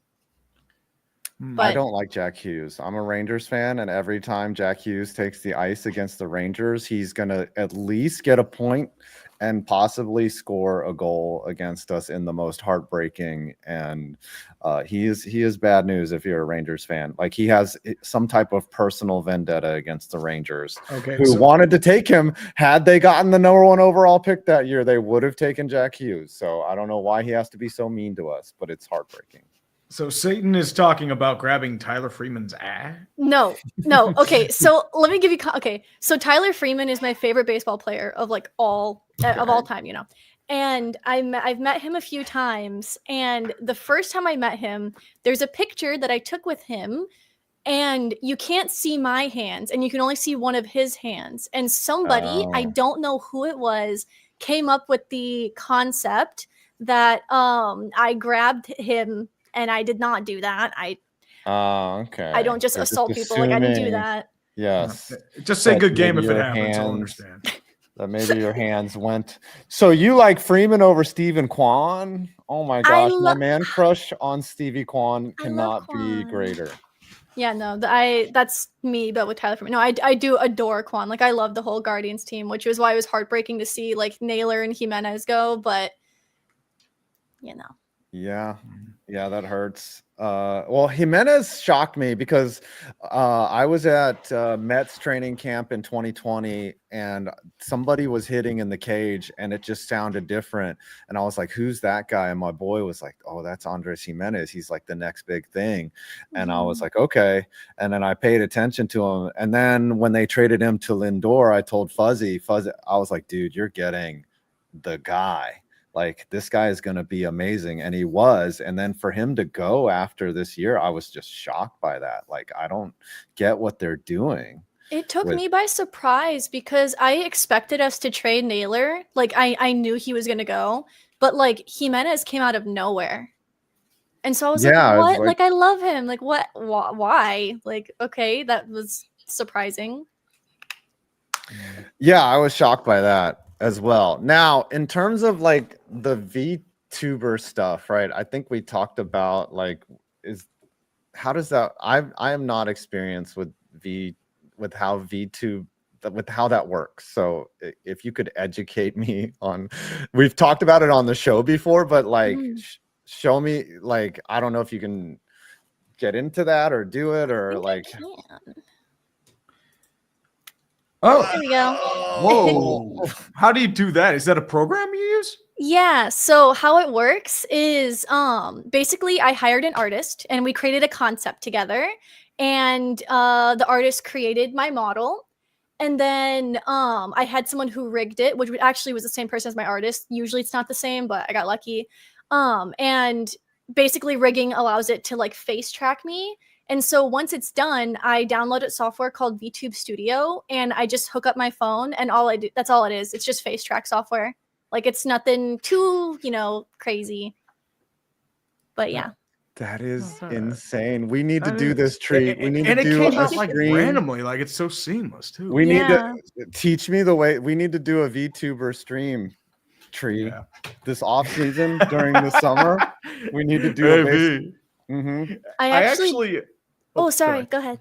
Go ahead. You're good. Oh, I was gonna say I actually did. I have another model because I did a collaboration with the Anaheim Ducks. What? On a Ducks model. No way. There's this one too. That is so crazy. Yeah. I gotta see trees when Tree becomes a VTuber. I gotta see what happens there. Like we were talking about it earlier. I think Tree, you should have dreadlocks. April Fool's joke. That's what. Can you give me hair? That would be even better. Like if my VTuber had hair, it'd just be like, oh my gosh, this is peak content, Marco. Like this is amazing. All right, Scarlet. I actually noticed, Scarlet. I actually caught in the algorithm. You've actually been starting to do some live content too. Tell us about that. Yeah, like IRL stuff or just like IRL stuff. Yeah. I decided that since I do sports stuff, it's almost inevitable that I'm going to end up showing myself at some point because I practically live at Progressive Field and stuff. So I was like, you know what?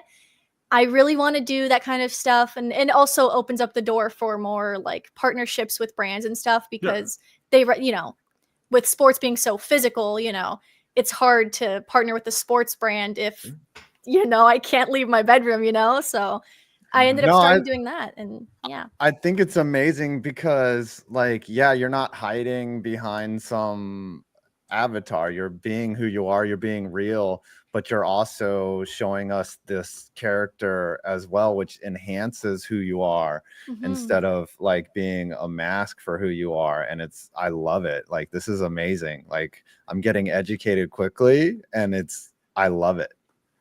Yeah, it's really cool because, like I said, it's really not.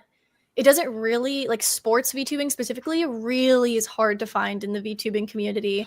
There is more of a crossover between sports and VTubing than people realize, but it's still really it's super uncommon. And I've kind of found that niche, and because of that, I ended up steamrolling into and it's really cool. I don't know how to explain it. It's just super uncommon, and then people ended up really loving it, which is good, which I was so scared to end up doing, but yeah. I was shocked when Tree and I went to Con Bravo, the amount of people that just love sports that also have interests in other things. Sports are very across so many mediums and across so many cultures.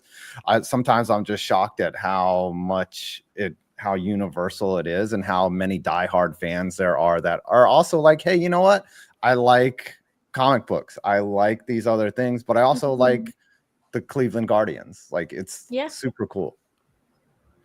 Yeah, and it's also helped me. Oh yeah, sorry, go ahead. No, go ahead. I was gonna say, and also doing the sports VTubing stuff, because it being kind of more unique, it helped me meet a lot of really cool people and give me a ton of really cool opportunities that I literally would not have had if I didn't do sports VTubing, because it's its own little niche and it's really cool. So okay, so what's gonna happen on Sunday, Scarlet? Okay, so I don't want the Chiefs to win, but I think they will. But hear me out. Scoregami, okay? Oh, okay. 32-22? Does that 32-22? Yeah, that's what you put down on the spreadsheet. 32-22 Chiefs with the score. Would that be a scoregami? I think it would be. I'm pretty sure. Yeah. I'm trying to think how that would pair out. Scoregami.org, I think. 2-point conversion and a field goal for both teams. Well, for the Chiefs, and then a 2-point conversion for the Eagles. Every score is possible. It's possible. Okay. Well, except if you want to score 1 point. 32 to 22. 32. It is yet to happen. The closest there was a 33 to 22, which happened in 2003 and 2021, and there was a 31 to 22, which happened in 1961 and 2008. So yeah, that one's open. 32 to 22. That'd be cool to see. Interesting. So the open hour is coming. You can stick around if you want. So for the next hour, people just pop in and we just talk about anything and whatever from 5 to 6. You can stay if you want. You can take off if you want, but people should be trickling in as we start this. So there's JG9 joining as well, and hopefully less people signed up for the open hour this year than before. Usually like Chiseled Adonis comes in, he was busy, but if you want to stick around, you're more than welcome to. I'll stick around for a bit. Why not? Awesome. 2.0. What kind of hair would 5 Points choose to have the power of VTuber? I've always wanted dreadlocks, but I could never have them because I'm started losing my hair at age 17 and it never got any better. You don't have to insult me. You have to make me feel bad. In fact, I'm one of the 0.001% of human beings that look good with a bald head. Because it's usually pretty ugly when it happens. It's not a thing. JG, what's up? How's it going? Haven't seen you in like a couple hours, you know? Yeah, been a while. Been a while.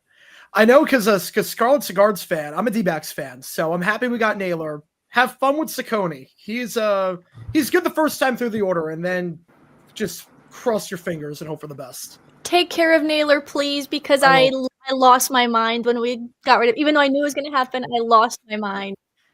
Yeah, I'm gonna miss Christian Walker. I was shocked that they would move on from Naylor. He seemed like the straw that stirred the drink in Excess Cleveland. goods, I'm guessing. Like the identity of the team. I mean, you still have Ramirez, which I'm guessing they want to give Manzardo a full-time role. That's my guess. Yeah, and that's the downside of Naylor. Like he's got a huge swing and a big attitude, but like he didn't always come through. You know, like that's the one thing. It's like, all right, he's not going to bat 300 and hit 40 bombs. You know, he's gonna be one of those high power or low average type outputs. You know, and a nice to have if you have them. I just didn't want him to go. Like I knew it was gonna happen. Like I knew it. And then he did. It was funny when it happened because I was going live. Like the moment I clicked go live, pass and drop the thing, and I was like, no way. And then I was looking at Slade and I was kind of crashing out a little because I'm like, what do you mean we traded for a guy with a 6.66 ERA? Like I was like losing my mind. But I'm like, you know what? I'm sure there's a reason. I'm sure it'll work out. It's fine, I guess. But yeah, I had high hopes for Slade in 23. He was good in 23. And I was like, why is he not on the World Series roster? Like, the guy can pitch. He was better than Ryan Nelson. And then 24 happened, and it was like, oh, yeah, maybe Lavello was right.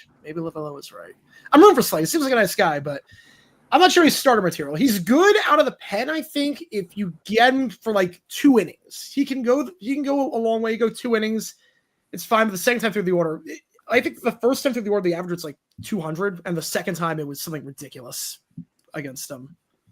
It was something insane the second time through the order. Oh, sorry.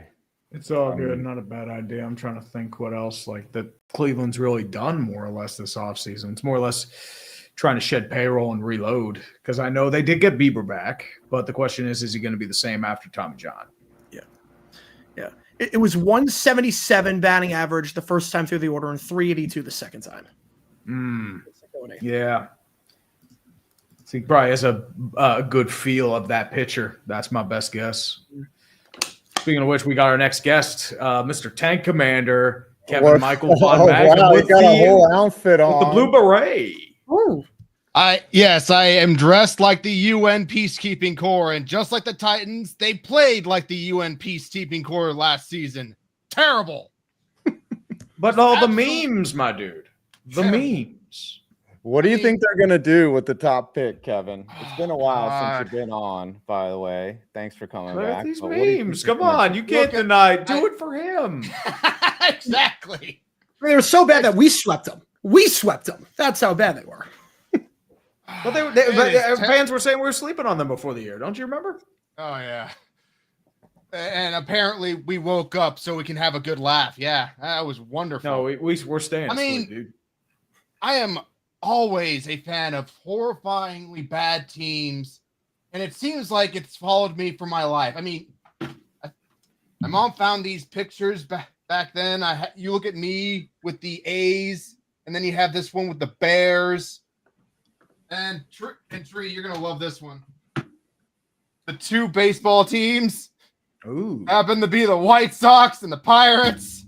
Oh, you're cursed, bro. You're And bad.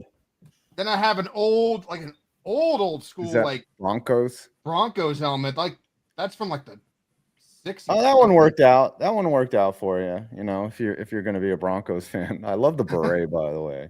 That's fucking Oh cool. yeah. I mean, it tank commander season. That's how it is.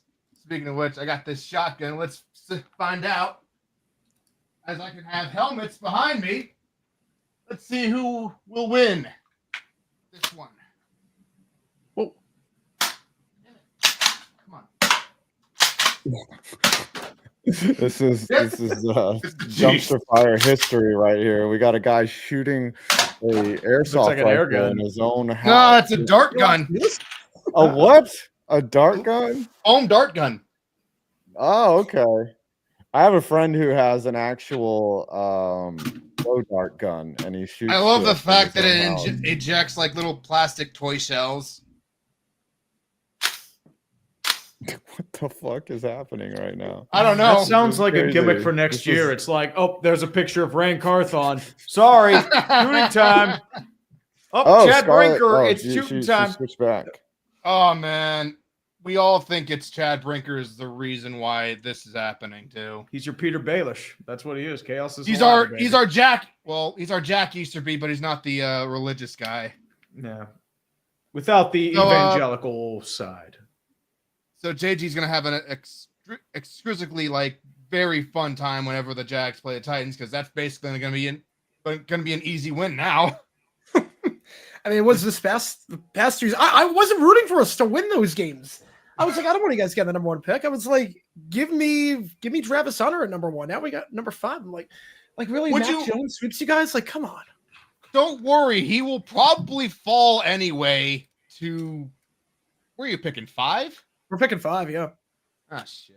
Probably. Yeah. Never mind. Yeah, you I'm screwed us out of Hunter, so thank you for that. For being No, back. the Patriots screwed you out of Hunter.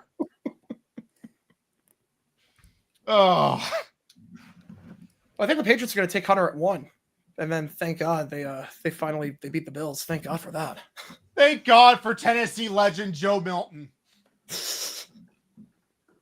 God. So, did we ask who are the Titans going to pick number 1? Who do you think? Did I ask that already?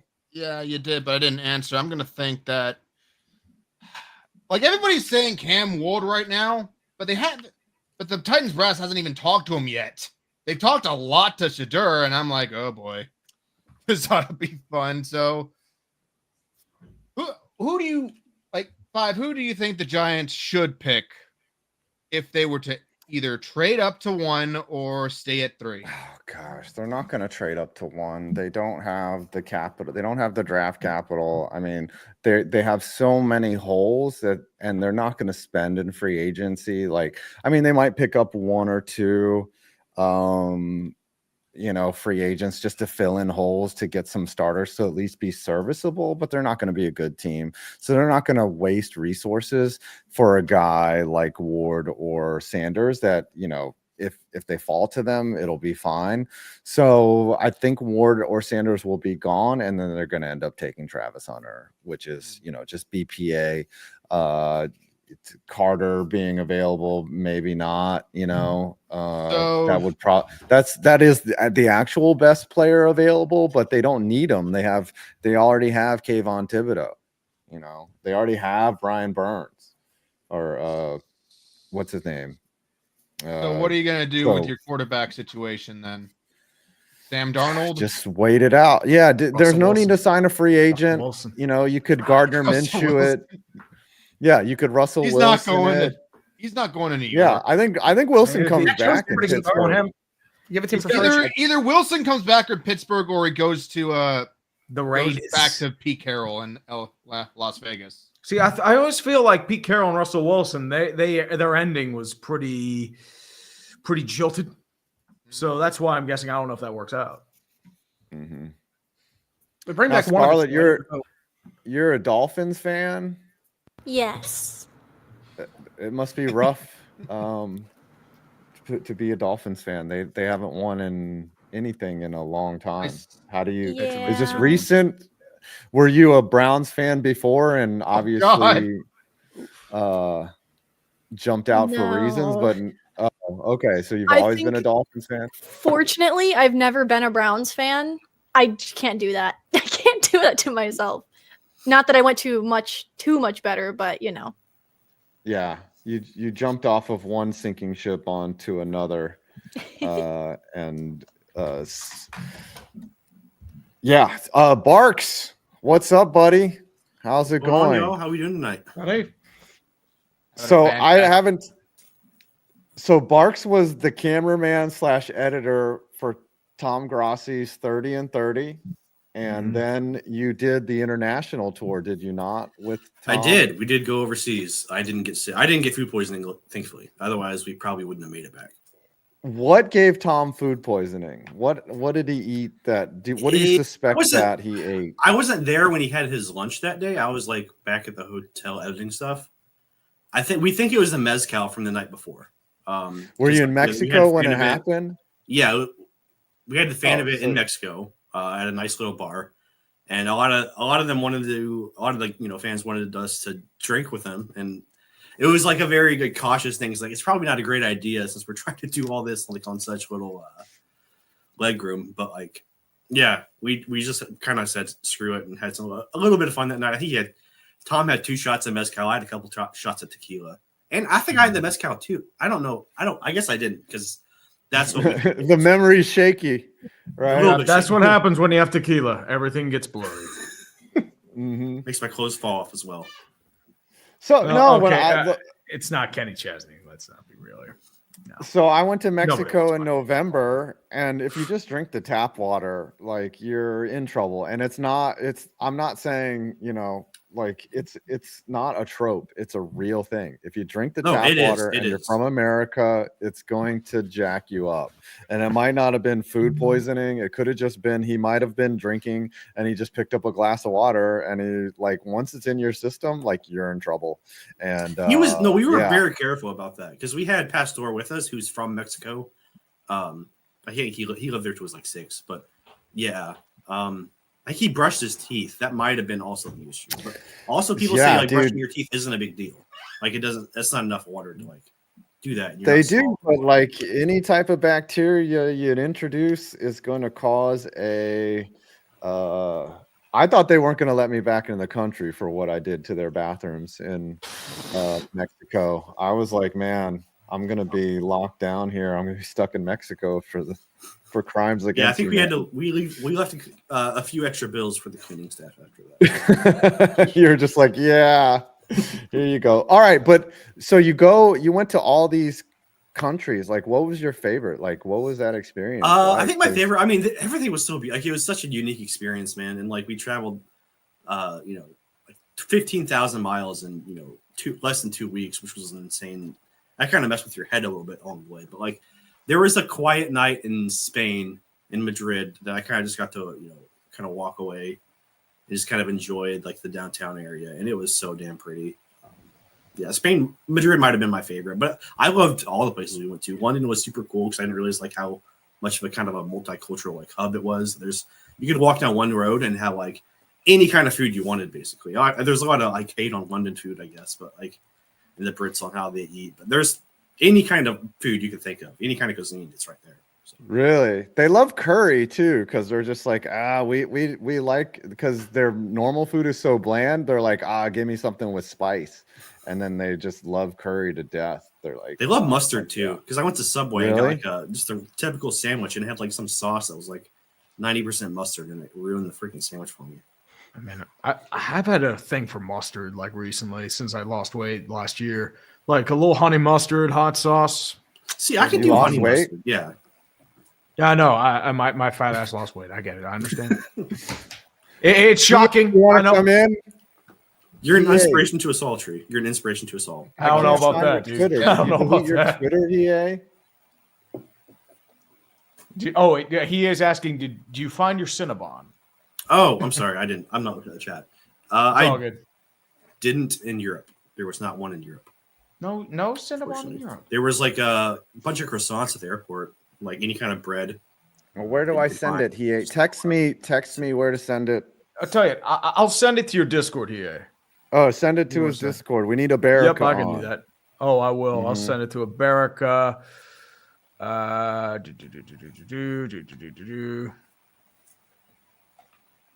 Just send it to him right now.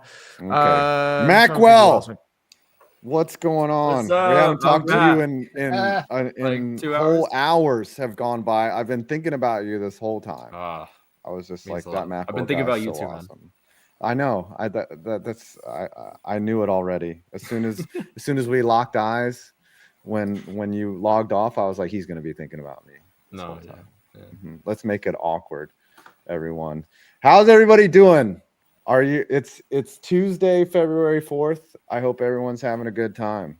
How what have been your thoughts on the stream so far? Did you guys have a fun one? This is our 5th year of doing this, by the way. 5 insane years of this shit.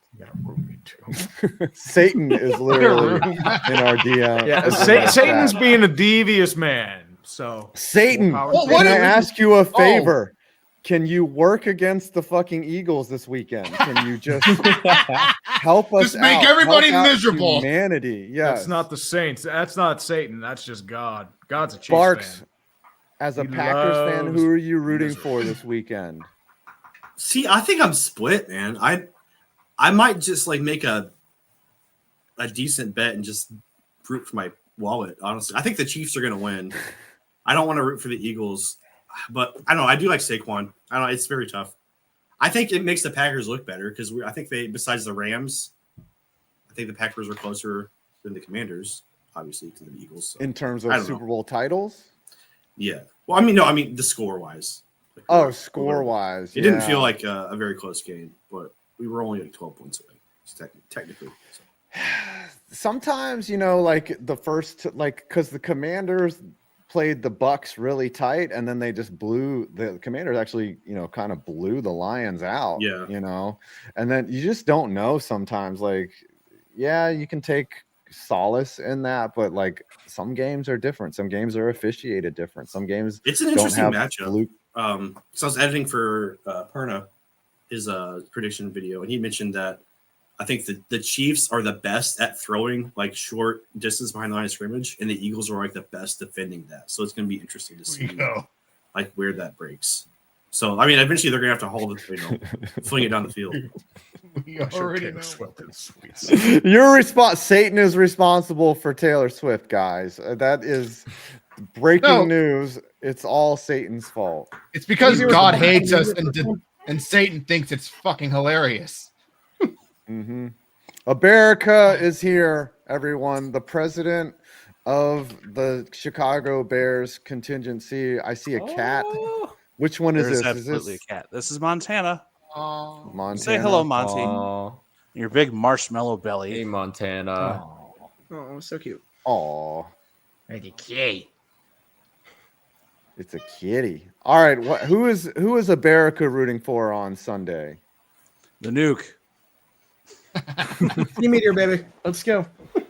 Okay. I mean, I don't see anyone that you can directly hate unless you just hate the Eagles fans for the double doink, which is I don't would hate be the Eagles weird. fans for that. It's not the Eagles fans. It's not for the double doink. It's for other stuff. Cody Park Well, that you hate. They have Vic Fangio, so I guess I can support them.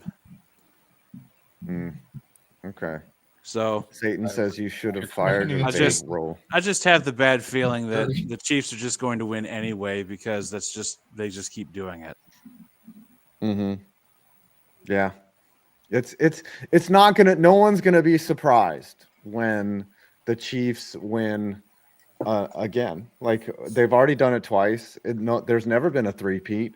It's going to happen. It's going to be that way because that's what happens. It just does. We can't have nice things. The beautiful people always keep winning, and those of us who have to work for a living, we continue to get beaten down, but we try to keep our heads up. Well, that's why God invented alcohol. And damn Skippy. What else has been going on? You went to Hawaii? Yes, I did go to Hawaii over Christmas. It was a beautiful time. And you visited Ag. Is there plenty of room at his place to stay? Like, were you not cramped? Because I was talking to my. Cramped. I mean, I was just. He had an inflated mattress, and it was in his living room. He kind of lives kind of a minimalist lifestyle. He doesn't have his place all cluttered up with stuff. So what did y'all do? Did y'all what does he live on the Big Island or Oahu? Where he lives on Oahu. He's in basically a suburb of Honolulu, and it's up the highway from the Hawaii Stadium. And I had to rent a car, and we went everywhere on Oahu. We went to a lighthouse. We went up the hill to a radio tower. He used his base access, and we went on the beach at Pearl Harbor at the inlet, where regular civilians can't get without, knowing somebody. And we went around the island, and funny enough, the very last day that we were there, we went to Ava Beach, and there was the energy division of where I work was having their year-end picnic out at Ava Beach. And they found out I worked for them, but I worked in California, and they invited us over, and we had their barbecue and nice, all kinds of stuff. Yeah, that's what a coincidence, huh? Yeah, I still have the best coworkers in the world. I can't fault them. You cannot fault them. So give us a prediction for the Super Bowl then. I predict that despite everything that we all want, we're going to get exactly what we don't have and we don't want. And I think the Chiefs are probably going to win 35-21. Double digits. 35-21. It'll be close at halftime, and then Kansas City's defense will pull away at the end. I think Casey's trailed every Super Bowl at the half. I think every Super Bowl they played, and they trailed at the half. And they may very well do that so. That is correct. They were down as much as 10 in both. Actually, the two largest, I think, out of the 5 largest blown leads in the history of the game, 28-3 is obviously the biggest one, but the next subsequent ones are, I believe, Chiefs and Niners. I think Denver, Washington, Chiefs, 22. Niners. Yeah, and then the Bears blew a lead against the Colts. I think the Bears were leading, right? It was 10 points. Yeah, 10 points. There's not been, other than 28-3, many large comebacks in the Super Bowl. It just doesn't happen. By then, either one team just dominates, or it's a back and forth affair. Comebacks are rare. That's why 28-3 was such an anomaly. Usually, teams don't have Dan Quinn and Kyle Shanahan just acting throwing like passes idiots all on the time. sideline. Yeah, throwing passes on first down when you just fucking completed a pass to Julio Jones. Just that video run the you ball made 3 times. Changed my Madden strategy forever. Always chew clock. You always chew clock. Just kneel. You know what? If you're up 28-3, just literally kneel. That's all you have to do. Like there's no other, kneel and then play cover 2 for the rest of the game, and you'll be fine.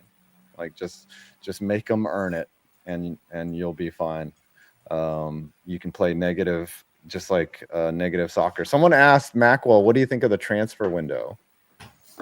I saw that. We've signed no one, so I mean, I can't really say much. We were supposed to get we need a new striker, but I don't think that's well. Actually, no. The transfer window just ended. So yeah, I mean, we're kind of. Is that like free agent, or is that like the trade deadline for the every league, or? Yeah. So like how the transfer window works, there's like two. So there's one in the summer that lasts like 2 months. That's when teams go fucking haywire and just buy whoever the hell. And then you have the one in January that just happened, which is basically just the same thing, but it's just only 1 month long. Usually there's more happening in the summer just because teams have all that prize money and everything. Winter's just kind of like if a team needs to like fix something, that's usually the time to do it. But yeah, usually January is just not that eventful. So like I don't really have that many thoughts about it. I didn't really expect anything to happen, especially with this club. It never really does anything in January. So yeah. All right. I just they don't do it like baseball where they make these huge acquisitions like right at the deadline and like completely change the composition of their team. They don't do that in football, do they? Oh, nah. I mean, like the closest we have to that is like the transfer deadline day. So like sometimes you'll have some like big signings like pop up, but nothing that'll change like the entire sport for like the next few years. It's usually just something that'll like be like a big money signing and like maybe they'll do well, maybe they won't. Kind of up. And it's not just that. It's you also have to agree to terms with the team and pay them. Yeah. Plus you have to agree to negotiations with the player and it could fall through at any time. Exactly. Like there's been like it can fall through at any like stage or like any way possible. It's like you have a player like reject like the personal details or whatever. Or sometimes players will just fail the medical, which is kind of like I think like the final stage before you even like sign for a club. Yeah, so they do that in baseball and football. And well, all of them do the physical. But that would suck to get traded and then they're like, yeah, you're not healthy enough for this trade. Don't the NFL they send you over to the new team to do the physical? The new team does. Then if you fail it, they just send you right back. So that's basically them deciding whether they want to keep you or not, because they could be like, oh, you know, there's no independent doctor, right? They just have to decide. I think what that happened to Carlos Correa, though, because the Mets signed him and then they looked at his X-rays and they were like, "Ooh, we don't want this dude. We don't want this guy." That happened twice too with Correa, right? Who was the other team that signed him? The Giants. I think it was the Giants. Yeah. That's the Giants, and then the Twins Giants, had to sign him at the last moment, and he's been hit or miss for them because of the injuries. Yeah, what has his stats been since that happened? He's been, serviceable, but once again, he gets injured for like half the year. That's the problem. Yeah, he hit over 300, but he only played 86 games. Well, there was the one too with the physical was the Eagles and the Saints with John Dornbos, the long snapper. Remember that one where he got traded from the Eagles to the Saints, and the Saints said, "We can't take you. You have cancer." And he was like, "Wait, what?" Oh shit! Yeah, the trade actually saved his life because at that point he went to he got it cured, thank God. But yeah, and then he went on. Then he became a magician. Yeah, I would think on America's Got Talent. I think I've already we can't take you. You have cancer. I would hope that they were a little bit more, softly handed with that than how you just explained it. Yeah, I'm assuming they were. But we've seen crazy things happen like that. We don't want no cancer patients on our squad. Oh yeah, only ALS patients for New Orleans. Oh.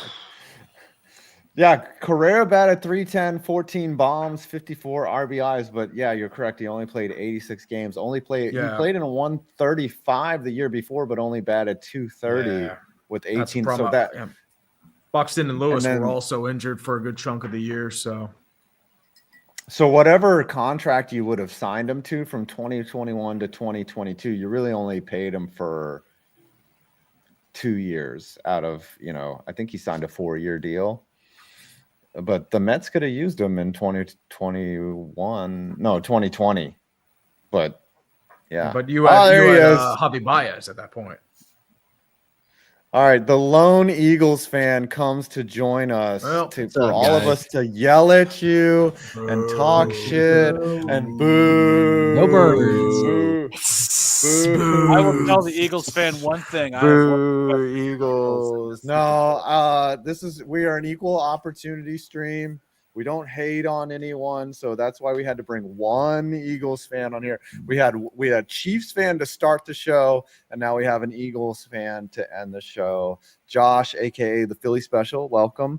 How are you feeling about this game? You nervous? You concerned?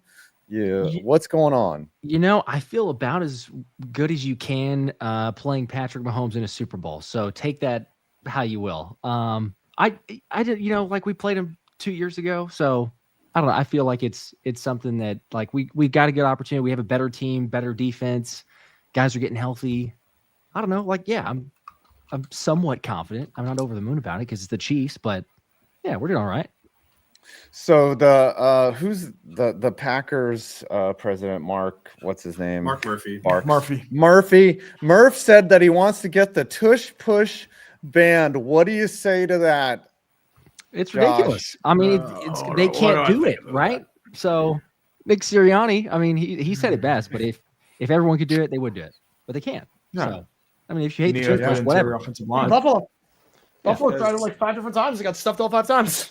There you go. Yeah. Chargers tried it last year, didn't work. The Giants tried it a bunch of times, didn't work. Like it happens. You have to have guys who are built like stumps in order to do the tush push. You can't get low.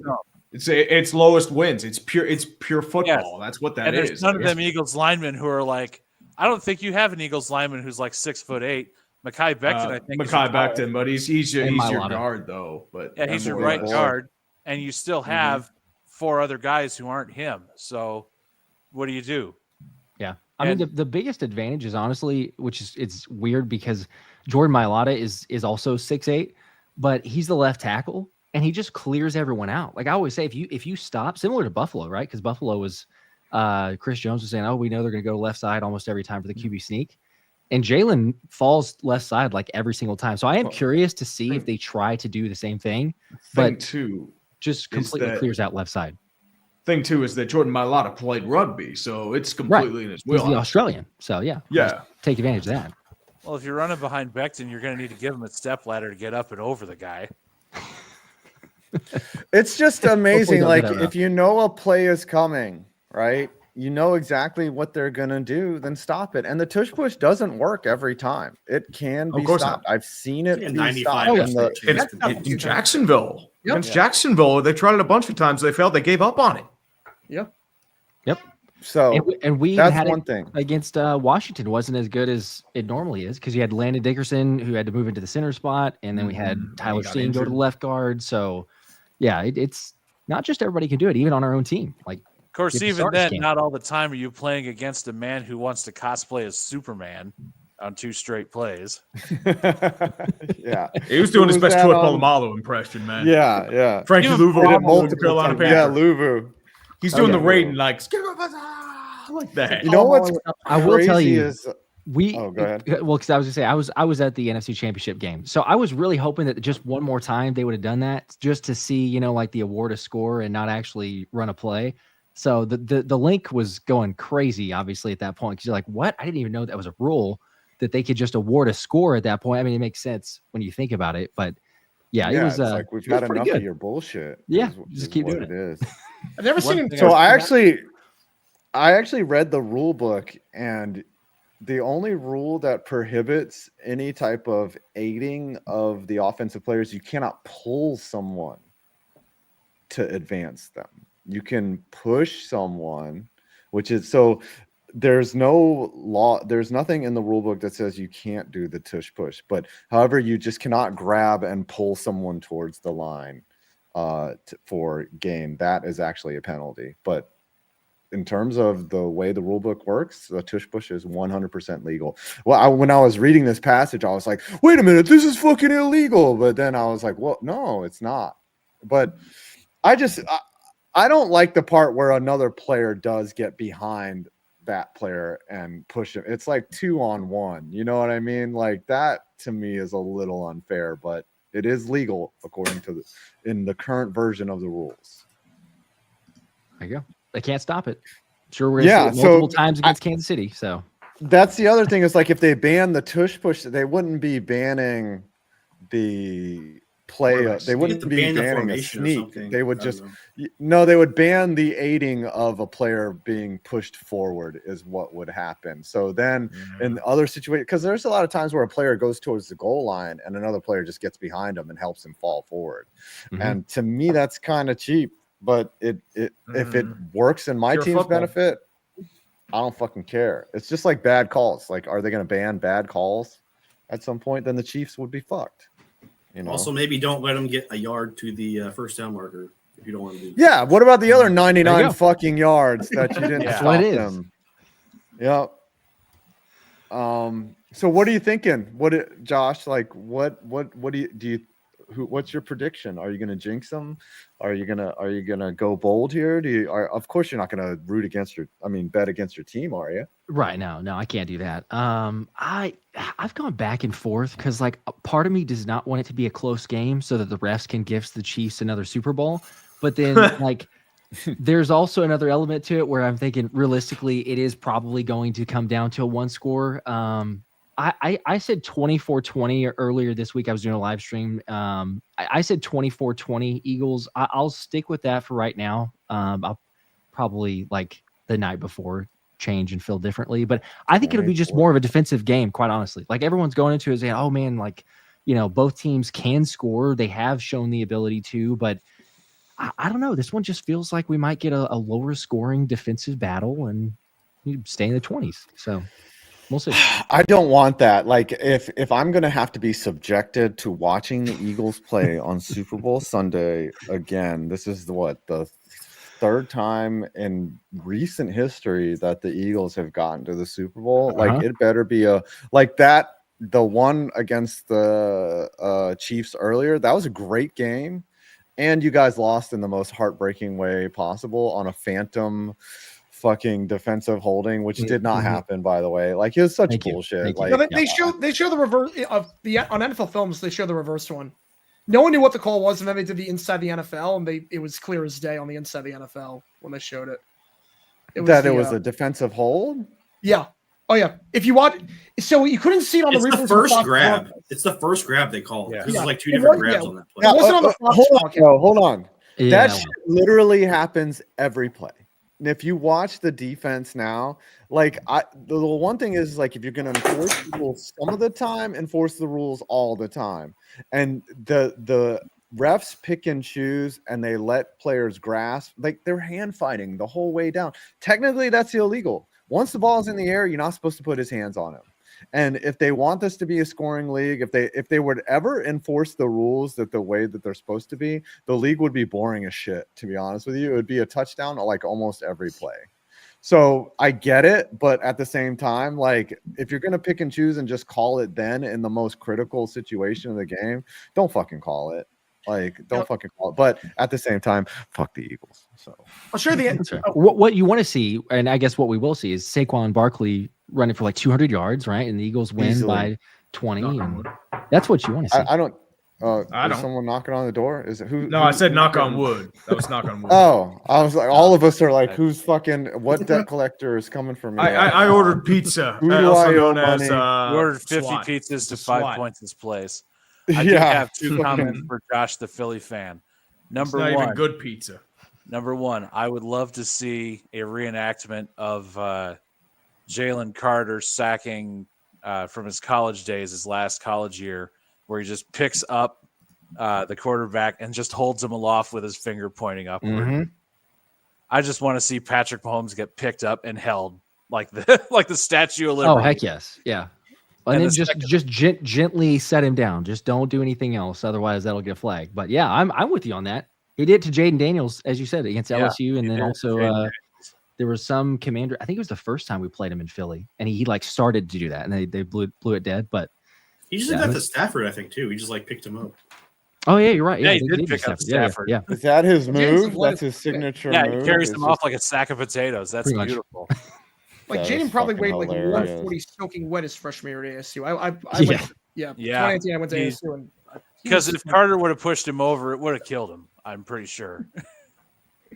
The second thing, and I'm going to say this, if there is an X factor to be had on either side of the ball on offense, that X factor is Saquon Barkley. Because Kansas City does not have a running game to match that. And so long as Saquon is able to be put into space by Philadelphia's offensive line, that is very much the deciding factor of the Super Bowl to be had. I feel a lot better this Super Bowl than I did last one. Miles Sanders showed up and the lights were way too bright. Dude ran like what? His first 2 carries of the game were fumbles. Granted, like the one of them went out of bounds. The other one was, we got fortunate. You could very easily argue that it was a fumble on his screen pass there, but like he did decent, like during the regular season. But Miles Sanders is not Saquon Barkley. He's a backup to Saquon Barkley. Go back to Penn State days. Massive difference. Backup in Carolina. Right. I think Saquon probably there. Like he's been a mess. I could see Kansas City like running the ball and doing it effectively. Like that's the one thing that's been missing, and that they might have taken these 2 weeks to really fucking work on that shit. And they might because the passing game's always going to be there. Didn't Kareem Hunt get hurt? I don't know. Is Pacheco hurt? Why is he he was injured for a good chunk of the year. I think that might be why. Yeah, Hunt played the last game. You dare doubt Carson Steele? Come on. But if you see Kansas City chunking off 8-10 yards, like if I'm a Philly fan, I'm going to be worried about that because Barkley's going to get his. I know that. Like if whatever yardage props or over-unders are given for Barkley, like take the over because, even at 115, that's still a value bet. Like he's going to get his yards. Especially against Kansas City, not known for the run defense. Hunt's dealing with a quad injury apparently, but he should be okay. This is all misdirection here. Don't trust any injury reports. It's all smoke and mirrors at this point. No one's Patrick telling Mahomes the has truth. an ankle injury, but nobody he doesn't do anything with the ankle. Right. Unless they see something at practice, unless the media or something sees someone being hobbled and walking off at practice, then it's not there. No one's going to tell the truth. In terms of the injury report, it's going to be like, all right, every team should game plan as if the other team is perfectly healthy, for sure. But I don't know. I'm intrigued. We got how many days? It's Tuesday now. So the season's winding down. We're headed towards the big finale. I am envious of you, Josh, that your team is actually in it. It's been a long time. I think a lot of fans forget. And some of you who have never experienced this, just what it feels like to be a fan, just waiting for that. You're just waiting every day. You're like, you wake up and you're like, all right, one day closer. It could be the deal. It could be not. I remember the 2 weeks in 2010 before the Packers were playing Super Bowl. That was a very long 2 weeks. It was very long. Yeah. How old were you, Johnny? You were what, 10? I was a junior in high school. So I was 16, 17. Kid. Yeah.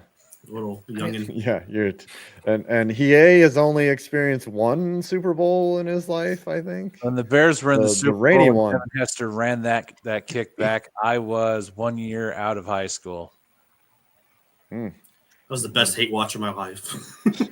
It's really special to experience that. Let's see, Maqwell, Maqwell, you got the Broncos winning Super Bowl 50. Yeah, I got right? 2 appearances. So we had the Seahawks game first, which was that's horrifying. That made you cry. No, it was bad. But then we had the Panthers Broncos, and I lived in North Carolina at the time, so that was a very fun next morning for me. So I went to college in North Carolina. My freshman year was Super Bowl 50. Mhm. And I went to the Super Bowl party in an apartment. And when Cam Newton fumbled that ball in the fourth quarter, I heard a beer bottle smash against the wall from the apartment next door. I got the feeling I know what happened, what they were rooting for. Hey guys, somebody's crashing our stream. Some dickhead named Brandon. Oh my God. I don't know what he's Why the hell is doing Colorado here. tax collector coming to the stream? Brandon, I I already love you. paid my damn taxes for Adams County. Go away. They'll let anyone on this stream these from days. one former Denver native to an actual Denver native. I love you, brother. Oh, thank you. I think I clicked on the wrong link. I'm not supposed to be in here. He was trying to join What the somebody. hell? He was trying to join Johnny, GPS. that got broke. Help him. What were you guys talking about? What?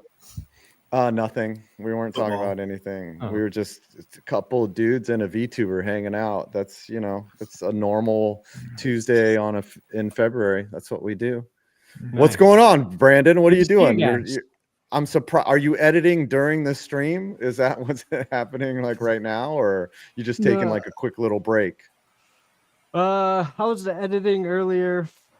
Johnny and I worked on our predictions episode, and I totally spaced that this thing was today. And then I looked at your sheet; it was all signed up. So I was like, "Fuck! I'll try to come in at the end." There you we've go. got That's all the big hitters in here. Yep, you're like the 10th guy in the gangbang, just showing up, And he's the first one to take his clothes off, so you got to be careful. Yeah, and he's just like, all right, I'll just sub in, Hold on. Yeah, Tree. trust me. I need, That's what Brandon I need to does. swap places with Scarlet so we can Eiffel Tower tree again. Oh, Lord. Are we doing this? I didn't do that. Wrong Other way. side. Wrong side. Wrong way. Other There we side. go. Other side, five. Five. Other side, five. Other side. Oh, Other yeah. side. My- Oh, we no, go. not the Eiffel Tower. There we Gotta go. take your shirts off first. So And I have to yell about I Najee know Harris. not taking All my the shirt other off. people. I'll I tell know you that. Brandon's By the way, sensitive to fat men the in with their stream shirt off. is brought to you by No, it's Benchwarmer not. Brew. No, it's not. Yes, it is. No, it's Yes, it is. Now that No, Brandon's here. it is. Oh, Dragon I'm is not even nothing. getting endorsed by the guy who brought us to this. I mean, Exactly. FRS Where's the one, that's what benchwarmer he's brew shooting, there, man. Brandon? Brandon, who are you rooting for on Sunday? Also, thank you, I'm rooting Scarlet, for those swapping Eagles. places for that. That was totally worth There the we payoff. go. Actually, Every I time did that the one. Eagles have been in the Boy. Super Bowl, I've rooted for Philly, and I've rooted for them hard. So It's they stopped the Patriots once. Now they got to stop the Chiefs, and I actually think they're going to do it this year. I've been waiting. Let's go. you are hoping For a to long hell. time for the running back to be valued, to be relevant again, and the Eagles have the best rushing attack that I've watched since the Broncos with Terrell Davis, and nobody thought they were Yeah, going to beat the 2000. Packers. Sorry, Johnny, but like that offensive line, and it's the Eagles line plus Saquon. That duo, that symbiotic combo of just elite Symbiotic. play, I have to believe they can dethrone the Chiefs. Mm-hmm. Whether it actually happens during the game, who knows? But Yeah. I'm, Do you know I've what you're convinced doing? myself fully. It's an upset. It's Mhm. already. You are coping and seething. You just can't accept what you're seeing. Yes, you're coping and seething. The truth is. That's what That it is, scared me so Brandon. bad. Oh my god. You've fallen in love with that ever since I bombed Scooter with it last week. Yes. Is that you singing, That's- Tree? What? Is that you You singing? are sing? coping. No, that is not me. Coping That's and not me. seething. I don't have that That's, original. that's a beautiful voice you got there, Tree. Brandon, Not if that this good. if the Nowhere near that Eagles good. if the Eagles fail to do what needs to be done, we all want to know, are you going to the parade? We'll see. We'll see. We'll see. Oh God. How You close need to, bring, to you how need to wear many? the Chiefs belt for that. We're So like last 20 year- we got to get 2,400 more signups at Underdog. So 2,400. You're Oh. close. You're Close. close. close. Mhm. Use code 5 Never say points never. for Underdog. Fuck Brandon. That's not gonna help. Uh-huh. No, it's not. What if I want it to combine help. my Fuck you. signups and then add Oh, them to God. yours, so you can go parade Ooh. and go, and I can celebrate 9-8 Super Bowl. Come on. 9-8 Super Bowl. All right, Brandon. Last year you said that the Chiefs would win 24-20. You got you were the closest, probably out of everyone in terms of was? getting the score. Yeah, like a couple. Yeah. Macwell did 20-17. You were really close. Tubfrog What was the did score last 24 year? It was 25-22. Oh shit! Remember? Yeah. That's great. That was a weird game. Weird shit happened. What is you're saying you're taking the Eagles because you're a bitch. Yeah. What is the final score? I think it's going to be 33-23 Eagles. And I say it's a 10-point win because I don't think Philly can win if it's a one-score game because we all know what's going to happen. If it's a Yep. one-score game in the final 3 minutes, that's when you can't stop the devil magic. There's just nothing. Philly nothing they can do. So they'll be up by enough where they're going to kneel down victory. They're going to kneel it down. Are you ever going to create a fuck you Patrick Mahomes song a la fuck you Tom Brady? Is that No, ever, I don't hate Patrick happen? the same way that I hated Tom. So I think just directing it at the Chiefs or the refs as a whole is fine. Pat, he's done too many crazy things as a quarterback versus like Tom Brady. Would just make it look too easy. It made it look like he wasn't doing anything that hard. So you just got so annoyed by it, you know? Yeah, Patrick does look like he's actually putting in effort Yeah. to ruin everybody's day. Brady would just be like, oh, look, I got touched by a Chiefs defender 15 yards and a personal foul, and in the most crucial situation on earth. Brady had the most undeserved Brady magic on earth. Like, he just like find Wes Welker when nobody's covering him, find Gronk when nobody's covering him. And don't get me wrong, people forget to cover Travis Kelce every game as well, but I think Mahomes does a better job at making like simple things look difficult. So credit to Pat for that. That's Brady a real was skill. death by 1,000 cuts by the end of it. Brady was. It wasn't. Dude, I fun mean, to this watch. year it's crazy. Like every metric, every game you've watched with them, they just barely outplay their opponent. It's almost like a diabolic art form what they have done this season because they figured out ways to win every game, and they do this thing where they trick you into thinking they have a chance to lose, and then they don't. It's maybe one of the more infuriating teams I've watched. Brandon, I have the answer for you as to why that is. Why? It's because the first half of the game, they let Matt Nagy call the plays, and in the second half of the game, they give it back to Big Boy. They give it back to Andy Reid. Big They're Red. like the Big Andy Bulls. takes it back. They're like the second era Bulls where they thought you could take them and you thought wrong. And then they just, whenever the crunch time goes, they're like, nah, it's time to clamp. It was like, how the Patriots went when the other team is starting to think that they could do it, and then something goes wrong, either a bad call or a missed call by the refs, and then they have the doubt back in their head thinking, oh, now we got to face them, and then you ended up beating yourselves while the Chiefs they just do the fundamentals. It's just fundamentals. It is, and it's fundamentals in that, like, bad football teams, when they get a lead and then something doesn't go their way, they don't recover from it. Yeah, right? The Chiefs will be trailing, but they're fine with trailing. They know, like, if they've made a mistake or two, they'll correct it, and they can rely on a consistent quarterback to get them out of it. And it was the same thing with the Patriots too. It's like they will just wait for you to make the mistakes. They accept mistakes as part of the game, and they move on and correct them as they go. And every now and then, you lose a game here and there, and it doesn't matter. But when you have that mindset and those fundamentals for playoffs, it's why they're back at the Super Bowl for the third straight stupid year. I think the frustrating part about the Chiefs is that it's a lot of times it's the other coaches shooting themselves in the foot. Yeah. Like the Bills game. Don't they do the get QB shook 5 times. Like you fail the first 4 times. Why are you doing it a 5th time? Texan game. Why are you punting on 4th and 2 in plus territory? Why are you doing that? The Raider game. Why are you trying a 55-yard field goal after your kicker missed like 3 kicks earlier in the game from shorter distance, and it's like he missed it short. It's like, why are you trying? Like, it's a bunch of coaches just shooting themselves in the foot playing the Chiefs at the worst possible time. Like, they're playing well, because they get shook. They get shook by the pressures. They're like, I have a chance to knock off the champions, and then they just panic. And that's the kind of stuff that, like, I don't usually go after or make fun of athletes for doing something physical, right? Like, if you drop a pass, like, big fucking whoop, like you dropped a pass, or if you fumbled, you're not trying to fumble. But if you mentally don't prepare, or if you're a coach that if you know better and you don't make the right decision, like that, I'm going to go after, because it's your job to not make those mistakes. Like, that's literally what you're getting paid to do. And if you don't do that, then, maybe you should think about becoming a YouTuber or something where you can make mistakes all day and still somehow get paid for it. On to the next video.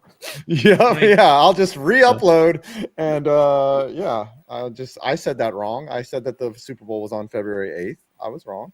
And we're just gonna go with that. The meteor beats the Chiefs. The meteor. All right, my lovelies. We've been streaming for 8 hours. Nice. It's time to wrap up the show. I loved having you all on. You're all beautiful people. Thanks, Brandon, for coming in at the end and giving us your opinion. Do you want to plug anything, Brandon, while you're here? Anything? This is virtual.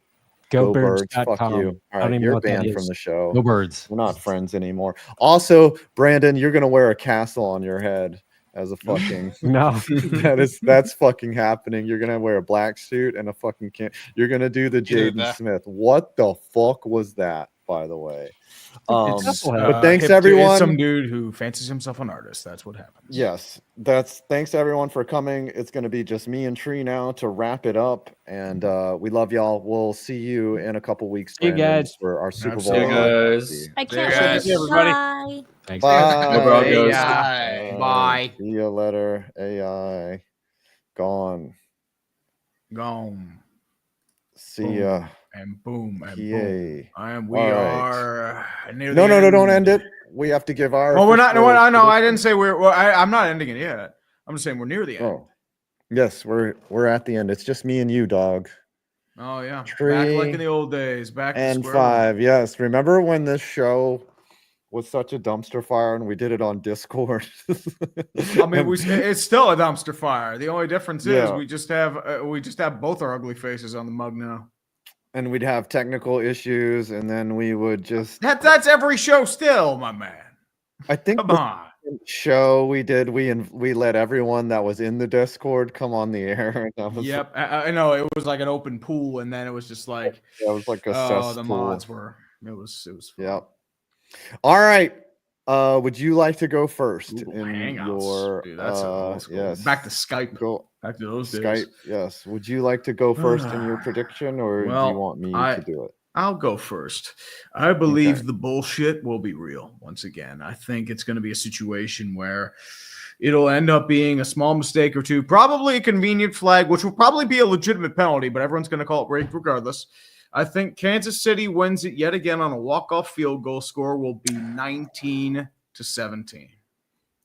19-17. Oh, we just got a 50 to end the stream. Another 50. Are you Well, Wild Dog 33. We bring out the Jeebus in one final gritty in the blue background. Sun is setting. It's in the twilight right now, and you managed to spend 8 hours, or actually it probably would have been like 5 minutes, and everyone leaves.